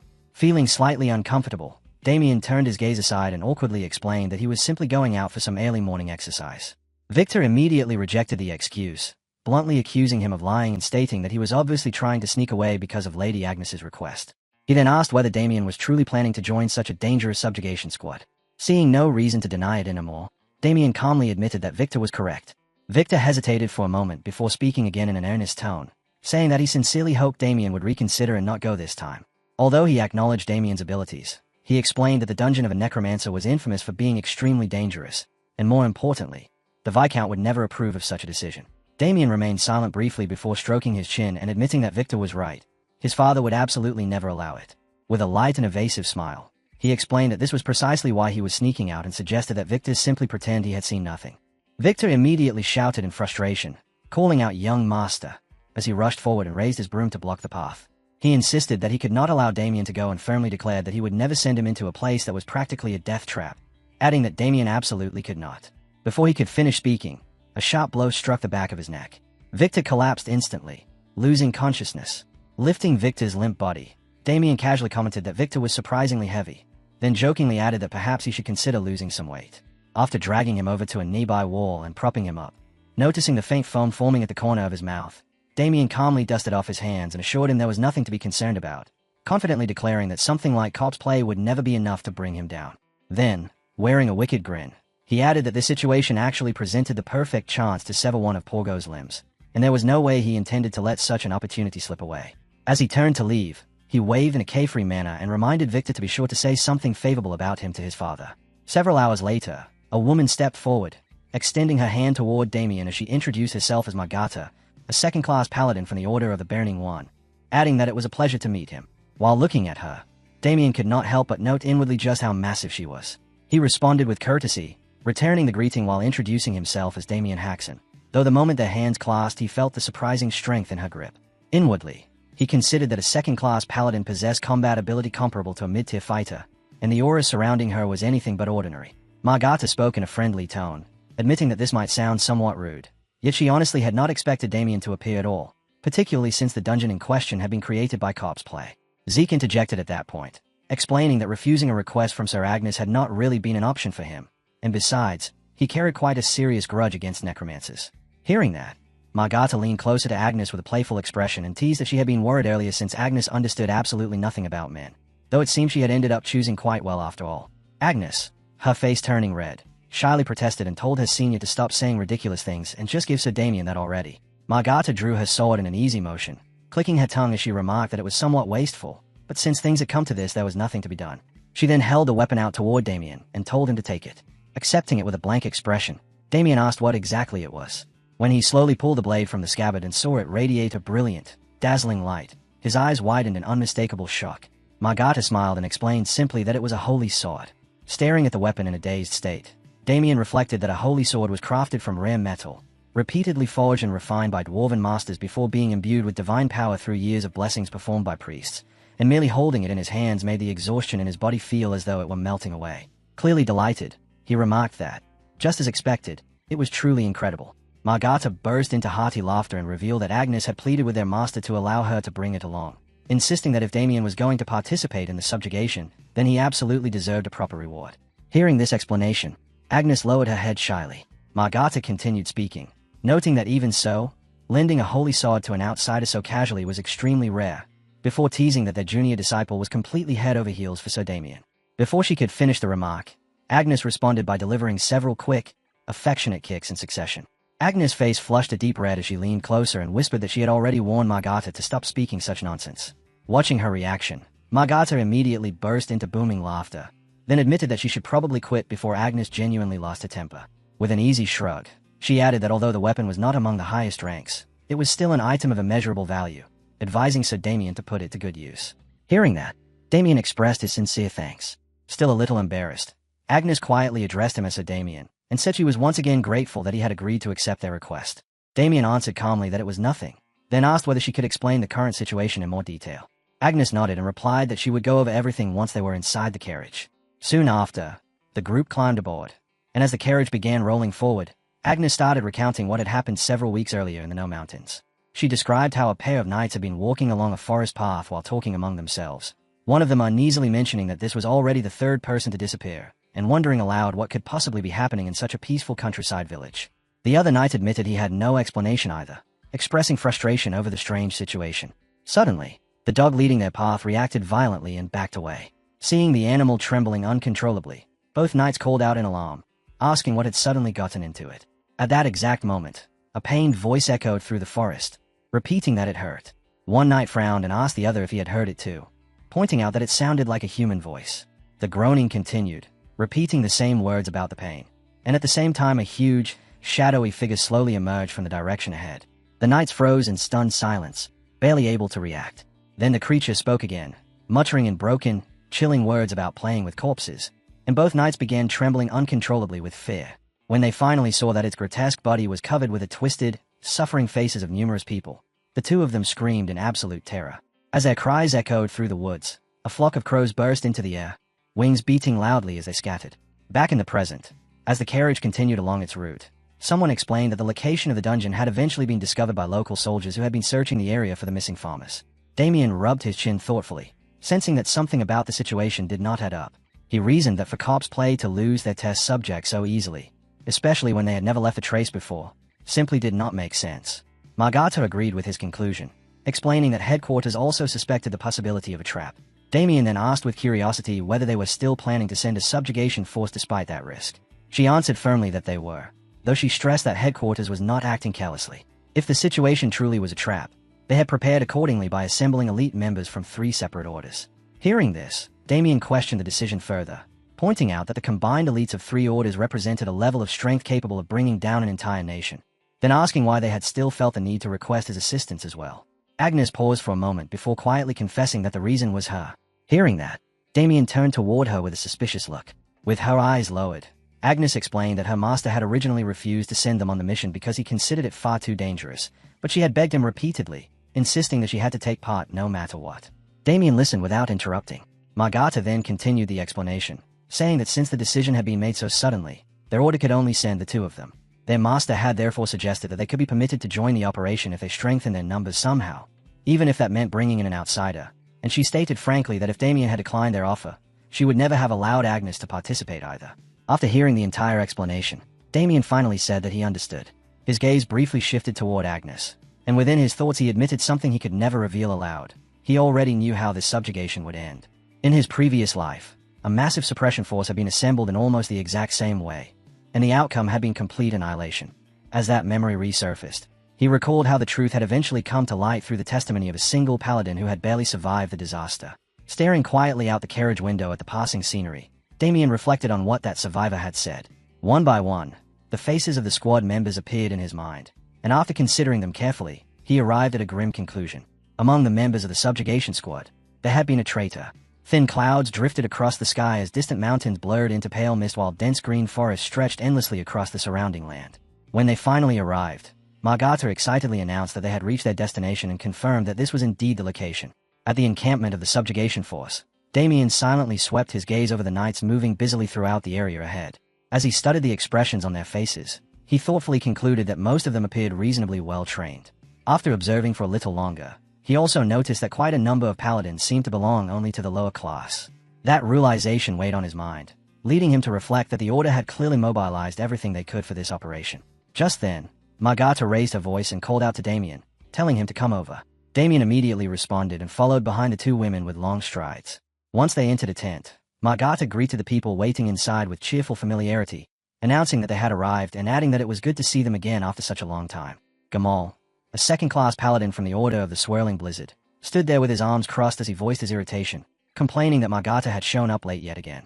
Dionycio, a third-class paladin from the same order, awkwardly tried to step in and ease the tension.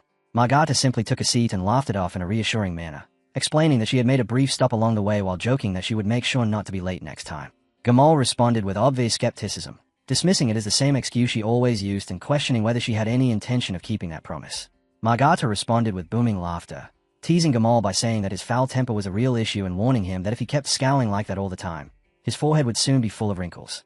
Gamal's irritation only deepened, and he snapped back that instead of offering an apology she was spewing nonsense, which was exactly the sort of behavior he expected from members of the Scorchers, whom he described as ignorant and uncivilized as ever. The remark immediately sparked Margata's anger, her expression hardening as she sharply told him to watch his mouth, declaring that while he could insult her personally as much as he wished, she would never tolerate anyone speaking disrespectfully about her sect. Gamal shot back with equal fury, asking whether he had said anything incorrect and arguing that if her sect's teachings were truly worthy of respect, she would not be acting in such a disgraceful way. Margata continued provoking him, casually remarking that although Black Snow had been thoroughly defeated by her master, it seemed rather petty for Gamal to still be holding a grudge about it. That comment pushed Gamal over the edge, and he slammed his hand down on the table before shouting angrily, demanding to know when exactly his master had ever suffered such a humiliating defeat. Watching the escalating argument, Damien turned to Agnes with a puzzled expression and asked who that man was. Agnes leaned closer and quietly explained that he was Gamal, a disciple of Black Snow and a second-class paladin belonging to the Order of the Swirling Blizzard. Hearing that, Damien simply nodded and replied that he understood. Meanwhile, Margata puckered her lips and mockingly repeated that regardless of anything else, the undeniable fact remained that Black Snow had lost to her master. Gamal roared back in outrage, insisting that his master had only been exhausted at the time after completing an important mission. Seeing that neither of them showed the slightest intention of backing down, Damien thought helplessly to himself that the two sects clearly harbored deep hostility toward one another. At that moment, another person stepped forward in an attempt to calm the situation, urging everyone to stop arguing. Sanus, a second-class paladin of the Dazzling Agony Order, spoke in a calm and gentle voice, advising them not to waste their anger fighting among themselves and reminding them that such fury should instead be reserved for tearing apart the filthy black mags hiding inside the dungeon. Margata turned toward him with a bright expression and warmly welcomed him, remarking that it had been quite a long time since they had last seen each other. Nearby, Agnes quietly introduced him to Damien, explaining that the man was Sir Sanus, a disciple of Radiance and a member of the Dazzling Agony Order. After taking a seat, Sanus glanced toward Damien with curiosity and asked who that gentleman over there was, commenting that the man did not appear to be a paladin. Noticing the attention, Damien simply returned his gaze with a calm, indifferent expression. Margata then looked at Damien and introduced him to the group, stating that he was Sir Damien Haxon.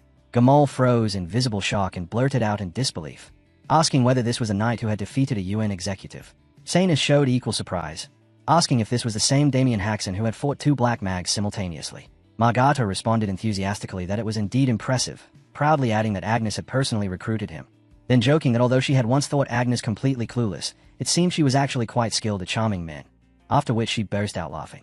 Hearing Margata's teasing, Agnes immediately flushed with embarrassment and hurriedly protested, calling out to her senior sister in an attempt to stop her. Just then, someone raised a hand and asked them to wait a moment. Dionycio reacted with visible surprise and asked if they were saying that an external force was being added to the subjugation team.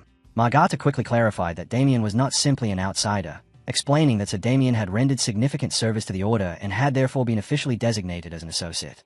The man frowned with clear disdain at that explanation and remarked that, in other words, Damien was still just a mercenary. Agnes' expression instantly showed her displeasure at the remark. Gamal then spoke in a calm voice, stating that his junior did have a point, in questioning whether it was truly wise to accept an outsider so casually into an operation of such importance. Agnes clenched her fists tightly and demanded angrily what he meant by calling it dangerous. Standing with his arms folded, Gamal answered that an outsider might easily harbor hidden motives, adding that there had been past cases where black mags had planted spies within the Order. The moment those words left his mouth, the atmosphere in the tent grew heavy with tension. Margata slammed her fist down on the table and shouted furiously for Gamal to watch what he was saying, warning him that he was crossing a line. Observing the situation, Damien silently reflected that Gamal was simply exercising caution. Sanus then calmly voiced his own opinion, apologizing first but admitting that he agreed with Gamal, since bringing an unverified individual into such a mission did indeed carry certain risks.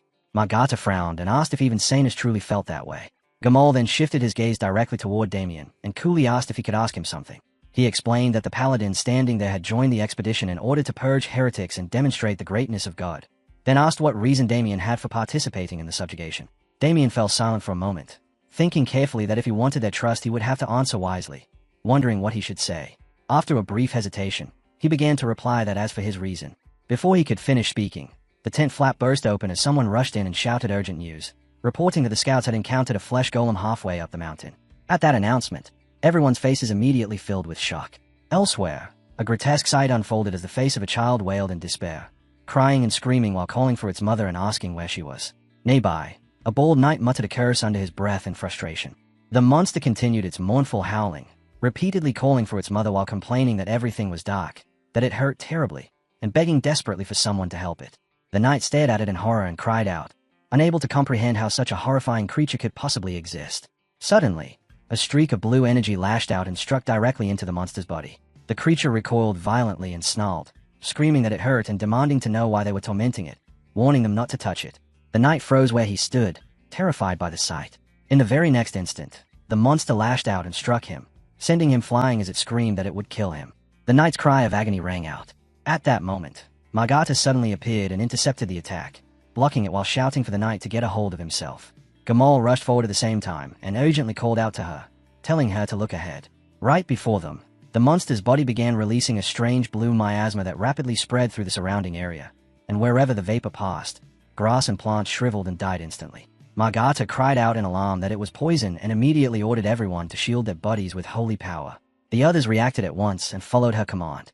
Gamal cursed loudly, realizing how overwhelming it was, and shouted that the poison was too strong, instructing everyone to concentrate on defense until the attack subsided. But as he looked ahead, he suddenly noticed Damien standing directly in front of him and reacted with confusion. Everyone else quickly turned their eyes toward the same sight, and shock spread across their faces as they shouted Damien's name. Unable to believe what they were witnessing, he was forcing back that overwhelming poison using nothing but his own aura. As Damien calmly stepped forward through the toxic mist, the monster let out a low growl and asked if he was going to hurt them as well, repeatedly telling him to stay back. In the next instant, it opened its grotesque mouth and fired a barrage of thousands of poisonous needles straight toward him. Seeing the attack coming, Damien did not retreat and instead continued stepping forward. The moment the monster raised its massive fist and swung down to crush him, Damien lifted his sword and drove it forward, piercing directly through the creature's hand. With a cold voice, he asked whether this was the answer they wanted when they had asked why he was here. Under Gamal's stunned gaze, Damien continued speaking, explaining that Ajido, that cursed black mage, had once placed a curse on his family's estate and had attempted to slaughter every member of his household. After suffering something like that at the hands of a black mage, he said, killing just one of them would never be enough to satisfy him. As those words left his mouth, Damien pushed his sword even deeper, the blade plunging straight into the monster's core while its enormous hand froze in mid-air. He continued, declaring that until every single one of those black mags was dead, he would never stop. Hearing that, Gamal's expression filled with fear. In the next moment, Damien split the monster apart with a decisive strike and added coldly that he would never stop. Inside a dark chamber where skulls were scattered and human corpses hung suspended from iron chains, Delran sat quietly in front of an enormous mirror. Just then, someone stormed in and angrily demanded to know why he had exposed their location, pointing out that the Order's holy knights were already camped right outside. Another person raised his voice as well, accusing him of trying to destroy their final lifeline with his own hands when only the three of them remained in urine. Ignoring their outrage completely, Delran remained seated and responded with mocking calm, saying that he was merely carrying out his master's command. His master had ordered that the kingdom be shaken, he explained, and if that was the case, then wiping out the Order's military strength first was the obvious step. The man with the scar across his eye angrily questioned him again, asking if he truly intended to keep spouting such nonsense about that person, and whether he even remembered the last time that Master had ever responded to him. At those words, Delran slowly turned his head and glared at him with a warning in his eyes, asking whether he was mocking his master and wondering aloud if his master would be pleased if he turned a dark mage into a flesh golem. The scarred man faltered for a moment, grinding his teeth in frustration, while the man with teal hair stammered anxiously, asking what exactly Delran was talking about. Before either of them could react further, a shadow suddenly emerged, seizing both of their heads and smashing them violently into the ground. Delran remained completely composed and calmly gave his next order, stating that the procedure would begin immediately, then instructing Kite to take the scarred man up to the chamber on the ceiling and asking if he understood. Without saying a word, Kite grabbed the scarred man by the hair and began dragging his limp body away. Left alone, Delran fixed his gaze on a glowing purple sphere and spoke with mounting excitement, declaring that this time he had to create a true masterpiece worthy of satisfying his master, adding that the corpse of an exceptional holy knight would surely earn his master's response once again. Afterward, he manipulated the monster from the earlier battle by controlling it through invisible threads, forcing the creature to rise once more. Suddenly, Delran's eyes widened slightly in surprise.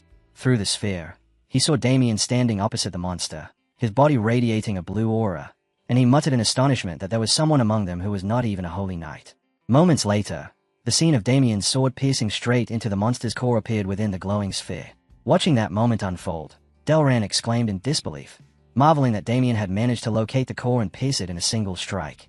He voiced his amazement that someone who was not even a holy knight had dismantled the trial he had prepared so effortlessly. Raising a trembling hand, he covered his face in trembling excitement while wondering aloud what kind of exquisite material Damien must be. Then, waving his hand eagerly, he declared that he wished to be granted a little time, promising that he would certainly capture Damien and turn him into the finest material imaginable. As he gazed at Damien's reflection within the mirror, Delran proclaimed with excitement that Damien would become the greatest masterpiece of his life. The following day, deep within a forest, Gamal stood atop a large rock and called for everyone's attention, telling them to listen carefully. Leaning against his spear, he spoke with seriousness, stating that if they wished to succeed in this subjugation, every one of them had to carry out their assigned role and responsibility without fail. He then laid out the battle plan, explaining that he would personally lead the charge while the blended snowstorm division would cut open the path ahead.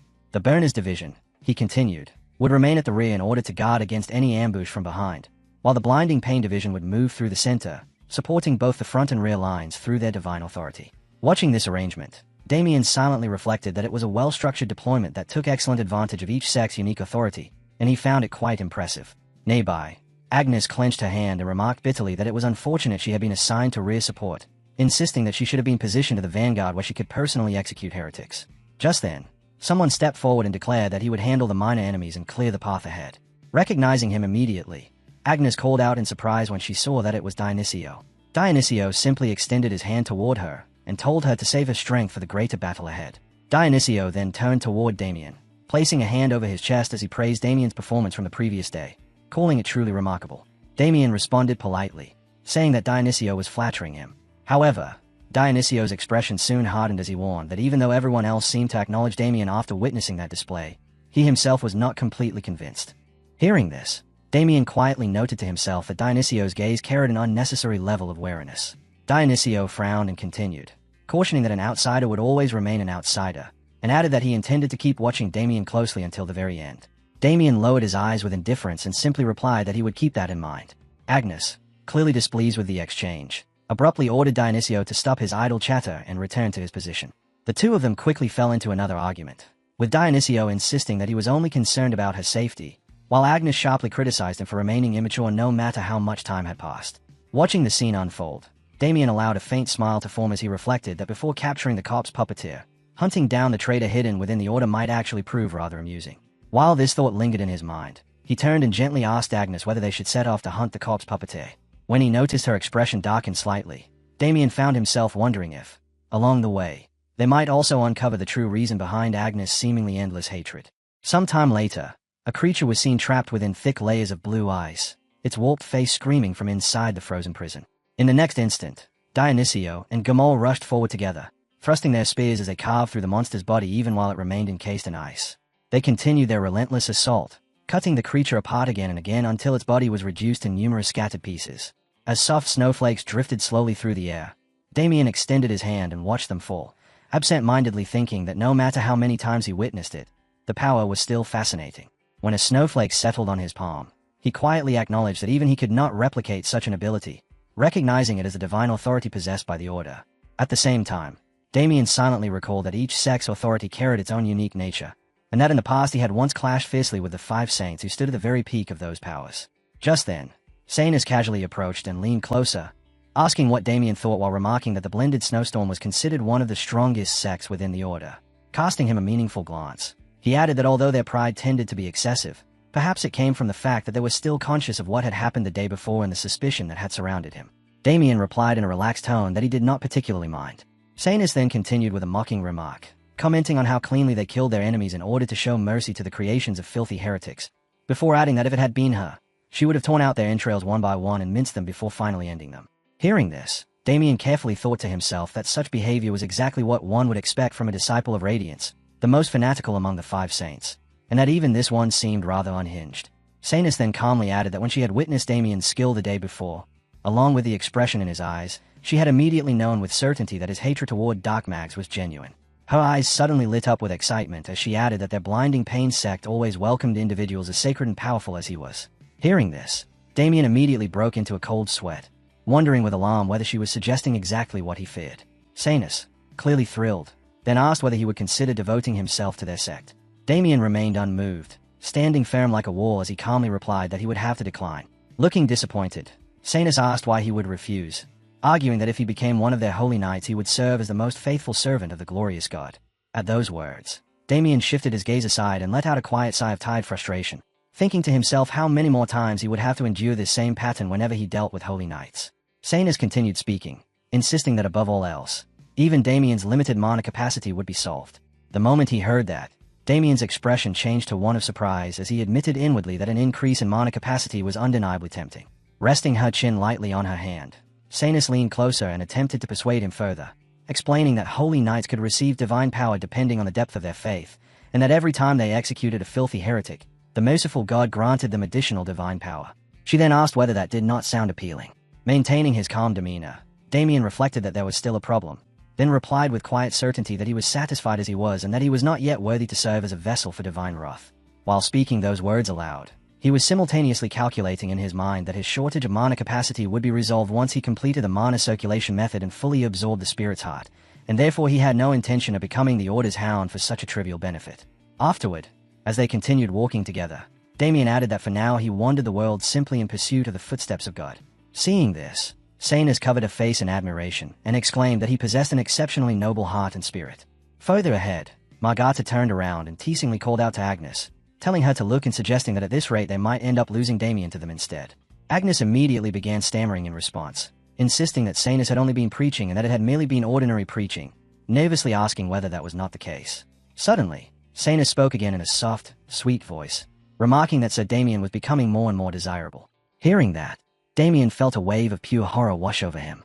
Sanus then added in a low, coaxing tone that failing to obtain something she desired was simply not to her liking, and suggested that perhaps the two of them might slip away together later.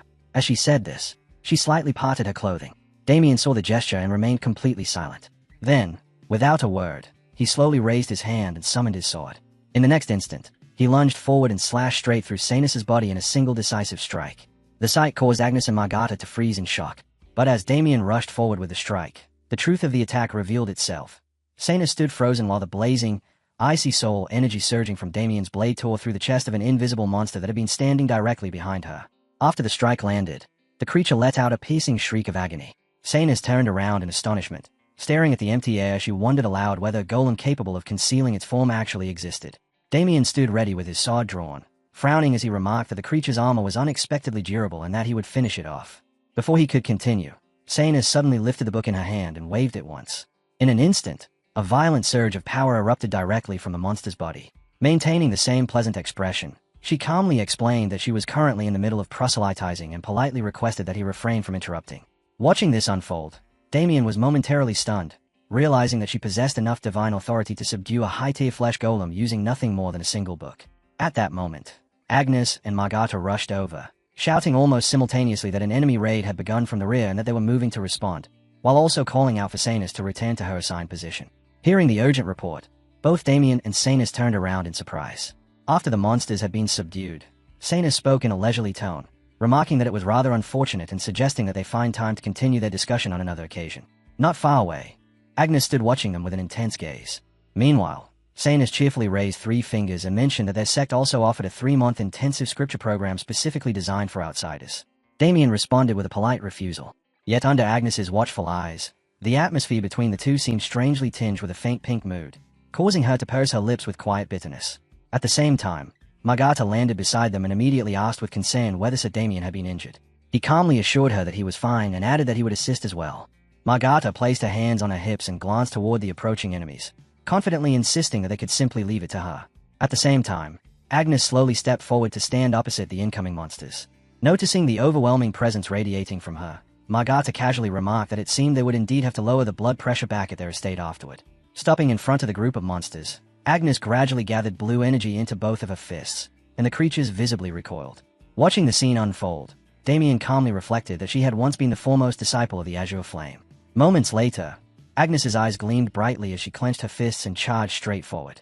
Blue energy exploded around her arms, shaping itself into razor-sharp slashes that tore through the monsters. Their eyes rolled back as several heads were cleanly severed from their necks, and blue flames immediately engulfed the remains, reducing their bodies to ash. Looking at Agnes standing within the glowing blue light, her slender frame filled with undeniable power, Damien reflected that among the 5 great saints, if Luminance had been the most troublesome opponent, then Azure Flame had unquestionably been the strongest. Before long, the cave returned to its former quiet stillness. Gamal suggested that they should sweep each entrance together, but before he could even finish explaining his plan, Margata immediately objected, arguing that such a method would be far too inefficient. Sanis supported Margata's view and added that the better option would be to divide their forces and advance separately. As the debate continued without resolution, Damien watched them with clear boredom and finally remarked that the discussion was dragging on. Noticing that the wait might take some time, Agnes softly suggested that she go and bring back some food. Yet just as she finished speaking, someone approached and calmly remarked that there was no need for that. Agnes and Damien immediately turned toward the voice, only to see Dionysios stepping forward as he presented what he carried, explaining in a gentle tone that he had already prepared a meal for his sister. Agnes accepted the food and politely thanked him, but when Dionysios turned toward Damien, his expression shifted into clear displeasure as he coldly remarked that Sir Damien should take one as well. Damien gave a half-hearted reply of thanks, and with the food handed over, Dionysios quickly turned and left, though not before throwing a sharp, resentful glance back at the two of them. Meanwhile, Agnes sincerely reminded Damien that a major battle lay ahead and urged him to make sure he ate properly. Hearing this, Damien asked if she was referring to Copp's rivalry, and she answered firmly that she was, stating without hesitation that they had come all this way to kill him. As Damien watched Agnes angrily bite into the meat, he fell quiet for a moment, then asked with curiosity why she seemed so fixated on Copp's rivalry. Agnes immediately widened her eyes in surprise and, flustered, remarked that he asked about personal matters far too casually, adding that he seemed strangely indifferent and even questioning whether he was a capital T type. Inside the cave, their conversation continued, as one of them remarked that she did not have to tell him, while the other responded that he had come here because she asked and that it would be discourteous of her to keep it hidden. Agnes then gently asked whether she had previously mentioned the village that had been ravaged by Copp's rivalry. Damien nodded, saying that he remembered and that every resident of that village had been killed. Agnes then revealed with quiet sadness that she had been one of the survivors from that day. Hearing this, Damien was completely stunned and could scarcely believe what he had just heard. Agnes continued, bitterly recalling that on that day her older brother, who was a holy knight, had returned home while on leave, and whenever he came back, she would always stay up through the night listening eagerly to his stories about the Order, but that day they had never gotten the chance. At that time, Agnes's brother had been standing inside the house, slightly opening the door as he watched what was happening outside, where the entire area had already been overrun by undead wandering through the neighborhood, pacing back and forth and refusing to leave. Inside the house, her brother placed his hand gently on Agnes's head and urgently told her to hide there, warning that she must not come out no matter what happened and asking if she understood. Feeling uneasy, Agnes nervously stammered as she called out to him, but he repeated his warning, telling her that until someone came to open the door for her, she must never step outside and must not make even a single sound, once again asking if she understood. Agnes then explained that this moment had been the last time she ever saw him. By the time the Order's subjugation squad finally arrived and rescued her, both the village's corpses and the undead had already been burned down to ashes, and after the Order later informed her that the one responsible for the incident that day had been Copp's rivalry, she decided that she would become a holy knight herself. As Agnes spoke, it was as though her past self and present self overlapped in that moment. And hearing the story, Damien quietly reflected with bitterness that she carried such a painful past. Just then, Margata approached with her usual bright energy, cutting into the heavy mood as she cheerfully asked whether they had been waiting long and informed them that the meeting had only just ended. Damien replied with quiet understanding, remarking that the matter must have been a delicate one. In response, Margata casually gestured behind her and explained that they had been discussing whether the 5 entrances should be inspected together one after another or whether the subjugation force should split into separate units and enter simultaneously. Curious about the outcome, Damien asked which decision they had reached, and Margata answered with lively enthusiasm that it had, of course, been the latter. Thinking back on the earlier argument, Margata complained that Gamal had insisted they should move together as a single group, but both she and Sanis had opposed the idea. She added that the stubborn man had continued to stand fame, which caused the meeting to drag on far longer than necessary, remarking with mild exasperation that he had always been overly cautious. Damien listened with a thoughtful expression and commented that it sounded as though they had known each other for quite a long time. Margata simply grinned at that and replied that it was something like that before letting out a laugh. Not far away, Gamal stood silently, staring in their direction with a focused gaze. After a moment, He raised a hand to cover his mouth and gave a light cough, then lifted his voice and called for the units to assemble, announcing that from that moment forward the subjugation force would divide into 5 squads and advance. Hearing the sudden commotion, the 3 of them quickly turned their attention toward him, while Dionysius and Sanus also turned their heads to listen. Planting his spear firmly into the ground, Gamal loudly ordered that each unit was to break through at maximum speed and join with any squad that began to fall behind, declaring that today would finally become Urin's last day. In that very instant, the cloak behind him suddenly flared upward. Sensing the overwhelming aura that erupted at once, Damien's brow tightened slightly. The one wielding the dark sorcery revealed a chilling grin, and the ground beneath everyone's feet fractured violently before shattering apart.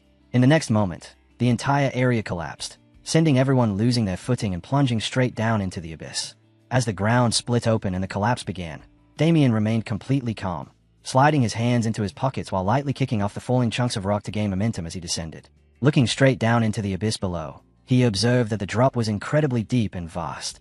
Turning his gaze to the side when someone nearby screamed in panic, he quietly noted that the fierce gale unleashed by the sudden detonation was scattering everyone in different directions.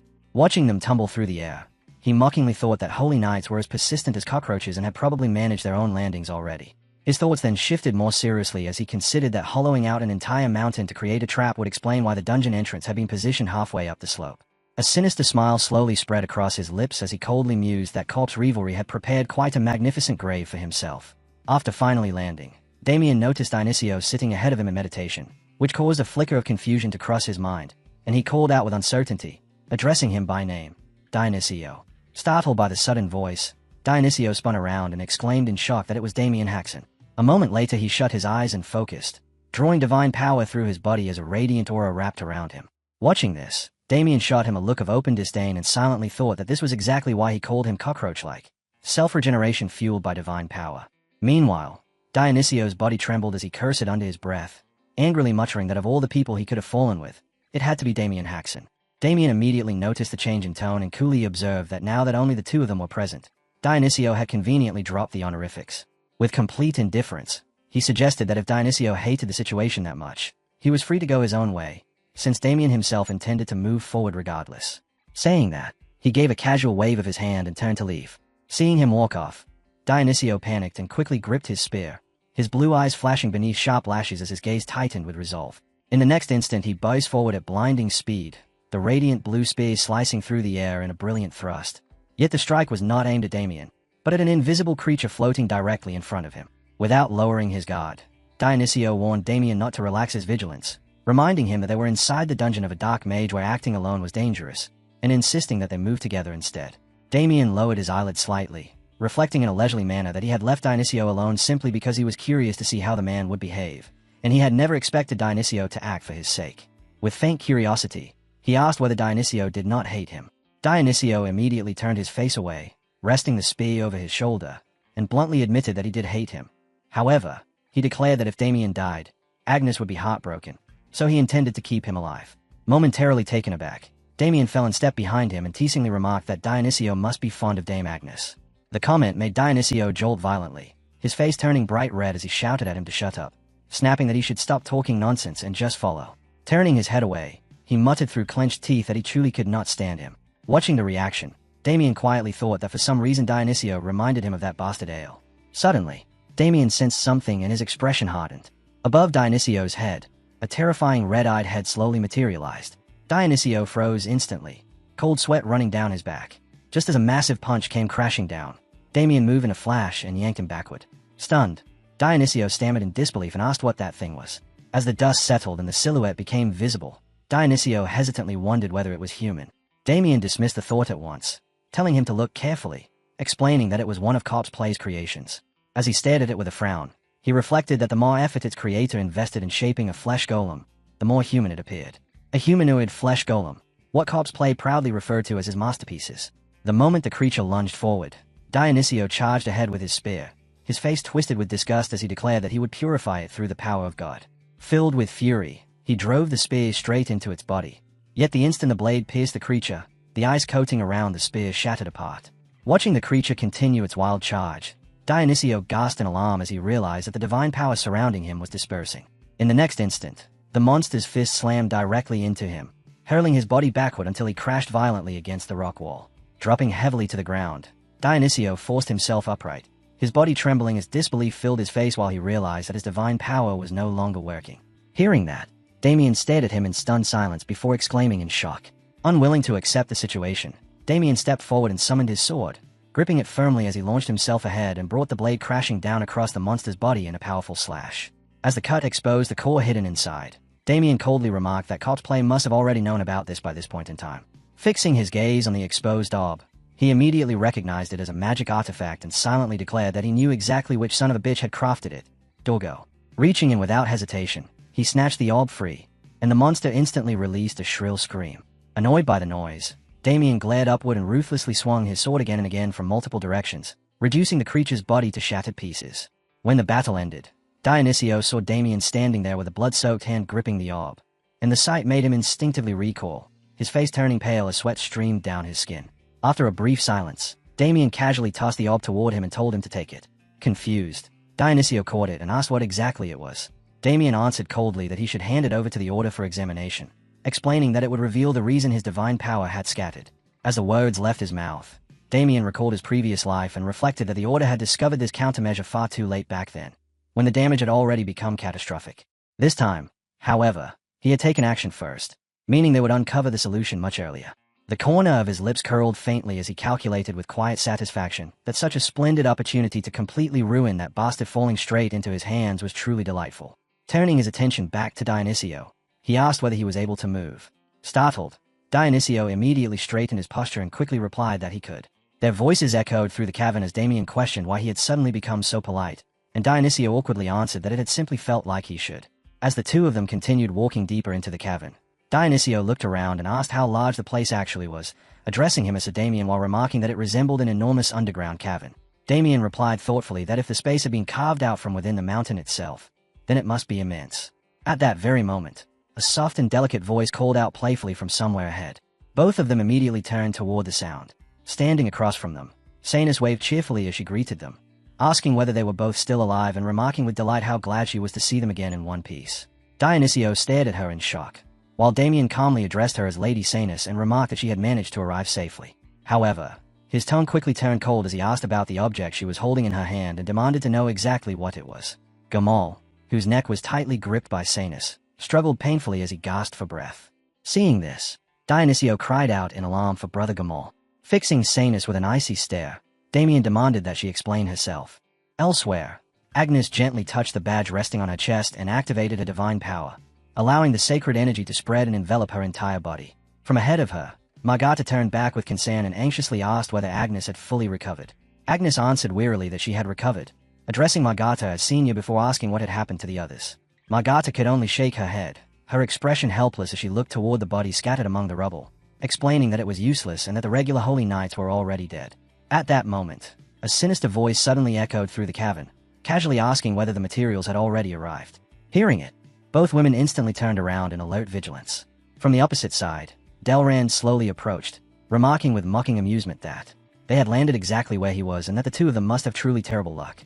With a smike, he wondered aloud whether the other man had fallen somewhere else. Margata's expression hardened as she frowned and shouted, demanding to know who he was and telling him to show himself properly. Delrance responded with a sneer, complaining that asking who he was wounded his feelings, then coldly reminding them that they had come there intending to kill him. Had they not? At those words, Margata's voice rose with suspicion as she asked whether that meant he was.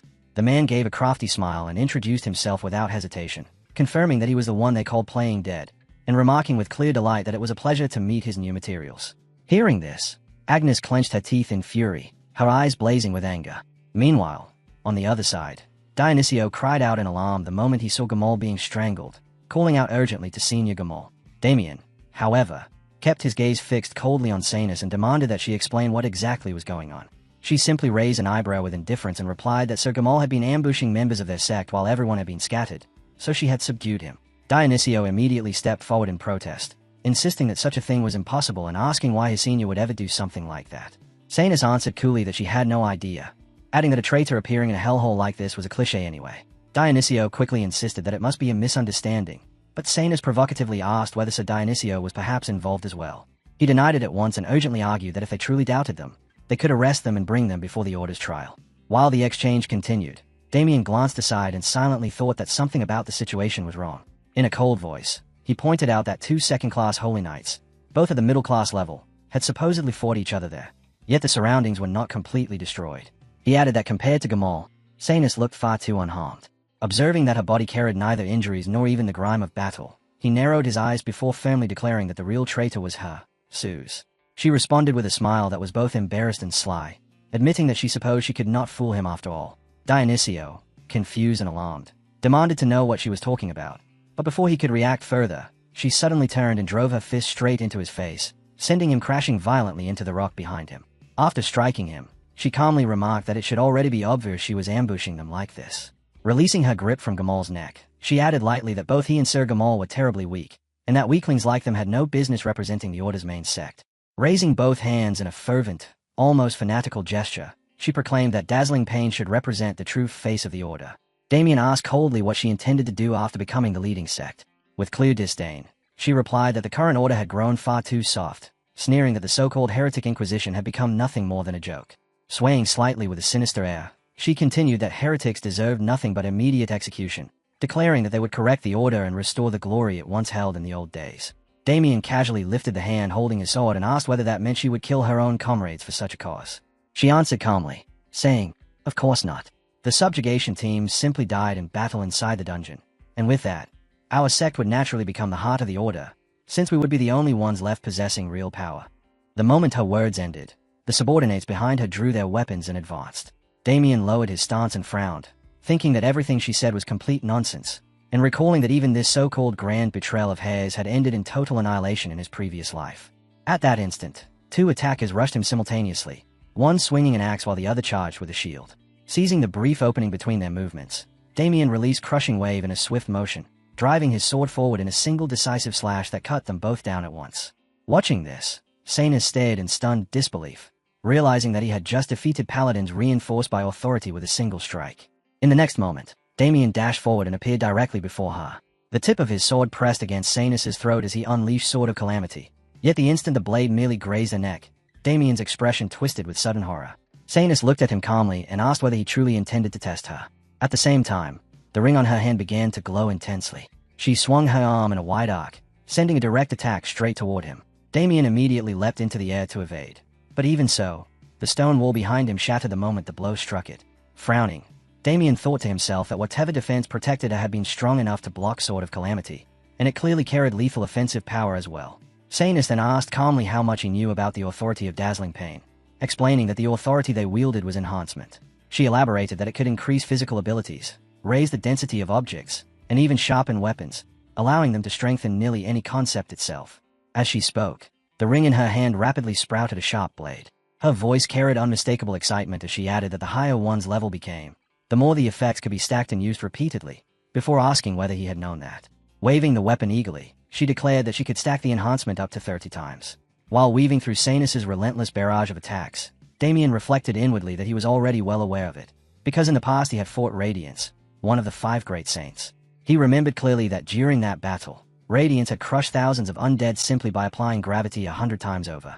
As Sanus pressed forward with continuous attacks, she remarked that she had heard Sir Damien possessed a special technique capable of deflecting incoming magic and questioned why he was merely dodging instead of using it. Hearing that, Damien casually sidestepped another strike and replied with open mockery that although she had reinforced herself, her attacks were painfully predictable. At the same time, he calculated inwardly that inside of all flows consumed more mana depending on the strength of the attack it handled, and with the amount of mana he currently possessed, maintaining it was becoming increasingly difficult. Suddenly, Sanus pulled back her weapon and stepped forward. In the next instant, she slammed her foot down with violent force, the ground shattering beneath the impact as the shock sent Damien flying backward. As he crashed against the stone wall, she looked at him with a mocking expression and declared that she was finished with all the dodging now. Watching her carefully, Damien quietly concluded that it was time to gamble a little. Without hesitation, he brought his hand to his chest and clenched it tightly with all 5 fingers. Sanus stared in confusion, unable to understand what he was doing. At the same moment, his hand tightened as though gripping his own heart within his chest. A crimson surge of energy suddenly erupted from Damien's body. Sanus froze in shock, first wondering if it was aura before realizing that his mana levels were rapidly changing. Fixing her gaze on his chest, she scowled in anger and concluded that he must have pulled some kind of trick. Without wasting another moment, Sanus poured power into her weapon, her thoughts racing as she decided that even if she did not understand what he had done, she would finish him before it became dangerous. Just as her attack was about to land, Damien's lips curled into a faint smirk. He released his sword and activated inside of all flows, causing Sanus's attack to slide off course and veer to the side. Seizing the opening instantly, Damien drove a powerful kick straight into her body while Gamal and Dionysia watched in stunned disbelief. The impact sent Sanus flying backward from the force of Damien's kick. Remaining perfectly composed, Damien remarked that if cutting her did not work, then he would simply have to get a little rougher. Pale and visibly shaken, Sanus stared at him in bewilderment as she sensed his mana suddenly surging upward and demanded to know how such a thing was possible. Standing across from her, Damien released the energy raging through him, his fury rising along with it as he declared coldly that it was time for a beating. Clutching his chest tightly, Sanus felt a wave of relief knowing the impact had been absorbed at the last possible moment. Yet he remained frozen in shock, staring down as if trying to confirm whether what he held was truly some kind of spirit heart. His fingers squeezed around it while blood slowly began to drip downward. Not far away, Damien curled his hand into a fist and thought about melting the thing down before consuming it bit by bit.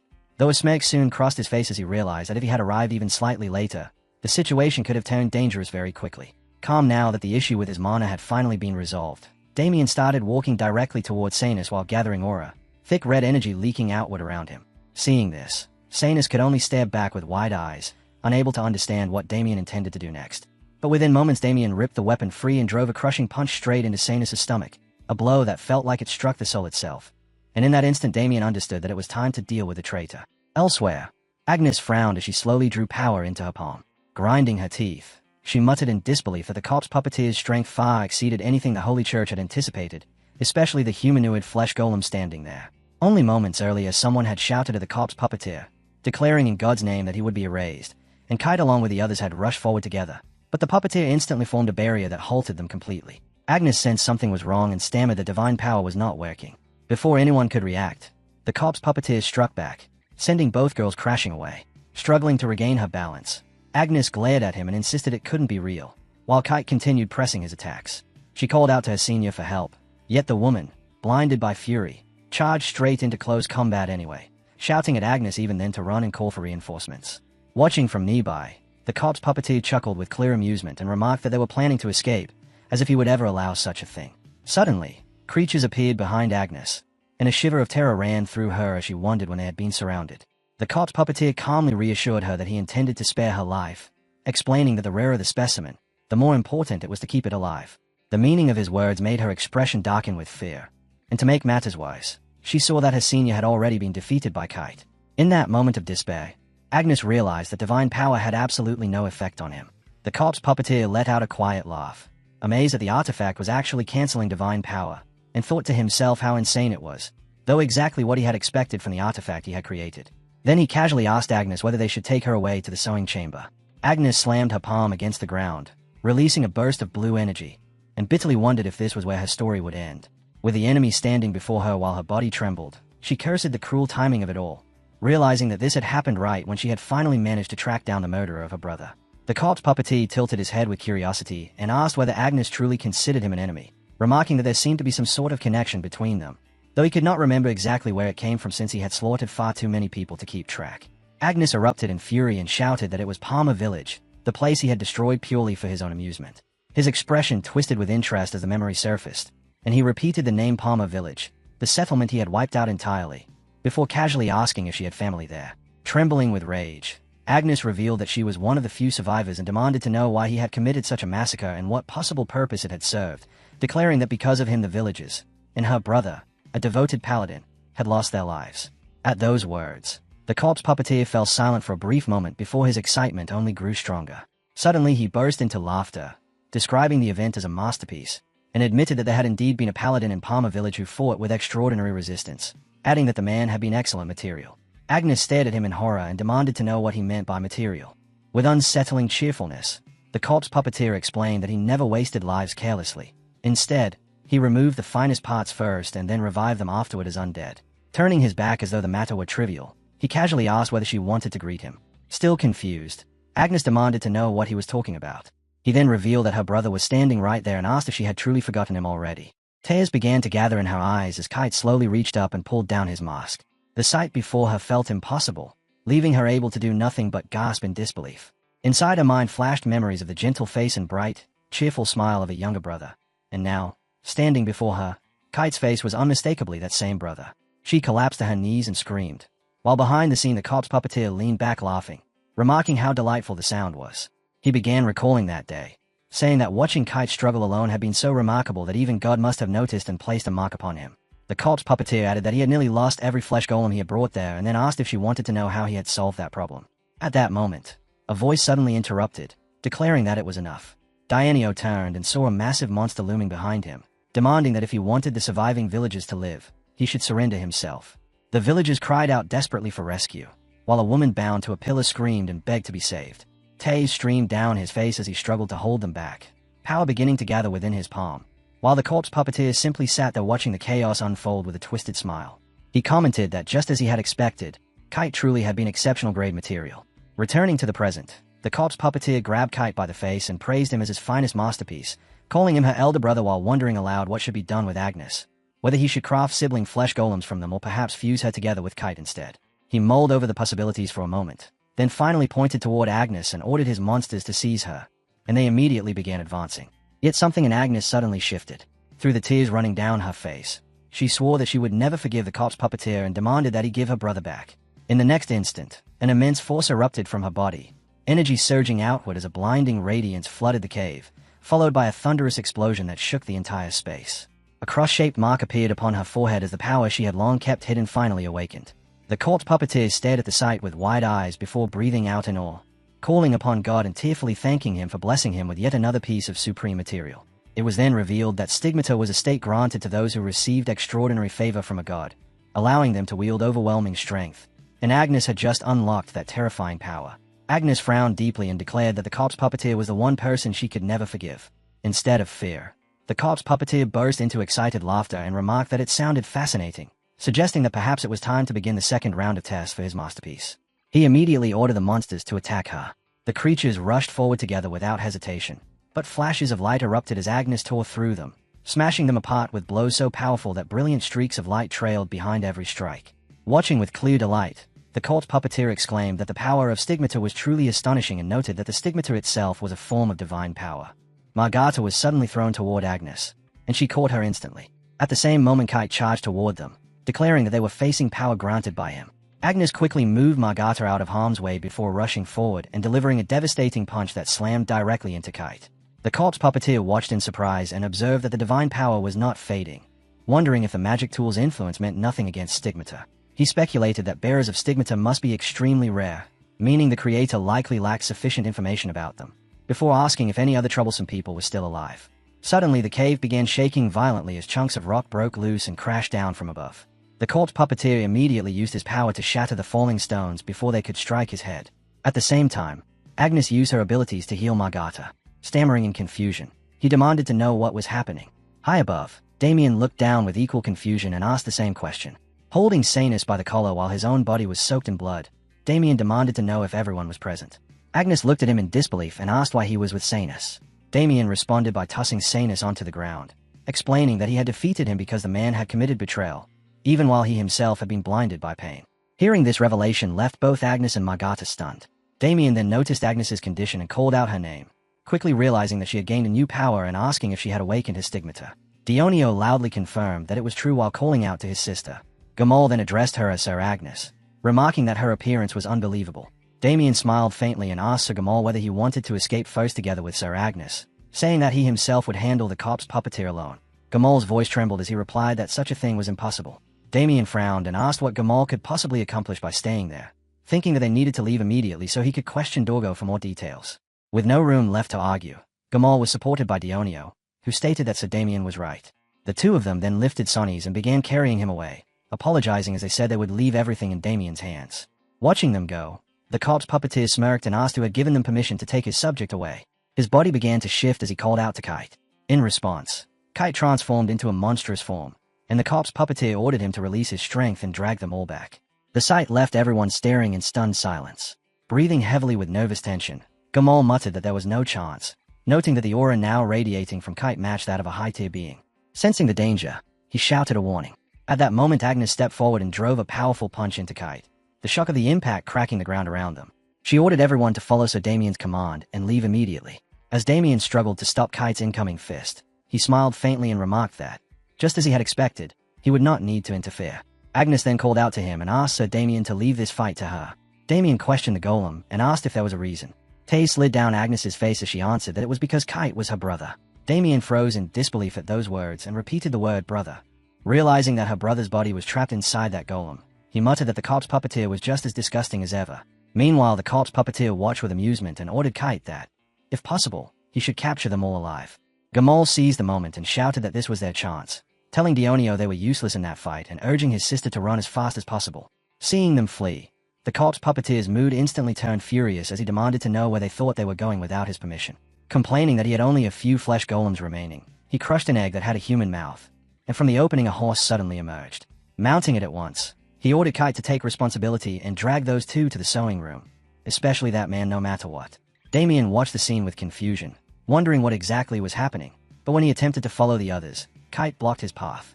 Agnes immediately rushed in and kicked Kite straight in the head, the impact smashing his skull into the ground as she told Sir Damien to go. After a brief pause, Damien said he understood and that he would meet her later, then dashed past Kite. The creature roared in fury while Agnes clenched her teeth and continued striking him to keep him pinned down. Even as Kite tried to push forward, she planted her feet firmly and used her body to hold him in place. Pouring every bit of strength into her stance, Agnes drove her feet deeper into the ground and whispered an apology to her brother. Her eyes squeezed shut as she bit down hard and admitted she had come too late, hadn't she? Meanwhile, the corpse puppeteer was already closing in on Gamal's group, laughing loudly while shouting for them not to escape. Damien leapt across the rocky walls and rapidly caught up to him, and with a single clean strike he sliced through the horse's legs, sending the corpse crashing heavily to the ground. Stepping forward, Damien slammed his foot down hard onto the corpse puppeteer's chest and said that now they were finally alone. There was something he needed to say. With a blade pressed against his throat, the corpse puppeteer showed clear excitement and remarked that Damien had actually managed to get past Kite, his ultimate puppet, then laughed as he added that Damien truly was the rest. Damien halted for a moment before coldly demanding an answer, his fist tightening as he angrily asked who had given his opponent that magic tool, then released a wave of killing intent while pressing him again about where he had obtained it and where all those flesh golems had come from. Even before the question finished leaving his mouth, the giant spider, lurking behind, lunged at him. Yet Damien avoided the strike with ease and continued interrogating him about the source of the undead. Corpse Puppeteer answered with a twisted smile, asking whether the undead had frightened him, then mockingly wondered if Damien had ever thought about how he managed to transport so many undead creatures there without leaving behind any trace at all. Raising the object in his hand, he finally exposed the answer and gleefully declared that everything had been possible because of a subspace magic tool. As countless monsters started emerging behind him, he proudly stated that while they were nowhere near Kite's level, he still had plenty more to use. Damien watched in silence and immediately recognized it as a subspace pouch, his eyes hardening with resolve as he decided he would simply kill the man and take it for himself. Overflowing with pride, Corpse Puppeteer remarked that Damien was still less polished than Kite, though with a sinister grin he added that Damien would surely become a masterpiece even greater than him someday. He then ordered the monsters forward, commanding them to seize the child alive. Damien lowered himself into a combat stance while observing that his mana had increased enough for him to finally accomplish it. Pouring mana into his sword, he reflected that until now he had only scratched the surface of the thousand sword art. But at this moment, he could finally unleash its real strength. Locking onto the charging monsters, he released his ultimate technique, and a devastating slash erupted forward with a roar powerful enough to crush mountains, instantly sweeping away every creature in its path. Corpse Puppeteer froze in shock at the sight and cried out in disbelief over the destruction of his treasure puppets. Damien casually flicked his hand, causing him to flinch before mockingly asking whether that pathetic surprise performance was already over, then added with a satisfied smile that they should continue their little question-and-answer session. Except this time Corpse Puppeteer only needed to answer while Damien asked the questions. Fear became visible across Corpse Puppeteer's face as he realized the situation had turned disastrous and that Damien's combat ability far exceeded anything he had anticipated. Clenching his hand nervously, he thought that it still was not completely stabilized, but he no longer had any choice.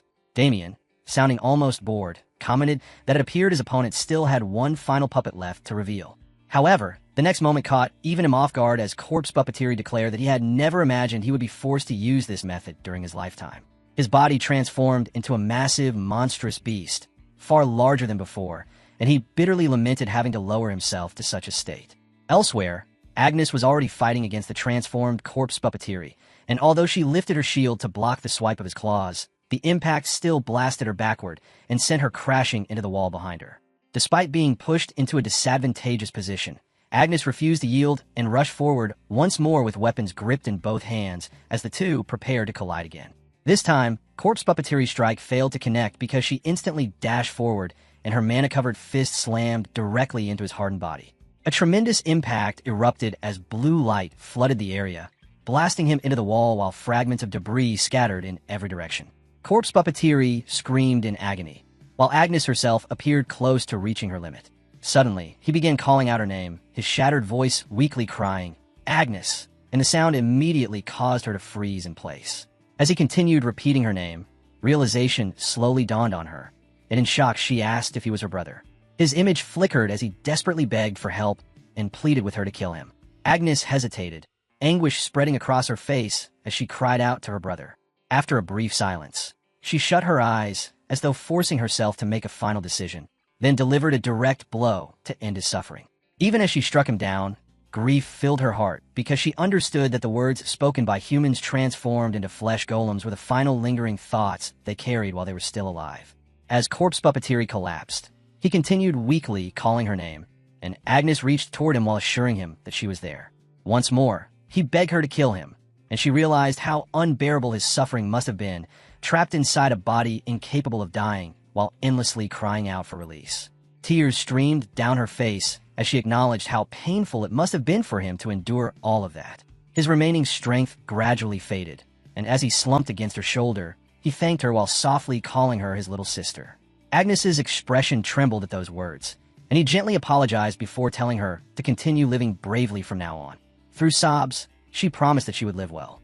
As he softly stroked her head, she tearfully called him brother, and little by little his body began fading away while he quietly said goodbye.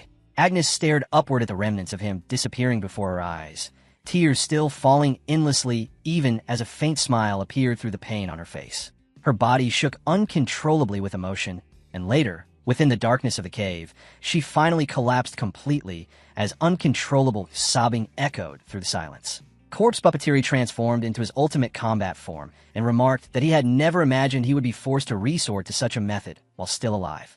The moment Damien saw this appearance, confusion filled his face as he questioned what exactly that form was and wondered if merging with a flesh golem was even possible. He reflected that this was a transformation he had never witnessed in his previous life, then reasoned that because he had always fought on the front lines, that shut-in creator had never possessed any reason to turn into something like this.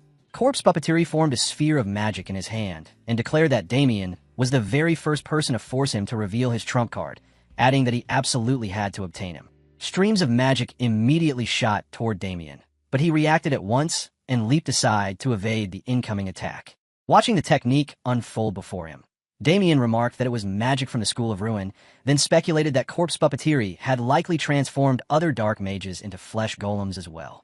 Corpse Puppeteery immediately closed the distance, bringing his hoof crashing down with tremendous force and kicking up a massive cloud of dust the moment it struck the ground. However, the grin on his face gradually shifted into confusion when Damien burst through the smoke gripping a sharp blade and rushed straight toward him. Damien's strike sliced across Corpse Puppeteery's shoulder and severed his arm completely, yet the limb regenerated almost instantly. Seeing that, Damien reacted in surprise and questioned whether the frenzy school had been mixed into him too. Corpse Puppeteery retaliated with another attack to force distance between them, blasting Damien backward before gathering power into his hand and declaring that resistance was pointless and that Damien should obediently become material to be offered to him. Grinding his teeth together, Damien placed his hand against his blade just as Corpse Puppeteery released an overwhelming torrent of magic.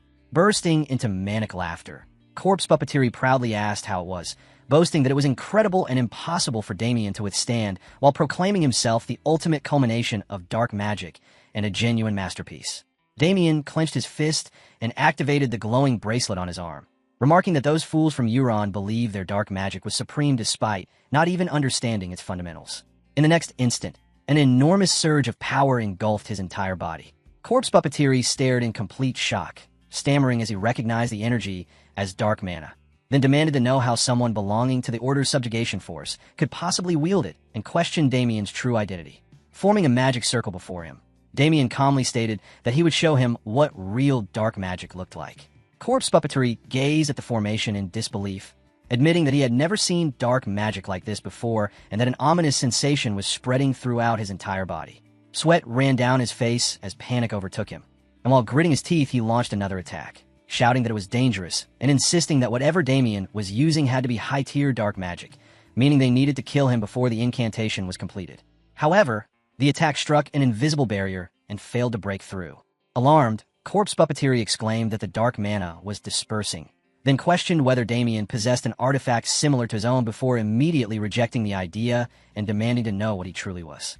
Meanwhile, Damien continued his chant uninterrupted as countless chains burst forth from the magic circle, shooting outward and tightly binding Corpse Puppeteer's body. Forcing an uneasy smile onto his face, Corpse Puppeteer dismissed them as nothing more than restraining chains and claimed he could break free without difficulty, though internally he realized in horror that his body would not move at all. As Damien slowly walked toward him, he stated that not only was his body restrained, but even his mana could no longer be used. Trembling uncontrollably, Corpse Puppeteer demanded to know who Damien really was to wield dark magic of this level. With a small motion of his finger, Damien slammed Corpse Puppeteer's face first into the ground. Keeping a cold expression, he said none of that mattered and demanded to know where Dorgo was. The moment he heard that name, Corpse Puppeteer became utterly stunned and questioned how Damien knew it, wondering if he too was one of Dorgo's contractors. Damien's eyes sharpened as he raised his finger once again and ordered him to simply answer the question. Struggling against the restraints, Corpse Puppeteer burst into laughter and replied that he did not know how or why a contractor would betray their master, then mockingly asked whether Damien truly believed he would reveal anything just because of this situation. Damien answered without hesitation that he could simply kill him and interrogate his soul directly afterward. Hearing that, Corpse Puppeteer admitted with a sneer that such a method was exactly what one would expect from a dark mage, though he added that it was unfortunate because his soul was already bound by restriction. Damien's expression darkened at those words as he immediately questioned what he meant. Laughing loudly, Corpse Puppeteer explained that he had personally placed a restriction upon himself to prevent any information regarding Dorgo from being spoken, and the instant anyone tried to question him about it, his soul would destroy itself. Internally, Damien cursed him as a complete madman for willingly doing something so extreme. Meanwhile, Corpse Puppeteer only became more excited, declaring that Damien now understood he would never learn anything from him, then urged him to hurry and kill him, adding that although it was regrettable, he could not turn Damien into a puppet. Dying for his master was still an honor. Grinding his teeth in frustration, Damien replied that he certainly intended to kill him, though not with his own hands, but with theirs instead. Confused, Corpse Puppeteer looked upward and demanded to know what he meant by that. In the next moment, countless souls began appearing before him, and Damien explained that they were the spirits of the dead Corpse Puppeteer had killed, adding that the dead always lingered around dark mages, but normally remained hidden beneath dark mana. He further explained that because all of Corpse Puppeteer's mana had been sealed by his technique, he was now able to see them clearly, then reminded him of the most agonizing execution spell among dark mages, the one where a person's soul was devoured by vengeful spirits. Terror instantly overtook Corpse Puppeteer as his body shook violently, and he desperately begged Damien to stop, insisting that such a technique was too cruel. In complete panic, he pleaded to simply be killed instead. Damien, however, remained completely cold as he stated that the agony of being torn apart by spirits was said to be dozens of times more painful than being burned alive, then told him to experience every moment of it himself. As the spirits slowly opened their mouths, Damien declared that they carried the resentment of thousands of the dead. The vengeful souls immediately descended upon Corpse Puppeteer and began devouring his body, while horrifying screams of agony echoed everywhere.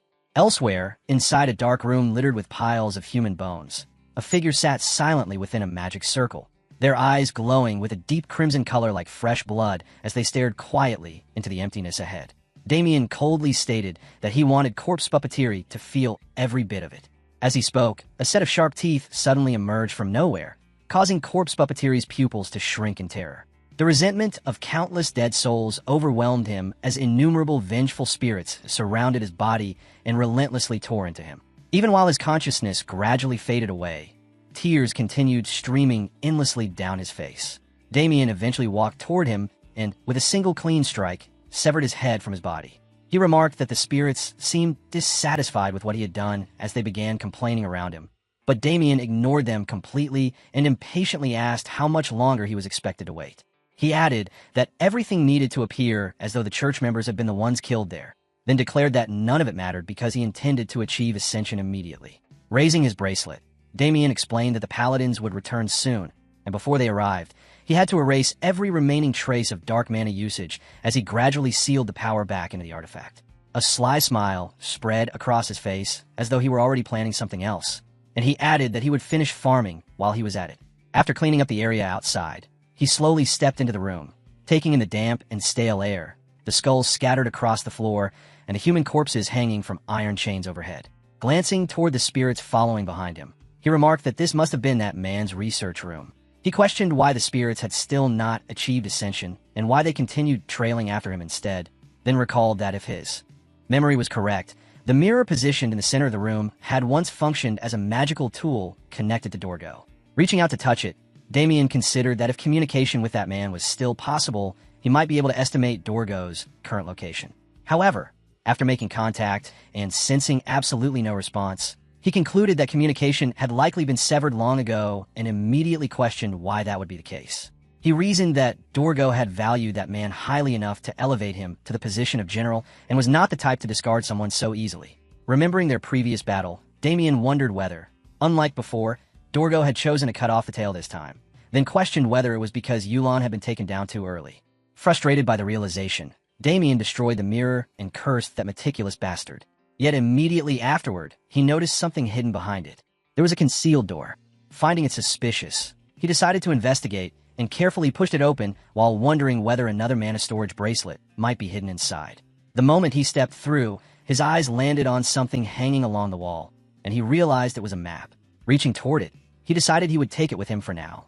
Suddenly, he sensed glowing eyes staring at him from within the darkness, and in the next instant a figure lunged straight at him. Damien reacted immediately and blasted the attacker away with a single punch. Looking toward the creature before him, which was half human and half beast, he expressed surprise that it could still move despite its creator already being dead. As he watched it regenerate from the wound he had just inflicted, Damien observed that it possessed regenerative abilities and speculated that this was likely why there were no stitching scars visible on its body. Studying it with growing curiosity, he remarked that the creature seemed to possess self-awareness and could even create magic circles on its own. He concluded that the obsessions of the dead had probably intertwined together to form a single consciousness. Though judging by the way it had been confined, he doubted that outcome had originally been intended. Even so, despite finding the existence of the creature interesting, Damien calmly maintained that undead were still undead and declared that he would help it achieve ascension as well. However, the next moment he suddenly froze in shock after seeing two spirits standing protectively in front of the creature, causing him to immediately demand to know what they thought they were doing.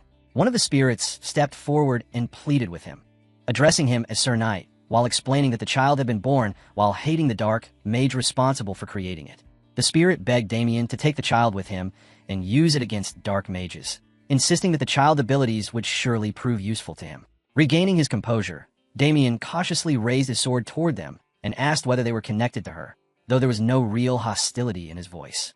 He then asked for the child's name, and the spirit answered that her name was Mia. In the next instant, two flashes of light sliced through the air and severed the chain wrapped around Mia's neck. Even then, Damien still refused to trust her completely, so he laid down a condition, stating that if she ever attacked humans or failed to prove her usefulness, he would personally kill her himself. However, Mia and the two spirits were so overjoyed at finally being freed that they barely paid attention to his warning at all. Damien then asked whether there were any objections left, and after turning away, he led them outside while remarking that he had finished farming there and suggesting they head back. Meanwhile, Dionysaio and Gamal had reportedly been leading reinforcements in order to assist Damien. When they finally encountered him, Gamal was said to have frozen in place, staring in shock with widened eyes the sight of Damien calmly holding his severed head in one hand. It was later recounted that when Gamal and Anisaio returned alongside the reinforcements, they had come across Damien together with Agnes and the head of Corpse Puppetery. Although both of them were visibly surprised, they chose not to question him too deeply about what had happened. Even though they could hardly believe he had defeated such an enemy without suffering a single scratch, Damien still managed to avoid being excessively interrogated over it. Reports also reached Damien that the traitor Sanus had been safely transported to the church's trial court and that his comrade Emargarda, despite having sustained severe injuries, had recovered safely as well. Everything was described as proceeding smoothly, and it was noted that the church's main combat forces, which had been completely wiped out in his previous life, had survived this time around. Several days later, the reinforcements began preparing to depart, and Damien made ready to leave together with them. Before setting out, He expressed his gratitude toward Agnes and stated that he owed her a great debt. Agnes noticed that he was preparing to leave and asked if he was departing already, then offered to escort him by carriage. Damien politely refused, explaining that there was somewhere he needed to go first and that he planned to head there immediately. Curious, Agnes asked whether he was not planning to return home. Looking somewhat embarrassed, Damien admitted that he had left home without saying a word and that his father was probably extremely angry by now. It was implied that, as the eldest son of the household, disappearing into danger without any notice would naturally provoke his father's anger. So Damien intended to travel around for a while until things calmed down before returning home. Agnes responded with an awkward smile before suggesting that he should visit the church again in the future. Damien appeared slightly surprised by the invitation and questioned her about it, prompting Agnes to explain that they had only managed to complete the subjugation because of his help. Agnes added that Damien had also helped deal with Dame Sanus, and because of everything he had accomplished, the reward prepared for his contributions was so great that the church's main headquarters wished to present it to him personally. Damien accepted immediately without the slightest hesitation, saying that he would definitely visit when the opportunity came. However, it was implied that he already had plans of his own, as he silently thought that there was no reason to refuse such an offer and began wondering what exactly he should request from them. Meanwhile, completely unaware of what he was thinking, Agnes warmly welcomed the idea and told him that she would personally show him around when he came to visit. She then sincerely thanked him once again, explaining that thanks to him, she had not only been able to take revenge, but had also managed to save her brother as well. After saying that, she lowered herself into a deep bow and expressed her gratitude earnestly. Seeing Agnes like that, Damien was said to have smiled with satisfaction, believing that the greatest result of the entire subjugation had been stopping Sanus and saving Agnes. He looked forward to what the future would bring, thinking that now that her stigmata had awakened, Agnes would eventually become one of the greatest forces in the apocalypse war that Dorgo would soon unleash. Deciding not to remain there any longer, Damien bid farewell to Agnes and told her that they would meet again another time before finally setting out on his journey. As he traveled, he reflected that even now his current strength was still far from enough to confront Dorgo's forces directly. He then pulled something from his storage space and examined it, while stating that he needed to eliminate as many enemies as possible before they had fully prepared themselves. The object turned out to be the map he had obtained earlier. Damien decided that the next target would be a dark and ominous mountain region, remarking that they would begin there, specifically at the Ulan headquarters hidden within the Ranguis Mountains. Deep inside a castle concealed within those mountains, several black-cloaked figures were gathered in the middle of an internal meeting. They discussed how the church had eliminated corpse puppeteering, cursed their terrible luck, and lamented that all of the executives had died, leaving only them remaining behind. Suddenly, the door behind them exploded apart, and from within the smoke a voice asked what dark mages and rats had in common. Panic immediately spread through the group as they shouted in fear, demanding to know who had discovered their location and how they had been found. Damien then emerged while holding a grotesque object resembling a giant mouth in his hand, continuously compressing it as it absorbed surrounding dark energy. With a cruel expression, he declared that both dark mages and rats hid in darkness while spreading plague everywhere, then questioned how he could possibly leave creatures like them alone. It was also revealed that Damien had brought Mia along with him. One of the cloaked figures recognized her in complete shock and identified her as the number 9 creation that Corpse Puppeteering had been making. Mia glared at them with overwhelming hatred, looking as though she wanted to devour every one of them alive. Wearing a merciless smile, Damien called out to her and declared that it was time to clean up those rat bastards, signaling the beginning of the battle. People inside the tavern were excitedly exchanging rumors, asking one another whether they had heard about the dark mage who had recently been active throughout the empire. Someone answered that they had and clarified that it was the dark mage known for hunting down other dark mages exclusively. Another person confirmed that it was indeed the same individual, adding that according to rumors, he had lost his family because of dark magic and eventually become a dark mage himself. Hearing that, someone remarked that they finally understood and commented that he sounded almost like a tragic hero. However, another person immediately scoffed at the idea and argued that calling him a hero was absurd, insisting that no matter what, he was still a dark mage in the end. That statement prompted someone nearby to warn them to watch their mouth, while another questioned what dark mana truly was before answering that it was power gained through tormenting souls. They concluded that, regardless of his targets, he was ultimately no different from the rest, though someone else speculated that perhaps he gained his power specifically from the souls of dark mages instead. Soon, the topic shifted toward his nickname as someone recalled that he had earned it because he chopped dark mages apart like firewood, leading people to call him Wood Chopping Victor. At that very moment, Victor himself entered the tavern, immediately drawing everyone's attention toward him. Calmly introducing himself, he stated that Victor was indeed his name and explained that he had come to collect luggage left behind under that identity. Afterward, he cautiously glanced around the room. The people present instantly panicked, screaming in terror while insisting they had said nothing wrong and frantically urging each other to run while shouting for the order to be called. In only a moment, the entire tavern emptied out, leaving Victor standing there completely alone. Looking utterly confused, he wondered what was wrong with everyone and tried making sense of it himself, explaining internally that he had only come because he received a letter after 3 months. Yet now people were terrified simply from hearing his name. His attention then shifted toward the luggage as he questioned whether it was the belongings the young master had left behind for him. At that moment, a man dressed in a black cloak suddenly spoke up and asked whether his name truly was Victor. Victor turned around and hesitantly confirmed that it was. The cloak man then brought up the title wood chopper, prompting Victor to casually reply that he simply happened to be good at chopping wood. Suddenly, the man released a violent burst of dark mana and shouted that it really was him, mockingly commenting on Victor's appearance while declaring that he would avenge all the firewood Victor had chopped apart. Before he could do anything else, however, a sword slash flew in from the distance, and Damien instantly cut the man cleanly in half, leaving Victor stunned in shock. Damien casually greeted him and remarked that Victor had become quite a famous figure since the last time they met. Victor immediately shouted in disbelief as he addressed him as young Master Damien. Smiling faintly, Damien asked whether he had been doing well. Later, beneath sunlight shining across the rooftops, Victor walked beside Damien while laughing awkwardly about the nickname wood chopping Victor and complaining that it had gone too far, especially the part where people had started calling him a dark mage.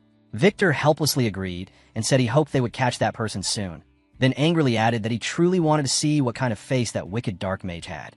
Meanwhile, Damien silently thought to himself with slight guilt that he himself was actually the very person Victor was talking about.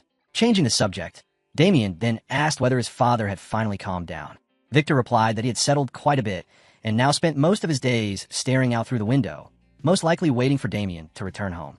Damien immediately asked whether his father held anything in his hands while staring outside, and Victor smiled in surprise before asking how he had guessed, confirming that he was always carrying something.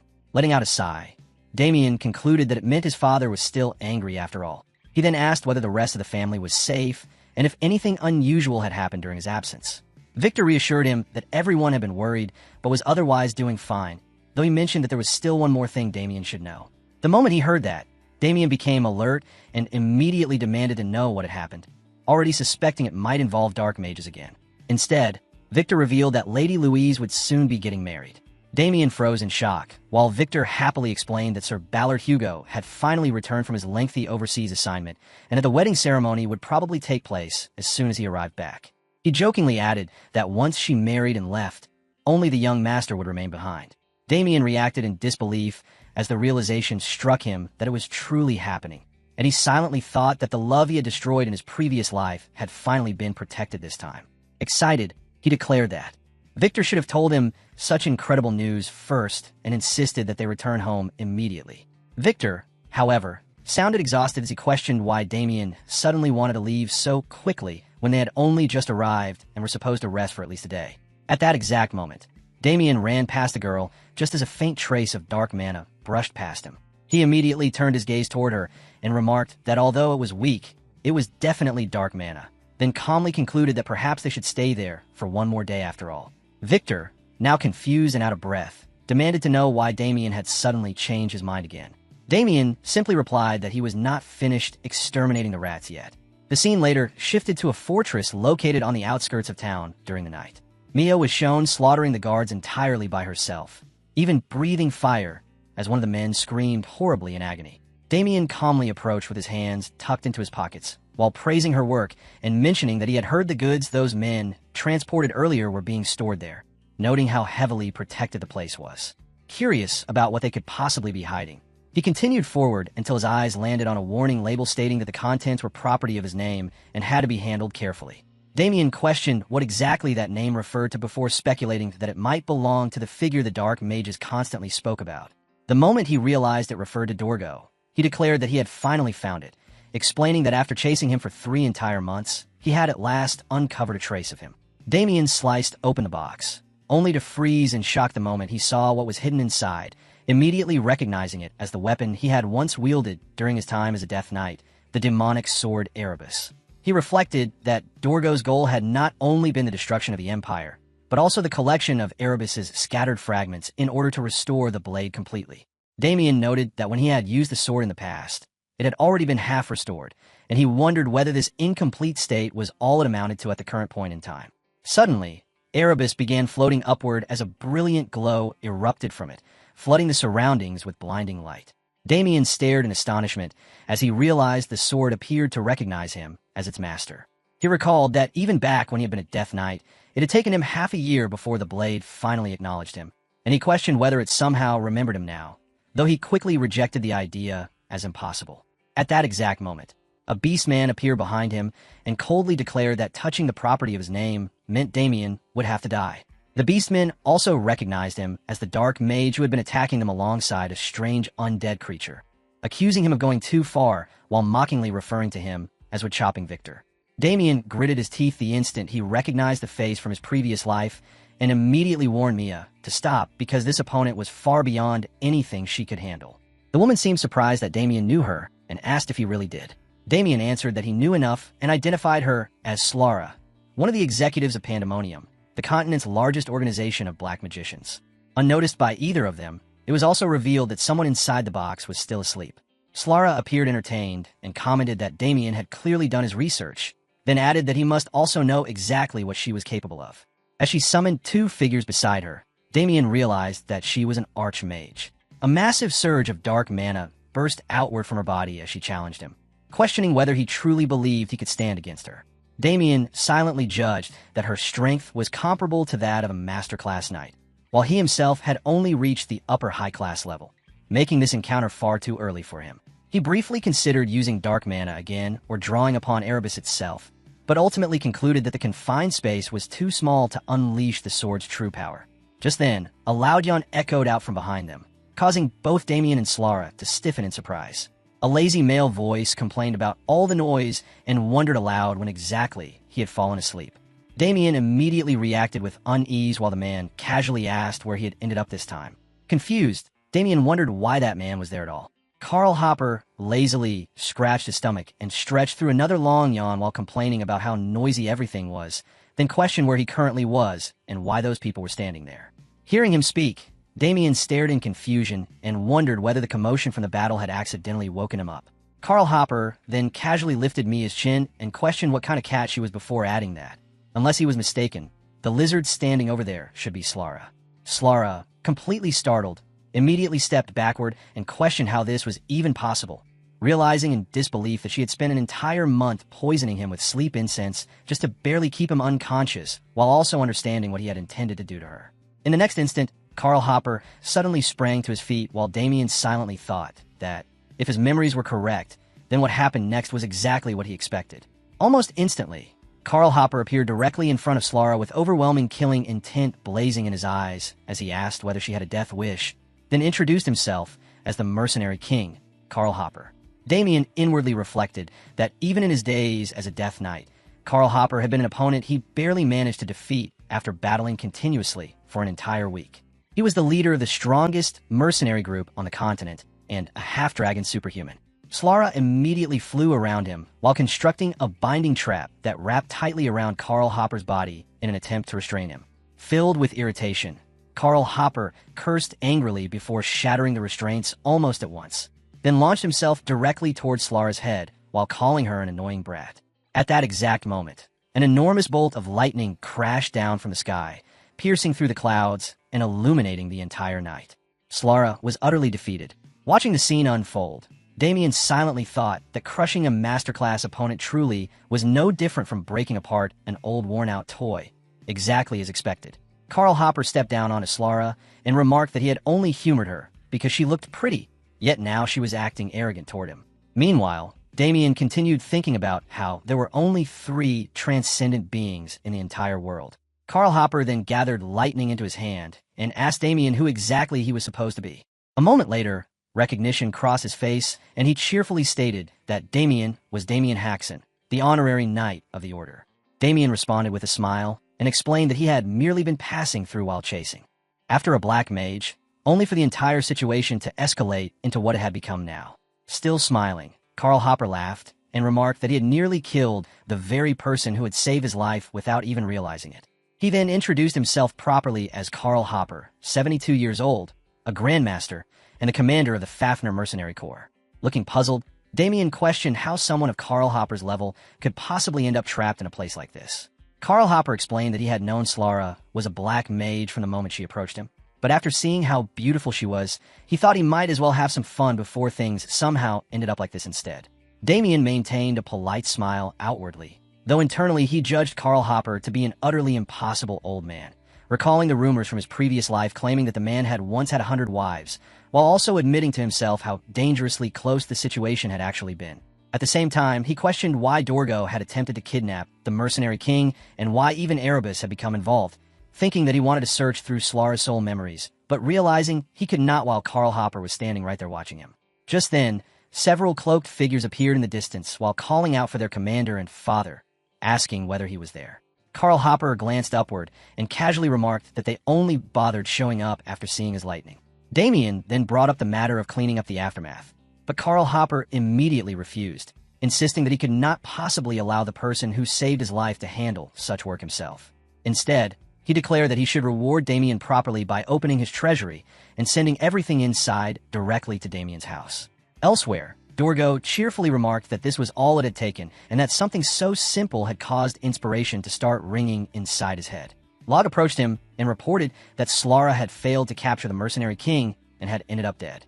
Dorgo merely responded that it was unfortunate because she would have served as an excellent foundation for creating a Death Knight, then calmly concluded that he would simply find someone else instead.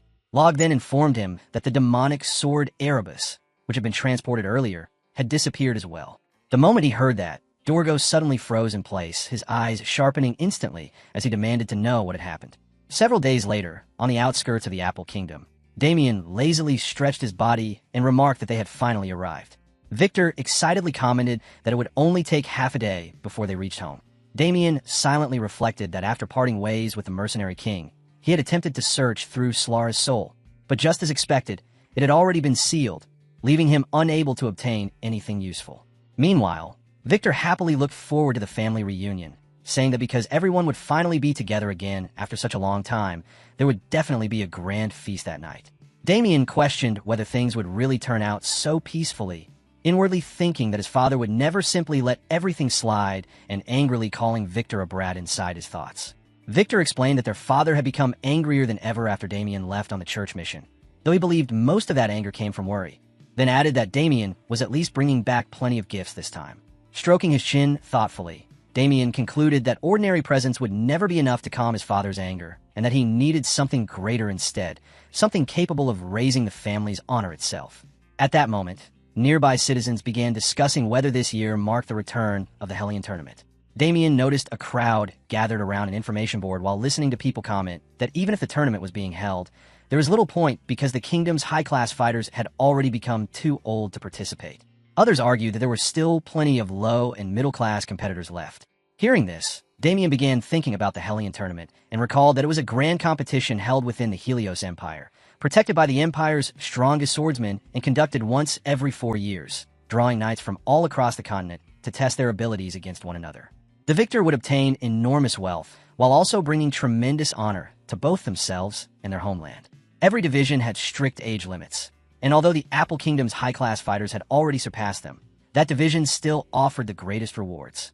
Suddenly, Damien stopped walking as realization struck him, and he understood that he had finally discovered the perfect way to calm his father's anger. Turning toward Victor, he declared that they needed to prepare an even greater gift. Completely confused, Victor asked what could possibly be better than him getting married. Damien smiled as determination seemed to ignite throughout his body, then firmly declared that they were heading to the Helios Empire because this was the only way forward. Victor was left completely stunned and shouted in disbelief at Damien's sudden declaration. At that exact moment, a carriage driver passed nearby, while loudly announcing an express carriage headed directly to the Empire for anyone planning to attend the Hellion event. Hearing that, Damien immediately rushed over and remarked that the timing could not have been more perfect, then urged Victor to hurry and follow him so they could take the express carriage. The driver politely welcomed them aboard. Victor trembled while forcing out an awkward smile. commenting that this behavior was exactly what one would expect from their young master, all while internally thinking that Damien was completely insane as he hurried after him anyway. Elsewhere, Weapon asked about the current growth level of the demonic sword's user. Gray, who stood before a mirror in order to communicate, reported that the growth had been progressing steadily and that the user had already reached the high-class level. Weapon, however, sounded dissatisfied and remarked that the progress was far too slow, pointing out that an entire year had already passed since the sword had been bestowed and questioning the reason for such disappointing results. Gray explained that if the growth accelerated too quickly, it would inevitably attract unwanted attention. Weapon dismissed that explanation as meaningless and stressed that the true priority was completing the demonic sword itself. He explained that the weapon had been granted by a higher being and possessed the ability to grow stronger by absorbing the blood and souls of defeated opponents, while also granting their talents directly to its wielder. He further described it as a growth-type demonic sword in which both the blade and the user evolved together, adding that Gray's untalented son had already reached the high-class level solely because of the sword's influence. Gray immediately bowed his head and expressed deep gratitude. Weapon then stated that Gray's long-awaited wish to meet that higher being had been designated as the reward for successfully completing the next mission. Hearing that, Gray became visibly agitated and eagerly declared that he would accomplish the mission even if it cost him his life, then respectfully requested his orders. Weapon calmly commanded him to spread blood throughout the Empire's festival during the Hellion tournament. Gray loudly swore that he would carry out the task without fail while addressing Weapon as master with absolute determination. Damien walked lightly along what felt like an endless road and remarked that they had finally arrived within the Helios Empire. Victor followed behind him and commented that they had truly made it, then looked over the scenery ahead and added that it had been quite a long time since he last saw the place. Unable to suppress his curiosity any longer, he asked whether Damien had visited the Empire during his travels, addressing him respectfully as young master.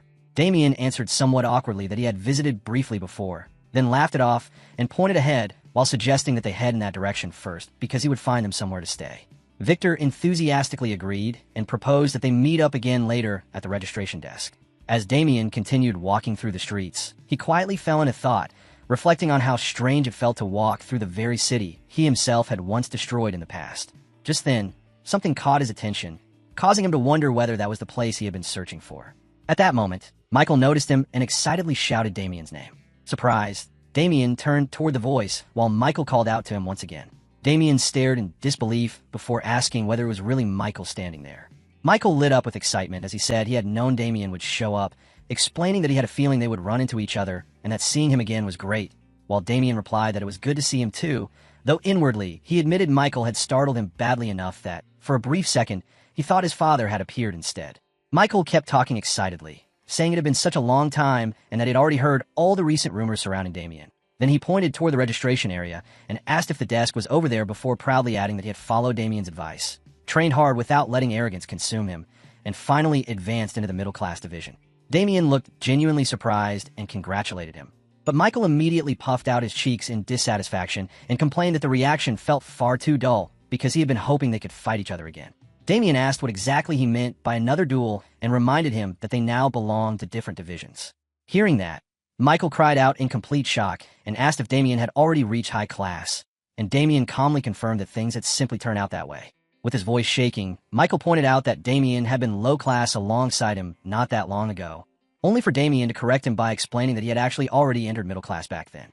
Around them, nearby spectators began murmuring to each other, questioning whether this was really the famous Damien Haxon and wondering if he had not still been low class until recently. Michael, unable to accept it, shouted in disbelief and demanded to know how something like that was even possible, asking how anyone could climb ranks that quickly within only a few months. But Damien reminded him that Michael himself had advanced just as fast before telling him to stop yelling and go get something to eat instead. From somewhere in the distance, an unseen shadow silently watched the entire exchange. The scene shifted to Helion Arena on the day of the finals, where Victor asked Damien, whom he addressed as Young Master, whether there truly were no Masterclass matches that year. Damien responded by asking if Victor believed Masterclass battles happen often, then explained that the average age required to reach Master level was 65, meaning most Masters were probably already beyond the tournament's age restriction. Victor nodded in understanding, but still questioned whether the audience would truly remain safe while monsters stronger than middle-class fighters clashed below. Damien explained that the Magic Tower would establish protective barriers around the arena and assured him that as long as the match did not involve Masterclass combat, there would be no issue. Meanwhile, down in the arena, Michael stretched and loosened his body before exhaling slowly as a grand announcement rang throughout the stadium, declaring that the Hellion Tournament Middle-Class Battle Royale would soon begin and explaining that 100 knights would fight until only a single victor remained standing. Michael quietly surveyed the competitors around him and wondered whether the rival Damien had mentioned was somewhere among them. Then he drew his sword and expressed his hope that the person was indeed present, because that would give him the perfect chance to show Damien exactly what he was capable of. The moment the announcer declared the start of the battle, chaos exploded across the arena, and as Michael stepped into the fight, a single slash from his blade nearly crushed the opponents before him. Watching from above, Victor stared in amazement and declared that at Michael's level, no ordinary middle-class knight could possibly rival him, though Damien calmly replied that this would only hold true if his opponents were truly ordinary. Just then, someone stepped toward Michael and addressed him directly, confirming that he was Michael Lionbloom before introducing herself as Rachel Rightower. She explained that she had heard he was the only middle-class knight capable of matching her and asked whether he would agree to spar with her. The instant Michael heard her name, excitement spread across his face as he recognized her as a member of one of the prestigious high noble families famous for producing master swordsmen, and he remarked with growing enthusiasm that things had suddenly become interesting. As time passed, the scene shifted to the arena waiting room, where Damien asked Michael whether he was all right. Michael answered in a trembling voice while forcing out an awkward laugh, insisting that he was fine, yet he admitted that Damien had been completely right about how vast the world truly was. He confessed that ever since meeting Damien, he had never encountered another monster like Rachel, then explained that considering both their reach and weapon compatibility, he should have been able to land a decisive strike. But she had blocked the attack by coating her body in aura, a technique that only high-class knights were capable of using. Michael concluded bitterly that he had been utterly powerless against the counterattack that followed and acknowledged that the fight had ended in total defeat. Hearing this, Damien folded his arms and reflected that there had truly been nothing Michael could have done, then explained that in his previous life, Rachel had stood among humanity's strongest warriors alongside the Empire's greatest swordmaster. He revealed that she carried the title of Sword Queen and specialized in full-plate aura, a technique that wrapped an aura blade around her entire body, making her an exceptionally dangerous opponent. Suddenly, a voice from outside ordered everyone to rise and announced the arrival of His Imperial Majesty. Helios appeared before the crowd and waved as he greeted the arena. Damien responded politely, observing that if even the Emperor himself had come to watch, then the real spectacle was clearly about to begin. Michael agreed and added that the high-class division was starting now. At that same moment, a strange pressure swept through the air.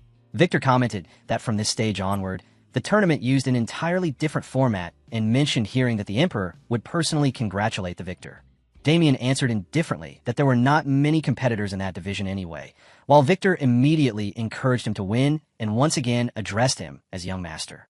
Damien looked at his enthusiastic companions with faint exasperation before confidently assuring them that he would obviously win. Nearby, another participant nervously bit his finger and admitted that he had only joined the tournament because his father had ordered him to, but everyone present looked overwhelmingly strong, including several famous fighters, and he questioned how his father could possibly expect him to win against opponents like these. At that moment, another voice answered him firmly, insisting that he had to succeed for his father and for someone else as well, before the tone of his voice suddenly turned unsettling as he declared that he would do it for him. The Helios Empire Helen Tournament stood as one of the most prestigious events on the continent, a gathering where high-class fighters from every nation came to display their strength, and with only a handful of overwhelming powerhouses rapidly crushing their opponents, the round of 16 ended almost immediately and the competition advanced straight into the quarterfinals. The announcer excitedly declared that student Damien remained completely unstoppable and had successfully advanced into the semifinals before moving on to announce the next match. Hearing this, Michael grinned with excitement and said he had known it all along, proudly praising his older brother as incredible, while the boy beside him shouted admiringly that the young master had done an amazing job. A sudden noise erupted from the arena and drew their attention, causing Michael to notice that another fighter had also ended his match with a single strike. The announcer then proclaimed that Joshua had secured yet another swift victory and had now advanced into the semifinals as well. Hearing that name, Damien quietly wondered to himself whether that person had also reached the semifinals, finding it odd that someone who appeared to lack proper combat sense was nevertheless participating in the high-class division. At that moment, someone approached Damien hesitantly and greeted him, saying that it had been a long time and asking whether he had been doing well. After noticing her, Michael asked if she was Sangra and whether his brother knew her, but Damien answered that he did not know anyone by that name. The girl then shyly admitted that she was actually Agnes. As Damien began saying her name aloud, Agnes immediately covered his mouth and urgently told him to keep his voice down, explaining that her appearance there was supposed to remain secret. Confused, Damien asked what she was even doing there and questioned why she had revealed herself if it was truly meant to stay hidden. Agnes awkwardly explained that she was currently carrying out a secret training mission and wanted to test herself against many different experts. So she had taken a leave of absence and entered the tournament in disguise, then added that the Order would become furious if they discovered the truth and asked him to keep it confidential. Michael, growing curious, wondered who she really was, while the boy beside him silently speculated that this might somehow be an opportunity and cautiously asked whether it was really acceptable for her to reveal her identity to him too. Agnes hesitated, clearly unsure how she should answer him. Damien then remarked that now that he thought about it, he had originally planned to visit the Order but still had not found the chance, so after the tournament they should go there together because he still needed to collect his reward. Agnes reacted with visible shock and asked if they would really be going together, and Damien calmly confirmed it, reminding her that she herself had promised to personally guide him, while implying even more intimately that she would become his bride. Hearing those words, Agnes hurriedly pulled her veil back over her face and nervously replied that she understood. The announcer's voice echoed through the arena once again, calling for the next participants to prepare for their match. Agnes stated that it was now her turn and promised that she would return shortly, while Damien answered with complete indifference. Blushing beneath her veil, Agnes nervously stepped into the arena, while replaying Damien's earlier words in her mind and wondering to herself whether that had actually been an invitation for a date. Falling completely into her own delusion, Agnes remained distracted while the announcer enthusiastically introduced the final quarterfinal match as a battle between two queens, Sengra and Athene. Standing within the arena, Athene remarked that covering one's face like that must feel suffocating. Yet Agnes gave no response at all. Athene then commented that she was disappointingly quiet and casually announced a deduction in points. Meanwhile, Agnes remained trapped in her thoughts, internally replaying the moment when Sir Damien had seemingly asked her on a date, though she quickly tried forcing herself back into focus by reminding herself that she could not allow him to see her looking pathetic and that she absolutely had to reach at least the semifinals. Athene summoned a spear in her hand and remarked that perhaps Agnes preferred letting her body speak instead, then cheerfully awarded her points for that as well. Watching from afar, Damien observed that Agnes had altered her combat style and was relying primarily on kicks in order to conceal her identity, noting that even he himself had failed to recognize her at first glance. The moment the announcer declared the start of the match, both fighters rushed forward simultaneously. Agnes attacked fiercely, her eyes shining intensely, prompting Athene to praise the dodge before casually awarding even more points. As Agnes pressed the assault, Athene continued slipping around every strike while freely handing out additional points between counterattacks, even warning that failing to block properly would result in another deduction. From the distance, Damien quietly reflected that Agnes was being held back because she needed to suppress her divine power to avoid exposing her identity. Athene then expressed disappointment and stated that the only participant truly worth watching might be Damien Haxon. At that moment, Agnes's fist suddenly began to glow before she drove it toward Athene hard enough to damage her hair. Realizing something instantly, Athene remarked that Agnes appeared to possess a unique mana affinity and rewarded her with even more points. Irritated by her constant chatter, Agnes finally snapped and told her to be quiet. Athene immediately answered with a frenzied barrage of attacks. Damien continued watching carefully, acknowledging that Agnes had unquestionably improved since the last time he had seen her fight, yet he still concluded that she had no chance of winning while concealing her divine power, and that even if she released her stigma, she would still lose regardless. Smiling confidently, Athene admitted that she could not understand why Agnes continued holding back and openly challenged her to reveal her real strength. Already exhausted, Agnes silently endured the relentless pressure. As Athene intensified her assault and leveled her weapon directly at Agnes, she declared coldly that Agnes could never defeat her while fighting like this. Struggling desperately to block the attacks, Agnes inwardly admitted that her opponent was unbelievably strong, but at the same time feared that if anyone discovered a member of the Order had entered the tournament for personal reasons, her master would either excommunicate her or beat her to death. Resolving herself to win using only the fundamentals, she unleashed a powerful kick. Noticing this, Athene questioned whether Agnes truly had no intention of becoming serious before declaring that she would end the match herself. In the very next instant, a massive bolt of lightning crashed down onto Agnes as Athene coldly announced another deduction in points. Agnes absorbed the full impact head-on, her body instantly stiffening while her eyes lost focus. Slightly surprised, Damien quietly remarked to himself that he had expected the match to conclude exactly like this. Down in the arena, Athene proudly declared her final score and, seeing Agnes standing there motionless, dismissed her as a failure. The announcer loudly declared Athene the winner and announced that she would advance into the semifinals. Smiling confidently, Athene turned her gaze toward Damien and stated that they would finally have the chance to fight each other, directly calling him by name. Damien met her eyes and answered with nothing more than a cold smile. Still grinning brightly, Athene remarked that he was the man her father had spoken about and wondered aloud what kind of score he would receive once they finally crossed weapons.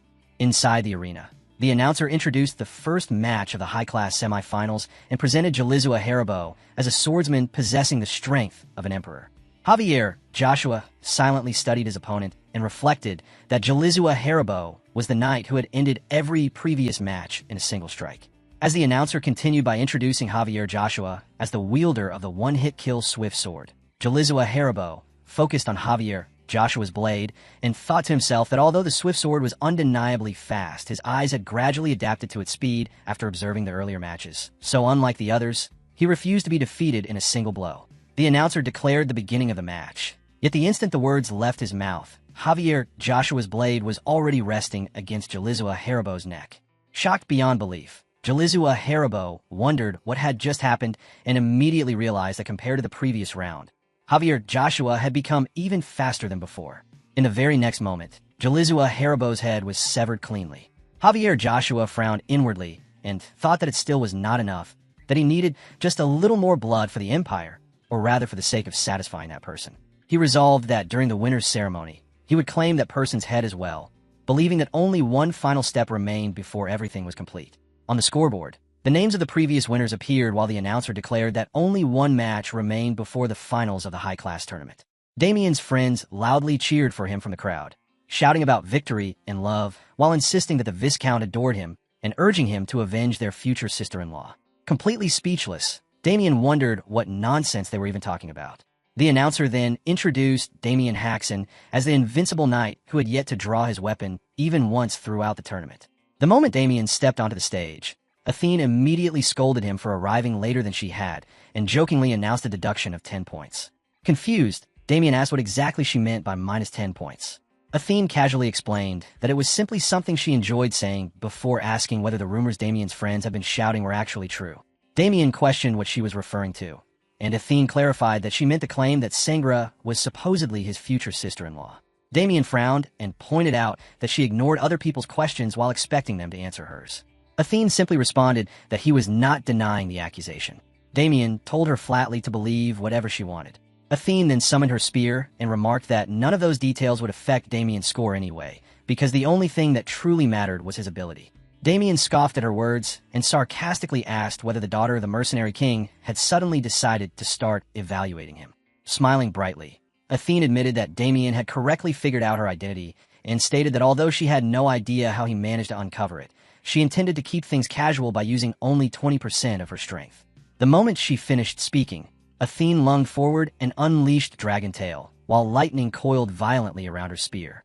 Damien silently watched the incoming strike just as a massive bolt of lightning exploded across the arena floor, instantly sending the audience into an uproar as spectators shouted that lightning was appearing from the very beginning and declared that the fight was guaranteed to be exciting. Damien calmly stepped backward and avoided the attack with complete ease. Athene questioned whether he still had no intention of drawing his weapon even against her before awarding him another 10 points for his spirit and announcing that she would now raise her power to 40%, bringing his total score to 60 points. Damien smoothly evaded every attack she launched and casually thanked her for the generous score while effortlessly closing the distance between them. Once he stood directly before her, he coldly informed Athene that she was nowhere near strong enough to evaluate him. The sudden proximity caught Athene completely off guard, causing her to panic and swing her spear recklessly. Because the attack was riddled with openings, Damien avoided it effortlessly, prompting the audience to erupt in excitement as they exclaimed that Damien Haxon was still playing around with Athene without even bothering to draw a weapon. Meanwhile, from a corner of the arena, Javier Joshua silently observed the battle and concluded that no matter which of them reached the finals, both competitors were complete monsters. At one point, lightning grazed Damien's collar. Smiling confidently, Athene declared that she would now award him 80 points and finally show him an attack worthy of such a score. Lightning engulfed her entire body as she activated Dragon Thunder. Watching carefully, Damien admitted inwardly that the technique looked fairly dangerous. With electricity surging around her spear, Athene explained that she had wanted to meet Damien ever since hearing her father praise him so highly, and added that she was the kind of person who only trusted what she personally witnessed with her own eyes. Calling this her final grading, she challenged Damien to endure the attack barehanded as well. Sangra widened her eyes in shock the instant she sensed the overwhelming power gathering around Athene, realizing immediately that this lightning was on an entirely different level from the attack she herself had previously endured. Suddenly, a dragon-shaped mass of lightning appeared in the sky before unleashing an overwhelming breath attack known as Thunder Dragon's Extinguishing Breath. Javier Joshua narrowed his eyes in silence, momentarily unable to react, while Damien's companions stared in utter disbelief at the terrifying technique unfolding before them. At last, Damien spoke, saying that since Athene intended to attack him with such force, he would show her something as well, his own mana cultivation technique, the limitless harmony art. The arena floor cracked apart beneath his feet as he activated the first ring. Athene's eyes widened visibly in shock. In the next instant, Damien burst forward with overwhelming speed and appeared directly in front of her before calmly asking how many points that deserved. Then, with terrifying force, Damien slammed Athene into the arena wall, hard enough to create a massive crater behind her. Her eyes nearly rolling back, Athene weakly raised his score to 100. Completely exhausted, Athene collapsed onto the ground and admitted that Damien's performance deserved a perfect score before officially conceding defeat. As the match concluded, the announcer loudly declared Damien Haxon the victor and informed the crowd that the long-awaited final match would begin following a 10-minute break.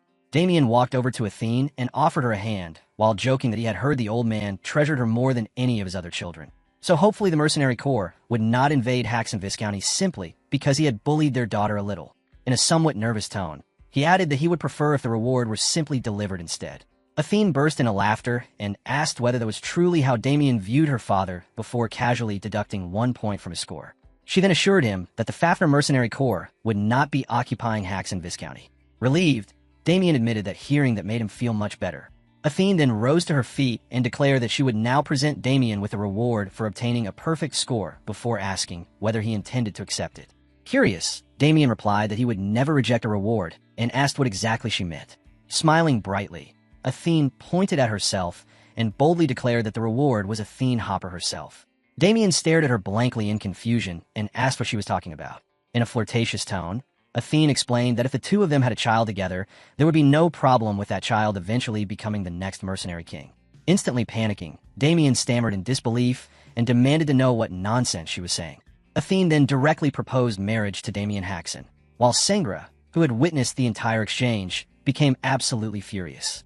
Athene teasingly repeated that she and Damien Haxon should get married, leaving Damien completely flustered as he asked again what she was even talking about. Nearby, Michael glanced towards Sangra with both anger and fear mixed on his face, while stammering that his sister-in-law had apparently been hiding her true strength all along. Damien immediately made a disgusted expression and flatly declared that he refused such a ridiculous proposal, grumbling that the very thought of becoming the son-in-law of that lecherous old man was unbearable. Completely shocked by the rejection, Athene cried out in disbelief that Damien Haxon had actually rejected her before angrily deducting 50 points from him. Damien merely shrugged and commented that they should probably never meet again because there did not seem to be a single normal person anywhere in that family. The announcer then informed the audience that the finals would be held the following day at the same time for the contestants who had advanced through the matches that day. Elsewhere, within one of the arena's inner passageways, Michael wondered aloud what in the world Damien had even been doing during the past 3 months.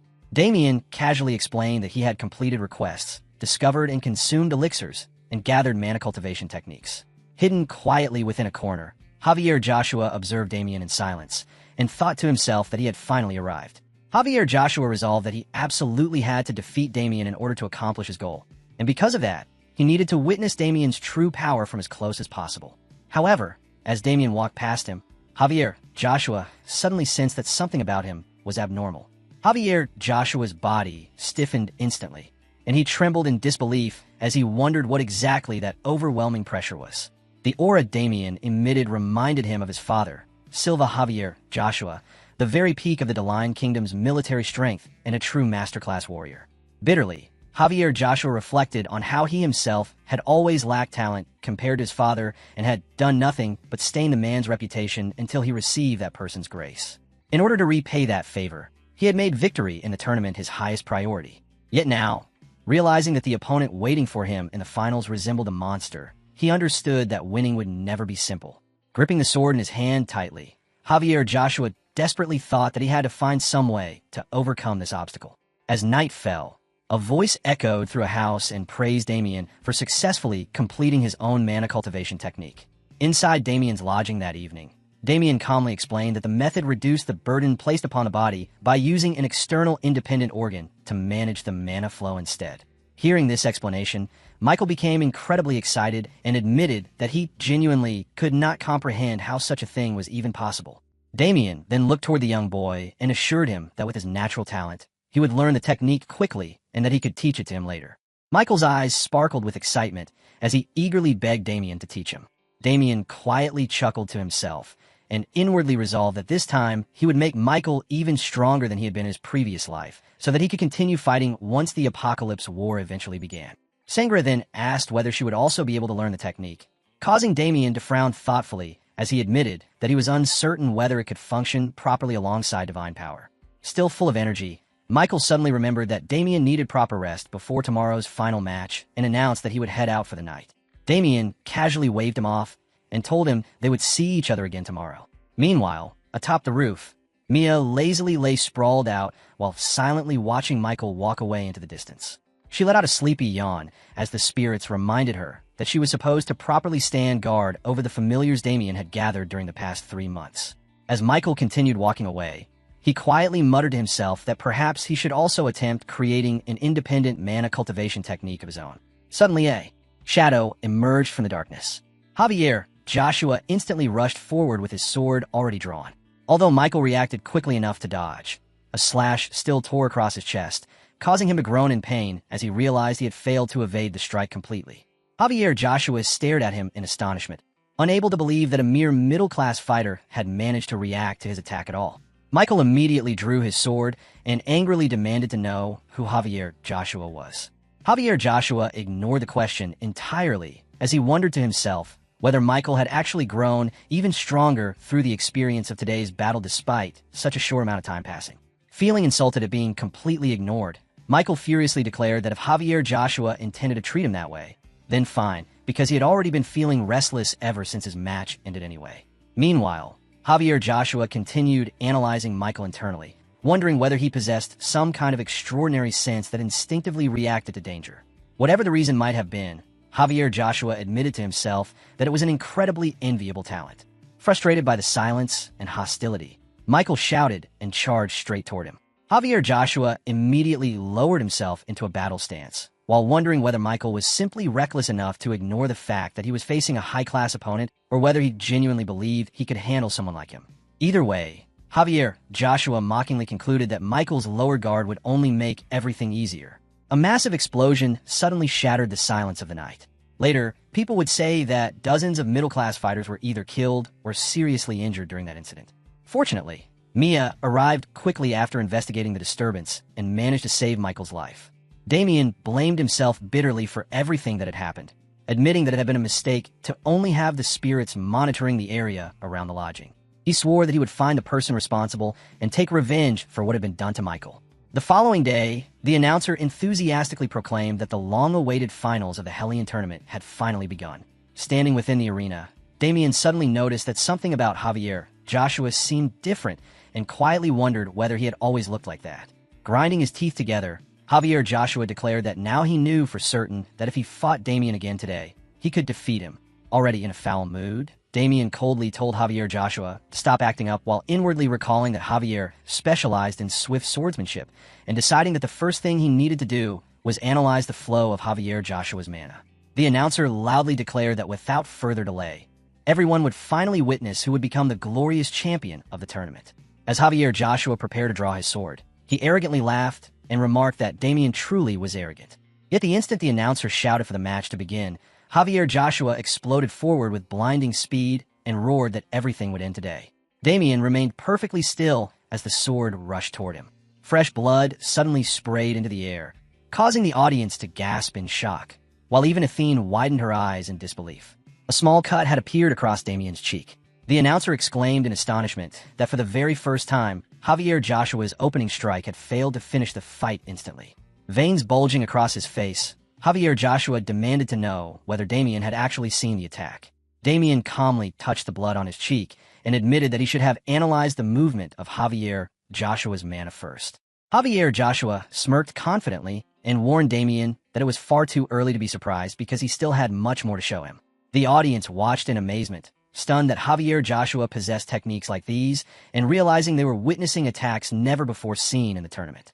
Damien calmly blocked the incoming strikes with his bare hands while internally analyzing that this was not some hidden technique at all. Although the power behind the attacks was certainly impressive, the movements themselves felt awkward, almost as if the strength did not truly belong to Javier Joshua in the first place. Javier Joshua praised Damien for successfully parrying his attacks without even drawing a weapon, but mockingly questioned whether Damien would still be able to stop the next attack with his bare hands as well.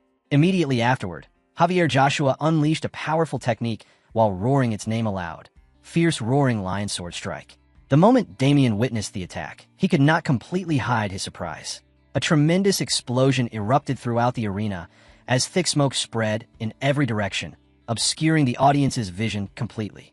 Through the smoke, Damien instantly recognized the technique as the Fierce Roaring Lion Sword Strike and realized that even the current Michael would not have been capable of producing such destructive power.